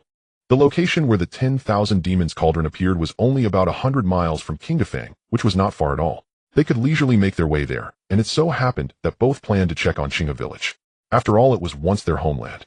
On the way down the mountain, the surroundings were desolate and devoid of life. In the forest by the roadside, wild beasts occasionally gasped. Most of them were soulless, decaying corpses wandering aimlessly, numbly gnawing at the rotting bodies by the roadside. In the village, corpses were strewn everywhere. Some had turned to dry bones, while others had not yet completely rotted. A putrid smell of decaying flesh wafted through the air, and the entire village seemed to be frozen in the river of time, exuding a desolate atmosphere. Above the village, a layer of black gas shrouded it, which was a combination of malevolent energy, energy, and ghostly energy. The people here died unnatural deaths, and their souls were incomplete, leaving them without a chance for rebirth, even in the underworld. Qin Feng circulated his spiritual energy to block out the external odors, while Taiju displayed a sorrowful expression. Brother Feng, if we were ordinary people, we probably would have turned into bones by now. Damn Howard sect. Taiju cursed, then took out the 10,000 souls banner from his sleeve and waved it in the air, shouting loudly, villagers, if you wish to enter my 10,000 souls banner on the day I, Han Taiju, ascend to godhood, I will personally send you into reincarnation and ensure you are reborn well. As his voice fell, a chilling wind immediately began to blow around them. From the dim light, many pale blue souls emerged, ranging from elderly individuals to 3-year-old children. They wore tattered clothes with patches and stood nearby looking at Qin Feng and Taiju with blank expressions. Some souls were nearly fading into nothingness. Seeing this scene, Qin Feng felt slightly moved. They were all in a state of residual souls and could not reincarnate, destined to become lost souls. Entering the 10,000 souls banner to become ghost soldiers might offer a glimmer of hope. Seeing that they seemed devoid of intelligence, Taiju's eyes reddened as he called out again, villagers, I, Han Taiju, guarantee that on the day I ascend to godhood, I will personally send you to be reborn. This time they seemed to have heard him, transforming into wisps of black smoke that drifted towards the 10,000 souls banner. The energy in the village immediately decreased by more than half. Qin Feng also took out a bottle to collect the gathered malevolent and energies within Qinghe village, then continued to walk towards Qin Feng with Taiju. The roadside was littered with countless bones, and many resilient ordinary people had also become soulless, reduced to mere skin and bones. Damn Howard sect. Qin Feng mimicked Taiju's tone and cursed, then stepped into the city of Qin Feng. The stone-paved streets were covered with dust, densely packed with recent footprints, clearly indicating that many cultivators had come through during this time. In the houses on both sides, one would occasionally encounter wicked cultivators practicing their techniques, absorbing malevolent energy, while other loose cultivators gathered in groups waiting for an opportunity. Not everyone coming here was after the 10,000 Demons Cauldron. Some were seeking fortune. Besides cultivators, there were no ordinary people to be seen on the streets. After just a brief look around, it felt rather dull. Qin Feng and Taiju turned around and left Qin Feng, heading towards the place where the 10,000 Demons Cauldron was about to emerge. At that moment, a massive treasure ship suddenly appeared in the sky passing over Qin Feng. The ship contained at least 100 people with golden core cultivators leading the way, and the rest were Foundation establishment disciples. Seeing this scene, the loose cultivators below furrowed their brows. If a sect intervened, the chances for others would be slim. Qin Feng recognized the insignia of the Chongqing sword sect on the ship and couldn't help but feel surprised. Your sect has sent people. The Ghost King sect must have someone here as well. I need to hide my identity. Tai Zhu's expression darkened as he took out a black robe from his Qinquan bag and put it on. Qin Feng felt a bit shaken. After all, blood spirit stones were the most important to him. Since the people from the Chongqing sword sect had arrived, it would be better to look for blood spirit stones before the 10,000 demons cauldron appeared. Thinking this, Qin Feng immediately patted Tai Zhu and asked, "Can you find those blood spirit stones?" "Brother Feng, the blood spirit stones are already wasted and completely formless." "What do you want that for?" "I feel that it will be useful to me." "Then let's go find the blood spirit stones first." Tai Zhu sighed and immediately led Qin Feng forward. The direction happened to be where the Chongqing sword sect had just gone. On the way, aside from Qin Feng and Tai Zhu, a large number of loose cultivators were also heading in that direction. The mountains rise and fall with peaks and ridges interlacing. In the midst of this, there lies Qinku Mountain, low in stature and surrounded entirely by natural caves. At this moment, the area around Qinku Mountain is crowded with people divided into 4 factions. The disciples of the Chongqing sword sect are all dressed in white, standing with flying swords on their backs or empty-handed. The disciples of the Ghost King sect wear black, each carrying different magical tools, exuding a strong aura of malevolence. The members of the Spirit Beast sect are dressed differently, but the only commonality is that each has a Spirit Beast pouch hanging at their waist. The remaining individuals are mostly scattered cultivators gathering in groups of 3 to 5 around the area, or hiding in the dense forest waiting for the right moment to fish in troubled waters. Qin Feng stands on a small hill not far away, gazing in the direction of Qinku Mountain, his mind already formulating a rough plan. If a fight breaks out later, even if he cannot obtain the Wanmai Ding, he can take the opportunity to collect some malevolent qi and yin energy, and naturally, it would be best if he could find a few storage pouches. Although he is not short on money, some storage pouches can always bring surprises, just like the disciples from the Spirit Beast sect. "Brother Feng, stop looking, I found a place."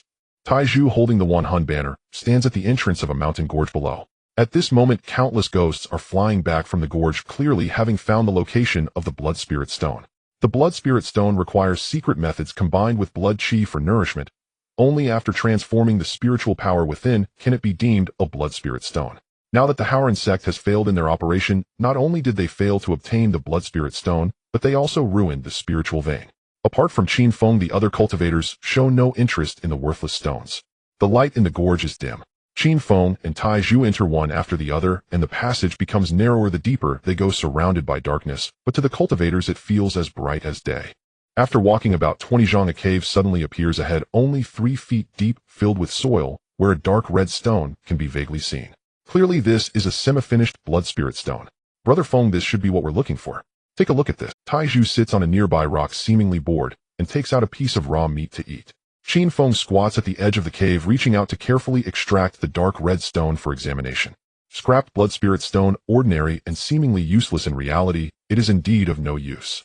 Can be synthesized into inferior Blood Spirit Stone. Seeing that the Blood Spirit Stone can be synthesized, Qin Feng's heart immediately fills with excitement. The quality of the Blood Spirit Stone depends on the quality of the Spirit Stone used for transformation. Even if it is just a low-grade Spirit Stone transformed into a Blood Spirit Stone, it can extend a cultivator's lifespan by half a year and enhance their physique. The effects of a medium-grade Blood Spirit Stone can be at least 10 times greater. This spiritual vein contains quite a few medium-grade Spirit Stones. If all of them are excavated, whether for personal use or sale, it represents a tremendous fortune. Qin Feng is immensely excited, no longer interested in fighting for the Wanma Ding, only wishing to stay here and dig for Blood Spirit Stones. Unfortunately, this cave is too small for easy excavation. Even using a flying sword would be inefficient and could easily damage the Blood Spirit Stone. Sensing Qin Feng's emotional fluctuations, Tai Zhu immediately asks, "Brother Feng, how is it?" "It has some use. Do you have any way to excavate these scrapped Blood Spirit Stones?" Tai Zhu remains silent for a while, struggling to think of a way to dig out the Spirit Stones, and finally points to the Spirit Beast pouch at Qin Feng's waist, saying, "Your Spirit Beast seems to be a Earth Spirit ape. Why not let it try?" Qin Feng feels it is unreliable, but still releases the little monkey from the Spirit Beast pouch, intending to let it have a go. The two have already formed a one-sided soul contract, so the monkey can instantly sense Qin Feng's thoughts. The little monkey emerges from the spirit beast pouch immediately, making whimpering sounds indicating it wants to eat spirit-nourishing pills. Then help me dig out a few redstones first. Qin Feng tentatively says, unsure if this little fellow can manage. The little monkey's eyes light up upon hearing this and immediately jumps in. The dirt in the pit seems to part like water in its presence. In the blink of an eye, its body completely disappeared. By using his divine sense to probe, Qin Feng can feel it is now traversing through the layers of soil, just like a fish swimming in water. Truly a spirit beast. Qin Feng is both happy and envious. For a cultivator to achieve such freedom in the soil, it would take at least 1 or 2 years of hard work to master the earth escape technique. But spirit beasts, even those with just awakened intelligence, can use escape techniques, which is completely unmatched by cultivators. If I had known, I would have contracted one too. Seeing how powerful the earth spirit ape is, Taiju can't help but sigh, but there is no envy in his eyes. He turns and walks over to a nearby stone slab, where he promptly falls into a deep sleep. He takes a different path than Qin Feng. If he lacks anything, he can just rob it. Cultivating spirit beasts is simply too much trouble. Moments later, the earth spirit ape emerges from the mud pit, shakes off the dirt from its body, and places 4 scrapped blood spirit stones at Qin Feng's feet. Qin Feng hands it a spirit-nourishing pill as a reward and instructs it to continue searching for blood spirit stones. Tempted by the spirit-nourishing pills, the earth spirit ape is full of energy. Within less than a stick of incense, it gathers a large pile of blood spirit stones, at least over 200 of them. You performed well, keep it up. Qin Feng hands it another spirit-nourishing pill as a reward, but this time, the earth spirit ape shows a troubled expression, continuously making whimpering sounds and refusing to go back. What's wrong? Seeing this scene, Qin Feng is puzzled, and Taiju, who had been sleeping soundly, sits up from the Oh. Although they have signed a spiritual contract, it still does not count as a first-level spirit beast and cannot express language. Could it be that it has been working too long and is hungry? Oh. The earth spirit ape shakes its head frantically, a look of fear on its face, pointing continuously at the ground. Could there be something terrifying underground? Qin Feng and Taiju exchange glances, excitement reflected in their brother Feng. Let this little thing lead the way, we'll dig down and see what's going on. Oh. The earth spirit ape shakes its head vigorously, almost speaking human words in its urgency. Under the pressure of rewards and threats, the earth spirit ape has no choice but to jump into the pit to lead the way, while Qin Feng and Taiju follow closely behind with flying swords and bone claws, violently excavating the cave. Although the magical tools are not suited for digging spirit stones, their power in creating tunnels is still impressive. Half an incense stick later, a faint light suddenly emerges from below the cave they are digging. We've arrived. Taiju's voice reveals excitement as he swings the bone claw in his hand, breaking through the soil beneath them. Boom. Countless clumps of soil fall down instantly. If Qin Feng had not promptly used his sword to pull Taiju back, both of them would likely have fallen. The little monkey is half embedded in the soil, pointing below. Qin Feng puts it back in the spirit beast pouch and controls his flying sword to descend. This is a vast cave. The bottom of the cave is filled with bubbling magma. Golden flames erupt from vents, revealing a fully formed underground fire dragon vein. In the wider expanse of magma nearby, 8 crimson chains adorned with golden runes stretch out from the magma, tightly binding a massive black cauldron above. The giant cauldron bears dark red symbols surrounded by magical energy and is struggling incessantly, seemingly trying to break free from the chains. The Wanma Ding. The moment Taiju sees the great cauldron, his face immediately lights up with excitement. Finding this is like searching for iron shoes with no place to look. It came effortlessly. Brother Feng, I knew following you would bring good fortune. Taiju grins, leaping onto a nearby red-hot smoke billows from the soles of his shoes, but he cares nothing for it, seemingly feeling no heat, while Qin Feng lands beside him on his flying sword. Even with spiritual energy protecting his body, he can still feel the scorching heat of the magma nearly cooking him. The Wanma Ding, bound by the chains, emanates a magical energy much stronger than that of malevolent and Yin energy. Just watching it from a close distance makes Qin Feng feel uncomfortable, while Taiju appears to be enjoying himself, pulling out 2 bone claws to begin attacking one of the chains nearby. The Wanma Ding suppresses numerous magical creatures and evil spirits, and these chains are specifically designed to restrain them. Now that the magical creatures inside the Wanma Ding are receiving nourishment from blood qi, they seem to have significantly increased in strength, and even if the chains are not cut, it won't be long before they can break free. Feeling the considerable number of monsters inside, Qin Feng can't help but worry, asking Taiju, can you handle it if these monsters are released now? Don't worry, my Wanhun banner has already grown into a top-tier, yellow-grade magical tool. The monsters inside are at most in the golden core stage. Capturing them will be no problem. Alright, then you hurry and prepare to capture the monsters. Qin Feng takes out the stabbing moon flying sword from his storage ring, also preparing 20 high-level fire snake talismans, just in case.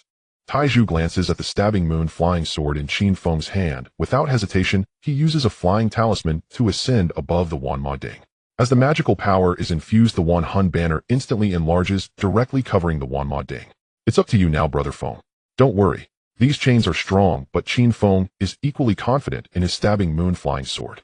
As the spiritual power continuously infused into the Tsiyue sword, a silvery light suddenly illuminates. To unleash the full potential of a top-tier heavenly artifact, a significant amount of spiritual energy is required. Although it could be used immediately, Qin Feng intended to infuse more spiritual energy to maximize the sword's power. Buzzing. The Tsiyue sword vibrated incessantly, and Qin Feng felt that 2/3 of the spiritual energy in his dantian was consumed in an instant. That's enough. With a thought, the Tsiyue sword swiftly cut towards the iron chain that was just attacked by the iron pillar. Clang. Accompanied by a crisp sound, the Renich chain was instantly cleaved in two. The cut surface was smooth and even, and the Tsiyue sword remained unscathed. Truly a top-tier heavenly flying sword. Qin Feng was overjoyed and directed the sword to strike the next chain, severing it as well. The black demonic energy emerging from the Wanma Ding also increased as the iron pillar controlled the Wanhun banner to release a powerful suction, directly absorbing all the demonic energy. The iron pillar's face turned crimson, shouting at Qin Feng, "Brother Feng, hurry up. I can't hold on." Seeing this, Qin Feng decided not to hesitate any longer and unleashed all the remaining spiritual energy to control the flying sword. Clang, clang, clang. The remaining iron chains were all severed and countless howls and roars erupted from the Wanma Ding, with terrifying black mist spewing out. The iron pillar swiftly slashed at his chest, his sharp nails cutting through skin straight to his heart. Blood gushed forth, splattering onto the Wanhun banner. Boom. In an instant, the entire Wanhun banner trembled, unleashing an even more powerful suction. As soon as the humanoid black gas rushed out of the Wanma Ding, it was immediately absorbed by the Wanhun banner, akin to pouring water from one bottle into another. Although the remnants of the myriad demons in the Wanma Ding had long since escaped, their wills remained within. After the Wanhun banner completely absorbed all the demons from the Wanma Ding, it turned entirely dark, and the skulls on it appeared increasingly sinister and terrifying, as if they were about to come to life. With the Wanma Ding losing the support of the demons, it plummeted. The iron pillar reacted, quickly grabbing it and flying to a boulder next to Qin Feng. "Brother Feng, this thing is yours now." The iron pillar grinned, tossing the Wanma Ding to Qin Feng while eagerly examining the now-colored Wanhun banner. Qin Feng took the Wanma Ding and examined it.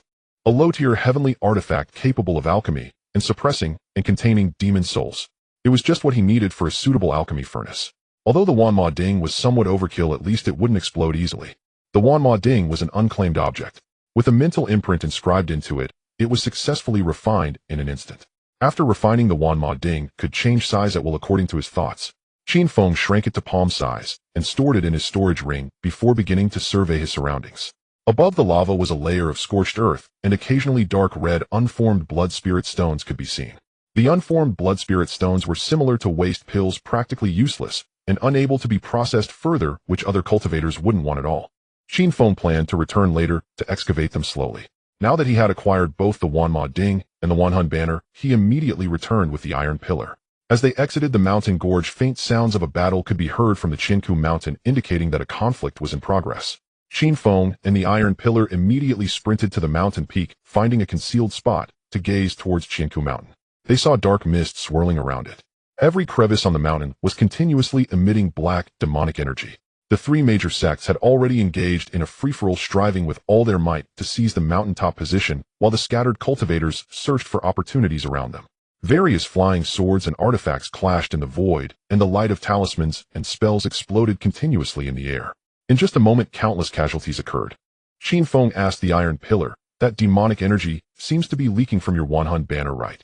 Those demons were too powerful just now, so some demonic energy leaked out for them to sniff.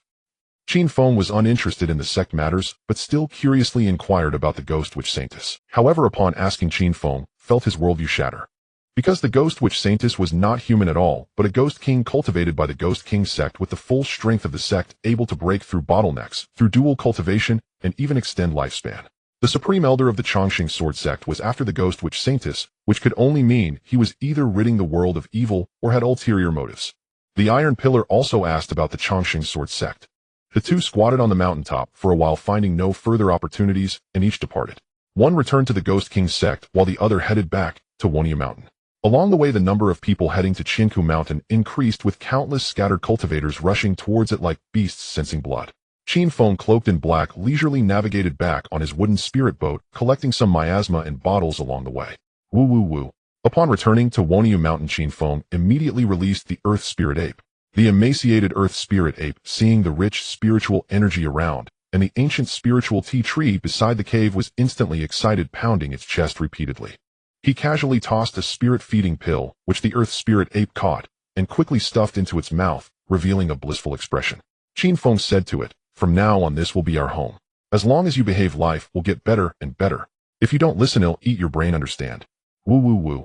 Although the Earth Spirit Ape didn't understand what eating its brain meant, it nodded obediently. "Alright, go pull some weeds in the field. These medicinal fields are all ours." Qin Feng pointed to the medicinal fields in front of the cave, assigned it a task, and then eagerly returned to the cave. This trip to Qin Feng yielded rich rewards, acquiring the low-tier Heavenly Wanma Ding, semi-finished Blood Spirit Stones, the Earth Spirit Monkey, and the crystal core of the Beast King Tree. Among them, the Blood Spirit Stones and Beast King Tree crystal cores were as difficult to obtain as Flower Spirit Stones. After taking them out, Qin Feng immediately began the synthesis. Scrap Blood Spirit Stone, unremarkable, seemingly useless, and indeed was useless, can be synthesized into inferior Blood Spirit Stone. The semi-finished Blood Spirit Stones included two types: medium-grade Spirit Stones and low-grade Spirit Stones, but the synthesis process was the same. Inferior Blood Spirit Stone, low-grade Blood Spirit Stone, perfect Blood Spirit Stone. After synthesizing to a perfect Blood Spirit Stone, the text displayed that synthesis was no longer possible. Complete Blood Spirit Stone after use can extend lifespan by 1 year, enhance physique, and bolster vital energy. Already at the top tier, cannot be synthesized further. In Qin Feng's hand was a Blood Spirit Stone formed from a low-grade Spirit Stone. It was bright red, resembling crystal, with dark red liquid flowing inside. As he held the Blood Spirit Stone and operated his cultivation technique, he immediately felt a surge of overwhelming vitality emanating from his palm. In the blink of an eye, the vitality within was completely absorbed, and the Blood Spirit Stone turned into a dull, ordinary rock. After absorbing the Blood Spirit Stone, Qin Feng felt a slight increase in his strength, and his physique and vital energy surged a bit, but as for lifespan, he felt nothing. According to the synthesis panel's text, low-grade Blood Spirit Stones could extend lifespan by 1 year, while medium-grade Blood Spirit Stones could extend it by 5 years. Qin Feng stuffed all the Blood Spirit Stones into his storage ring, planning to distribute some to his sister and the Iron Pillar during his next visit to Yanyu Tower. When he retrieved the Wanma Ding earlier, seeing the Iron Pillar infuse his heart's blood into the Wanhun banner, Qin Feng thought that being a dark cultivator was a high-risk profession. One's lifeline was fragile and could easily be sucked dry. However, Qin Yu and the Iron Pillar were different. One practiced martial arts while the other was a dark cultivator, effectively exhausting their bodies for power. After storing all the Blood Spirit Stones, he also synthesized all the spirit-feeding pills and spirit-feeding elixirs. Finally, Qin Feng took out a small wooden box and retrieved 3 Beast King Tree crystal cores from inside. Beast King Tree crystal core, a crystal born from ancient trees that grow for 10,000 years in a place abundant with birds and beasts, can root and sprout when buried in soil, with a chance of becoming a Beast King tree. Can be synthesized into Beast King tree seed. Beast King tree seed blooms once every 100 years, bears fruit once every 100 years, and the Beast King fruit can unleash the potential of spirit beasts, enhancing their qualifications. Already at the top tier, cannot be synthesized further. Looking at the remaining Beast King tree crystal core, a hint of regret appeared in Qin Feng's eyes. It's a pity there were only 3 cores. If there were one more, he could have synthesized 2 Beast King tree seeds. In terms of value, these Beast King tree seeds were even rarer than the Wanma Ding. At that moment, a 1,000-year-old spiritual tea tree had already been planted on the left side of the cave. Qin Feng roughly selected the terrain and ultimately decided to plant the Beast King tree seed 3 zhang away from the spiritual tea tree. After burying the seed in the soil, he synthesized all 6 barrels of human-grade medium spiritual plant liquid into 2 barrels, 1 top-grade and 1 upper-grade.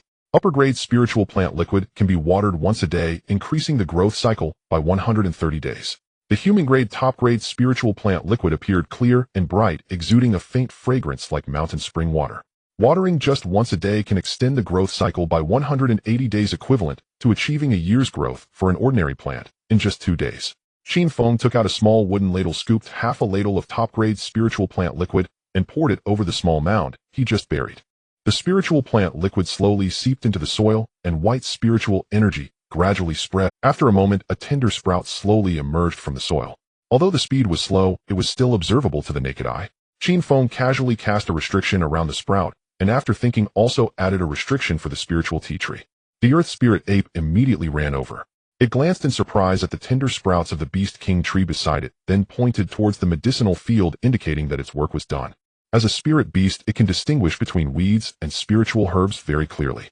At this moment, there wasn't a single weed in the medicinal field, only lush green herbs. Qin Feng patted its head with satisfaction and asked, "Do you want to eat some high-grade goods?" Woo woo woo. The earth spirit ape nodded frantically. Qin Feng took out a handful of dark red pills, each adorned with 3 intricate pill patterns. Ordinary spirit-feeding pills can only strengthen the physical body of spirit beasts, while their spirituality and intelligence rely on their own comprehension. Qin Feng directly synthesized the spirit-feeding pills to the top grade, 3-pattern spirit-feeding pills. These can strengthen the body, enhance spirituality and intelligence. Most importantly, consuming too many won't lead to explosive death. It's an essential treasure for cultivating spirit beasts. Chapter 54, The Master Summons Alchemy. Woo woo woo. Upon seeing the 3-pattern spirit-feeding pills, the earth spirit ape's eyes sparkled and drool began to flow. Qin Feng took a wooden basin from his storage ring, placed the spirit-feeding pills in it, and set it in front of the earth spirit ape. Eat, eat. With permission granted, the earth spirit ape immediately grabbed the spirit-feeding pills and stuffed them into its mouth, without even swallowing them whole. In the blink of an eye, more than 10 pills were devoured. After eating, the earth spirit ape continued to gaze longingly, showing a desire for more, but Qin Feng decided against giving any more, planning to wait 2 days to observe the effects. After all, the starting level of the spirit-feeding pills is quite low. If the effects are poor, he would switch to higher-grade pills. After taking a stroll around the mountain, Qin Feng returned to his cave, retrieving over 100 sets of beginner-level gathering spirit arrays to begin synthesizing.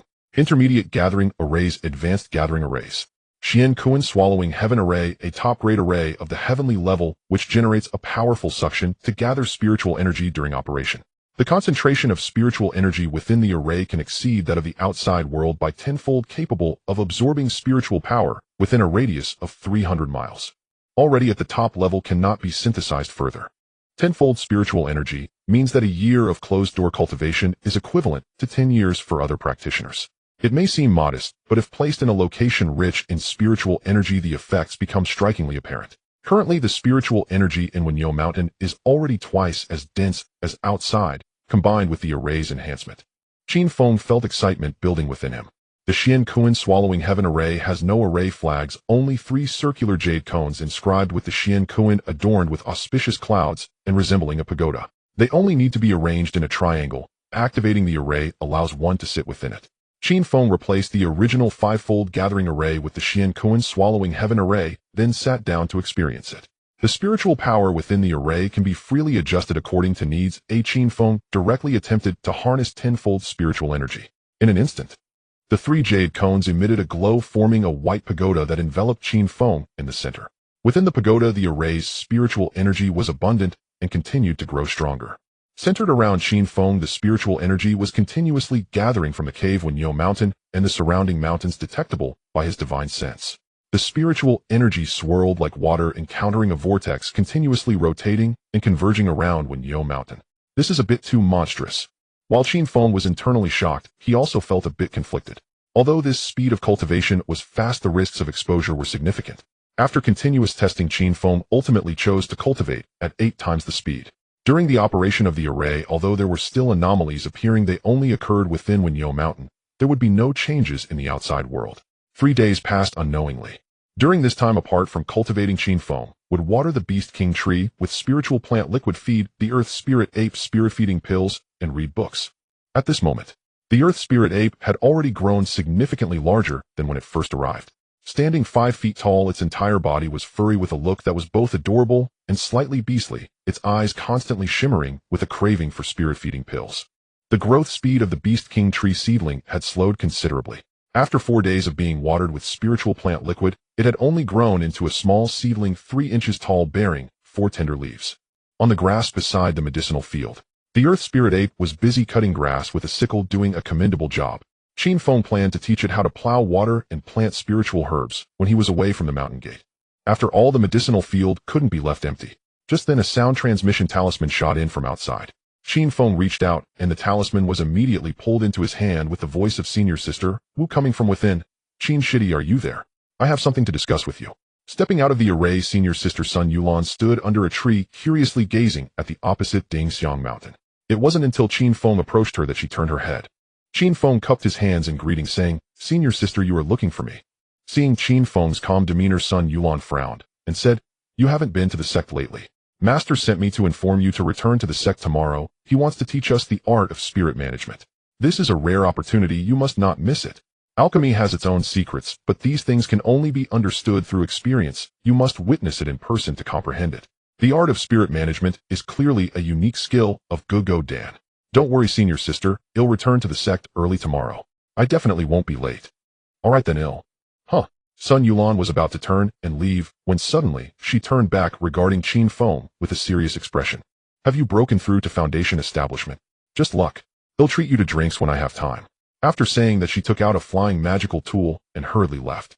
Qin Feng stood in place, a hint of confusion on his face. "Didn't that old guy Gugo Dan say to let me laze around without worrying about anything? What does it mean for senior sister Wu to come with a message now, eh?" Although displeased, Qin Feng still planned to return to the sect tomorrow. Because a few days ago, while reading, Qin Feng had come across descriptions of the Chongqing sword sect in an ancient text. What is truly valuable in the Chongqing sword sect is not the Chongqing grass, but the Imu sword forged with secret techniques capable of slicing through low-grade magical tools with ease. The Imu sword is similar to most flying swords, but it possesses a remarkably overpowered advantage. It can achieve the sharpness of a flying sword even without infusing spiritual power. This means that even an ordinary person wielding a Imu sword has a chance of slaying low-level cultivators. When Qin Feng saw the literature related to the Imu sword, his first reaction was to see if he could obtain a couple to try and synthesize. If he can synthesize them, he would like to get more to provide his sister with a handy weapon. The next day, Qin Feng arrived early at the Divine Pill Peak Great Hall, which was completely empty. After waiting for a while, a man in his 30s slowly approached. This was the second senior brother. Qin Feng had only met him once when he first became his disciple, and they had no further interactions, not even knowing his name. He glanced at Qin Feng expressionlessly, said nothing, and strode directly into the side passage of the hall. Dressed in a white robe transformed from a sky-covering robe, the second senior brother's strength was inscrutable, but Qin Feng could see through him at a glance.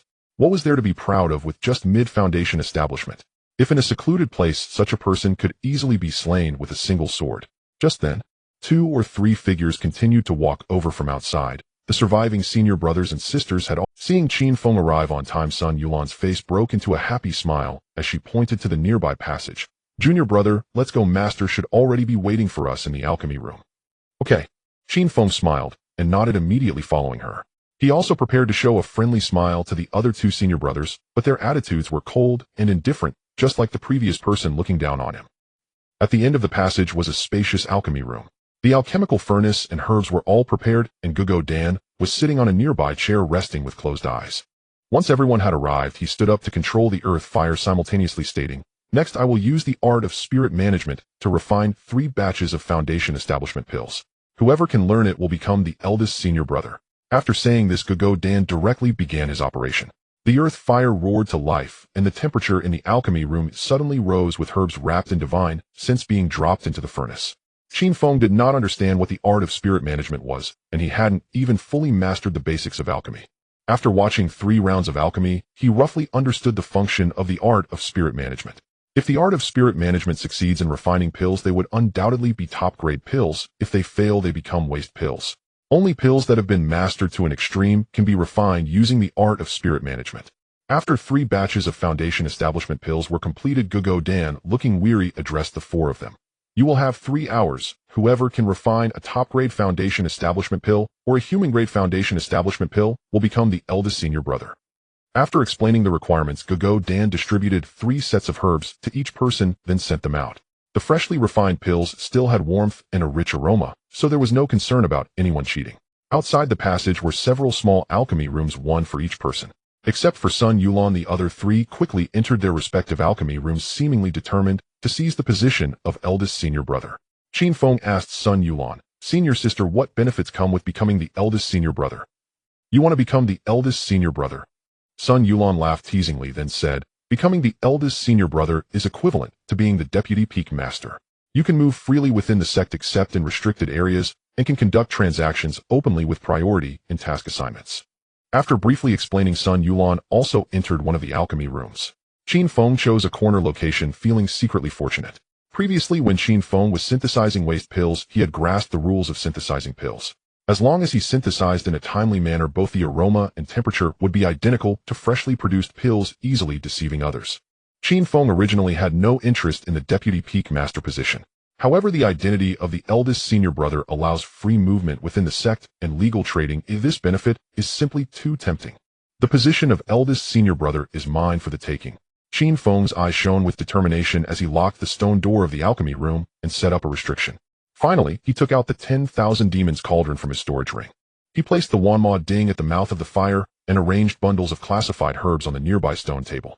After completing all of this, Qin Feng calmly merged his divine sense into the fire mouth, controlling the earth fire to surge forth and heat the Wanma Ding. Boom, boom, boom. The fierce earth fire burned fiercely beneath the Wanma Ding, taking quite some time to raise the temperature. Meanwhile, the sounds of flames from the alchemy room next door had significantly decreased, evidently entering the refining and separating stages. Qin Feng felt a bit anxious and directly cranked the earth fire's intensity to the maximum. In an instant, the entire alchemy room was filled with the roaring sound of earth fire, and the temperature was rapidly rising. This Wanma Ding can surely withstand the trial, right? Seeing that the Wanma Ding had yet to reach the appropriate temperature after a long time, Qin Feng couldn't help but feel a bit frustrated. Just as he was considering whether to switch to another alchemy furnace, the temperature within the Wanma Ding finally began. His divine sense enveloped each herb as they were slowly added into the cauldron, continuously burning in high temperatures, killing green, refining juice, condensing liquid, concentrating, refining, separating. Qin Feng had already mastered the first half of the alchemy process, but once it reached the separation stage, it was the easiest time for the cauldron to explode. However, Qin Feng felt indifferent, believing that there was nothing that synthesis couldn't solve. After separating, 8 smooth, small medicinal balls appeared within the Wanma Ding.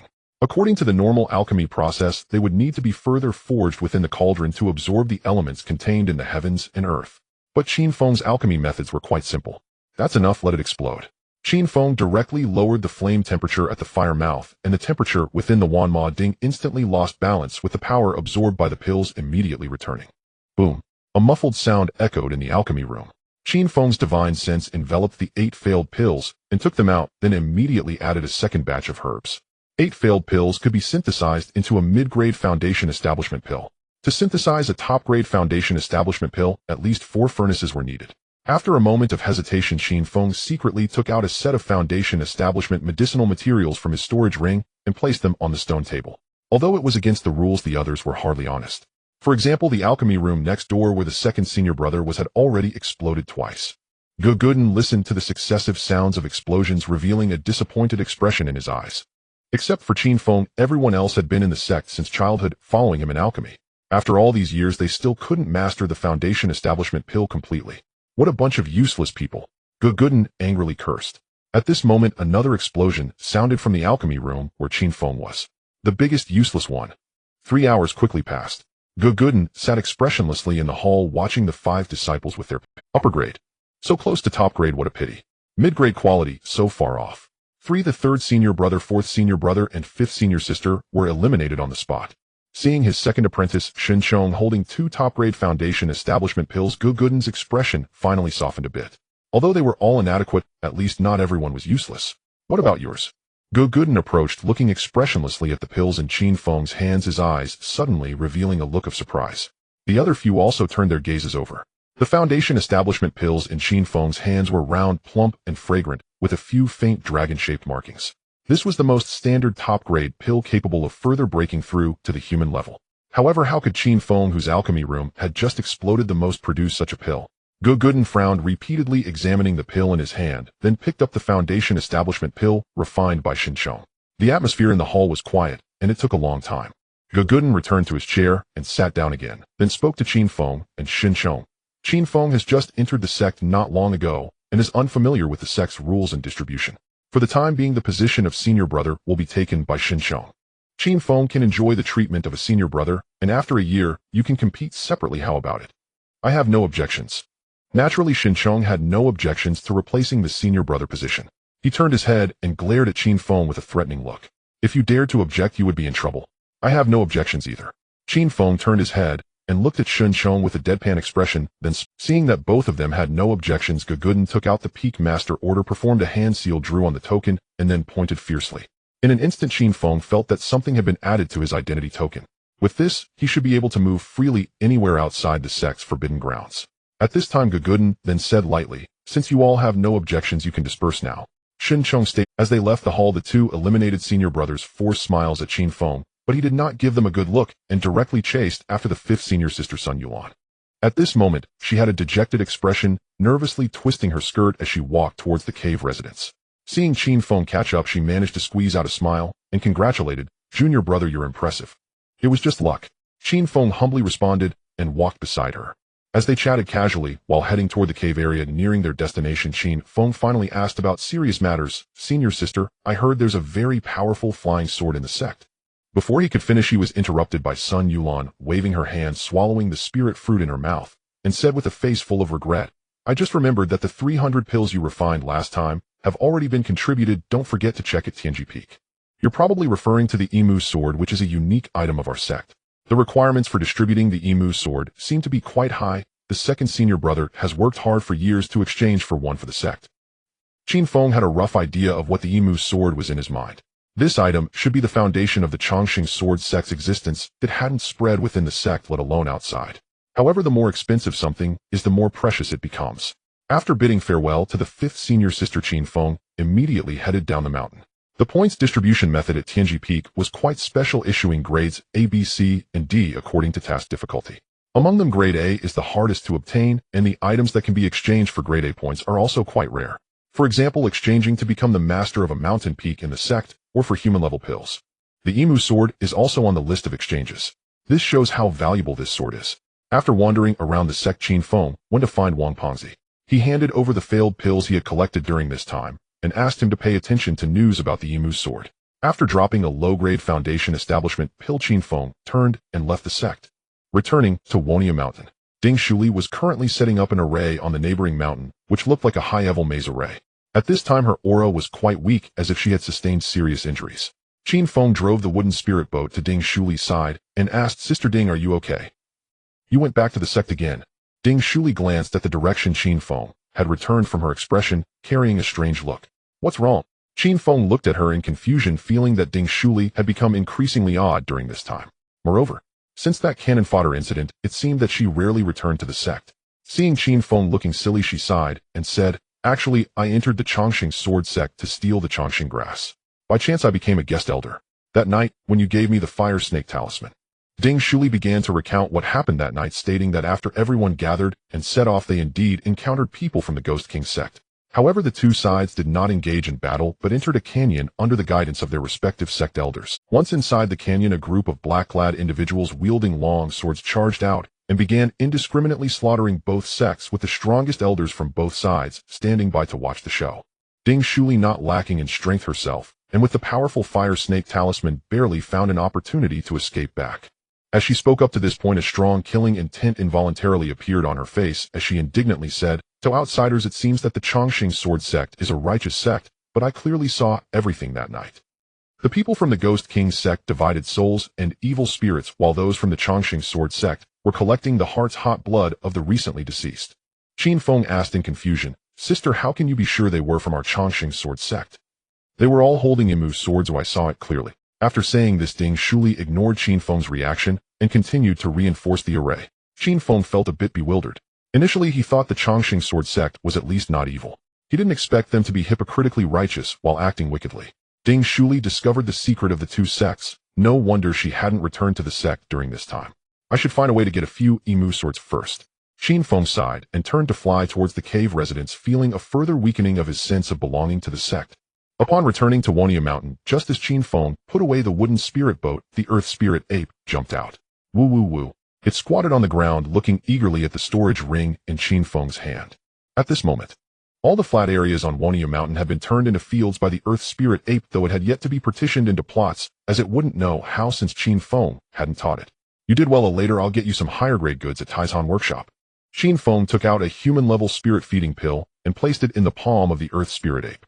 After the earth spirit ape finished eating the spirit feeding pill, it immediately obediently smoothed out the wrinkles on Qin Feng's clothes with its hands, then pointed towards the nearby unorganized field.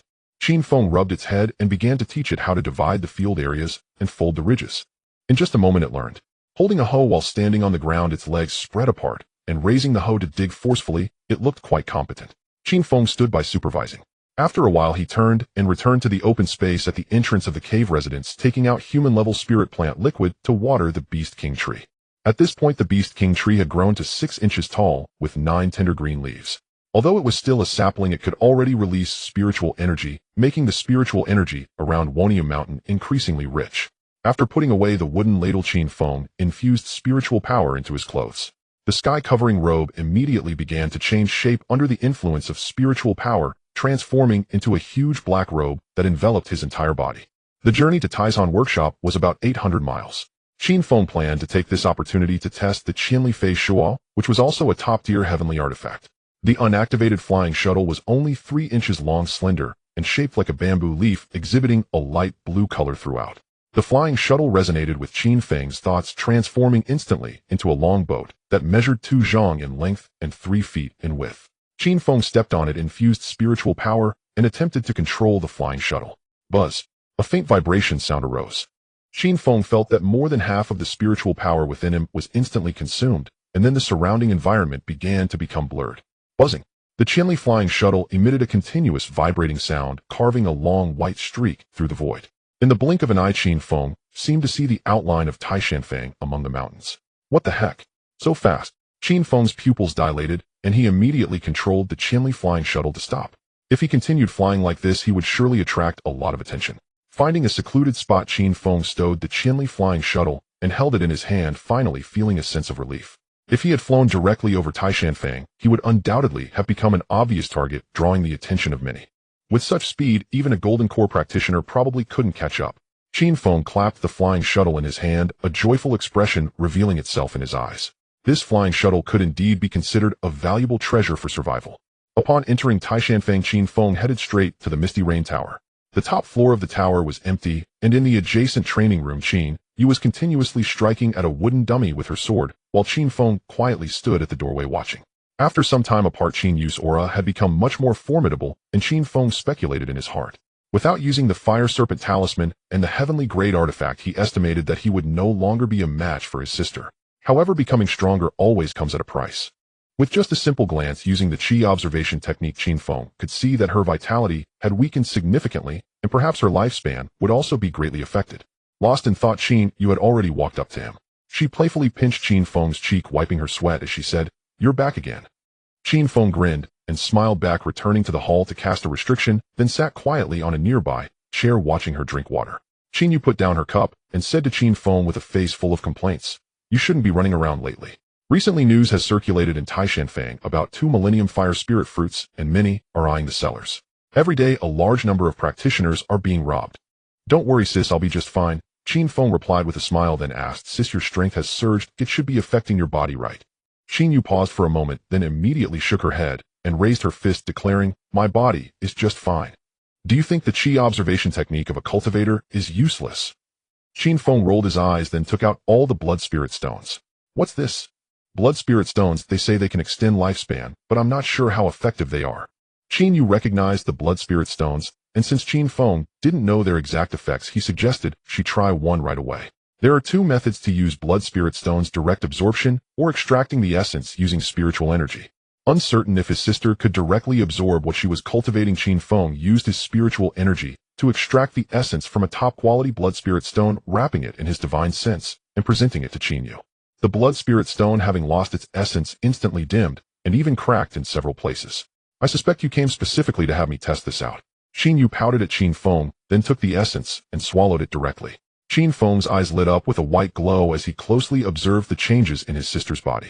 After using the blood spirit stone, her internal vitality surged violently, and amidst the chaos there were signs of her becoming stronger. As for whether her lifespan had increased, Qin Feng couldn't tell. He could only ask, "Sis, how do you feel?" Qin Yu didn't respond, only squinting her eyes to feel the changes within her. After a long while she finally opened her eyes, revealing a look of surprise as she asked, "Where did you get these?" "That's a secret, but I can get you as many as you want in the future." Qin Feng grinned widely, feeling extremely happy. The blood spirit stones from Qin Feng came from a mid-grade spiritual vein, and there were an astonishing number. However, if only Qin Yu and Taizhu used them, they wouldn't finish them in their lifetime.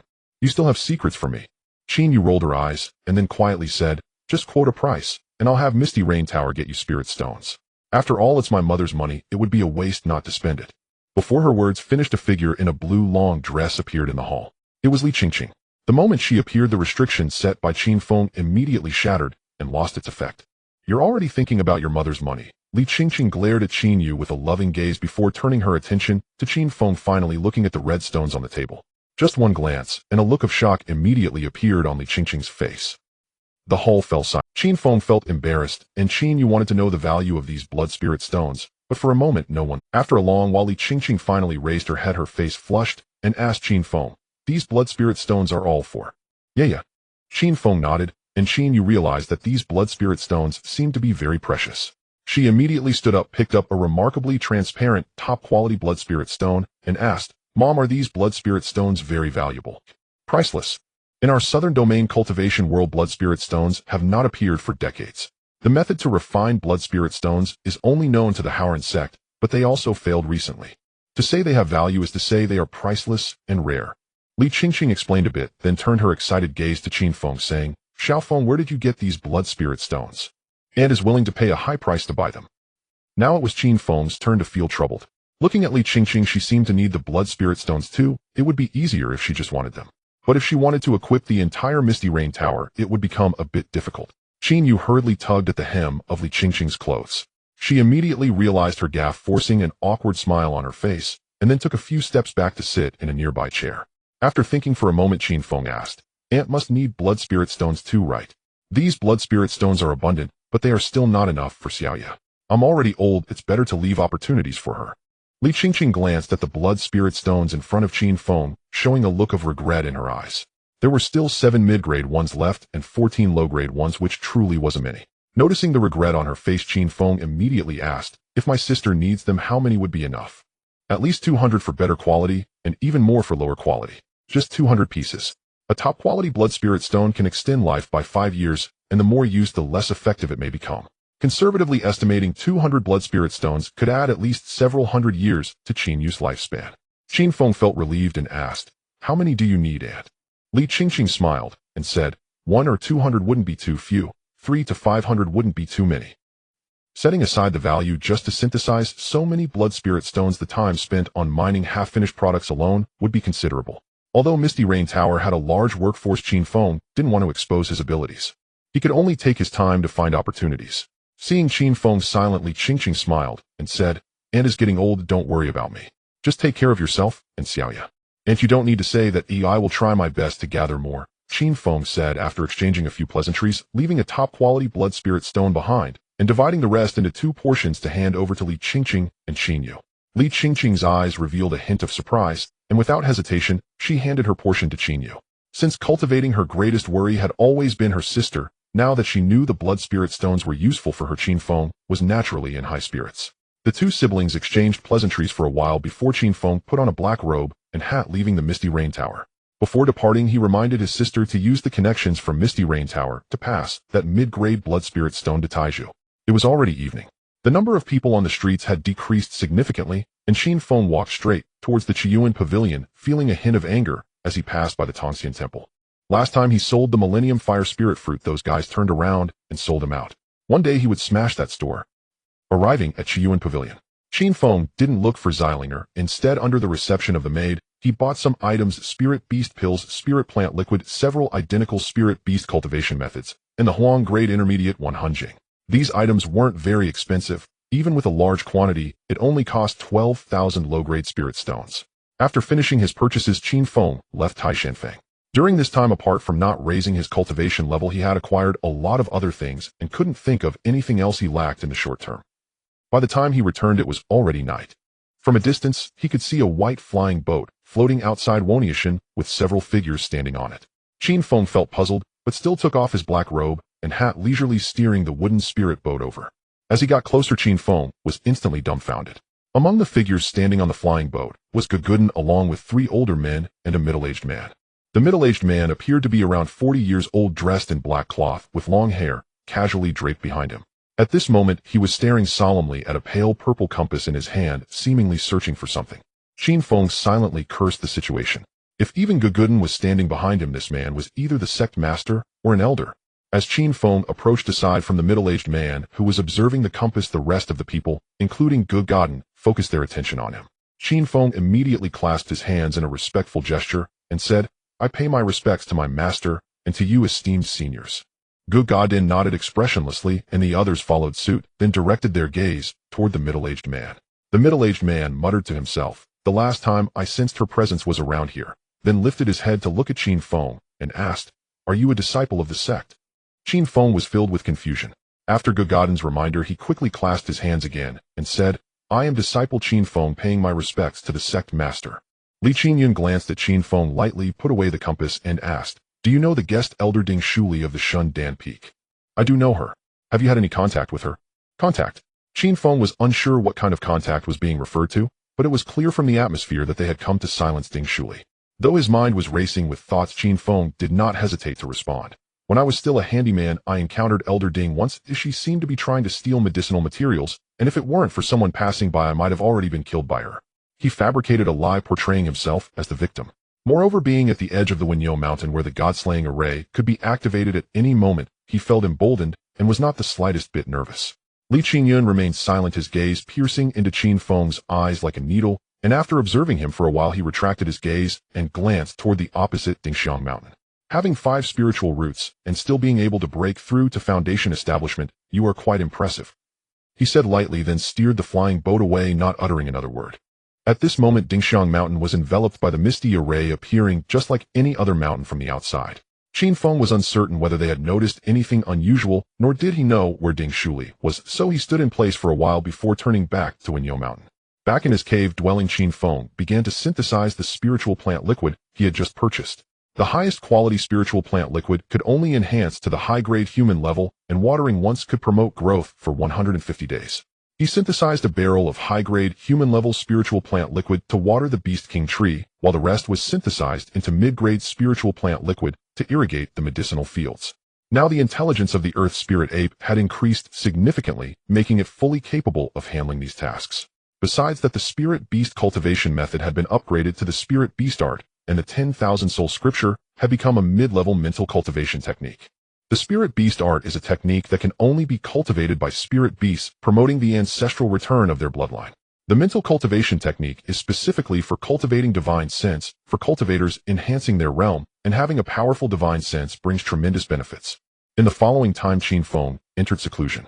Other than personally watering the Beast King tree with the spiritual plant liquid every day, he spent the rest of his time practicing the mental cultivation technique and the 5 Emperors' divine slaying art. With the assistance of the Spirit Gathering Array and the Spirit Continuation Pill, both his cultivation and divine sense were growing rapidly. This time Qin Feng was in seclusion for a full month. His realm had already reached the peak of early foundation establishment, just a step away from mid-foundation establishment. "I've hit a bottleneck. Finally, I can take a break now." A bonfire rose at the entrance of the cave dwelling. Qin Feng leisurely turned over the rabbit leg in his hand, gradually roasting it until it was golden brown and fragrant. The Earth Spirit Ape squatted beside the bonfire, continuously turning a 200-pound wild boar covered in fur. All these prey had been brought back by it, although it had not cultivated the Spirit Beast art and had not consumed higher-level Spirit Beast pills. Its intelligence was already comparable to that of a 10-year-old human child. Its body had expanded significantly, standing 9 feet tall, with a smooth physique resembling a giant monkey, completely unrelated to an ape. At this moment, the Earth Spirit Ape was eagerly staring at the food in the fire, which looked dark and smelled foul, yet it drooled at the sight. "Woo woo woo." The Earth Spirit Ape gestured to Qin Feng, indicating that the wild boar meat was ready to eat. "I allow you to eat alone."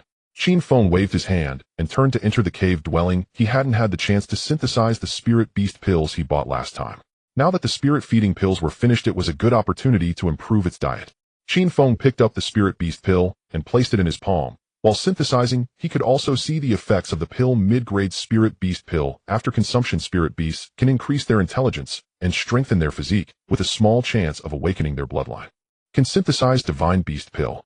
Divine Beast pill, a 3-pattern human-level pill. After consumption by Spirit Beasts, can increase their intelligence, enhance their affinity for spiritual energy, and significantly boost their physical strength. Long-term consumption may awaken their bloodline. Reach the top grade, cannot be synthesized further. Although taming beasts is also a common means used by cultivators, it is ultimately not as versatile as the 4 arts of cultivation, and there is an extreme scarcity of pills related to beast taming. The Spirit Beast pills available on the market are the highest configuration for spirit pets, and Qin Feng felt that giving the Earth Spirit Ape the Divine Beast pill was not treating it poorly. When the Beast King tree bore fruit later, it would naturally have its share of opportunities. After synthesizing all the Spirit Beast pills, he obtained a total of 62 Divine Beast pills. Stepping out of the cave, dwelling the Earth Spirit Ape had already finished the entire wild boar and was lying on the ground soaking up the sun with a round belly. Come here, let me give you something high class. Qin Feng waved to the Earth Spirit Ape, which immediately jumped up from the ground and ran to him in a few steps. Woo woo woo. Upon catching the scent of the Divine Beast pills, the Earth Spirit Ape's breathing became heavy and it trembled with excitement, causing Qin Feng to worry that it might lose control and have an accident. Such a disgrace. Qin Feng, annoyed, slapped its large head, the physical strength only serving to scratch an itch. He handed the Divine Beast pill to it, and then took out the Spirit Beast art from his storage ring. This technique is divided into two parts. Simply put, it consists of external and internal cultivation. According to the written explanation, it needs to be recited regularly to the pet, similar to imparting teachings, until the pet understands and comprehends before it can begin cultivation. Seeing the usage method of the Spirit Beast art, Qin Feng felt overwhelmed. He barely had enough time for himself, yet he had to read to it. He looked gloomily at the open space not far away. The Earth Spirit Ape, having just eaten the Divine Beast pill, was now rolling around on the ground covered in burrs and other debris. Aside from its size, it was no different from a country dog. Woo woo woo. Sensing the murderous intent in Qin Feng's gaze, the Earth Spirit Ape immediately ran over and sat obediently in front of him. I need to tell you something very important. If you don't understand or remember it, I will eat your brain. Do you understand? The Earth Spirit Ape touched its head and nodded vigorously. The external cultivation method of the Spirit Beast art is relatively simple, similar to how human martial artists train their bodies, exercising strength and honing their bones, while the internal cultivation consists of a short incantation. After reciting all the contents of the Spirit Beast art, Qin Feng focused his gaze on the Earth Spirit Ape. Did you remember? Woo woo woo. It hugged its head and started nodding furiously again. Useless. Seeing this silly look on its face made Qin Feng feel a headache, but he couldn't be bothered with it anymore. Stepping out of the Wenyo mountain array, a plump figure stood in the open space outside the mountain gate, preparing to use a communication talisman. Upon seeing Qin Feng come out, Manager Wang immediately displayed a fawning smile, clasped his hands in greeting, and said, "Elder Qin, I have news about the matter you asked me to pay attention to." The news about the emu sword? Yes. I received the news just this morning. It is said that the peak master of Luoyuan Peak was poisoned by fire, and whoever can produce the Xianming 9 transformations pill will be gifted a emu sword. As soon as I got the news, I rushed over to you. Qin Feng fell silent. The Xianming 9 transformations pill is a 9-pattern pill that can detoxify all poisons and is valued comparably to a low-grade mystic weapon. How could a mere emu sword be worth so much money? Why doesn't he go to the surrounding markets to buy the pill? Manager Wang's face turned red in an instant, and he said cautiously, "It is said that the surrounding markets do not have such a pill, so they are spreading the news within the sect, hoping to come across someone." Qin Feng nodded. He took out 20 low-grade spirit stones from his storage ring and handed them to Manager Wang, then took out the wooden spirit boat and flew toward the sect, entering the mountain gate. On the way back to the Divine Dan Peak, Qin Feng overheard many discussions about the Xianming 9 transformation pill, and he couldn't help but feel a surge of excitement. Isn't it just the 9-pattern pill? As long as the news is true, even if it's a higher-grade pill, I can find a way to make it myself.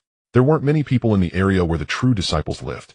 Qin Feng walked straight past his own immortal demon cave and headed towards the cave of senior sister Sun Yulan. She had planted several pots of pink medicinal herbs at her cave entrance, emitting a faint and pleasant fragrance. At this moment, the stone door of the cave was tightly closed. Qin Feng took out a communication talisman and tossed it inside. After a moment, the stone door opened and Sun Yulan appeared at the entrance, carrying the scent of burnt alchemy from her refining. With a face full of weariness, she asked, "Junior brother, is there something you need?" Qin Feng got straight to the point and asked, "I heard that the peak master of Luoyuan Peak urgently needs the Xianming 9 transformation pill. Has senior sister heard about this? I've been in seclusion for alchemy lately." Sun Yulan looked bewildered, then seemed to recall something, and chuckled lightly, covering her mouth. "Junior brother, are you hoping to exchange for the emu sword in his hands?" "It's just that I happen to have one." Qin Feng didn't mention the emu sword, instead pretending to be concerned, and asked, "If I give him the pill, will he go back on his word?" A smile appeared on Sun Yulan's face as she patted her chest and said, "What's the problem? Although our Chongqing sword sect may not have a good reputation in the eyes of outsiders, we would never go back on our word with our own people." "Well, I suppose I can trust you this once." Qin Feng muttered to himself, then bid farewell to Sun Yulan and headed straight towards the medicinal herb storage at the Divine Dan Peak. The medicinal herb storage at the Divine Dan Peak contained all the sect's herbs and was accessible to sect disciples, allowing purchases as long as one could afford spirit stones. By the time Qin Feng arrived at the herb storage, it was already evening. Two inner sect disciples stood at the entrance, and upon seeing Qin Feng their eyes immediately gleamed. With sycophantic smiles, Elder Qin, what can we do for you? I want to enter the Wandan Pavilion to take a look, and I'll pick up some herbs later. Elder Qin, please follow me. One of the inner disciples immediately led Qin Feng towards the Wandan Pavilion. Although entering the Wandan Pavilion had restrictions, they had the tokens to unlock them. Qin Feng searched around inside the Wandan Pavilion and found the recipe for the Xianming 9 transformation pill. As he exited, he happened to pass by where the Chongqing pill had been placed. Looking around, the book on the Chongqing pill was nowhere to be seen. Exiting the Wandan Pavilion, Qin Feng handed the copied recipe to the waiting disciple at the entrance and said, please prepare 10 sets of herbs according to this recipe. The Xianming 9 transformation pill. The disciple glanced at the recipe and immediately showed a troubled expression. Qin Feng frowned and asked what's wrong. Elder Qin already gave instructions this morning that the disciples of the Divine Dan Peak are not allowed to use these herbs. The guarding disciple's face revealed an awkward expression, and Qin Feng's mood immediately darkened. The Elder Qin they mentioned was none other than his second senior brother Xinchong. Is this merely my master's intention? Sect Master Good didn't mention it, but Elder Qin said he would be using these herbs. Qin Feng fell silent. The Xianming 9 transformation pill was a top-tier human-grade pill. Did he really have the confidence to refine it? However, one way or another, he absolutely had to acquire these herbs. Taking out the sect's identity token, he held it in his hand and said to the two, my master has already stated that my status is equal to Xinchong's. I won't make things difficult for you, so hurry up and gather 10 sets of herbs. The expressions of the two in charge of guarding the herb storage immediately turned awkward. After exchanging glances, they ultimately decided to help Qin Feng gather the herbs. Moments later, 10 bundles of herbs appeared at the entrance of the herb storage, with each bundle containing at least over 100 plants. In addition, there were many other materials, such as ice spirit stones and Xianming stone powder. Elder Qin, were still short of a rather rare herb, which you'll have to collect yourself. What are we missing? The fire spirit fruit essence. Qin Feng remained silent, directly storing the herbs on the ground into his storage ring before turning to leave. The fire spirit fruit essence requires at least 100 years of fire spirit fruit to soak overnight to form. Although this item is rare, I just happen to have one. As for the cost of the herbs, it would be deducted from the monthly salary, so there was no need to pay spirit stones. Just as Qin Feng left, Xinchong arrived. He was accompanied by a man dressed in white, wearing a flattering smile. Brother Chun, if you can help me with this matter, I'll treat you to drinks in Tianqing City another day. The man in white stood 8 feet tall, handsome with fair skin, exuding a gentle jade-like demeanor. He merely responded with a slight acknowledgement to Xinchong's flattery. After the two arrived at the entrance of the herb storage, Xinchong changed his attitude and ordered the guarding disciples to bring out all the herbs for the Xianming 9 transformation pill. When he saw that only 5 or 6 sets of herbs remained, Xinchong's face immediately darkened. Why are there only so few? In response to Elder Qin just came by and took away 10 sets of herbs. 5 or 6 sets of herbs are enough. The man in white showed a confident expression, while Xinchong glared at the two angrily and shouted, didn't I say that no one is allowed to use these herbs?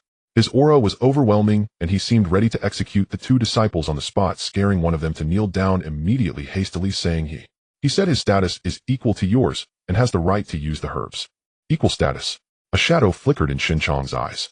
While equal status was true, it wouldn't be for long. After the man in white stored the herbs in his storage ring, Xinchong then accompanied him towards the alchemy area of the Divine Dan Peak. The ground fire in the alchemy area was fierce, making it the perfect choice for refining high-grade pills. Meanwhile, Qin Feng had also returned to Wonia Mountain. Upon returning to the cave, the first thing Qin Feng did was take out the Millennium Fire Spirit Fruit and soak it in spring. Soaking it once wouldn't affect the Millennium Fire Spirit Fruit at all. If the fruit ended up spoiled, the value of the essence would basically be recouped, so there was no way to lose. While waiting for the Fire Spirit Fruit essence, Qin Feng took a tour around the mountaintop. The medicinal herb fields at the mountaintop were meticulously organized by the Earth Spirit Ape, with no weeds in sight, and even the areas outside the mountaintop were free of any weeds, making it pleasing to the eye. The Earth Spirit Ape was pushing a huge stone in an empty medicinal herb field, its aura becoming increasingly formidable, much stronger than when it first arrived.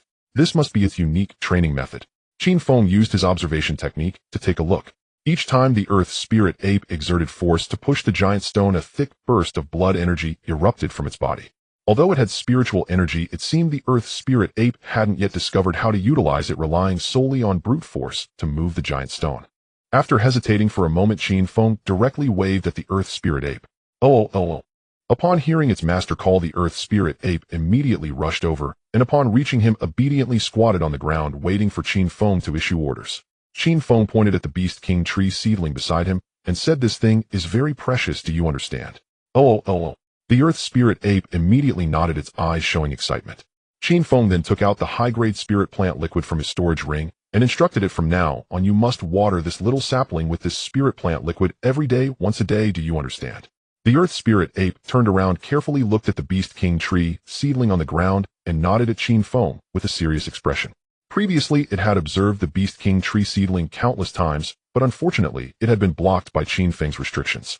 Starting tomorrow, water it once a day and don't touch it, otherwise I'll eat your brain. Oh. The earth spirit ape nodded vigorously and then ran off holding its head. Now it could clearly realize what monkey brains were. Wasn't that just eating its own brain? Seeing the earth spirit ape's intense reaction, Qin Feng couldn't help but roll his eyes and turned to enter the cave to begin his cultivation. After a night passed, the fire spirit fruit essence was ready. The fruit in the basin remained the same, but the spring water had turned into a dark red, somewhat viscous liquid, emitting a faint and pleasant fragrance. Qin Feng took out the remaining true fire charcoal from his storage ring and placed it beside him, then took out all the herbs for the Xianming 9 transformation pill. Although it was his first time refining such a high-grade pill, Qin Feng felt no anxiety. All he needed to do was refine a waste pill to consider it a success. Boom. As the true fire charcoal was ignited, a scorching flame burst forth, wildly scorching the bottom of the Wanma Ding. Although the temperature was not comparable to the earthly fire of the divine pill peak, Qin Feng felt it was sufficient for refining waste pills. As the temperature gradually rose, Qin Feng began to add herbs into the Wanma Ding one after another. In less than half a stick of incense, all the herbs had formed a light green medicinal sludge within the cauldron. It was only at this moment that Qin Feng added the fire spirit fruit essence. Moments later, the medicinal sludge had completely formed, exuding a fragrant aroma ready for pill division. In order to ensure the synthesis would reliably reach the peak of human-grade pills, Qin Feng chose to divide the pills to the maximum extent, 12 pieces. 12 pills from one furnace had already reached the limit of alchemy in this world, yet it was not Qin Feng's limit. Moments later, the medicinal sludge in the Wanma Ding was divided into 12 portions, and the Wanma Ding began to sway slightly. Boom. Before he could proceed to the next step, the furnace exploded. Human-grade pills are indeed formidable. Qin Feng sighed and immediately took the discarded pills out of the Wanma Ding, observing them in his palm. These herbs had just been divided and had not yet formed into complete pills when the furnace exploded, leaving them in a state that was not rounded, but rather as regular black charred crystals. Qin Feng was somewhat worried that they did not meet the standards for waste pills, but before him appeared a line of small text. Unformed Xianming 9 transformations pill. After consumption, the body will be as cold as frost, blood will freeze, and there is a possibility of freezing to death. Can synthesize inferior Xianming 9 transformations pill. This can still work. Qin Feng's eyes revealed a look of surprise, and he immediately began refining the next batch of pills. Again and again, 5 batches of pills were quickly completed. Before Qin Feng lay over 50 black crystals emitting a burnt odor. These crystals were sparkling and translucent, unlike ordinary charred pills. Human-grade pills are indeed extraordinary. Qin Feng sighed and directly began the synthesis. One batch of pills had exploded, 2, severely damaging 3 waste pills, leaving him with 57 Xianming 9 transformations waste pills. After 2 rounds of synthesis, Qin Feng obtained 14 pills. Xianming 9 transformations pill, a peak human-grade pill. After consumption, it can resolve all poisons in the world, restrain all fire poisons, cleanse the body, improve physical constitution, and facilitate the absorption of spiritual energy more smoothly. Can synthesize Xianming ghost pill. Did it reach its required quality simply because the Xianming 9 transformations pill had a higher starting point, thus needing only 2 syntheses? Looking at the 14 Xianming 9 transformations pills before him, Qin Feng felt as if he were dreaming. He recalled that he had never encountered such a situation during his previous pill refining. Of course, the difficulty of refining other pills was much lower than that of the Xianming 9 transformations pill. After collecting all the pills, Qin Feng took out a small vial to store 1 Xianming 9 transformations pill. After tidying up the alchemical waste, Qin Feng quickly left the cave, intending to exchange for a emu's sword at the sect. It was just noon. As soon as he stepped out of the cave, he saw snowflakes continuously drifting outside, initially as fine as grass fragments. A moment later, the snowflakes began to grow larger, and a heavy snowfall of goose feather-like flakes started. Has winter arrived so soon? Qin Feng stared blankly at the snowflakes outside. Since breaking through Foundation establishment, he had not paid attention to the temperature changes in the outside world, realizing the seasonal shift only now as he saw the snowfall. Time flies. The Chongqing Sword Sect had dozens of peaks, 7 of which were closest to the Chongqing Peak, known as the 7 Sons of Chongqing, with Luyan Peak being one of them. When he reached the foot of Luyan Peak, the surroundings were already a vast expanse of white, with heavy snow continuously falling, and it seemed that the world had turned white at that moment. Qin Feng found someone to lead the way, heading straight toward the main hall of Luyun Peak. The one responsible for leading the way was a disciple of Luyun Peak in the 8th layer of the Qi refining stage, who looked about 17 or 18 years old, carrying a silver-white long spear adorned with red tassels. The aura of this disciple was stronger than most people from the Divine Pill Peak. After all, the people from Divine Pill Peak focused on alchemy, while those from the 7 peaks focused on combat. During the journey, the youth with a conflicted expression asked Qin Feng, "Elder, do you really have the Xianming 9 transformations pill, eh?" Qin Feng looked at him in confusion and asked, "Why do you ask that?" Many people have claimed to have pills recently, only to find out upon arrival that they are not the same, merely similar in effect, and the Peak Master has already been furious several times. Is it absolutely necessary to have the Xianming 9 transformations pill, eh? Off. He displayed a frustrated expression, immediately stopping in his tracks, and awkwardly said, "Elder Qin, if you do not have the Xianming 9 transformations pill, perhaps we shouldn't go after all." "I have it, let's go." Qin Feng smiled and waved his hand, then headed straight up the mountain. The summit of Luyun Peak was constructed with many buildings in addition to numerous training grounds paved with mysterious stone slabs. Many people were practicing their moves on it, honing their skills. These individuals exuded a strong aura, and when they saw Qin Feng in the white robe of the Divine Pill Peak, even without greeting him, they revealed flattering smiles. The two crossed the training ground and arrived outside a spacious courtyard. The youth respectfully said, "Elder Qin, this is our Peak Master's courtyard. I will go help you send a message." Qin Feng stood in place, waiting, watching him run to the entrance to negotiate with the disciple guarding the door. After a lengthy discussion, he took out 2 spirit stones and handed them over before running back. "Elder Qin, it has been arranged," the youth said excitedly, pointing to the door of the courtyard, while Qin Feng felt somewhat depressed. He came to deliver life-saving pills to their Peak Master, and still had to offer a benefit to get in. "Go in, our master is inside." The 2 gatekeepers glanced at Qin Feng expressionlessly, then turned away, showing no intention of leading the way. Qin Feng glanced at the 2, feeling even more dejected. When did Foundation establishment cultivators start to behave so arrogantly? However, their conduct generally doesn't last long. Stepping into the courtyard, what he saw were houses built from high-quality boxwood with various weapons and magical tools placed in the main hall. Upon entering the hall, he immediately sensed something unusual coming from a side room. The surrounding environment was cold, while the temperature in that room was scorching, with a large amount of dark red steam seeping out through the door cracks, looking quite terrifying. Qin Feng knocked on the door and called inside. Qin Feng's 6th disciple of Good Guardian seeks an audience with the Peak Master of Luyun Peak. "What is it?" A hoarse voice came from inside, and Qin Feng immediately replied, "I heard that you urgently need the Xianming 9 transformations pill, and I happen to have one with me." Inside there was silence. The door opened, and 2 maidservants dressed in white robes with veils of exceptional beauty walked out. Upon reaching him, they both bowed to Qin Feng, saying, "We greet Elder Qin." The maidservants coming out to greet him. Did they intend to test the pill first? Seeing a large amount of red mist swirling inside, Qin Feng worried about contamination, so he didn't want to fuss about it. He directly took out the Xianming 9 transformations pill from his storage ring and handed it over. In the courtyard, the cold wind howled as heavy snowflakes fell like goose feathers, filling the air with a biting chill. The 2 disciples guarding the entrance tucked their hands into their sleeves, whispering about how many female disciples had arrived at the sect and who was the most beautiful. Qin Feng paced back and forth in the heavy snow, attempting to tuck his hands into his sleeves, finally feeling a hint of cold. It feels like winter now. At this moment, a series of mournful wails suddenly echoed from the house in the courtyard. It seemed to be the voice of the Lord of Luyun Peak, as there were no other men inside. "Not good. The Peak Master is spitting blood." 2 maidservants rushed out of the house in a panic, quickly darting past Qin Feng and shouting as they fled the courtyard. The 2 disciples guarding the door squinted at Qin Feng, and without a word they drew their flying swords, coldly demanding, "What have you done to our master?" Qin Feng was dumbfounded. He had indeed given the Xianming 9 transformation pill, that was correct. Soon a large group of disciples from Luyun Peak gathered around, each with a grim expression, coldly staring at Qin Feng. In such a situation, it was nearly impossible to defend himself. Qin Feng decided to turn around and enter the house to check. Suddenly, a burly figure leapt out from the crowd, launching a small silver sword straight at his back. Feeling a chill run down his spine, Qin Feng could only draw the Yin-Yang Mother-Sun shield to defend himself, while a flicker of anger ignited within him. He shouted at the crowd, "What I gave was indeed the Xianming 9 transformation pill. Now I just want to see how the Peak Master is doing. You still want to go in and harm our master?" The burly man who had just attacked spoke up, his voice deep and thunderous, his eyes filled with wariness. "Harm your mother."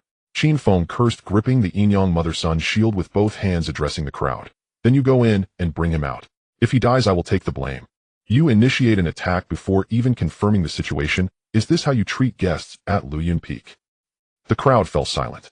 In such a situation, if someone were to die, the first one to come into contact would surely attract trouble. As the crowd hesitated, the burly man said with a serious expression, "I will go check." After saying this, he passed in front of Qin Feng and walked straight towards the house, but as he reached the doorway, he suddenly stopped. "What's going on?" Qin Feng frowned and asked, preparing to use the thousandly flying shuttle. If the person was really dead, he would slip away immediately. To hell with the Emu sword. "Master, are you alright?" The man respectfully called out to the side door of the house, where outsiders could not see the situation clearly. Everyone held their breath, listening to the weak voice of the Lord of Luyun Peak, who said, "I'm fine, quickly invite Qin Shidi in." "Alright." The burly man's face turned red as he immediately turned around and exited the courtyard, bowing to Qin Feng and saying, "Qin Shidi, I was worried that the master was too anxious and apologized to you." "It's nothing." Qin Feng waved his hand, put away the Inyang mother-son shield, and turned to walk into the house. As he reached the doorway, a strong smell of blood rushed toward him. The room was brightly lit. A man in his 40s, dressed in a black robe, was sitting on the bed, cultivating to heal his injuries. Beside the bed stood a huge water tank emitting cold mist, and blood was everywhere in the tank and on the floor. The man was the Lord of Luyun Peak, Mo Wenjian. Although he was powerful at this moment, his aura was weak, clearly suffering severely from the fire poison. "Junior Qin Feng, I pay my respects to you, senior. You are Gulao's disciple. Do you just call me Mo?" Sure. The man opened his eyes, his complexion already restored to a healthy hue. He smiled at Qin Feng and said, "The Xianyi 9 transformation pill is quite valuable. Speak, what reward do you wish for?" "Junior desires a Emu sword." Mo Wenjian waved his hand, and immediately two items appeared. One was a long sword 4 feet long and 3 inches wide, smooth and extremely sharp. The other was a bamboo scroll, the contents of which were unclear. He said lightly, "The Emu sword is indeed precious, but your pills saved my life. You may also take the Luyun sword technique from Luyun Peak, but you can only cultivate it yourself." "Thank you, Shirshu." Qin Feng's eyes lit up with excitement as he carefully walked to the bedside, storing the Emu sword and the Luyun sword technique into his storage ring. "Then I will take my leave, Shidi. Go on." Exiting the room, Qin Feng finally relaxed. He had finally obtained the Emu sword. The disciples outside had dispersed, leaving only the guards and the young man who had just led the way, along with the burly man who had just clashed with Qin Feng. The other party seemed to be around 30, with an honest and simple appearance. He stood at the entrance of the courtyard, gazing at Qin Feng with a face full of apologies. Seeing Qin Feng emerge from the courtyard, he immediately said sincerely, "Qin Shidi, I sincerely apologize for what happened just now. If you ever need help in the future, feel free to send someone to notify me. Rest assured, senior brother, I didn't take it to heart." Qin Feng smiled, waved his hand, and handed over a few low-grade spirit stones to the young guide before leaving. The snow was still falling. The accumulated snow on the road was already deep, crunching underfoot. To the left, a few female disciples were building a snowman, while under the pine tree on the right, 2 young men were diligently practicing their sword techniques. Qin Feng walked straight down the mountain. Amidst the fluttering snowflakes, he vaguely saw 2 figures in the blizzard. As he approached, he realized it was Xinchong, and the other person was unfamiliar to him. Upon recognizing Qin Feng, Xinchong's face immediately became stern, pretending not to know him as he walked past. "Xin brother, does this person have a grievance with you? Does he deserve it?" He was merely taken in as a named disciple due to the kind heart of the master. Their conversation was not loud, but they did not shy away from it. Qin Feng scoffed silently, cursing Xinchong's parents, and then left the sect. At that moment, Xinchong, accompanied by others, smoothly arrived at the peak of Luyun. He expressionlessly said to the 2 disciples guarding the door, "We want to see Peak Master Mo."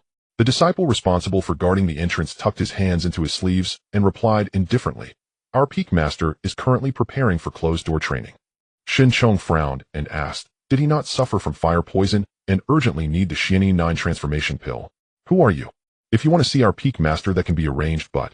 One of them rubbed his fingers, the implication clear that he was seeking slap. A crisp sound of a slap echoed as the disciple who rubbed his fingers suddenly had a red mark appear on his face. He covered his face, filled with resentment. Xinchong rubbed his wrist, looking coldly at the disciple, and asked, "Do you know who I am?"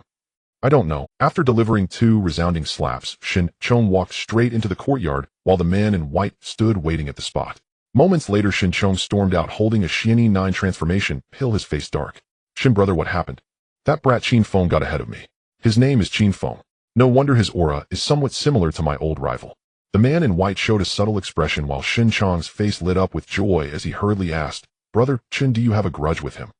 "I don't have a grudge with him, but I have enmity with his sister from Yinyu Tower. I must make her taste the pain of losing." "Yinyu Tower? Brother Qin, could you elaborate a bit more?" Upon learning of Qin Feng's close relationship with Yinyu Tower, Xinchong suddenly felt a flash of insight in his mind, even beginning to guess the cause of his senior brother's death. Meanwhile, Qin Feng had just returned to Wanya Mountain when he felt his ears warming up, so he quietly stood at the entrance of the cave and began to ponder. His second senior brother Xinchong was controlling the materials for the Xianyi 9 transformation pill and had gone to Luyan Peak again today, and the person beside him looked extraordinary. Calculating the time, my second senior brother is probably going to deliver the pill to Luyan Peak, right? He was one step ahead of me, and now he's plotting something. If only I could create a talisman to sever causality, then even if I killed someone within the sect, no one would discover it. Thinking of this, Qin Feng immediately went to the Iron Mountain workshop to purchase a large amount of materials and books for making talismans. When he returned after shopping, night had already fallen. Qin Feng spotted a dark figure sneaking toward the foot of Wanya Mountain, strikingly conspicuous against the snowlit landscape. Who could that be at this hour? Squinting into the darkness, Qin Feng instantly summoned his wooden spirit vessel and gave chase. As he drew near, the figure sensed his presence and abruptly halted, turning to face him. Just as Qin Feng prepared to activate a supreme fire spirit talisman, the figure hastily pulled down the black cloth masking their face and cried out, "It's me." A cool crystalline voice rang out. Only then did Qin Feng notice the pale, delicate face beneath the veil. "What on earth are you up to?" Frowning, Qin Feng gazed at Ding Shuli. Her cheeks flushed crimson from the cold, her breath steaming in ragged bursts, her hair disheveled, her appearance distinctly bedraggled. I wasn't planning anything." A flicker of panic crossed Ding Shuli's eyes before she turned her face away, gazing into the distance to avoid his gaze. Strange indeed. As Qin Feng turned to leave, he suddenly realized she emitted no trace of spiritual energy. She appeared utterly ordinary. Yet her destination was precisely a secluded ravine at the foot of Wanya Mountain. When the heaven-obfuscating formation was active, it veiled most of that ravine. Anyone unfamiliar with Wanya Mountain would never suspect such a place existed.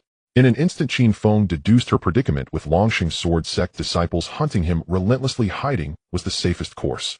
Yet she had reinforced the formation atop Dingxiang Mountain while concealing herself here, at the very foot of Wanya Mountain. A masterstroke of misdirection. The lightest shadow falls beneath the lamp itself. Though the ravine offered safety, its conditions remained starkly austere. To grant her graceful retreat, Qin Feng devised a pretext to bring her back to his cave abode and asked, "Do you know how to craft talismans?" "What for?" Ding Shuli's expression softened into genuine bewilderment. "If you do come back with me to my cave abode and teach me the art." Hesitant and conflicted, she stood rooted in silence. Qin Feng offered no chance to refuse. He simply lowered the wooden spirit vessel, swept his arm around her waist, and lifted her aboard in one smooth motion.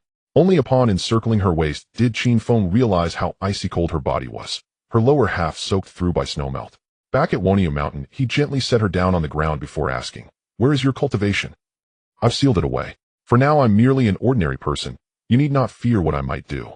Ding Shuli met his gaze with impassive stillness, then stood motionless, adrift in uncertainty. She likewise worried whether hidden formations guarded his mountain retreat. "You're utterly safe here on Wanya Mountain. As long as you behave, I won't object to your restoring your cultivation. I'll change first." She touched the bundle slung across her back, then turned and entered the nearby cave. Woo! The moment the stone gate sealed shut behind her, the earth spirit ape leapt out from behind the mountain crest, gesturing repeatedly toward the gate with wide-eyed curiosity, perhaps wondering who this new bipedal visitor might be. Stroking its head, Qin Feng said, "Treat her as a guest, but guard everything on this mountain vigilantly. Don't let her touch anything." "Understood." The ape nodded vigorously. To it, Ding Shuli was nothing more than an ordinary human, utterly non-threatening. "Go gather firewood." After dispatching the ape, Qin Feng withdrew the Emu sword from his spatial ring. He hadn't examined it closely back at Luyan Mountain, but now cradling it in his hands, he felt its substantial weight nearly identical to that of an ordinary iron blade. Emu sword edge sharpness rivals that of a supreme yellow rank flying sword, exceptionally rigid, ideal for cleaving or chopping, yet brittle under piercing force. Synthesizable into divine wood sword. So synthesis is possible. As his gaze fell upon the sword, a line of text shimmered into view. Qin Feng's heart surged with exhilaration. Just then the earth spirit ape lumbered back, dragging a bundle of firewood thick as a man's waist. Qin Feng stepped forward and brought the sword down in a single fluid stroke. The entire bundle parted cleanly, effortless as slicing water. The severed logs slid apart, cracking and clattering in rapid succession. Truly, its edge was beyond extraordinary. Staring at the flawlessly smooth-cut surfaces, Qin Feng stood dumbfounded, already fantasizing about returning to Longxing sword sect to acquire more. If the Emu sword possessed such power, how formidable would the divine wood sword prove? After stowing everything back into his spatial ring, Qin Feng found his thoughts consumed by visions of acquiring a second Emu sword. Senior brother Xinchong also wields one. Perhaps it's time we had a quiet talk. Recalling Xinchong's conduct toward him, Qin Feng felt the urge to seek that conversation intensify. This was the immortal cultivation world, a realm governed by the law of the jungle. Sometimes striking first was the only path to survival. That thought only hardened his resolve to master talisman crafting. From his spatial ring, he retrieved a treatise on talisman creation. Among the 4 arts of cultivation, alchemy, formation, artifact, refinement, and talisman craft, these were the most essential disciplines for any cultivator. Talismans like pills were ranked into heaven, earth, and human grades. Those below human grade were deemed unranked. For instance, the fire serpent talisman was the most fundamental among unranked talismans. Talismans functioned by sealing spells within paper or silk, activated later with spiritual energy to unleash their effect. In the darkness, the fire crackled softly. Qin Feng sat cross-legged, holding open a tome dense with arcane techniques. At that moment, inside the cave abode, Ding Shuli had changed. A white waist-cinching gown accentuated her slender, graceful figure. Though unadorned with cosmetics, her features remained exquisitely refined. Her raven-black tresses cascaded like a waterfall pinned with a sapphire hairpin that lent her an air of dignified elegance. Only after completing her attire did she begin observing the cave's interior layout. Stone bed, stone table, cultivation chamber, alchemy chamber, all barren save for 3 pagoda-shaped jade artifacts arranged neatly inside the cultivation chamber. Is he truly this frugal? After a brief survey, Ding Shuli opened the cave gate and stepped outside. Before her stretched lush emerald-green medicinal fields, and beside the entrance a small tree barely taller than a person. She reached out and brushed the tender green leaves. Coolness tingled at her fingertips, accompanied by a faint soothing aroma of tea. This is a spirit tea tree. Puzzled, Ding Shuli glanced toward Qin Feng. Having concealed her spiritual energy, she could no longer employ the cheap receiving art, and thus had no inkling of the tree's immense value. Qin Feng nodded, then asked, "Senior sister, are there any techniques capable of shielding one from karmic traces?" "What do you mean? Suppose I killed Zhang Shun, the sect would surely track me down. I need a technique that renders me undetectable to them. Do you understand?" Ding Shuli stared blankly, her gaze wary as she pursed her lips. To sever karmic ties, one must reach the nascent soul realm at minimum. What about deviant cultivators? Do they possess any methods? Qin Feng spoke with urgent sincerity. His eyes gleamed with fierce, unrelenting thirst for knowledge. Ding Shuli gazed at him for a long, silent moment, her thoughts inscrutable. After a pause, she sighed and said, "I know a technique called the 1,000 venomous insect art. It consumes enemies' artifacts and corpses, even devouring ambient spiritual energy and every lingering trace of aura. It is precisely what you seek. The 1,000 poison insect technique requires absorbing the poison gas into the body to use as spiritual energy, allowing it to erupt with greater force at any time and place. If one merely uses spiritual energy to cast the 1,000 poison insect technique, its power is minimal, only capable of gnawing on corpses. For Qin Feng, as long as the 1,000 insects have the function of gnawing on corpses and sensing their aura, the magnitude of their power can be left to synthesis. However, upon hearing that the 1,000 poison insect technique requires storing poison gas within the body to maximize its power, Qin Feng's expression suddenly stiffened, feeling a chill run down his back. If she really stored poison gas in her body, did that mean he had been dancing on the brink of death with the things he did before? What's wrong with you? Ding Shuli looked at Qin Feng in confusion, thinking he was disinterested in the 1,000 poison insect technique. After a long silence, Qin Feng finally asked, "You have poison gas stored in your body?" Seeing Qin Feng's strange expression, Ding Shuli instantly understood what he was thinking, a quirky smile appearing on her face as she remained silent. Qin Feng's scalp felt increasingly numb. He focused his gaze inward, activating his spiritual energy to check his bodily condition, not even sparing the Qi Sea or the Sea of Consciousness. Yet after searching for a long time, he found nothing unusual. "Stop looking, I did indeed poison you the first time. Then why can't I find it?" Ding Shuli rolled her eyes at Qin Feng sitting on a large stone near the fire impatiently, saying, "If you want to learn, then learn. If not, forget it. I will learn, but I only want to learn the weaker version." Throughout the night, Qin Feng diligently studied the 1,000 poison insect technique. Although Ding Shuli had sealed her cultivation, she could still verbally relay the techniques. The 1,000 poison insect technique is a relatively advanced spell. When perfected, it releases a thick swarm of poisonous insects as a mist, leaving nothing alive in its wake. Everything within its coverage that can be devoured will be completely obliterated. 1,000 poison ancestor with heavenly laws, insect lord and lady, assist me in ascending to immortality. Qin Feng silently recited the incantation, his fingers moving as his would attribute spiritual energy instantly coursed through his body, gradually transforming into a layer of black mist outside his body. He pointed forcefully at a stone the size of a grinding wheel. "Release." The black mist seemed to have a mind of its own, immediately rushing toward the stone.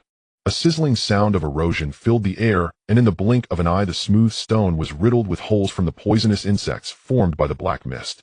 However, Qin Feng had not fully mastered this technique. The black mist only lasted for 3 breaths before vanishing, leaving behind a stone with a pockmarked surface. Seeing Qin Feng manage to cast the 1,000 poison insect technique in such a short time, Ding Shuli's eyes showed a hint of surprise. She, with dual water and with spiritual roots perfectly suited for the technique, took 2 full days to cast it the first time.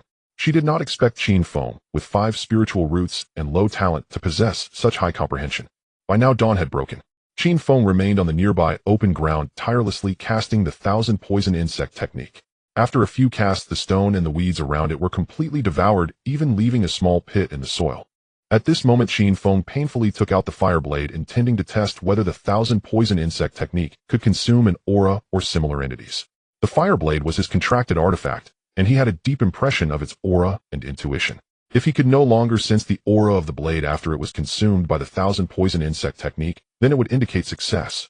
With this thought, Qin Feng immediately placed the fire blade on the ground and began to cast the 1,000 poison. The fire blade was a mystic-grade artifact, and Qin Feng's spell was not only struggling to consume it, but even gnawing at its surface was somewhat challenging. Nevertheless, Qin Feng did not lose heart and continued casting.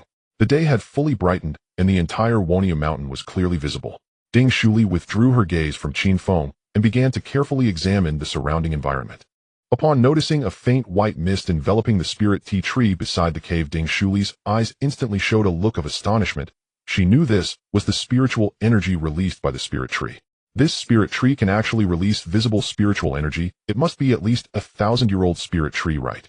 Ding Shuli was taken aback, then glanced slightly to the side and spotted a small sapling about 7 inches tall. The sapling was lush green with over 10 tender green leaves swaying in the wind, also releasing visible white spiritual mist. Seeing all this, Ding Shuli instantly understood why Qin Feng's cultivation had progressed so rapidly.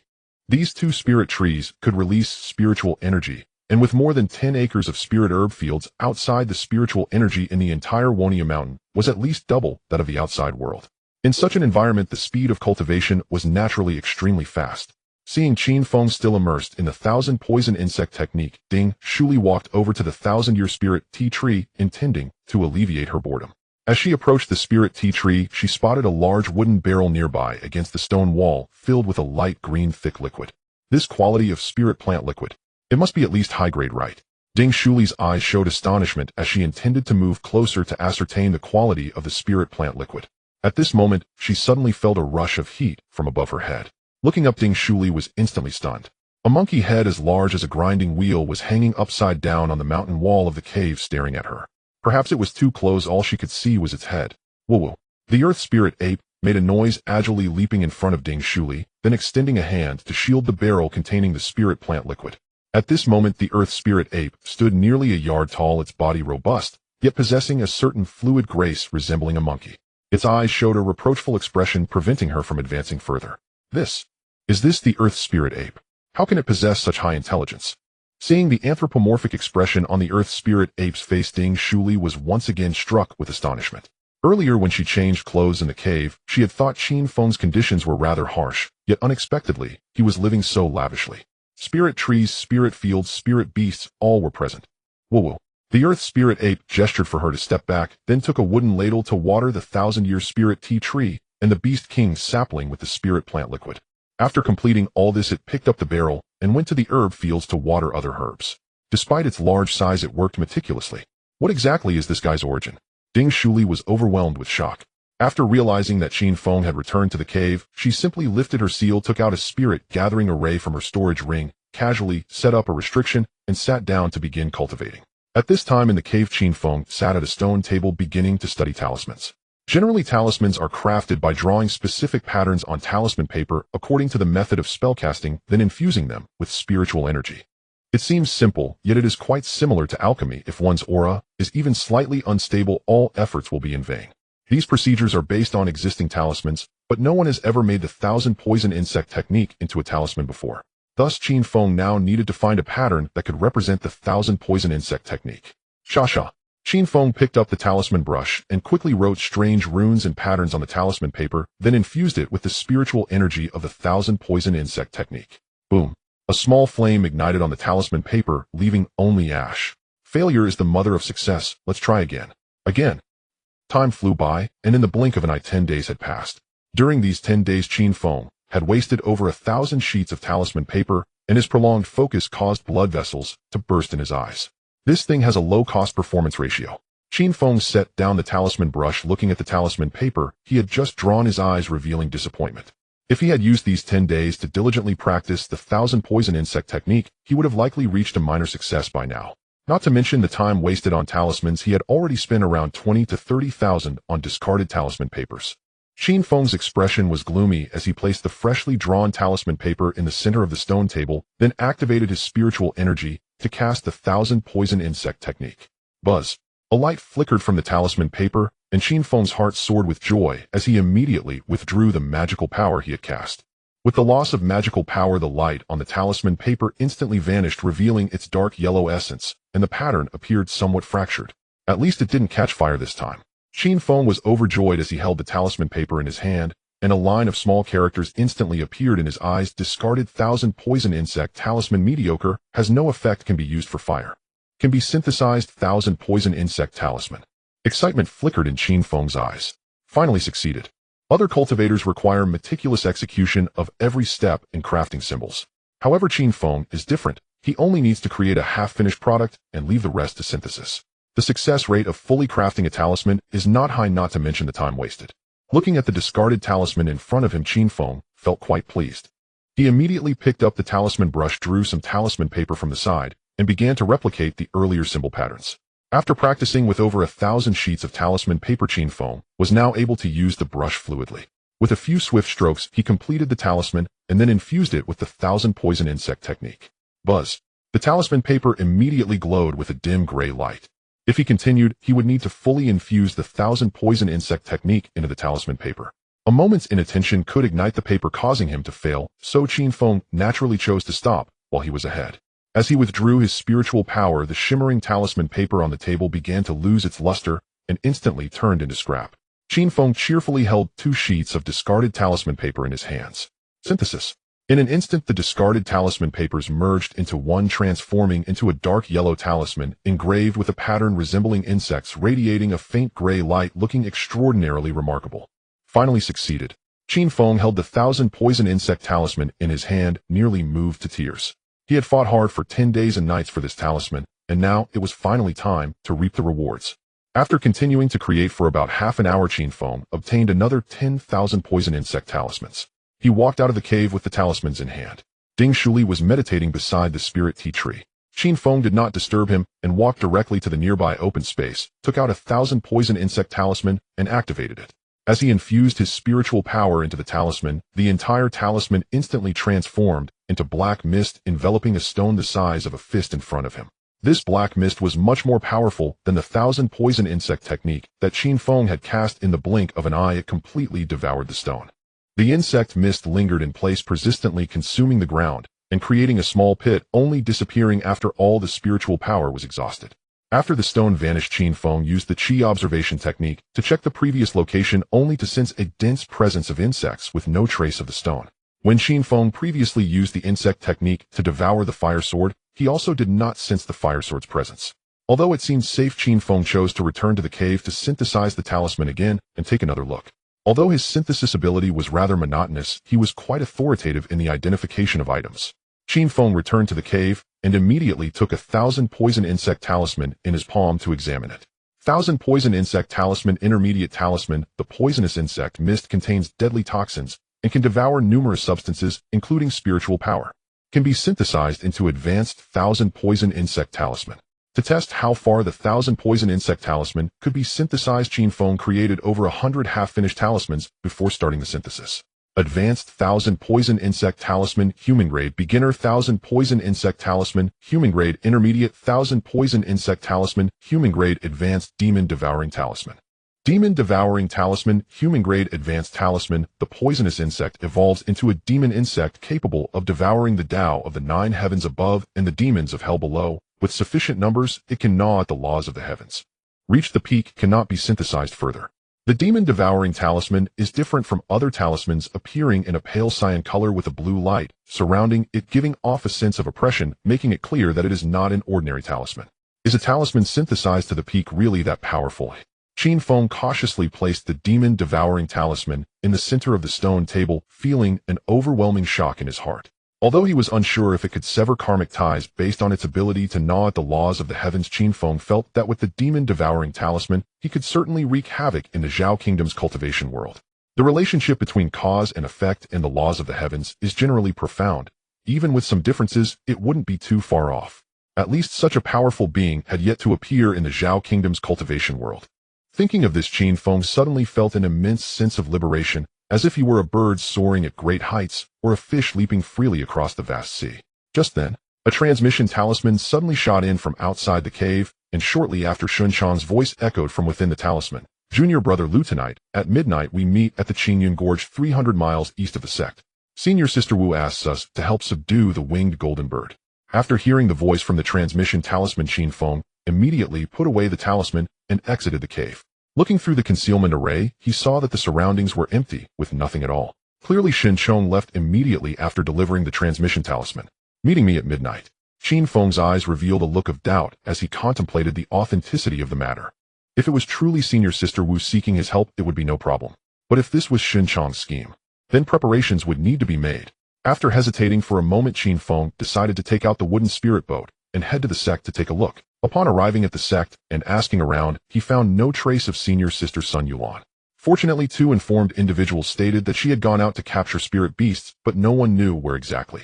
Qin Feng could roughly guess that something was amiss, and being cautious wouldn't be excessive. He returned to Wonia Mountain. Entering the cave, Qin Feng directly took out all the remaining talismans in his hands.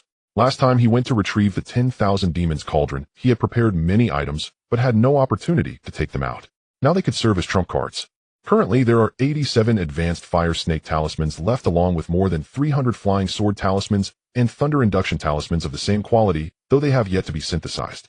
To be on the safe side, Qin Feng synthesized 20 ultimate fire snake talismans, ultimate flying sword talismans, and ultimate thunder induction talismans. The power of ultimate talismans is formidable enough to kill mid-stage golden core cultivators and even threaten later-stage golden core cultivators. With these three items, Qin Feng felt a strong sense of security. Even if he threw out a few at once, even a powerful golden core cultivator like Mo1 Jian standing opposite would feel intimidated.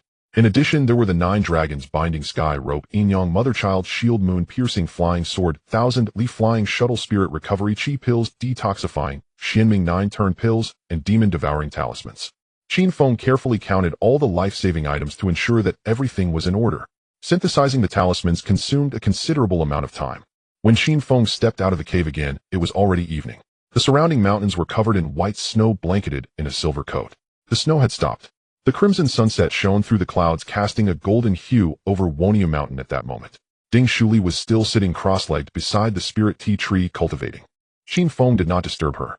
Feeling inspired, he took out the thunderous lightning flying sword and began practicing the thunderous lightning sword technique.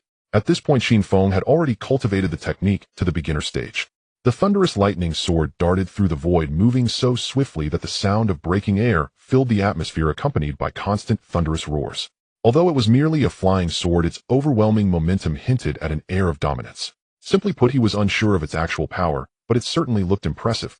After hesitating for a moment, Qin Feng couldn't help but put away the flying sword and turned his attention to Ding Shuli, calling out to her, "Senior sister, I would like to trouble you with something." Ding Shuli opened her eyes, stood up, and took out a purple flying sword from her storage ring. Usually she exuded an ethereal aura, but the moment she grasped the flying sword, an endless sharpness burst forth from her. Buzz. The two of them simultaneously infused their spiritual power into their respective flying swords, causing the purple flying sword and the thunderous lightning sword to intertwine like awakened spirit serpents, engaging in a fierce battle in an instant. Both were using the most basic attack methods akin to ordinary people wielding flying swords without any technique. After adapting to the current intensity, Qin Feng decided to try using the thunderous lightning sword technique while also testing her capabilities. Ding, senior sister, be careful, Qin Feng warned, and as his words fell, the speed of the thunderous lightning flying sword increased, causing flashes of lightning to flicker in the void. In the blink of an eye, the thunderous lightning sword gained the upper hand, continuously closing in on Ding Shuli. At that moment, a hint of smugness suddenly appeared in Ding Shuli's eyes. She waved her hands, and in an instant 2 purple flying swords flew out from her palms. What in the world is happening? When Qin Feng saw Ding Shuli unleash 3 flying swords, immediately suppressing his thunder-rushing sword, he felt his mind go utterly blank. The thunder-rushing sword art comprised 27 distinct forms, each more ferocious than the last. To test the limits of his combat prowess, Qin Feng immediately deployed its final 10 techniques. Boom! Lightning crackled violently where the blades clashed. 3 violet flying swords rotated effortlessly in a pin formation, easily deflecting the thunder-rushing sword's onslaught. Moments later, the 3 violet swords abruptly reversed course and surged toward Qin Feng in unison. Thunder roared through the void with mounting urgency. The thunder-rushing sword blurred into afterimages as it frantically parried. Each strike precise, each motion relentless, denying the violet swords any opening to strike. Their duel lasted half an instant's 6 time. Gradually, Ding Shuli sensed her spiritual energy waning. Qin Feng, by contrast, remained flesh-cheeked and breath-even. Without hesitation, she retracted her swords and snapped at him, voice bristling with indignation. I refuse to fight any longer. We haven't determined a victor yet. Why stop? Ding Shuli sneered, her expression laced with disdain. Did you secretly ingest spirit chi pills? Spirit chi pills? Qin Feng blinked in surprise, then instantly grasped the truth upon seeing her ashen complexion. Her spiritual energy was nearly spent. Yet he himself had expended barely 1/5 of his reserves. Though mixed spirit roots hindered cultivation speed and made breakthroughs arduous, once achieved they yielded spiritual energy far surpassing that of purer roots. A cruel paradox, perhaps heaven's flaw, Earth's deficiency. Ding Shuli stomped off, pouting to the edge of the medicinal herb field, where she began inspecting the cultivated herb. Qin Feng trailed after her unabashed and asked, Senior sister, I've just unleashed my ultimate technique. Yet you still held your ground. Can you truly focus on 3 swords simultaneously? I employed a sword formation. No wonder. Qin Feng immediately found the explanation perfectly plausible. A sword art holding its own against a sword formation. That alone suggested the thunder-rushing sword art was no mere trifle. And he still possessed talismans as a hidden ace. Night had fully descended, yet the hour of Z had not yet arrived. Ding Shuli stood idle, visibly bored. Qin Feng, equally at loose, and simply ushered her into the cave residence. 2 full hours later, he finally rose from the stone bed, thoroughly satisfied. Ding Shuli's cheeks flushed faintly as she huddled naked against the wall, shielding herself with her robes. Seeing her thus, Qin Feng sighed softly. He was no paragon of virtue, but gazing upon her quiet, yielding posture, an unexpected pang of guilt stirred within him. Senior sister Ding, he murmured, if you're angry, would you rather scold me? Get out. Hearing her speak, even in fury, Qin Feng exhaled in quiet relief. Then gently, you may use the spirit gathering array within this residence, but keep ambient spiritual energy below 8-fold amplification. Exceeding that threshold risks celestial anomalies beyond the walls. Please remain inside while I'm away.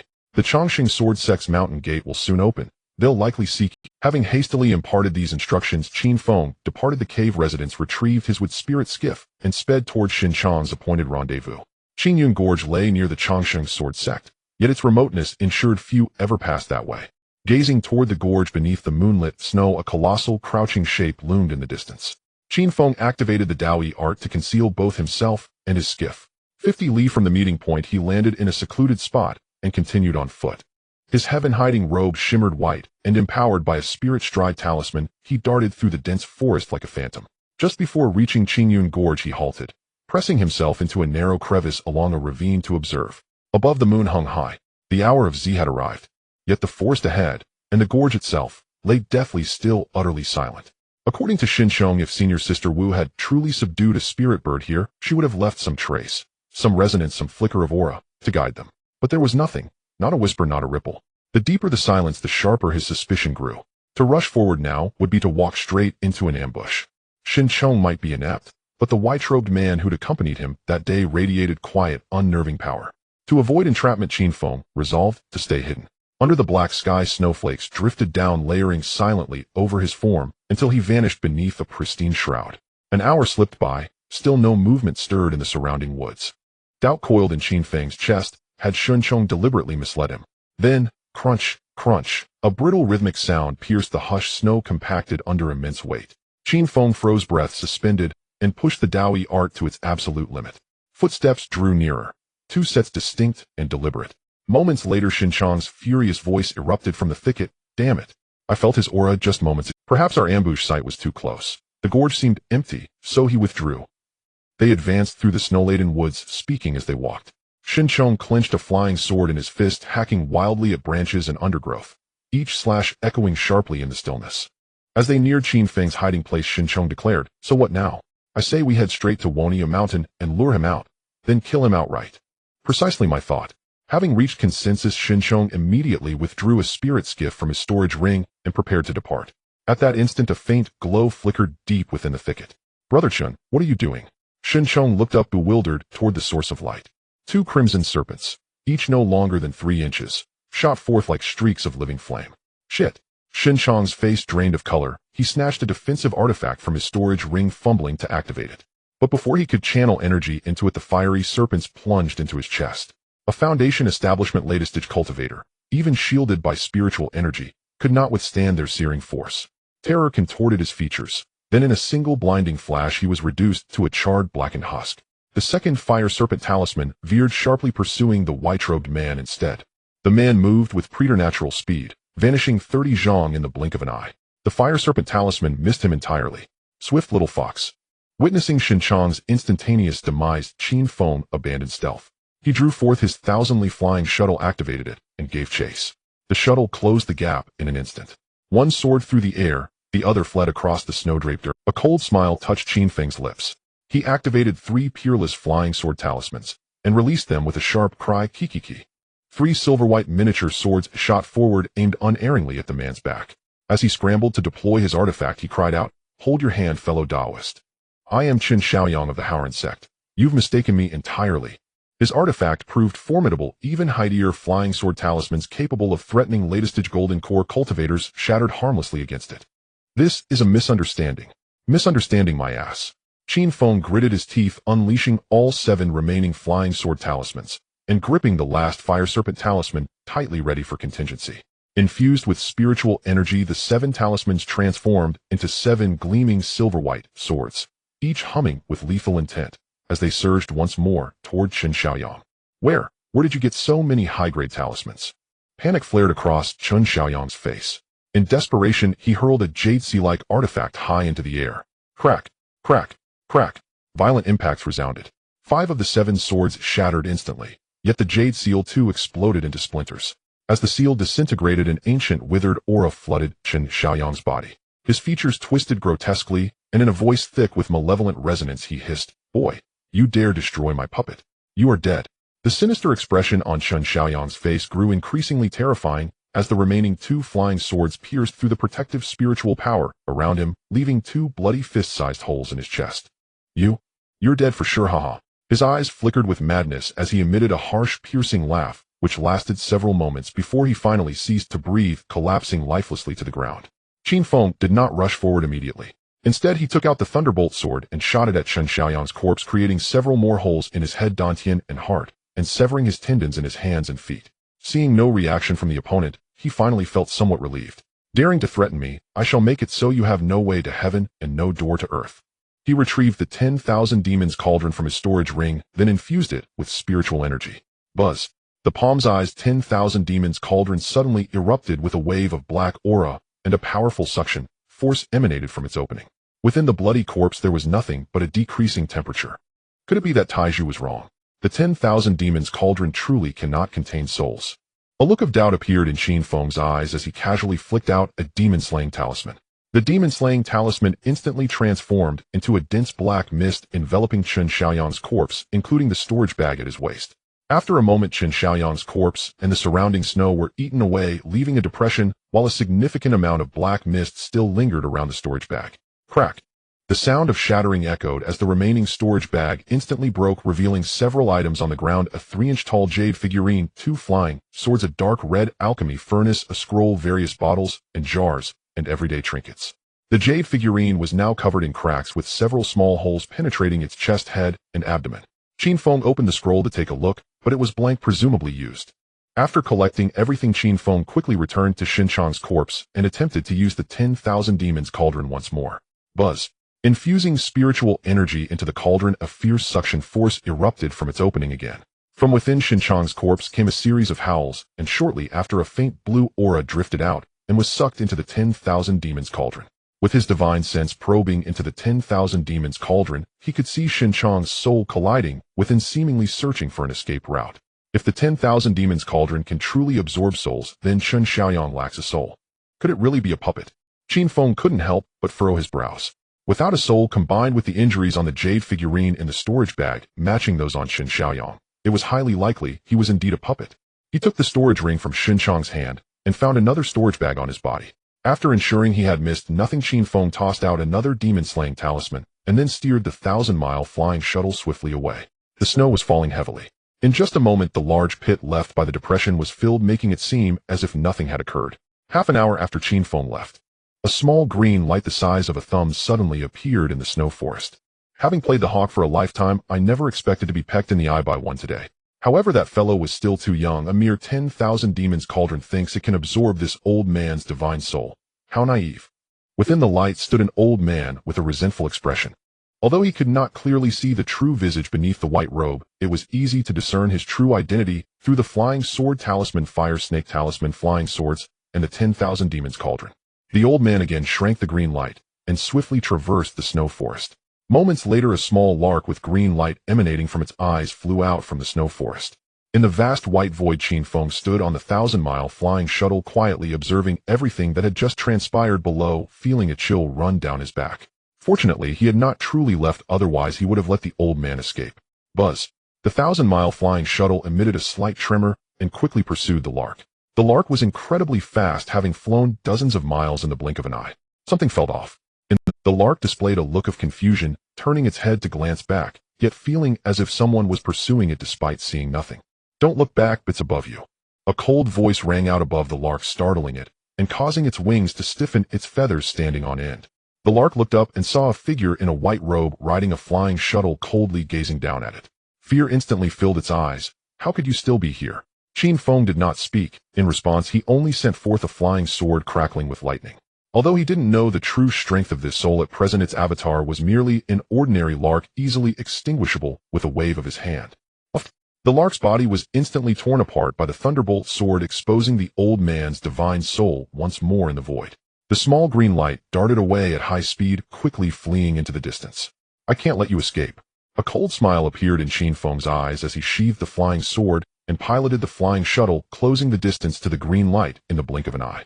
He took out the 10,000 demons cauldron from his storage bag again and activated it. This time Qin Feng was cautious, holding the cauldron in hand and directly covering it over the old man's remaining soul. Crack. Unbeknownst to what means that remnants of the soul employed, Qin Feng suddenly felt a sharp pain in his sea of consciousness, and his mind plunged into blankness. Upon regaining his senses, Qin Feng found himself in a daze, his head pounding as if it might shatter. Meanwhile, the green light had already flown over 2 miles away. A divine sense attack. A serious look appeared in Qin Feng's eyes. Had he not cultivated the spirit-nurturing art to enhance his divine sense, he might have truly fallen into his trap. Enduring the pain in his head, Qin Feng piloted the 1,000-mile flying shuttle to catch up again. With the 10,000 demons cauldron in hand, he struck the green light fiercely, immediately sealing it within the cauldron. The 10,000 demons cauldron could seal demons and monsters, and a mere remnant of a soul was nothing. At that moment, the green light transformed into an old man frantically searching for an exit, while shouting, "Qin Feng, you dare to capture this old man's remaining soul. Do you know who I am? You are doomed. Once this old man's true form descends, I will make you wish you were dead. And as for your sister from the Misty Rain Tower, I will eliminate her as well." The old man roared in anger within the cauldron, but Qin Feng did not respond, waiting until he confirmed that the other party could not break free from the 10,000 demons cauldron seal before storing it back in his storage ring. After completing all this, a grave expression appeared in Qin Feng's eyes. How did he know I have a sister in the Misty Rain Tower? Aside from Tieju, no one in this realm of cultivation knew about his sister, unless someone had painstakingly investigated him. Moments later, Qin Feng piloted the 1,000-mile flying shuttle towards the direction of the Jin Kingdom, seeking out a secluded cave. Qin Feng planned to first refine Shun Chang's storage bag before going to inquire with Sister Zhao from the Misty Rain Tower to see if she had offended anyone. Among cultivators, alchemists typically possessed a strong divine sense. Shin Chong had clearly also cultivated a method to enhance his divine sense, making it rather troublesome to refine his belongings, taking a full hour to succeed. Refining someone else's storage bag was akin to opening a blind box. Magical tools, techniques, various medicinal herbs, and pills. All sorts of treasures were on display, finally allowing him to understand why many in the cultivation world enjoyed killing for loot. However, these items held little allure for Qin Feng. The one he liked most was the emu sword found in the storage. Refining someone else's storage bag was akin to opening a blind box. Magical tools, techniques, various medicinal herbs, and pills. All sorts of treasures were on display. Finally, Qin Feng took out the Mo1 sword he had gifted himself from his storage ring and combined it with the Emu sword. Divine with sword strength comparable to a mid-grade mysterious artifact. The blade is resilient and difficult to break, can only recognize one master. Can be combined to form demon subduing sword. The divine wood sword measures 3 feet 3 inches, much smaller than the Emu sword, its color deeper resembling charcoal, and it bore no luster. Holding it, Qin Feng felt the sharpness even before his thumb got close to the blade. Without the protection of spiritual energy, he would have likely been cut by the blade's sharpness. Indeed, it is a fine sword. He stored the divine wood sword in his storage ring and gathered Xinchang's items. Outside, the sky was already bright. Qin Feng changed the color of his sky-covering robe to black, then took out the wooden spirit boat, leisurely flying towards the direction of Taizhan workshop. As for the 1,000-mile flying shuttle, it was for urgent situations. Using the wooden spirit boat was the most low-key choice on ordinary days. As he arrived at the entrance of the Mistandrain Pavilion, a group of black-robed figures was just stepping inside. Some breathing erratically, others bearing fresh wounds, clearly operatives returning from a mission. The pavilion's interior was nearly empty of guests, and its staff had dwindled to less than half their former number. Every person within now wore a silvery white mask and identical black formal attire. Qin Feng approached the front counter and placed a crimson token upon its surface. The attendant behind the counter, also masked, glanced at the character Qin engraved upon the token, then without a word bowed deeply and led Qin Feng with solemn deference to the base of the third-floor staircase, where he halted and gestured for Qin Feng to ascend alone. In the grand hall below, a masked woman sat motionless upon a chair, methodically wiping blood, both from her hands and from the blade resting across her lap. At the approach of a black-robed figure, she swiftly removed her mask, revealing a warm, familiar smile. "Brother, you've come." As Qin Feng strode forward, he lowered the hood of his black robe and asked, "Sister, have we offended someone?" Her hand stilled mid-wipe. Confusion flickered across her face. "What do you mean?" "Someone knows I have a sister in the Mistandrain Pavilion." His voice faltered. Qin Yu's expression darkened, and she began recounting the events that had shaken the pavilion in recent days. In the past, all Mistandrain Pavilion operatives, whether Li Qingqing herself or field assassins, had shown their true faces, bound by mutual familiarity and trust. That changed 1 month ago when a cultivator traveled to Tianqing City's pleasure quarter seeking indulgence. He reportedly spent 1,800 spirit stones for a night with a female cultivator, only for her to denounce him before the city's magistrate's office, declaring she bore no affiliation with the brothel. Outraged and humiliated, the cultivator sought redress. But the woman was the beloved consort of a direct disciple of the Howren sect, making personal retaliation unwise. So he commissioned the Mistandrain Pavilion instead. Scarcely had the pavilion begun its assignment when the male cultivator vanished, and the Howren sect turned its gaze squarely upon the Mistandrain Pavilion. By the time Qin Yu finished speaking, Qin Feng had already pieced together the broad contours of what had transpired. It seemed the Howren sect had captured and interrogated a pavilion operative, gleaning the identities of its key members. Though Li Qingqing still stood as the pavilion's sovereign guardian, and thus deterred open aggression, the sect had shifted its focus onto him. Qin Yu poured a steaming cup of tea and handed it to Qin Feng with a gentle smile. "Mother has already departed for negotiations with the Howren sect. Moreover, the pavilion's personnel have undergone a complete purge. No one will ever again uncover our sibling bond. Rest assured, no one will dare trouble us now. Senior Li is negotiating with the Howren sect." Qin Feng's eyes widened in disbelief. The Howren sect surpassed even the Chongqing sword sect in might. How could she dare march into their very stronghold to bargain? The Howren sect is formidable, but not so reckless as to sever ties with Mother outright. Qin Feng remained silent, his mind churning, as he weighed Li Qingqing's true strength. Her highest confirmed feat to date, 3 successful assassinations of nascent soul cultivators, while the Howren sect itself counted nascent soul elders among its ranks. An open confrontation victory would likely hang in the balance, but the Mistandrain Pavilion existed solely for assassination. That Li Qingqing dared enter the Howren sect's domain meant she carried certainty in her step and steel in her resolve. This thought deepened Qin Feng's fascination with the pavilion's cultivation arts, and he asked aloud, "Sister, what precisely do you cultivate?" "The Tao of Slaughter." Qin Yu spoke with solemn conviction. Seeing Qin Feng's bewildered silence, she added gently, "Our art draws upon killing intent and murderous qi, much as other cultivators draw upon spiritual energy. If that remains obscure, think of me as a deviant cultivator." A faint wry smile touched her lips. Perhaps even she had never imagined that hands once devoted to cooking and mending would now wield blades in service of death. Qin Feng sipped the warm tea and sighed. The distinction between orthodoxy and heresy is illusory, merely another guise for the law of the jungle: the strong devour the weak. She smiled softly, offering no reply, and resumed polishing her sword. "Enough polishing. Try this new blade. See if it suits your grip. From his spatial ring, Qin Feng withdrew the divine wood sword, holding it by the blade and extending the hilt toward Qin Yu. Her eyes lit instantly with astonishment. This blade is astonishingly sharp. A drop of blood will suffice for attunement. The divine wood sword matched her current weapon in length, but in sharpness and structural resilience it surpassed it by a vast margin. With her right hand gripping the hilt, she pressed the tip of her left index finger lightly against the blade's edge. A single perfect droplet of blood welled forth, crimson and flawless, leaving no trace of wound upon her pale, delicate skin. Qin Feng activated his spirit-perceiving art and gazed upon her, only to behold a faint violet aura wreathing her form, dense with chilling martial ferocity. This blade isn't a spirit artifact, is it? What is its name? Qin Yu cradled the divine wood sword in both hands, her face alight with unrestrained delight. The divine wood sword. Truly magnificent. It surpasses even Mother's reverse wind sword. She flicked her wrist, tracing an elegant flourish through the air, the void itself tearing along the blade's path, leaving jagged shadowy rents in its wake. Relieved to see his sister's genuine joy, Qin Feng allowed himself quiet satisfaction. This divine wood sword was but the beginning. Soon he would acquire more emu swords and ultimately forge far greater blades.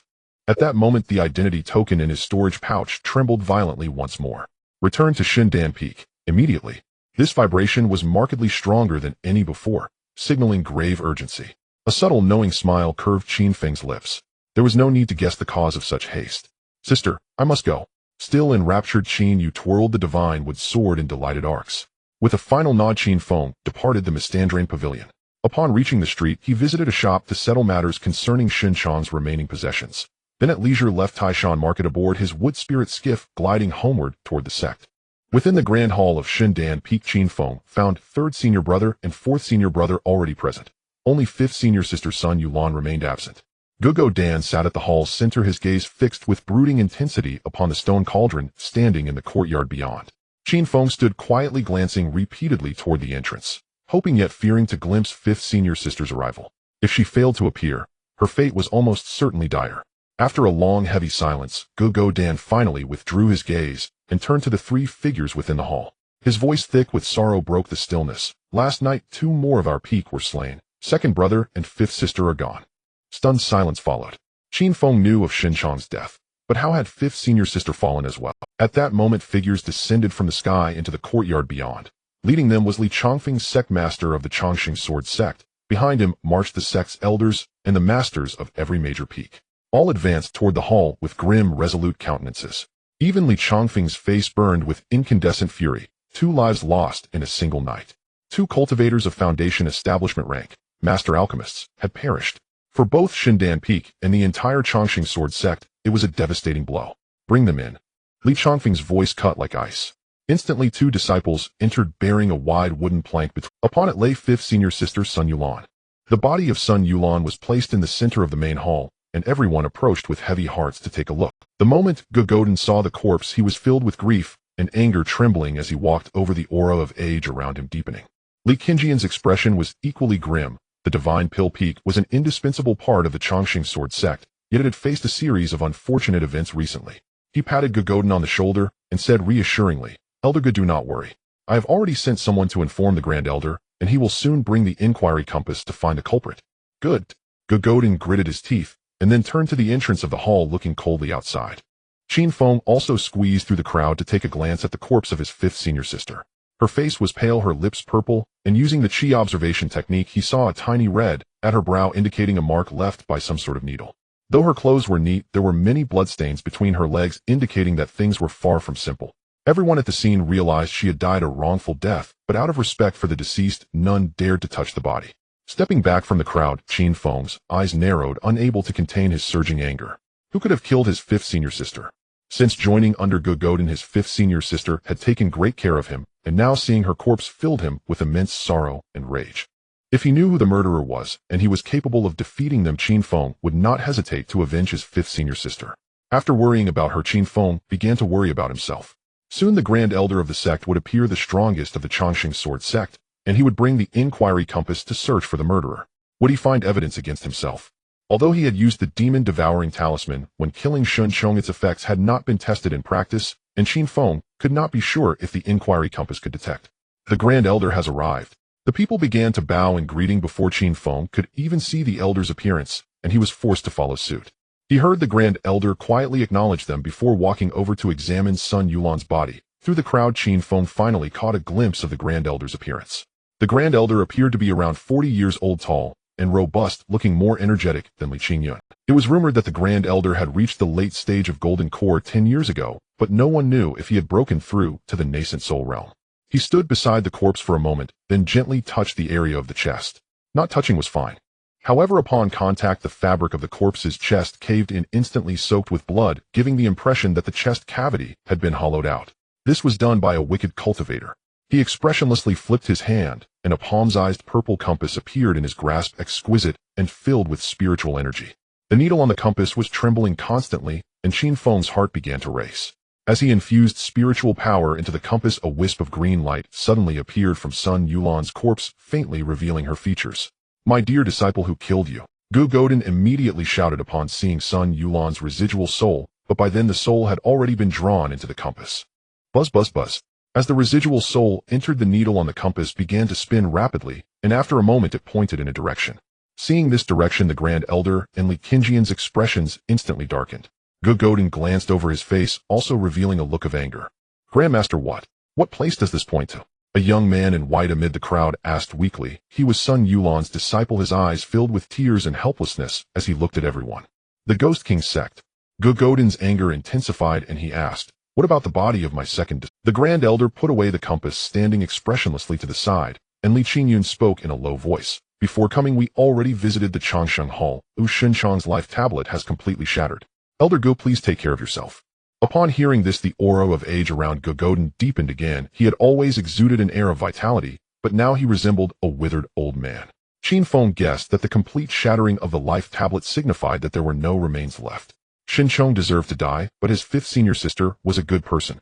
As everyone fell into a somber silence, the Grand Elder began to calm their emotions, speaking fiercely. "The Divine Pill Peak is the core of our Changsheng Sword sect, and the Ghost King sect's oppression of our core members is simply intolerable.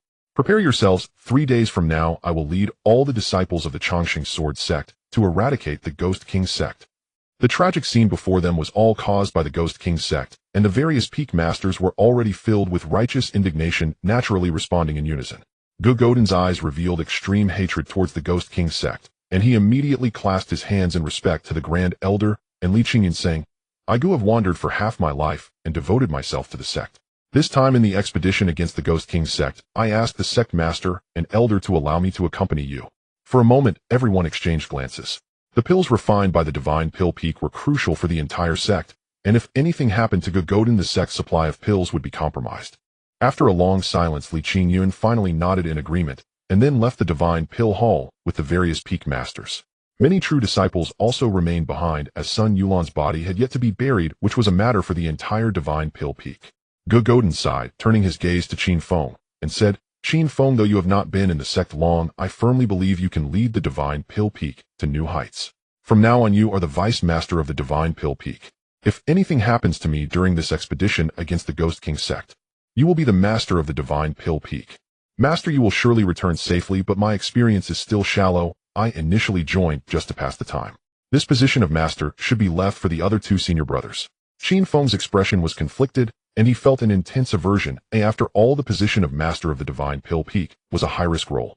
In less than a year, 3 people associated with the position of Master had already died. Gu Godin said nothing more, shifting his gaze to the 3rd and 4th disciples. One was immersed in improving his alchemical skills, and the other was engrossed in researching formulas. Perhaps they also thought that the Master position was a high-risk job, as they both waved their hands in refusal. "Then let the 4th take charge of the peak. You all go arrange for the burial of the 5th. Qin Feng, stay behind, the rest disperse." Gu Godin sighed and waved his hand at everyone. Once everyone had carried away Sun Yulan's body, the hall fell silent again. Gu Godin's face showed anger as he smashed the armrest of a chair with a powerful blow. The aura of the golden core burst forth suddenly, causing many objects in the hall to move, without wind, falling to the ground in a clatter. Qin Feng was stunned, wondering what was happening. Though his body stood still in fear, Qin Feng had long prepared to take out the fire snake talisman and the 1,000-leaf flying shuttle. If this old man dared to attack him, high-level talismans would certainly not consider the bonds of master and disciple. This is truly intolerable. Gu Godin cursed fiercely for a few moments before finally turning his gaze to Qin Feng. Qin Feng pressed his thumb into his palm, secretly holding down the storage ring. Qin Feng, do you know why I am so angry? Disciple does not know. Do you truly believe fifth brother was slain by the Ghost King sect? Cultivators of demonic paths typically obliterate their victims utterly. How then could a lingering soul fragment remain?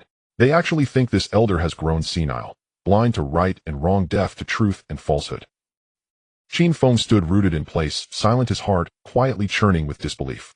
Indeed, the Grand Elder and Sect Master had just displayed palpable indifference. Their stance rash, their resolve to launch an immediate assault on the Ghost King sect unwavering. To the uninformed, they might appear righteous and devoted, grieving deeply for their fallen disciple. Yet as one privy to the truth, Qin Feng harbored a chilling suspicion: had the Ghost King sect cultivated a new ghost witch saintess, so urgently coveted that even the Great Elder and Sect Master now rushed to seize her once more. As Qin Feng sank into contemplation, Gugo Dan withdrew a long sword from his spatial ring, a blade jet black, as ink, its edge radiating lethal sharpness, and extended it toward him. This was precisely the Mu sword Qin Feng had long yearned for. With a sigh, Gugo Dan said, I heard you once traded a Xianming ninefold pill to the Luyan Peak sect merely to acquire such a sword. Now examine it closely with your divine sense. Discern what substance forged this blade. Qin Feng accepted the Mu sword. His spirit-seeing technique revealed nothing, but when he probed it meticulously with his spiritual sense, he felt a thick, suffocating aura of bloodshed. His expression instantly darkened. He had assumed the Mu sword was crafted through esoteric cultivation techniques, never imagining those techniques were indistinguishable from demonic arts. To forge each Mu sword, they require the heartblood of living cultivators. The stronger the cultivator, the greater the sword's power. Beyond the heartblood, the liver, lungs, and other organs serve distinct, unspeakable purposes. As Gugo Dan spoke, hatred burned ever more fiercely in his eyes, and in that instant Qin Feng understood completely. Fifth senior sister's death had not been inflicted by outsiders. It was an act committed by someone within the Chongqing sword sect. Sorrow flickered across Qin Feng's gaze as he asked softly, Master, what do we do now? This time I shall not return alive. In 3 days' time accompany me to confront the Ghost King sect. After my death, bury my remains beside my daughter, and inherit the Tao of Pill sovereignty. Gugo Dan produced a thick, ancient tome and placed it solemnly into Qin Feng's hands, his eyes heavy with sorrow. Its yellowed, brittle cover exuded an aura of profound antiquity, unmistakably a legacy passed down through generations. Qin Feng accepted the book and asked, puzzled, Master, whom do you mean by my daughter? Fifth senior sister is my own blood. But this time, they have gone too far. They will die. Gugo Dan's face darkened, storm clouds gathering in his expression. Qin Feng's heart churned. Complex, turbulent, unnameable. His master was neither wholly virtuous nor wholly corrupt, but fifth senior sister had been purely good. Some within the Chongqing sword sect truly deserved death. Faced with Gugo Dan's solemn request, Qin Feng could only nod gravely, accepting the burden without. After all, his current identity and the sacred Tao of Pill sovereignty itself were gifts bestowed solely by Gugo Dan, and having owed fifth senior sister profound debts of gratitude, aiding her cause was but natural duty. Leaving the Divine Pill Grand Hall, core disciples of the Divine Pill Peak jointly selected an auspicious burial site and interred Sun Yulan, then dispersed silently. Returning to the sect, Gugo Dan mounted a flying artifact and vanished into the distant horizon, while Qin Feng headed back to Wenyo Mountain to prepare for the impending campaign against the Ghost King sect. Just as he approached the mountain's formation array, he suddenly sensed the faint, chilling aura of the Yuming bird. Instantly, Qin Feng summoned his wood spirit vessel, ascended high above the clouds, and concealed himself within their misty veil. Moments later, the Yuming bird pierced through the cloud layer and alighted lightly upon his shoulder. You've labored well. Qin Feng drew forth a high-grade spirit beast pill and held it open-palmed. The bird promptly spat out a sealed letter, then swallowed the pill whole. Taiju's letter conveyed but a single urgent warning: the Ghost King sect is marshaling its entire strength to invade the Chongqing sword sect. Remain vigilant. Beyond alerting him to the looming war, Taiju instructed Qin Feng that, if he chose to join the battle, he must wield the blazing fire sword as a covert signal, lest allies mistake him for an enemy. Upon reading the letter, Qin Feng's head spun, dazed, disoriented. His own sect was preparing to strike first, yet the Ghost King sect was doing precisely the same. What twisted game was being played? Could this be another blood ritual, like Ding Shuli's previous ordeal, intended to sacrifice disciples from both sects? Yet this time elite forces were being deployed, not expendable rank and file. Or had both sects secretly conspired, feigning hostility while plotting to ambush each other, each hoping to play the cunning fisherman, reaping rewards from another's chaos? Qin Feng sensed that neither the Chongqing sword sect nor the Ghost King sect was simple. Each harbored hidden motives. Only time would reveal their true ends 3 days hence. For now, meticulous preparation was paramount. When the heavens shattered and mountains crumbled in battle, he need only raise his banner, or better yet find a quiet corner to hide. After penning a reply to Tai Zhu, Qin Feng returned directly to his cave residence. Atop the mountain, the earth spirit ape diligently tended the spirit herbs, gently brushing snow from their leaves, then rushing over the moment Qin Feng appeared. Woo woo woo. Qin Feng ignored it, turning instead toward his cave entrance. The stone gate stood ajar, the Beast King sapling, the 10,000-year spirit tea tree, the spirit gathering formation, all remained intact, yet Ding Shuli was nowhere to be seen. Has she left? Qin Feng asked the ape. Woo woo woo. It nodded vigorously, then shook its head, gesturing wildly with both hands, uttering only incomprehensible cries. Qin Feng glanced toward Ding Xiang Mountain and saw its formation array humming with active energy. Had she ceased fearing exposure? Though puzzled, Qin Feng dismissed the thought and entered his cave residence to begin practicing the Fire Serpent Talisman and Flying Sword Talisman, following the techniques detailed in the tome. Both talismans were elementary. Crafting semi-finished versions posed no difficulty, according to the text.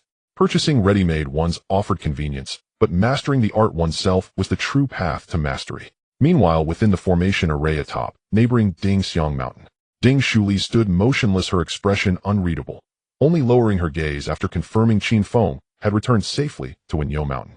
Behind her stood an elderly woman of extraordinary bearing. Elsewhere on the mountain, every herb and flower had been uprooted, yet the formation array continued to pulse steadily. The old woman stared at Ding Shuli, her gaze piercing. Yet Ding Shuli wore a gossamer robe, a magical artifact that shielded her entirely from spiritual scrutiny. Not a single clue betrayed her state. At last the woman sighed and said, "Young mistress, though he is admirable, he hails from a remote, insignificant sect. In heritage and innate talent, he cannot match even half a finger of the divine sword sect's Saint Prince. It is time you returned home. I have already given myself to him. This life I belong to him alone." Hearing this, the woman's brows knotted in displeasure. Her voice turned cold. "Do not forget your lineage. How dare you repay the Ding family, who raised you, with such ingratitude? Where does this leave the Ding family, and where does it place the Saint Prince? I have already sent the elixir of longevity formula back to the Ding family. From this day forward our ties are severed. I owe you nothing. Young mistress, you must return to the Ding family and provide an explanation. Otherwise the divine sword sect's wrath will annihilate us utterly." Her tone hardened to ice. Spiritual energy surged around her. With a dry bark-like hand, she lunged for Ding Shuli's shoulder, only for Ding Shuli to vanish in a blur, evading the grasp entirely. Ding Shuli's voice cut like frost. "You truly believe you can drag me back? Young mistress, I have already broken through to the Golden Core realm. Not only you, but your wild man as well. I shall bring you both back or answer for my failure." As the words fell, a colossal palm of condensed spiritual energy erupted before the elder and slammed toward Ding Shuli. Boom! A slender crimson serpent materialized in an instant, exploding the spiritual palm into scattered fragments. Ding Shuli's figure shimmered, then reappeared beyond the mountain gate's formation array. "Young mistress, do not waste your strength." The elder's lips curled into a disdainful smile. Slowly she removed a silver bracelet from her wrist and cast it skyward. The bracelet swelled with the wind, within a breath expanding into a 7-foot-wide ring. With a subtle tremor it split cleanly into 9 identical rings. Ding Shuli's expression tightened. She hurled her final Fire Serpent Talisman straight at the elder, then shot toward Wenyo Mountain at blinding speed. Fearing Qin Feng might miss the commotion, she guided her flying sword to cleave violently against Wenyo Mountain's protective formation. "Cease your strikes. I sensed something amiss long ago." Even as the words echoed, Qin Feng stood already outside the formation array. Seeing Qin Feng's appearance, Ding Shuli felt a slight relief in her heart and solemnly said, "Help me kill her, and we can both ensure our safety." As her words fell, the old crone had already controlled the 9 suns ring to chase after them. 9 circular rings spun in the air, then surged towards the two with overwhelming force. A golden core cultivator. The old crone did not hide her strength, and with just one glance Qin Feng could discern her power. The 9 suns ring did not appear to be a mere attacking artifact. It seemed to have enemy suppression capabilities akin to the 9 dragons binding rope. Qin Feng did not dare to be careless and immediately took out a talisman from his storage ring. Fire Serpent's Flying Sword's Thunder. Qin Feng scattered 3 types of talismans towards the 9 circular rings, as if they were free, and simultaneously hurled a few at the old crone. "Kid, I didn't expect you to have some resources, but the things you, a mere foundation establishment cultivator, can summon should have no effect on me." Seeing a stack of talismans in Qin Feng's hand, the old crone's face immediately revealed a contemptuous expression. Boom, boom, boom. Several talismans struck the 9 suns ring, instantly forcing all the rings to retreat. The old crone's face showed surprise as she quickly retrieved a golden banner from her storage ring and infused it with spiritual energy. Swish, swish, swish. As the golden banner was activated by spiritual energy, it expanded rapidly, filling the area with golden fabric, and in the blink of an eye clashed with the high-level talismans thrown by Qin Feng. A violent explosion echoed. Although the banner remained unharmed, its surface sheen dulled considerably. This was Qin Feng's first encounter with a golden core cultivator. Both the abundance of spiritual energy and the manipulation of artifacts were beyond what a foundation establishment cultivator could compare to. Just from the other party's ability to withstand high-level talismans, one could see the disparity. Truly a golden core cultivator. Qin Feng was shaken, and beside him Ding Shuli also looked grim, directly taking out 2 more flying swords to begin casting a sword formation. The 3 swords coordinated perfectly, aiming straight at the old crone. She wore a cold smile, controlling the 9 Suns ring to continue attacking the 2 while manipulating the golden banner to defend against Ding Shuli's sword formation. Having reached the golden core stage, she could already multitask, even handling 3 things at once. Thus, facing the 2's onslaught, she remained completely unfazed, threatening them. "You might as well give up resistance. If you provoke me further, I can take your corpses back for a report." Ding Shuli hurriedly said to Qin Feng.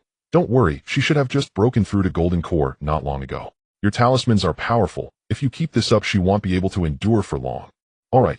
Qin Feng nodded and activated 10 high-level fire serpent talismans all at once, while also taking out the thunderbolt flying sword to defend against the 9 Suns ring. Clang. The power disparity was vast. In just a moment of contact, the thunderbolt flying sword was struck back by the 9 Suns ring and embedded into a distant rock. Qin Feng could only throw out talismans to defend against the rings. Meanwhile, Ding Shuli's 3 purple flying swords were also at a disadvantage.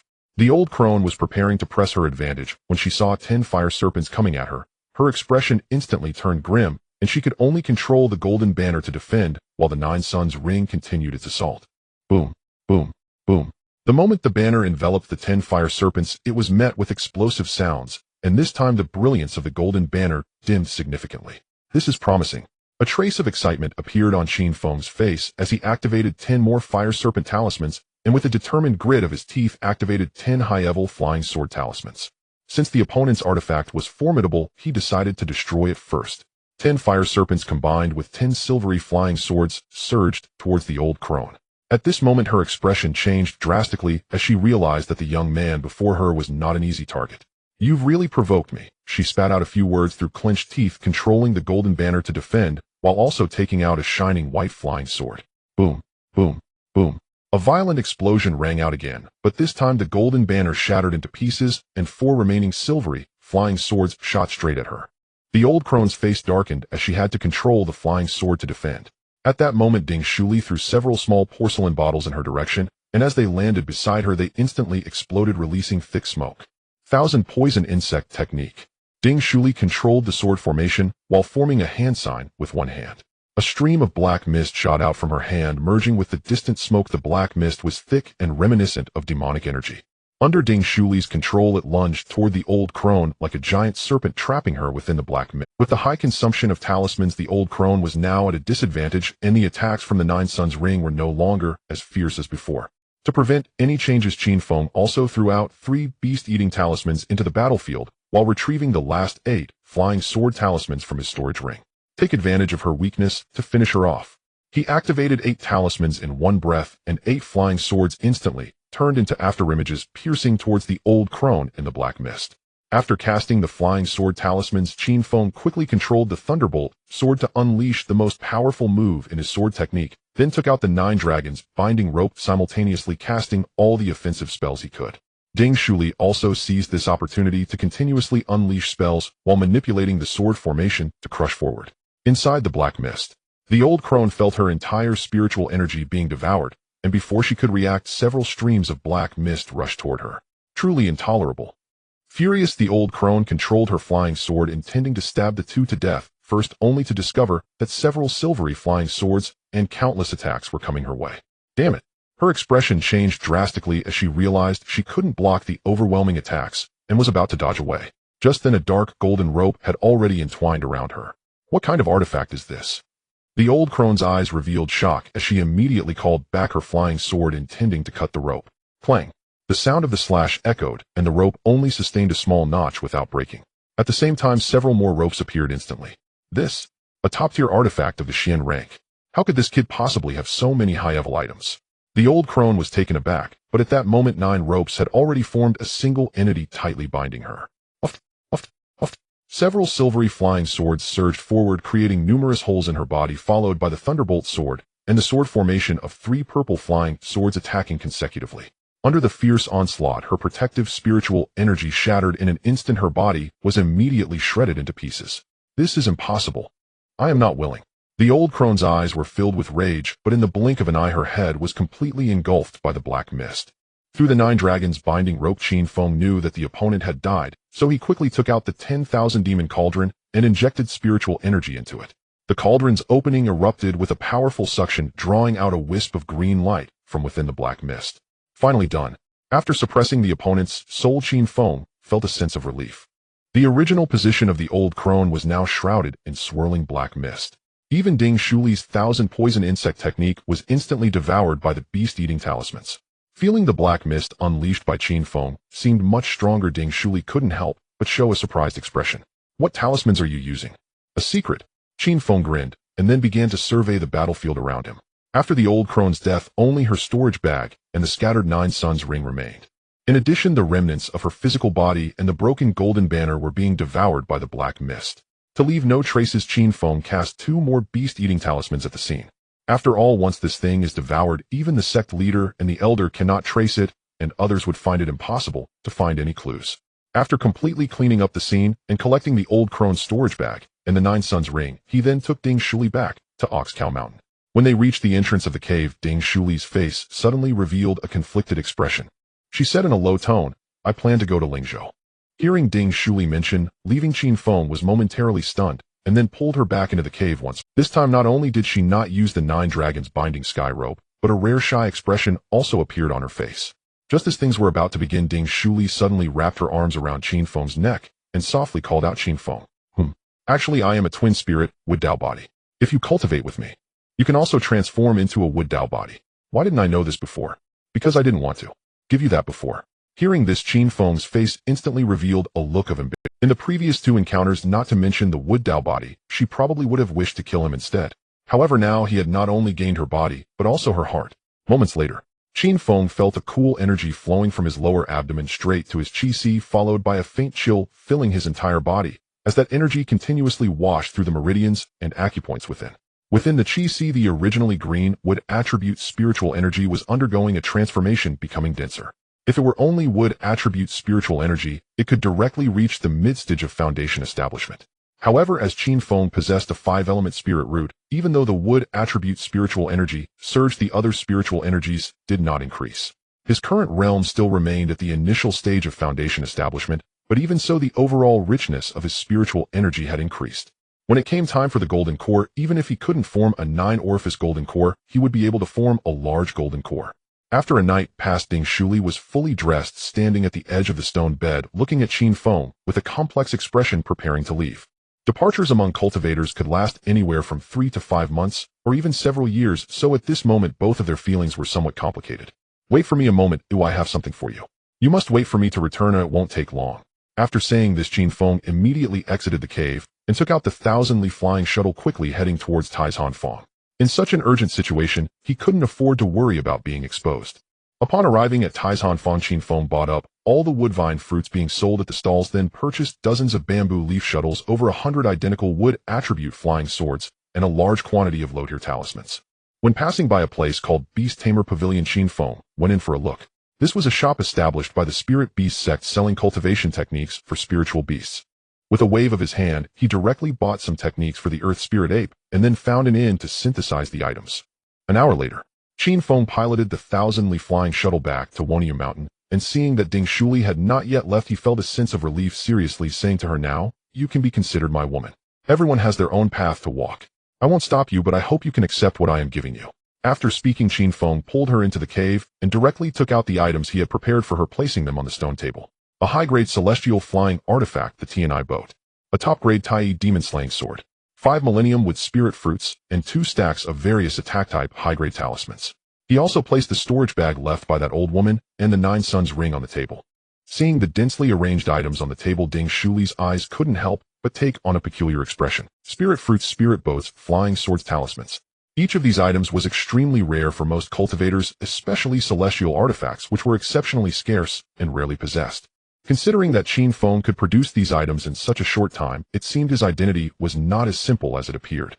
After a moment of hesitation, Ding Shuli gathered all the items and then stepped onto her flying sword to leave. Neither of them inquired about each other's backgrounds, seemingly choosing to trust one another tacitly. Qin Feng turned back to the cave, taking out a wood spirit fruit to observe in his hand. The large quantity of woodvine fruits he had purchased in Taihan Feng had only synthesized 6 wood spirit fruits, leaving him with just 1 after giving away 5. The wood spirit fruit was only 2 inches in size, of faint green and somewhat transparent, emitting a light fragrance. Just one breath of its scent made him feel refreshed. Upon eating it, his mouth instantly filled with moisture, of fragrance dozens of times richer than before, bursting in his mouth, along with a faint cool sensation circulating through his limbs. Is this the taste of a spirit fruit? Feeling as though this item could only wash through his meridians and enhance his spiritual energy, Qin Feng felt a bit disappointed inside. The records in ancient books regarding various spirit fruits were highly exaggerated, almost suggesting that merely eating one would elevate him to the heavens. Is this all? The sensation of comprehending the Tao body was even more intense than what Ding Shuli gave him. After finishing the wood spirit fruit in a few bites, Qin Feng felt unsatisfied and took out a fire spirit fruit to munch on. Once again, it was merely washing through meridians and enhancing spiritual energy. Aside from a hint of warmth, there was nothing else to feel. Something feels off. Just as Qin Feng was about to synthesize talismans in preparation for battle, he suddenly felt a throbbing pain in his qi.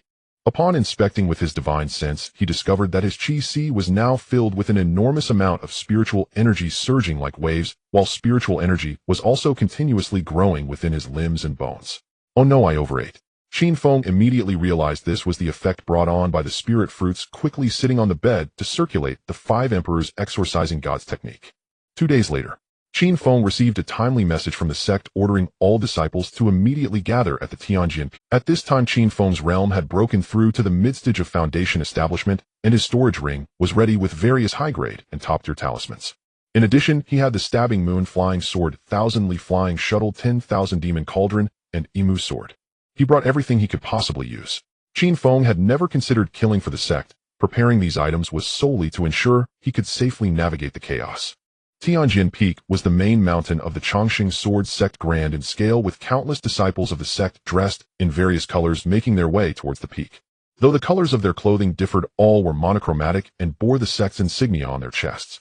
When Qin Feng arrived at the foot of Tianjin Peak, he just so happened to bump into Gugudun, who seemed to be waiting right there, leading Qin Feng up the mountain. Once he approached, "Master, is it just the 2 of us at the Shindan Peak?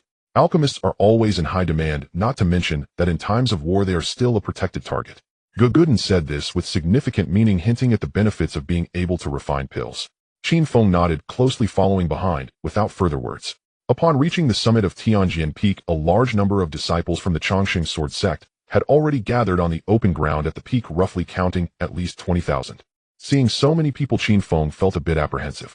If a fight broke out among them, not only would they fail to kill enemies, but some might even lose control and not distinguish friend from foe. The summit of Tianjin Peak was densely populated with people. Disciples of the sect, the peak master, and various elders had gathered, standing at the edge of the mountaintop, gazing into the distance, as the sect had become considerably quieter. At this moment, several figures emerged from the great hall of Tianjin Peak. Leading the group was Chun Juyo, the grand elder of the Chongqing Sword Sect, followed by Li Qingyun and other inter-sect elders. Chun Juyo was enveloped in an enigmatic aura, making it impossible to discern his true strength, yet the individuals behind him exuded the aura of latest-stage golden core cultivators.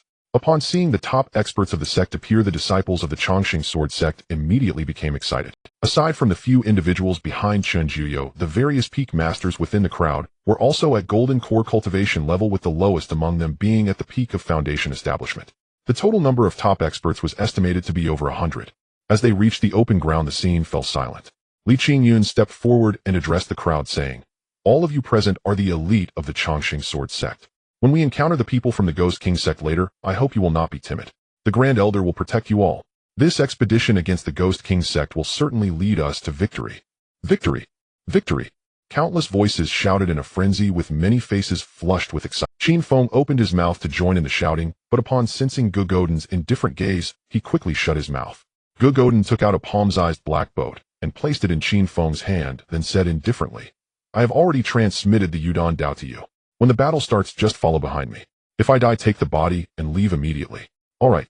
Qin Feng nodded, looking down at the small boat in his hand, realizing that it was a premium flying artifact of the mysterious grade. While it might not match the speed of the 1,000 miles flying shuttle, it could surpass 90% of the cultivators present. After stowing away the black boat, Qin Feng understood that Gogodin was serious about this. Since he was already determined to seek death, he was absolutely trustworthy in Qin Feng's eyes, prompting him to step closer behind. Seeing Qin Feng's timid demeanor, a worried expression appeared on Gogodin's face, as he feared Qin Feng might immediately flee once the fight began. In front of the open ground, Li Qingyun had just concluded the oath-taking ceremony, and Shun Juyo, along with a few intersect elders, began preparing the artifacts. 6 massive azure treasure ships continuously grew larger in the void, each adorned with carvings of auspicious beasts, dancing spiritual cranes, and fairies playing the qin under the glow of radiant light, exquisite in appearance. Board the ships. With a command from Shun Juyo, the disciples of the Chongqing sword sect immediately flew towards the nearby treasure ships and landed steadily on the deck. Once the crowd thinned, Qin Feng followed Gogodin aboard the treasure ship piloted by Li Qingyun. Besides Gogodin and Li Qingyun, there were 2 other peak masters who were also at the golden core level. The group stood casually, while Gogodin and Qin Feng chose to stand at the stern of the ship. Once everyone boarded the treasure ship, Li Qingyun immediately took out 2 milky white stones emitting white light and placed them into the grooves within the ship's cabin, causing the enormous vessel to ascend into the sky. The 6 treasure ships lined up in formation, soaring through the sky like a dragon swiftly flying towards the distance. The number of passengers on the treasure ships was large, but their speed was exceedingly slow, even slower than that of the low-grade artifact, the wooden spirit boat. From dawn to dusk, and then to the deep night with a sparse moon and stars, it was only at this time that sounds of restlessness came from the treasure ship ahead. We have arrived.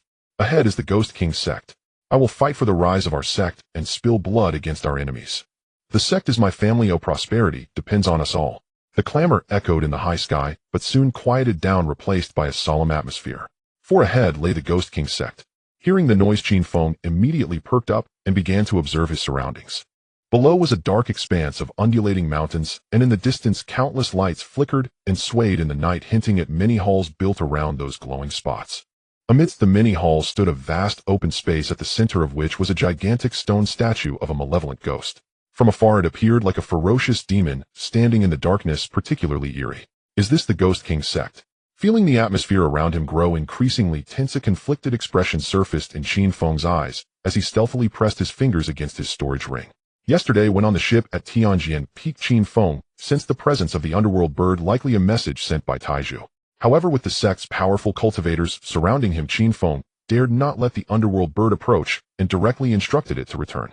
But it's just another transaction. Gogodin opened his eyes at some point, coldly gazing towards the Ghost King sect, a hint of anger appearing on his face.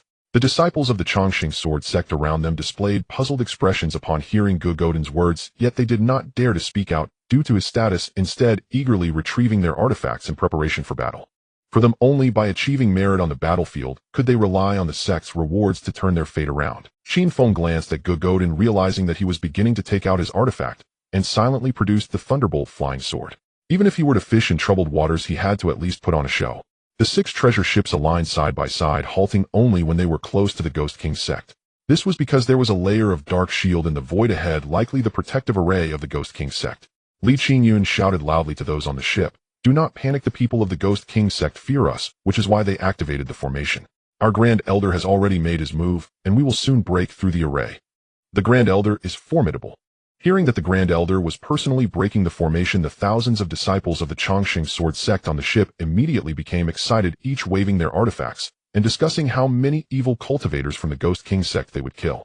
Standing at the edge of the stern of the treasure ship, Qin Feng could not clearly see how the Grand Elder made his move, only able to see over 100 black swords forming a dragon of flying swords in the void, crashing fiercely against the black shield.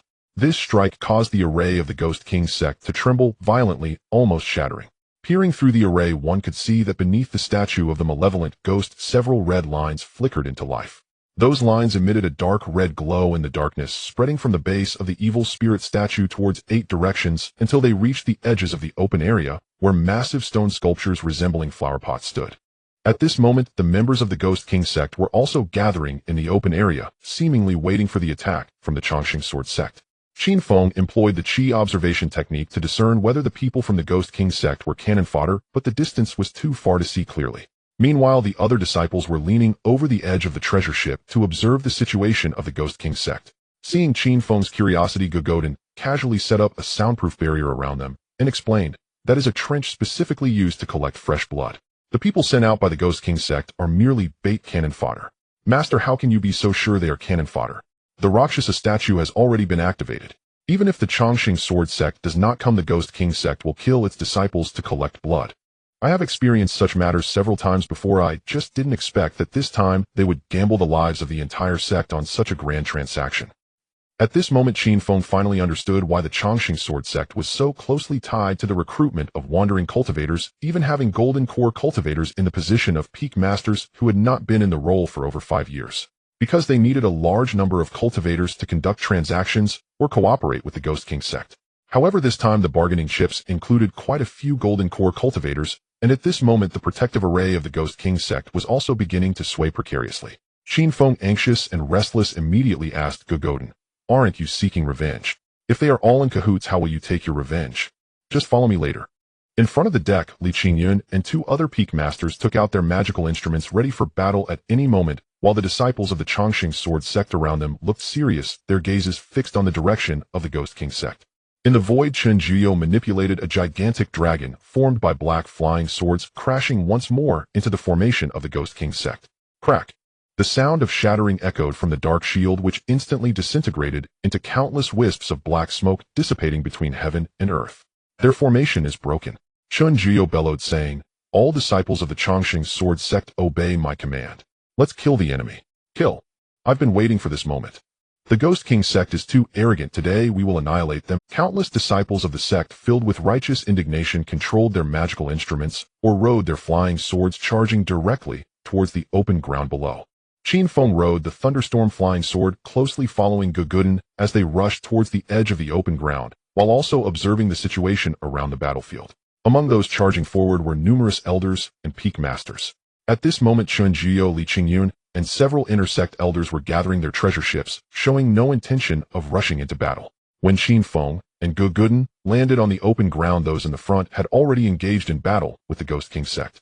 With both sides, many lives were lost in the flash of combat. After numerous corpses fell, the smooth stone slab began to emanate wisps of pale gray mist, which constantly corroded the bodies, melting them into blood that eventually flowed into the grooves towards the Rakshasa statue. This scene was too eerie, but the people on site were already blinded by the bloodshed, completely ignoring the changes. In the ranks of the Ghost King sect, aside from a few individuals with foundation establishment cultivation, most were merely at the chi refinement stage, with more and more disciples of the Ghost King sect continuously rushing towards this side. Perhaps the higher-ups of the Ghost King sect had also instilled them with false courage. These individuals were not very strong, but they charged forward with great ferocity. Qin Feng maneuvered the thunderstorm flying sword around him, swiftly slaying a Ghost King sect disciple, before quickly approaching Gogodin. "Master, what should we do now?" Qin Feng shouted at him, but Gogodin calmly waved his hand to signal silence, then shifted his gaze to the distant buildings of the Ghost King sect. Surrounded by 4 shields to fend off the attacks from the Ghost King sect disciples, Gogodin's defenses could not be broken by ordinary chi refinement cultivators. Seeing this scene, Qin Feng felt extremely frustrated. Before their arrival, it was clearly stated that they just needed to follow along, yet now he truly did not care about others' lives. "You find a chance to blend in here first. If I am to die, let it be outside." Just as Qin Feng was about to take out the Inyang Mother shield, Gogodin spoke, pointing at the muddy ground beside them. "If one dies on the stone slab of the open ground, their body would likely turn into blood. If they die elsewhere, they might at least retain their corpses." Gogodin briefly explained, then flipped his hand to take out a dark flying sword, infusing it with spiritual energy. Buzz! The flying sword size began to rapidly increase, transforming in the blink of an eye into a massive sword measuring 2 zhang in length. PFF. Gogodin wielded the giant flying sword, sweeping it across the surroundings, instantly severing over 10 Ghost King sect disciples in half, while loudly shouting to those around him, "Here lies their Blood Mother array. Everyone charge towards their main hall with me." Blood Mother array. The disciples of the Chongqing sword sect and the 2 peak masters revealed expressions of surprise, then looked down at the ground.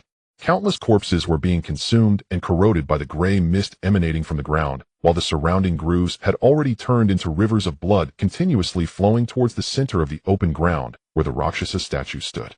"Damn Ghost King sect, truly sinister. Those from Luyun Peak, follow me." The peak master of Luyun Peak, Mo Wenjin, glanced at Gogodin and Qin Feng, then immediately rushed over, intending to join forces with Gogodin to charge towards the nearby pavilion. Before leaving, he kindly patted Qin Feng on the shoulder, saying, Just follow behind OI, and your master will ensure your safety. Don't stop on this stone slab, open ground, there's a formation around. The disciples of the Chongqing sword sect shouted, and the warning quickly spread throughout the battlefield. The disciples of the Ghost King sect meanwhile looked utterly bewildered with someone shouting angrily, when did the Blood Mother array activate? Are they trying to leave no bones behind? Damn it, it's all the fault of the Chongqing sword sect. They secretly used such a vicious formation, evil cultivators truly cannot change their ways. Even though they discovered the formation, everyone shifted the blame to the opposing camp. As they retreated to the side, their attacks became even fiercer. In the void, Qin Jiao, Li Qingyun, and several sect elders were observing the battle and frowned in unison as they saw the crowd starting to shift away from the Blood Mother array. What's going on? Qin Jiao's face immediately turned cold, narrowing his eyes as he looked at Li Qingyun and the others, his expression darkening to the extreme. Li Qingyun quickly explained, the news hasn't leaked, someone must have sensed something unusual. Waste. Qin Jiao's face revealed anger as he dove down to the area, with the most people gently waving his hands, and two silver-white sword energies instantly slashed into the crowd. These two sword energies spared neither friend nor foe, killing many disciples of the Chongqing sword sect as well. Seeing a powerful figure make a move, both the Chongqing sword sect and the Ghost King sect's people were stunned. Which side were they on? Standing at the edge of the open ground, Qin Jiao coldly said, those who flee shall die. As his voice fell, a terrifying pressure of divine sense erupted from him, causing the low-level cultivators around him to tremble in fear. Everyone in a panic could only return to the crowded area, filled with the formation, to continue fighting. On the other side, Guguden had already led 2 Golden Core experts and several hundred disciples of the Chongqing sword sect to the front of the Ghost King sect's buildings. Kill, destroy these scum.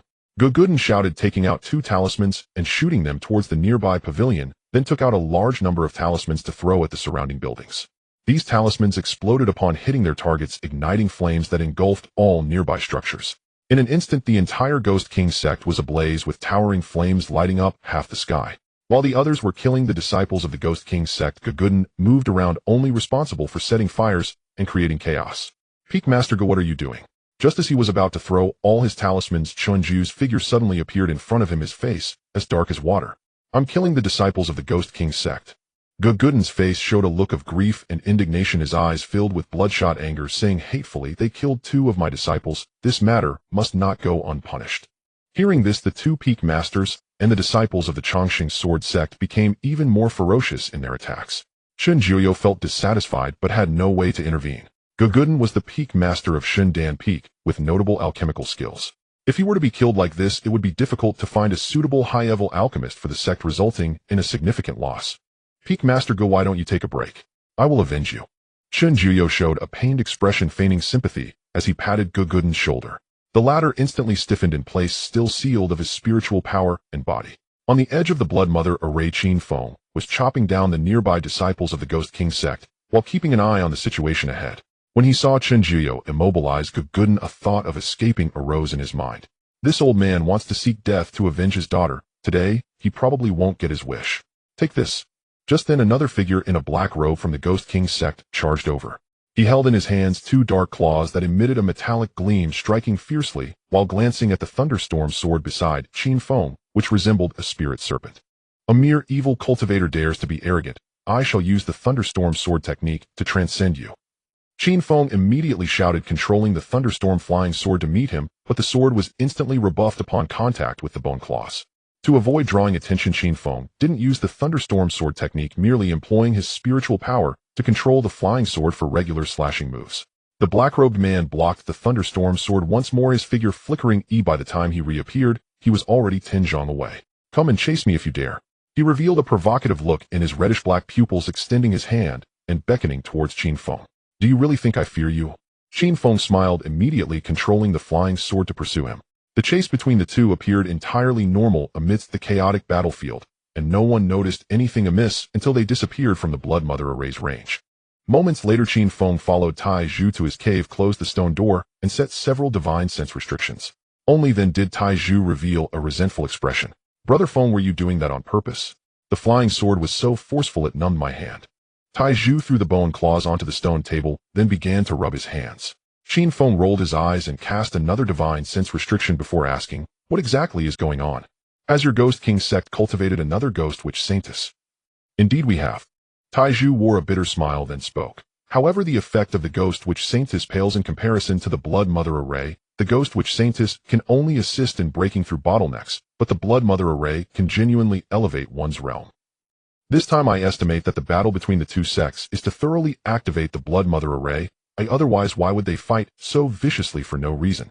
Qin Feng nodded and Tai Zhu fell silent, as both of them speculated about their respective sects' intentions. Activating the Blood Mother Array requires a vast amount of cultivators' blood. Even if the Ghost King sect were to slaughter everyone, it wouldn't be enough. Coincidentally, the Ghost King sect also has a Ghost Witch Saintess equally precious. This battle was entirely a transaction between the high-level figures of the two sects. The Chongsheng Sword sect exchanged the lives of its disciples for the Ghost Witch Saintess, while the Ghost King sect seized the opportunity to activate the Blood Mother Array. What shall we do now? Tai Zhu's expression was conflicted, revealing a look of helplessness in his eyes. For Tai Zhu, the Ghost King sect was the place he had painstakingly found to establish himself.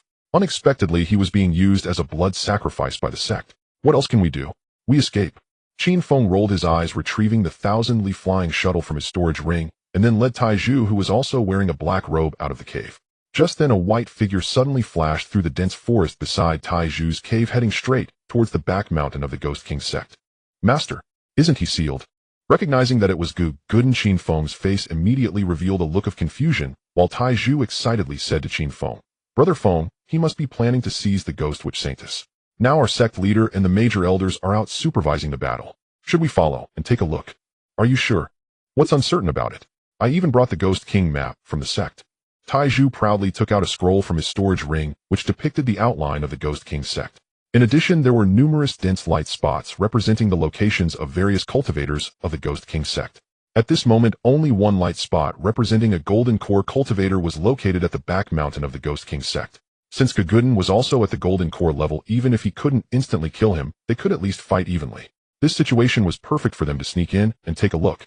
After Qin Feng put the 1,000-li flying shuttle back into his storage ring, he exchanged a glance with Tai Zhu, both of them understanding each other as they raced towards the back mountain. The light on the mountain was dim, and the sounds of battle echoed from the clearing below.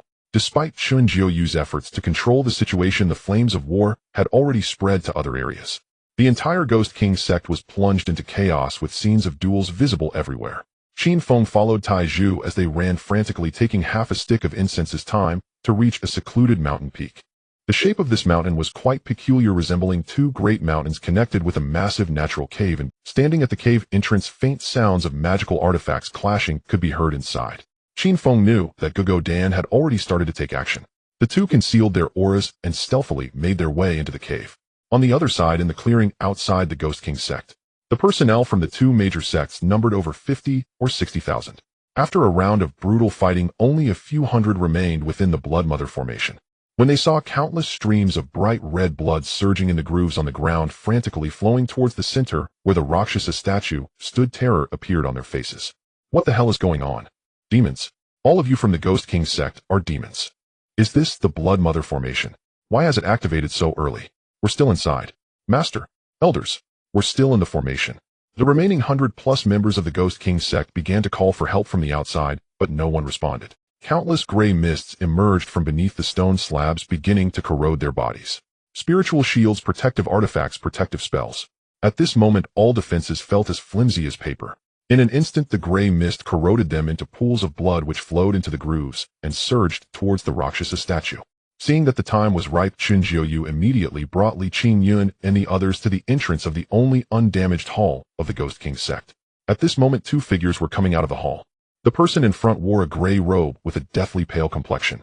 Upon closer inspection, one could see that his eye sockets were hollow with no eyeballs, and his skin was covered in dense growths with numerous maggots wriggling on it. He looked nothing like a living person. The figure following him was shrouded in darkness, making it impossible to discern their features or gender. The two stopped at the entrance of the hall, still standing, one in front and one behind, as if the shadow behind was merely the reflection of the person in front. The gray-robed man turned his hollow eye sockets towards Chun Jiuyu and let out a series of eerie cackles before speaking in a hoarse voice, as expected of Chun Jiuyu, willing to trade the lives of tens of thousands of sect disciples with me. You old ghosts which are not in any better shape. Hurry up and hand over my things. Chun Jiuyu looked at the shadow behind the gray-robed man with a stern expression, his eyes revealing a hint of threat. Li Qingyun and the others all lowered their heads, not daring to meet the gaze of the ghost, which fearing to attract his attention. The ghost which spoke in a hoarse voice, I rarely encounter trustworthy people like you. Just 2 ghost witch saintesses can activate the Blood Mother formation. I will seek you out next time. Hee little darling, come to me. I am going to send you away again. He let out a piercing laugh and raised his arm to beckon towards the back mountain of the Ghost King sect. Shun Jiuyu's expression softened somewhat, his gaze fixed tightly on the direction of the Ghost King sect's back mountain, and Li Qingyun and the others also lifted their heads to look. From the mountain, remnants of sect disciples could still be seen fighting, but the back mountain was eerily quiet at this. The ghost witch made several gestures, but the back mountain remained unresponsive. His face showed no expression, but Shun Jiuyu's face darkened as he coldly questioned, "Are you playing me? It seems something unexpected has happened. I need to go take a look, hee." The ghost witch's figure flickered and vanished in an instant, and Shun Jiuyu gritted his teeth and followed suit, leaving Li Qingyun and the others standing there exchanging worried glances. Elder Qin Kuan looked awkwardly at Li Qingyun and asked, "Should we go?" "Let's not. We're too weak." Li Qingyun forced a bitter smile, while the other elders were also filled with trepidation. After all, the ghost witch was ruthless and practiced a highly bizarre technique. Just a glance from him would make one feel uncomfortable all over. At that moment, a violent shaking suddenly came from the direction of the back mountain of the Ghost King sect. Shun Jiuyu shouted angrily, "Old ghost witch, you dare to play me? I am the most trustworthy, it's just that the ghost witch saintess seems to have been stolen." In the cave of the back mountain of the Ghost King sect, the surroundings were dimly lit, and near the interior was a massive blood pool with a black lotus platform. At this moment, the lotus platform was empty, with only a corpse of a golden core stage cultivator left at the edge of the blood pool. After receiving a blow from Shun Jiuyu, the ghost witch reached down and grabbed at the ground, instantly pulling out a few drops of blood from the soil. He placed the blood into his hollow eye sockets, and in an instant countless black energies erupted from his eye sockets, forming a phantom figure. "This is one of your Chongqing Sword sect members, right? Trying to frame me for being untrustworthy." The ghost witch snorted coldly, his figure vanishing in an instant, leaving Shun Jiuyu staring grimly at the silhouette formed by the black mist. He reached into his waist pouch and pulled out a wooden figure dressed in robes carved to resemble Gugo Dan Per. "Good sect leader, you really are audacious, daring to steal from me." Shun Jiuyu's eyes gleamed with a cold, killing intent as he left the cave. At this moment, Qin Feng and Taizhu had already piloted the 1,000-mile flying shuttle over a distance of thousands of miles. Taizhu held a continuously twisting black cloth bag, tightly, his hands gripping the bag's mouth, while Qin Feng, with an excited face, drove the shuttle at full speed. "Brother Feng, can you go any faster? I feel like I can't hold on much longer." Tai Dan looked nervously at Qin Feng, gripping the bag's mouth with all his strength. "Don't worry, we should be almost there." Qin Feng smiled broadly, popped a few spiritual energy pills into his mouth, and reached out to help hold the bag shut. Earlier, when he and Taizhu entered the cave of the Ghost King sect, they happened to encounter Gugo Dan desperately fighting with the guardian of the Ghost Witch Saintess, who had already packed up. In the end, Gugo Dan and the guardian perished together, while Qin Feng and Taizhu took turns collecting the corpses and retrieving the Ghost Witch Saintess before escaping. The whole process was much smoother than anticipated. "We're here." Qin Feng piloted the 1,000-mile flying shuttle into Woniu Mountain and immediately maximized the effects of the concealment array. They entered the cave holding the bag. Both Taizhu and Qin Feng felt somewhat nervous as they set up dozens of restrictions in the cave before finally opening the writhing black cloth bag. What was contained in the bag was not a living creature, but rather a mass of black solidified demonic essence resembling a human. Standing at just over 6 inches tall, her body was adorned with a variety of exaggerated shapes, and she wore no. The Ghost Witch Saintess twisted continuously within the bag, showing no signs of attempting to escape even when the bag was opened. Upon just one glance, Qin Feng and Taizhu turned beet red. Earlier on the road, they had thought the Ghost Witch Saintess to be fierce, but she appeared so docile now. Taizhu stammered, "Brother Feng, how about you use this thing? It's of no use to me in my current foundation establishment stage." Taizhu's face revealed an awkward expression, while Qin Feng immediately shook his head in refusal. "What Ghost Witch Saintess? She looked merely like an oversized Fiji cup. Whether this thing could enhance cultivation through dual cultivation was uncertain, but engaging in dual cultivation was definitely not an issue." Qin Feng pointed towards the alchemy chamber and said, "You can open another hole behind my alchemy room, but don't cause trouble." Taizhu's face was flushed red, holding the Ghost Witch Saintess in one hand, looking utterly at a loss. The main purpose of this thing was to break through realms. Its effectiveness in enhancing cultivation was considerably weakened. However, if left and used, there was fear of being hunted down. "Brother Feng, I owe you a great debt of gratitude. With our relationship, why say anything? Just hurry and scram." Qin Feng shot him a glance, while Taizhu, blushing, grabbed the Ghost Witch Saintess in one hand and took out a bone claw to start digging a hole behind the alchemy chamber. In just a moment, he had excavated a new space and set up a restriction. Seeing Tai Zhu beginning to use the ghost witch saintess, Qin Feng stepped out of the cave and retrieved a brand new storage bag from his waist. This storage bag had been handed to Qin Feng by Gugo Dan before his death for collecting corpses. Although it couldn't hold living beings, it could certainly carry corpses. Currently, Gugo Dan's body was inside the storage bag. Master the Ghost Witch Taoist and Chunjiuyo are most likely nascent soul stage cultivators. I cannot provoke them now. Once things settle down, I will find a way to bury you and senior sister son together. Qin Feng patted the storage bag, and regardless of whether the other party could hear him, hung it back at his waist. With no living or dead appearing, Chunjiuyo and the Ghost Witch Taoist were surely searching for Gugo Dan everywhere. Qin Feng dared not approach fifth senior sister's grave. If caught now, he would undoubtedly face death. Anyone associated with Gugo Dan might be thoroughly investigated. Thus, hiding in Wenyo Mountain was the safest option. Having adjusted his state, Qin Feng returned to the cave and sat down in the Xiankuan swallowing heaven formation, beginning to cultivate the 5 Emperors God-slaying technique. The ice and snow melted, winter passed, and spring arrived, bringing everything back to life. 3 months passed in the blink of an eye. On this day, from the cave where Tai Zhu was in seclusion, a stream of black smoke rose, piercing through the sky. If it weren't for the cover of the illusory sky great formation, this phenomenon would surely have attracted considerable attention. Tai Zhu have reached the late foundation establishment realm. Soon I will achieve the great completion stage, and the golden core is within reach. Ascension is hopeful.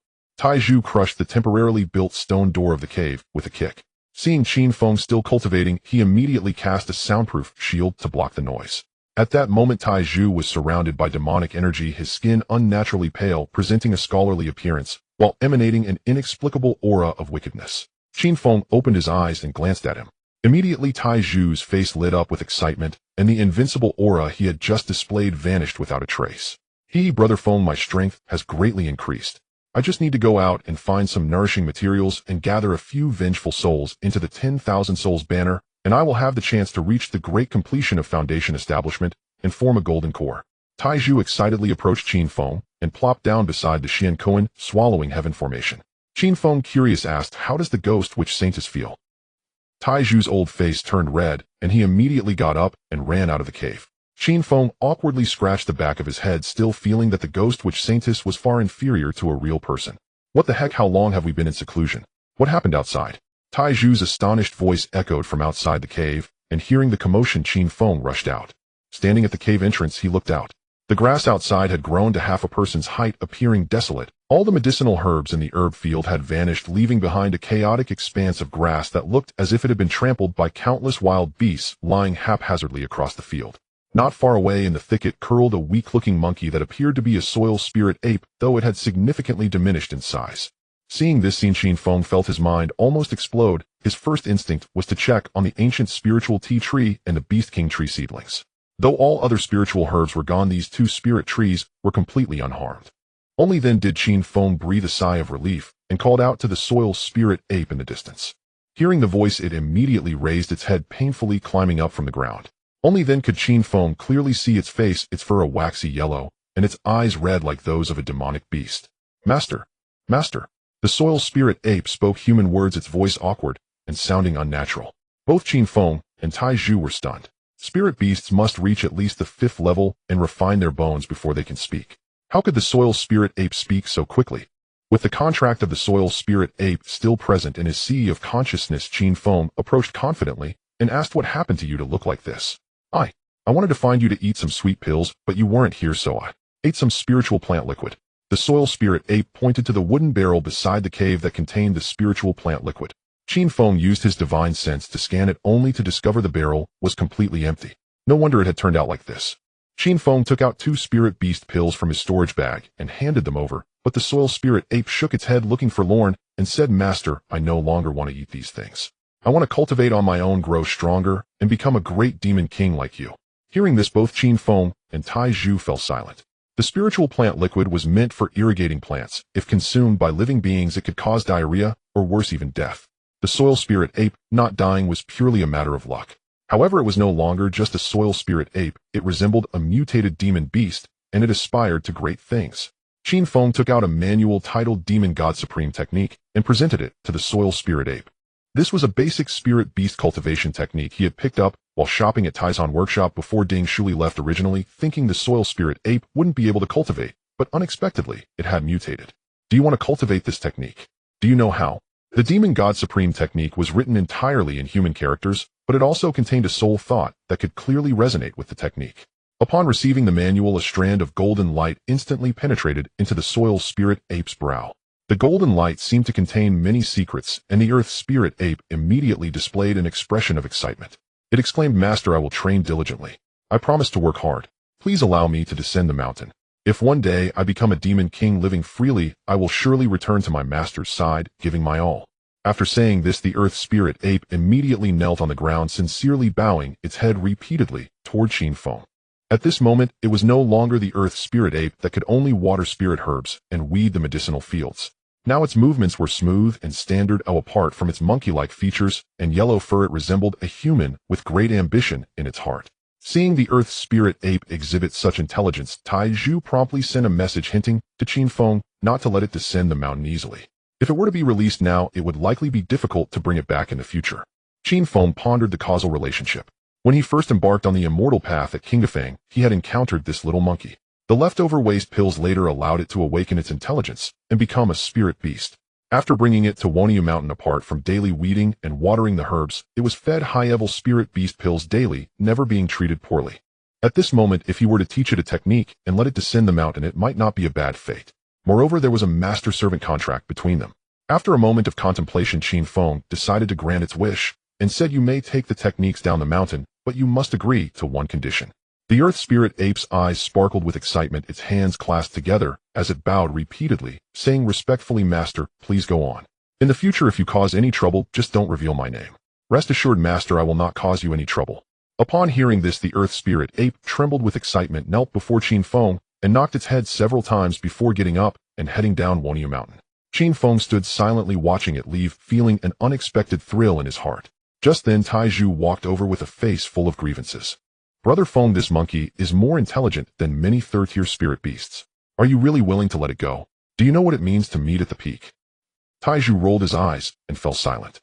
Meeting at the peak simply meant to reunite at the moment of greatness, and letting it venture out on its own was certainly better than the laborious effort of nurturing it. The mountaintop was lush with vegetation. Qin Feng controlled his flying sword to cut them all at the roots, then cast several fire spells to burn the gathered weeds clean before finishing his task. The mist of the Mantian Dazan dissipated, revealing the outside environment clearly. It was spring. The surrounding mountains were sprouting tender shoots, and after the mist array around Dingxiang Mountain was removed, its true appearance was revealed. The small courtyard and houses on the mountain had long been destroyed, now overgrown with weeds, showing signs of desolation. "I wonder how things are outside now," Taiju said with a melancholic expression as he looked at the outside scenery, and Qin Feng felt somewhat helpless. During this time, the sect token of the Chongqing Sword sect had vibrated 3 times in total, all summoning him back to the sect, but there had been no further news. He had yet to fulfill his promise to Guguden to bury him and his daughter together, and now he was worried about Chunjuyo, Li Qingyun, and others, feeling caught in a dilemma. The two sat on the stone slab at the entrance of the cave, aimlessly watching the surrounding scenery. As night fell, Taiju finally spoke. "Brother Feng, I plan to return to the Zhou Kingdom to see my parents. It's been a long time since I last visited them. They must be worried. Be careful, I also need to go out for a while." Qin Feng patted Taiju on the shoulder, and the two exchanged glances, both revealing bitter expressions. While staying here to cultivate was certainly safe, sometimes one had to go out to handle certain matters. After reaching a consensus, both of them smoothly retrieved black robes from their storage rings and donned them, then each took to the skies on their flying artifacts, leaving Woniu Mountain. Qin Feng, dressed in black robes, used the Dao 1 formula to steer the wood spirit boat towards the direction of the Chongqing Sword sect.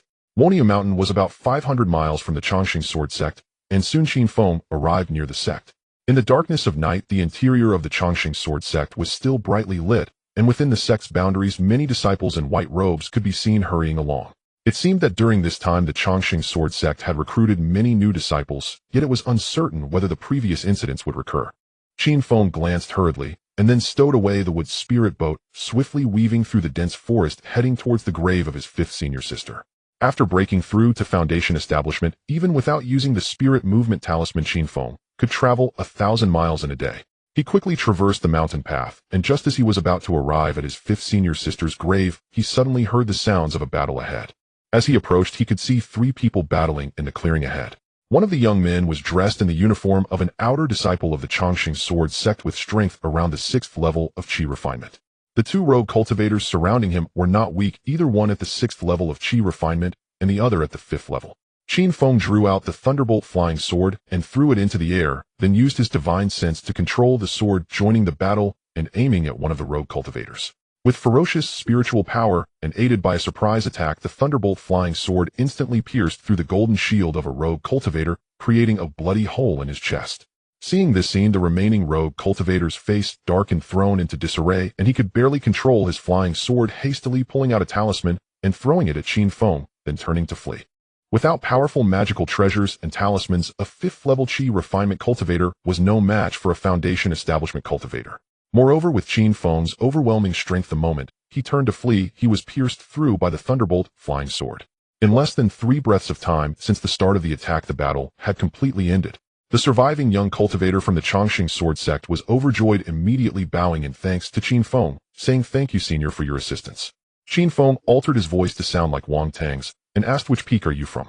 "In response to your question, I am from the Xindan peak of the Chongqing sword sect. I came out to gather herbs today and unexpectedly drew the attention of evil men. Fortunately, I received the assistance of seniors, who is currently the peak master of Xindan Peak. The peak master is my master Qin Feng. Apart from him, are there any other elders?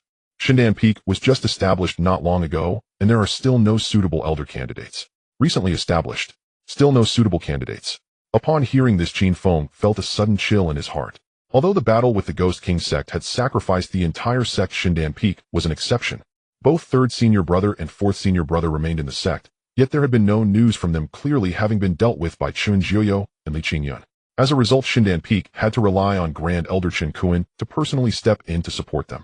Seeing the black-robed figure remain silent, the young cultivator asked again, "Do you know my master?" The young cultivator was extremely excited. "If senior does not mind, I will take you to Xindan Peak. My master's 60th birthday is approaching, and he is currently hosting guests from all directions. He would be very happy if you could attend. You are too early to be happy." "What does the senior mean?" The young cultivator looked puzzled, only to see the flying sword that had just killed 2 loose cultivators flying towards him. "I am a member of the Chongqing sword sect. If you kill me, the sect will definitely not let you go." Before he could finish his threatening words, a large amount of blood spilled from his mouth as the thunderbolt flying sword pierced through his forehead, instantly creating a bloody hole. Qin Feng swung the flying sword fiercely in the void, shaking off all the congealed blood. "You talk too much." After sheathing the thunderbolt flying sword, Qin Feng took out a demon-biting talisman from his storage bag and tossed it out, then leisurely walked towards the grave of his 5th senior sister. Qin Feng originally didn't want to kill anyone, but this guy dared to use the sect to threaten him, which was already a path. Following the narrow path through the dense forest, a low hill could be seen with a small mound overgrown with weeds at its foot. In front stood a tombstone with the words "Grave of Sun Yulan." Upon reaching the front of the grave, Qin Feng cupped his fists in respect, paying homage before taking out a shovel to begin digging. All the blame for the ghost witch scientist was placed on Gugoden. If he were to bury him here, it would definitely attract the attention of Chun Jiuyo.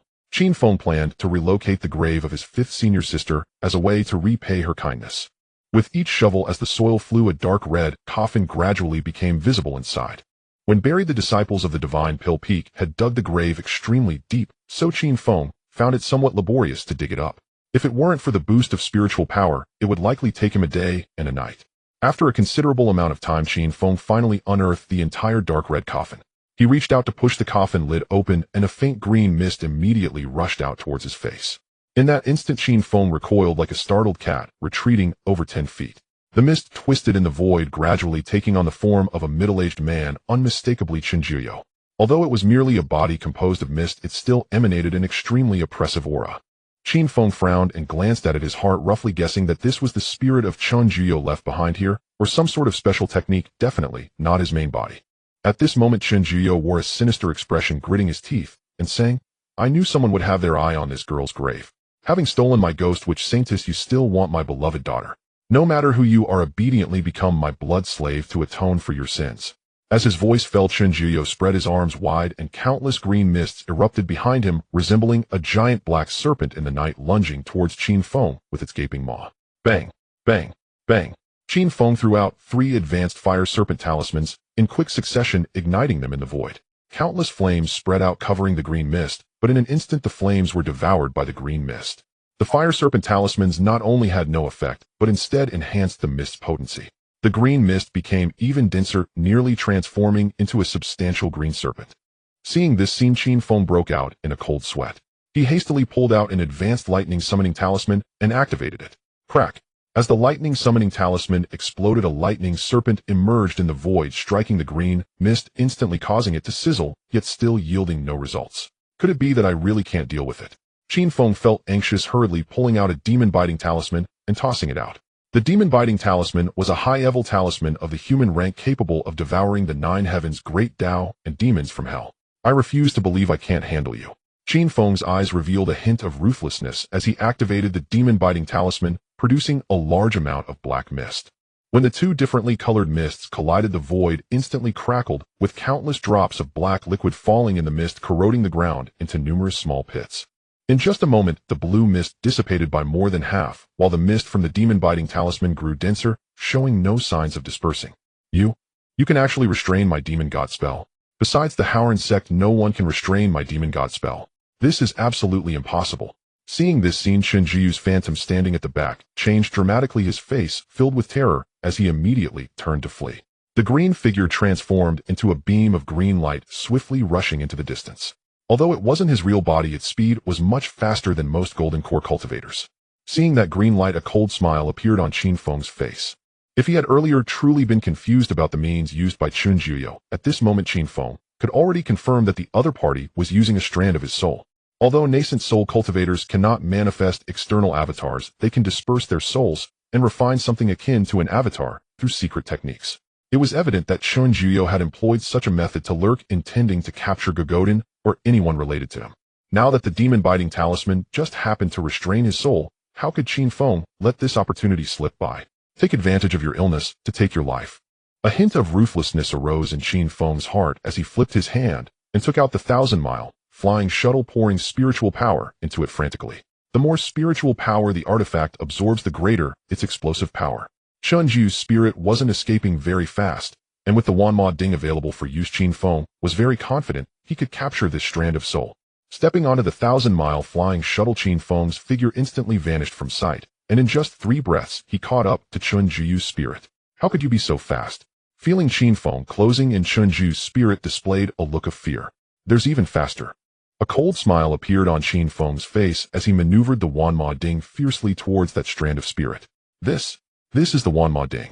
A trace of fear appeared on Shenjiu's face, but at this moment his speed had already slowed due to the Wanma Ding's pulling force. With Qin Feng controlling the Wanma Ding to press down in the blink of an eye, he captured this strand of soul into the ding. The Wanma Ding is a mid-grade heavenly artifact capable of suppressing all evil beings, and naturally souls are included. Even if someone could break through the Wanma Ding seal, it certainly wouldn't be a cultivator of the nascent soul stage. After capturing Shenjiu's remnant soul into the Wanma Ding, Qin Feng immediately turned back towards the grave of his 5th senior sister. The battle just now had already alarmed many, and he needed to quickly relocate Sun Yulan's body. I hope everything goes smoothly. Qin Feng silently prayed in his heart. Upon reaching the edge of the grave, he could already sense many approaching nearby, most of whom were coming from the direction of the Chongqing sword sect. Landing at the edge of the grave, he once again reached out to push open the coffin lid. Inside, apart from the burial items, there was no sign of Sun Yulan's body. Seeing this scene, Qin Feng's face turned black with anger. Evidently, these were the actions of the Chongqing sword sect, and Shenjiu, perhaps he had anticipated that someone would come to relocate Sun Yulan's body, which is why he had set an ambush here. Since the body of my 5th senior sister is not here, it should be at the Chongqing sword sect, right? Qin Feng squinted his eyes towards the direction of the Chongqing sword sect, just as over a dozen figures flew over from that direction. These people were riding swords, all at the foundation establishment stage. In the void, a disciple of the Chongqing sword sect dressed in white shouted loudly, "Which audacious villain dares to cause trouble in the territory of my Chongqing sword sect?" As the crowd drew closer, Qin Feng remained silent and showed no intention of retreating. It had been quite a while since Shenjiu's soul was captured into the 10,000 demons cauldron. If he were present in the Chongqing sword sect, he would have certainly appeared by now. The arrival of only a few disciples indicated that he was not here, providing an excellent opportunity to capture a couple of live witnesses for interrogation. With magical artifacts, talismans, and spiritual power 20 times stronger than that of ordinary cultivators, Qin Feng felt confident. Below the nascent soul stage, he feared nothing. Standing firm against over 10 foundation establishment cultivators, Qin Feng showed no signs of retreat. A total of 16 foundation establishment cultivators arrived, each wearing different colored attire, representing various peaks of the Chongqing sword sect. Upon reaching the scene and seeing Sun Yulan's grave disturbed, they immediately surrounded Qin Feng. This is the grave of an important figure of our Chongqing sword sect. Daring to disturb it, I advise you to surrender. Perhaps your 9 clans will be spared. One of them spoke up, while the others landed on the ground readying their flying swords for action.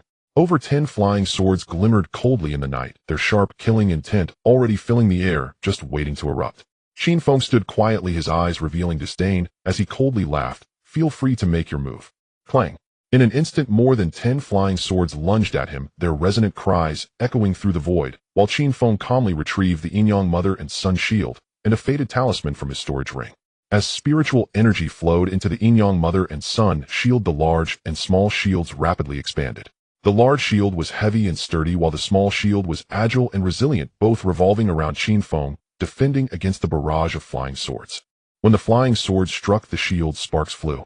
Qin Feng merely held the talisman in his hand, making no other moves. Let's see how long you can hold out. Seeing Qin Feng's arrogance and lack of counterattack, several Chongqing sword sect disciples felt dissatisfied and secretly increased the force of their flying sword attacks, while others took out additional magical artifacts or cast spells. Countless flying swords and spells rained down on the Yin-Yang Mother and Sun shield, the sound of clashing ringing out in the void. After 10 breaths, the large shield, which bore the brunt of the attacks, suddenly cracked with a loud noise. Everyone push harder, kill him, and bring him back to the Divine Pill Peak. Elder Qin will reward you heavily. Seeing the shield about to shatter, the disciples of the Chongqing sword sect were instantly overjoyed, all increasing their attack power. Crack. Under the powerful assault, the 2 shields broke apart instantly. As the magical artifact shattered, Qin Feng felt a sharp pain in his spiritual sea, and his blood surged violently. As several more flying swords and magical artifacts slashed at him, Qin Feng immediately pressed the talisman against himself. Buzz. A golden light erupted from him, forming a golden humanoid shield 3 feet away. This was a mid-level golden light talisman he had previously synthesized, capable of withstanding attacks from cultivators in the golden core stage. Thus, it was more than sufficient to fend off the assaults of the Foundation establishment cultivators. Countless attacks rained down on the golden shield. Not only did they fail to break through the defense, but they also rebounded, with some flying swords embedding into the mountains, others into rocks, and some nearly injuring their own comrades. Seeing the formidable golden defense, the expressions of the over 10 present turned grim. I was merely testing the strength of a mid-level mysterious artifact. Did you really think I had only this capability? Qin Feng's eyes glinted with a cold smile as he directly took out the heaven-grade supreme magical artifact, the moon-piercing sword, and infused it with spiritual energy. At this point, Qin Feng could skillfully wield the moon-piercing sword. By infusing half of his spiritual energy, he could unleash 60% of its power. Buzzing. The silver-white moon-piercing sword trembled in the void, resembling a meteor striking the moon, as it drew a white streak across the air, heading straight for a nearby disciple of the Chongqing sword sect. Be careful. Sensing the exceptional quality of the flying sword, the surrounding crowd's expressions changed drastically. The targeted individual turned pale and immediately controlled his magical artifact to defend himself, while also pressing a golden bell talisman against his body. His magical artifact was a dual-curved spinning blade, at least of primary mysterious grade. At this moment, the spinning blade whirled and emitted a whooshing sound as it crashed violently against the moon-piercing sword. Crack. In the moment of collision, the spinning blade shattered into countless fragments that shot out in all directions, but the moon-piercing sword maintained its speed, continuing straight toward that individual. Seeing his magical artifact being instantly shattered, the person turned dark and immediately cast an iron wall spell in front of himself. The moon-piercing sword surged forward like a hot knife through butter, piercing through the iron wall, and the golden bell talisman instantly creating a hole in his neck, blood gushing forth. Witnessing this scene, the surrounding disciples of the Chongqing sword sect all changed their expressions drastically, but by then the moon-piercing sword had transformed into a meteor streaking through the area, thunder rumbling in the void and lightning crackling continuously. Everyone be careful. The leader, his face dark, frantically manipulated his magical artifact to defend himself, while desperately pulling out talismans for protection. When the gap between cultivators is not vast, the key to victory in spells lies in the magical artifacts. The quality of the moon-piercing sword far exceeded theirs, and with the enhancement of the Thunderblade technique, no one at the scene could withstand Qin Feng's assault. In just a moment, 7 people perished on the spot, and the remaining ones were struggling to hold on. Do you really want to oppose my Chongqing sword sect? The leading disciple of the Chongqing sword sect, dressed in white, was already covered in injuries, threatening Qin Feng while defending against the attacks. In such a moment, still thinking of threatening me? Qin Feng said, nothing enveloped in golden light. After slaying that disciple with a single sword, he used his spiritual sense to control the moon-piercing sword, continuously reaping around him, prioritizing those who attempted to flee. Killing was not difficult, but if they recognized his magical artifact and escaped with it, that would be a huge problem. At this moment Qin Feng controlled the battlefield like a grim reaper, and in less than 10 breaths only 2 disciples of the Chongqing sword sect remained. They had just taken out their flying magical artifacts to escape, but were violently hacked apart by the moon-piercing sword trapped, with nowhere to run, pleading, "Senior, please spare our lives." After hesitating for a moment, Qin Feng stabbed one of them to death, then sheathed the flying sword, and turned to the remaining one asking, "Do you want to live?" "Yes. I beg you, Senior, spare me. I will do anything you ask, just don't kill me." He trembled, kneeling on the ground, banging his head like garlic. Qin Feng calmly asked, "Do you know where the bones in this grave have gone?" I know. The body is currently in the ice and snow coffin of the Divine Pill Peak's main hall. I already told you, please don't kill me." Qin Feng then asked, "And do you know where the Grand Elder of the Chongqing sword sect is at this moment?" In the dark of night, the Chongqing sword sect was brightly lit with countless disciples and peak masters rushing swiftly towards the grave of Sun Yulan outside the sect. Qin Feng stood on the stone slab beside the empty grave, interrogating the remaining disciple about various details. The general conclusion was that Chun Jiuyo was currently not at the sect, and only Chun Kuan, the peak master of Shundan Peak, knew where he had gone. Since he is not at the sect, today's matter should not cause any trouble. Qin Feng pondered silently. Upon sensing someone approaching from a distance, he flicked his thumb against his middle finger, and the hidden sword of the moon swiftly transformed into a streak of light and flew away. "You lack martial virtue." Seeing Qin Feng take action again, the last remaining disciple of the Chongqing sword sect turned pale and hurriedly took out a mid-grade yellow defensive magic tool from his storage ring to defend himself. However, the sharpness of the sword of the moon was beyond the capability of such a magic tool to withstand, and in an instant it pierced through the artifact, creating a bloody hole in his forehead. Qin Feng glanced around to confirm that there were no oversights, then casually dropped a few demon-biting talismans to clean up the scene before riding the 1,000-mile flying shuttle away. Just as he left, the main force of the Chongqing sword sect arrived, only to find countless black smoke and a few remaining corpses. The arriving crowd turned pale at this sight. One of the golden core stage cultivators analyzed, to be able to easily kill so many Foundation establishment disciples in such a short time, the opponent must be a golden core stage expert. Another person echoed, "Immediately return to inform Peak Master Chun and rigorously investigate the surrounding golden core loose cultivators. Daring to stand against our Chongqing sword sect is a guaranteed dead end." After searching around and finding no suspicious clues, they hurriedly had someone restore the grave to its original state before returning to the sect to report. Not long after, the area quieted down. A sudden and extremely powerful wave of spiritual energy erupted from the void not far away, as if a shooting star had streaked across the sky, arriving instantly at Sun Yulan's grave. The newcomer was an old man wearing a gray robe with numerous black spots on his face. He cast a shadowy gaze around the environment, revealing an expression of excitement. After pondering for a moment, he leaped towards a nearby mountain, waved his hand, and terrifying spiritual energy was released with his motion, instantly carving out a cave several feet deep in the mountain. The old man entered the cave, and after performing some unknown technique, the mountain instantly returned to its original state. In a bird's nest on the tree branch outside, a group of newly hatched chicks appeared, and these chicks grew rapidly in the wind, transforming into palm-sized beings as they flew in all directions. Qin Feng, piloting the 1,000-mile flying shuttle, made a large detour, changing his black robe into a different style before switching to a wooden spirit boat and leisurely heading back towards Wanyu Mountain. Upon returning to the cave, Qin Feng immediately activated all functions of the concealment formation before retrieving the Wanma Ding from his storage ring. Looking into the cauldron, 2 green glows remained. One was the soul of Chun Jiuyo, and the other was the soul of the old man he had previously slain. At this moment, the 2 souls occupied opposing sides within the Wanma Ding, neither able to harm the other. It was evident that the gray-robed old man was also a nascent soul stage cultivator. As for the remnants of Shin Chong and others, their souls had long been exterminated by the gray-robed old man. Looking at the 2 souls in the Ding, Qin Feng felt a surge of emotions. After all, he was merely a Foundation establishment stage cultivator, yet he had managed to suppress the souls of 2 nascent soul stage cultivators consecutively. Such accomplishments were already considered the pinnacle of Foundation establishment. I must be more cautious. And Qin Feng placed the Wanma Ding in the empty space under the stone bed, then took out the storage bag containing Gugo Don corpse and placed it inside as well. After all these events, Qin Feng felt it necessary to keep a low profile for a while. Frequent actions would attract the attention of others. Improving one's strength was the rightful path. Moreover, after this period of tempering, Qin Feng sensed that the bottleneck of his early Foundation establishment stage had begun to loosen. Adjusting his mindset, he bathed, changed clothes, and burned incense. After completing these tasks, Qin Feng sat within the Xian Kuan, swallowing heaven formation, guiding the formation to absorb spiritual energy, stopping only when the concentration of spiritual energy within the formation reached 8 times that of the outside world. The Five Emperors God Suppression Technique is an immortal realm technique for the transition from foundation establishment to great ascension stage, absorbing spiritual energy at a speed even more terrifying than the Xian Kuan swallowing heaven formation. The amount of spiritual energy gathered in the formation is what Qin Feng can absorb. With the rich spiritual energy and the fast cultivation speed, Qin Feng's cultivation growth rate was more than 8 times that of ordinary cultivators. Boom, boom, boom. The formation operated frantically, gathering the surrounding spiritual energy.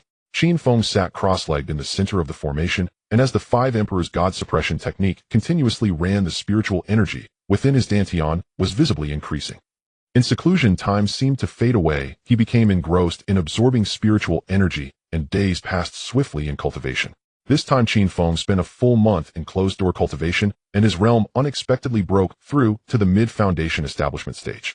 After stopping his cultivation, Qin Feng stepped out of the cave and stood at the entrance, gazing at the entire Wonyu mountain. Perhaps due to the rich spiritual energy during this period, the weeds on the mountain had grown exceedingly dense, towering over him. The 10th Ascendier spiritual tea tree showed no significant changes, only sprouting a few tender buds, while the Beast King tree saplings had grown taller, but without the earth spirit ape watering them daily. Qin Feng only remembered to irrigate the spiritual plants with spiritual liquid when he thought of it, causing their growth to slow considerably. While controlling the flying sword to clear the weeds on the mountaintop, Qin Feng curiously looked up at the outside. He saw a sparrow the size of a palm with red eye sockets flitting between Wonyu Mountain and Dingxiang Mountain. Its eyes were scanning the surroundings as if searching for something. Qin Feng wanted to command the flying sword to strike down the bird, but ultimately held back. Although he had been in closed-door cultivation, his divine sense was still able to detect certain scenes outside the formation. For instance, this type of sparrow had passed by Wonyu Mountain 6 times within this month. He couldn't tell if it was the same one or just coincidence, but Qin Feng felt that things weren't as simple as they appeared. Could it be that the old fellow Chunjiuyo is looking for my whereabouts? Qin Feng's expression was conflicted, feeling both nervous and excited. His current situation was akin to playing hide-and-seek with the people of the Chongqing sword sect. Fun, yet deadly. After clearing all the weeds, Qin Feng was inspired and controlled the flying sword to practice the thunderbolt. In an instant, the void thundered, roaring continuously. The thunderbolt sword flickered like lightning in the air, changing positions with every flash, its speed so fast it resembled teleportation. My thunderbolt sword technique has reached the perfected stage. I will be invincible without stepping into the golden core stage. Feeling the swift speed and fierce power of the thunderbolt sword technique, Qin Feng felt a surge of confidence. To fully maximize his advantages, Qin Feng took out a golden scroll radiating with multicolored light from his storage ring.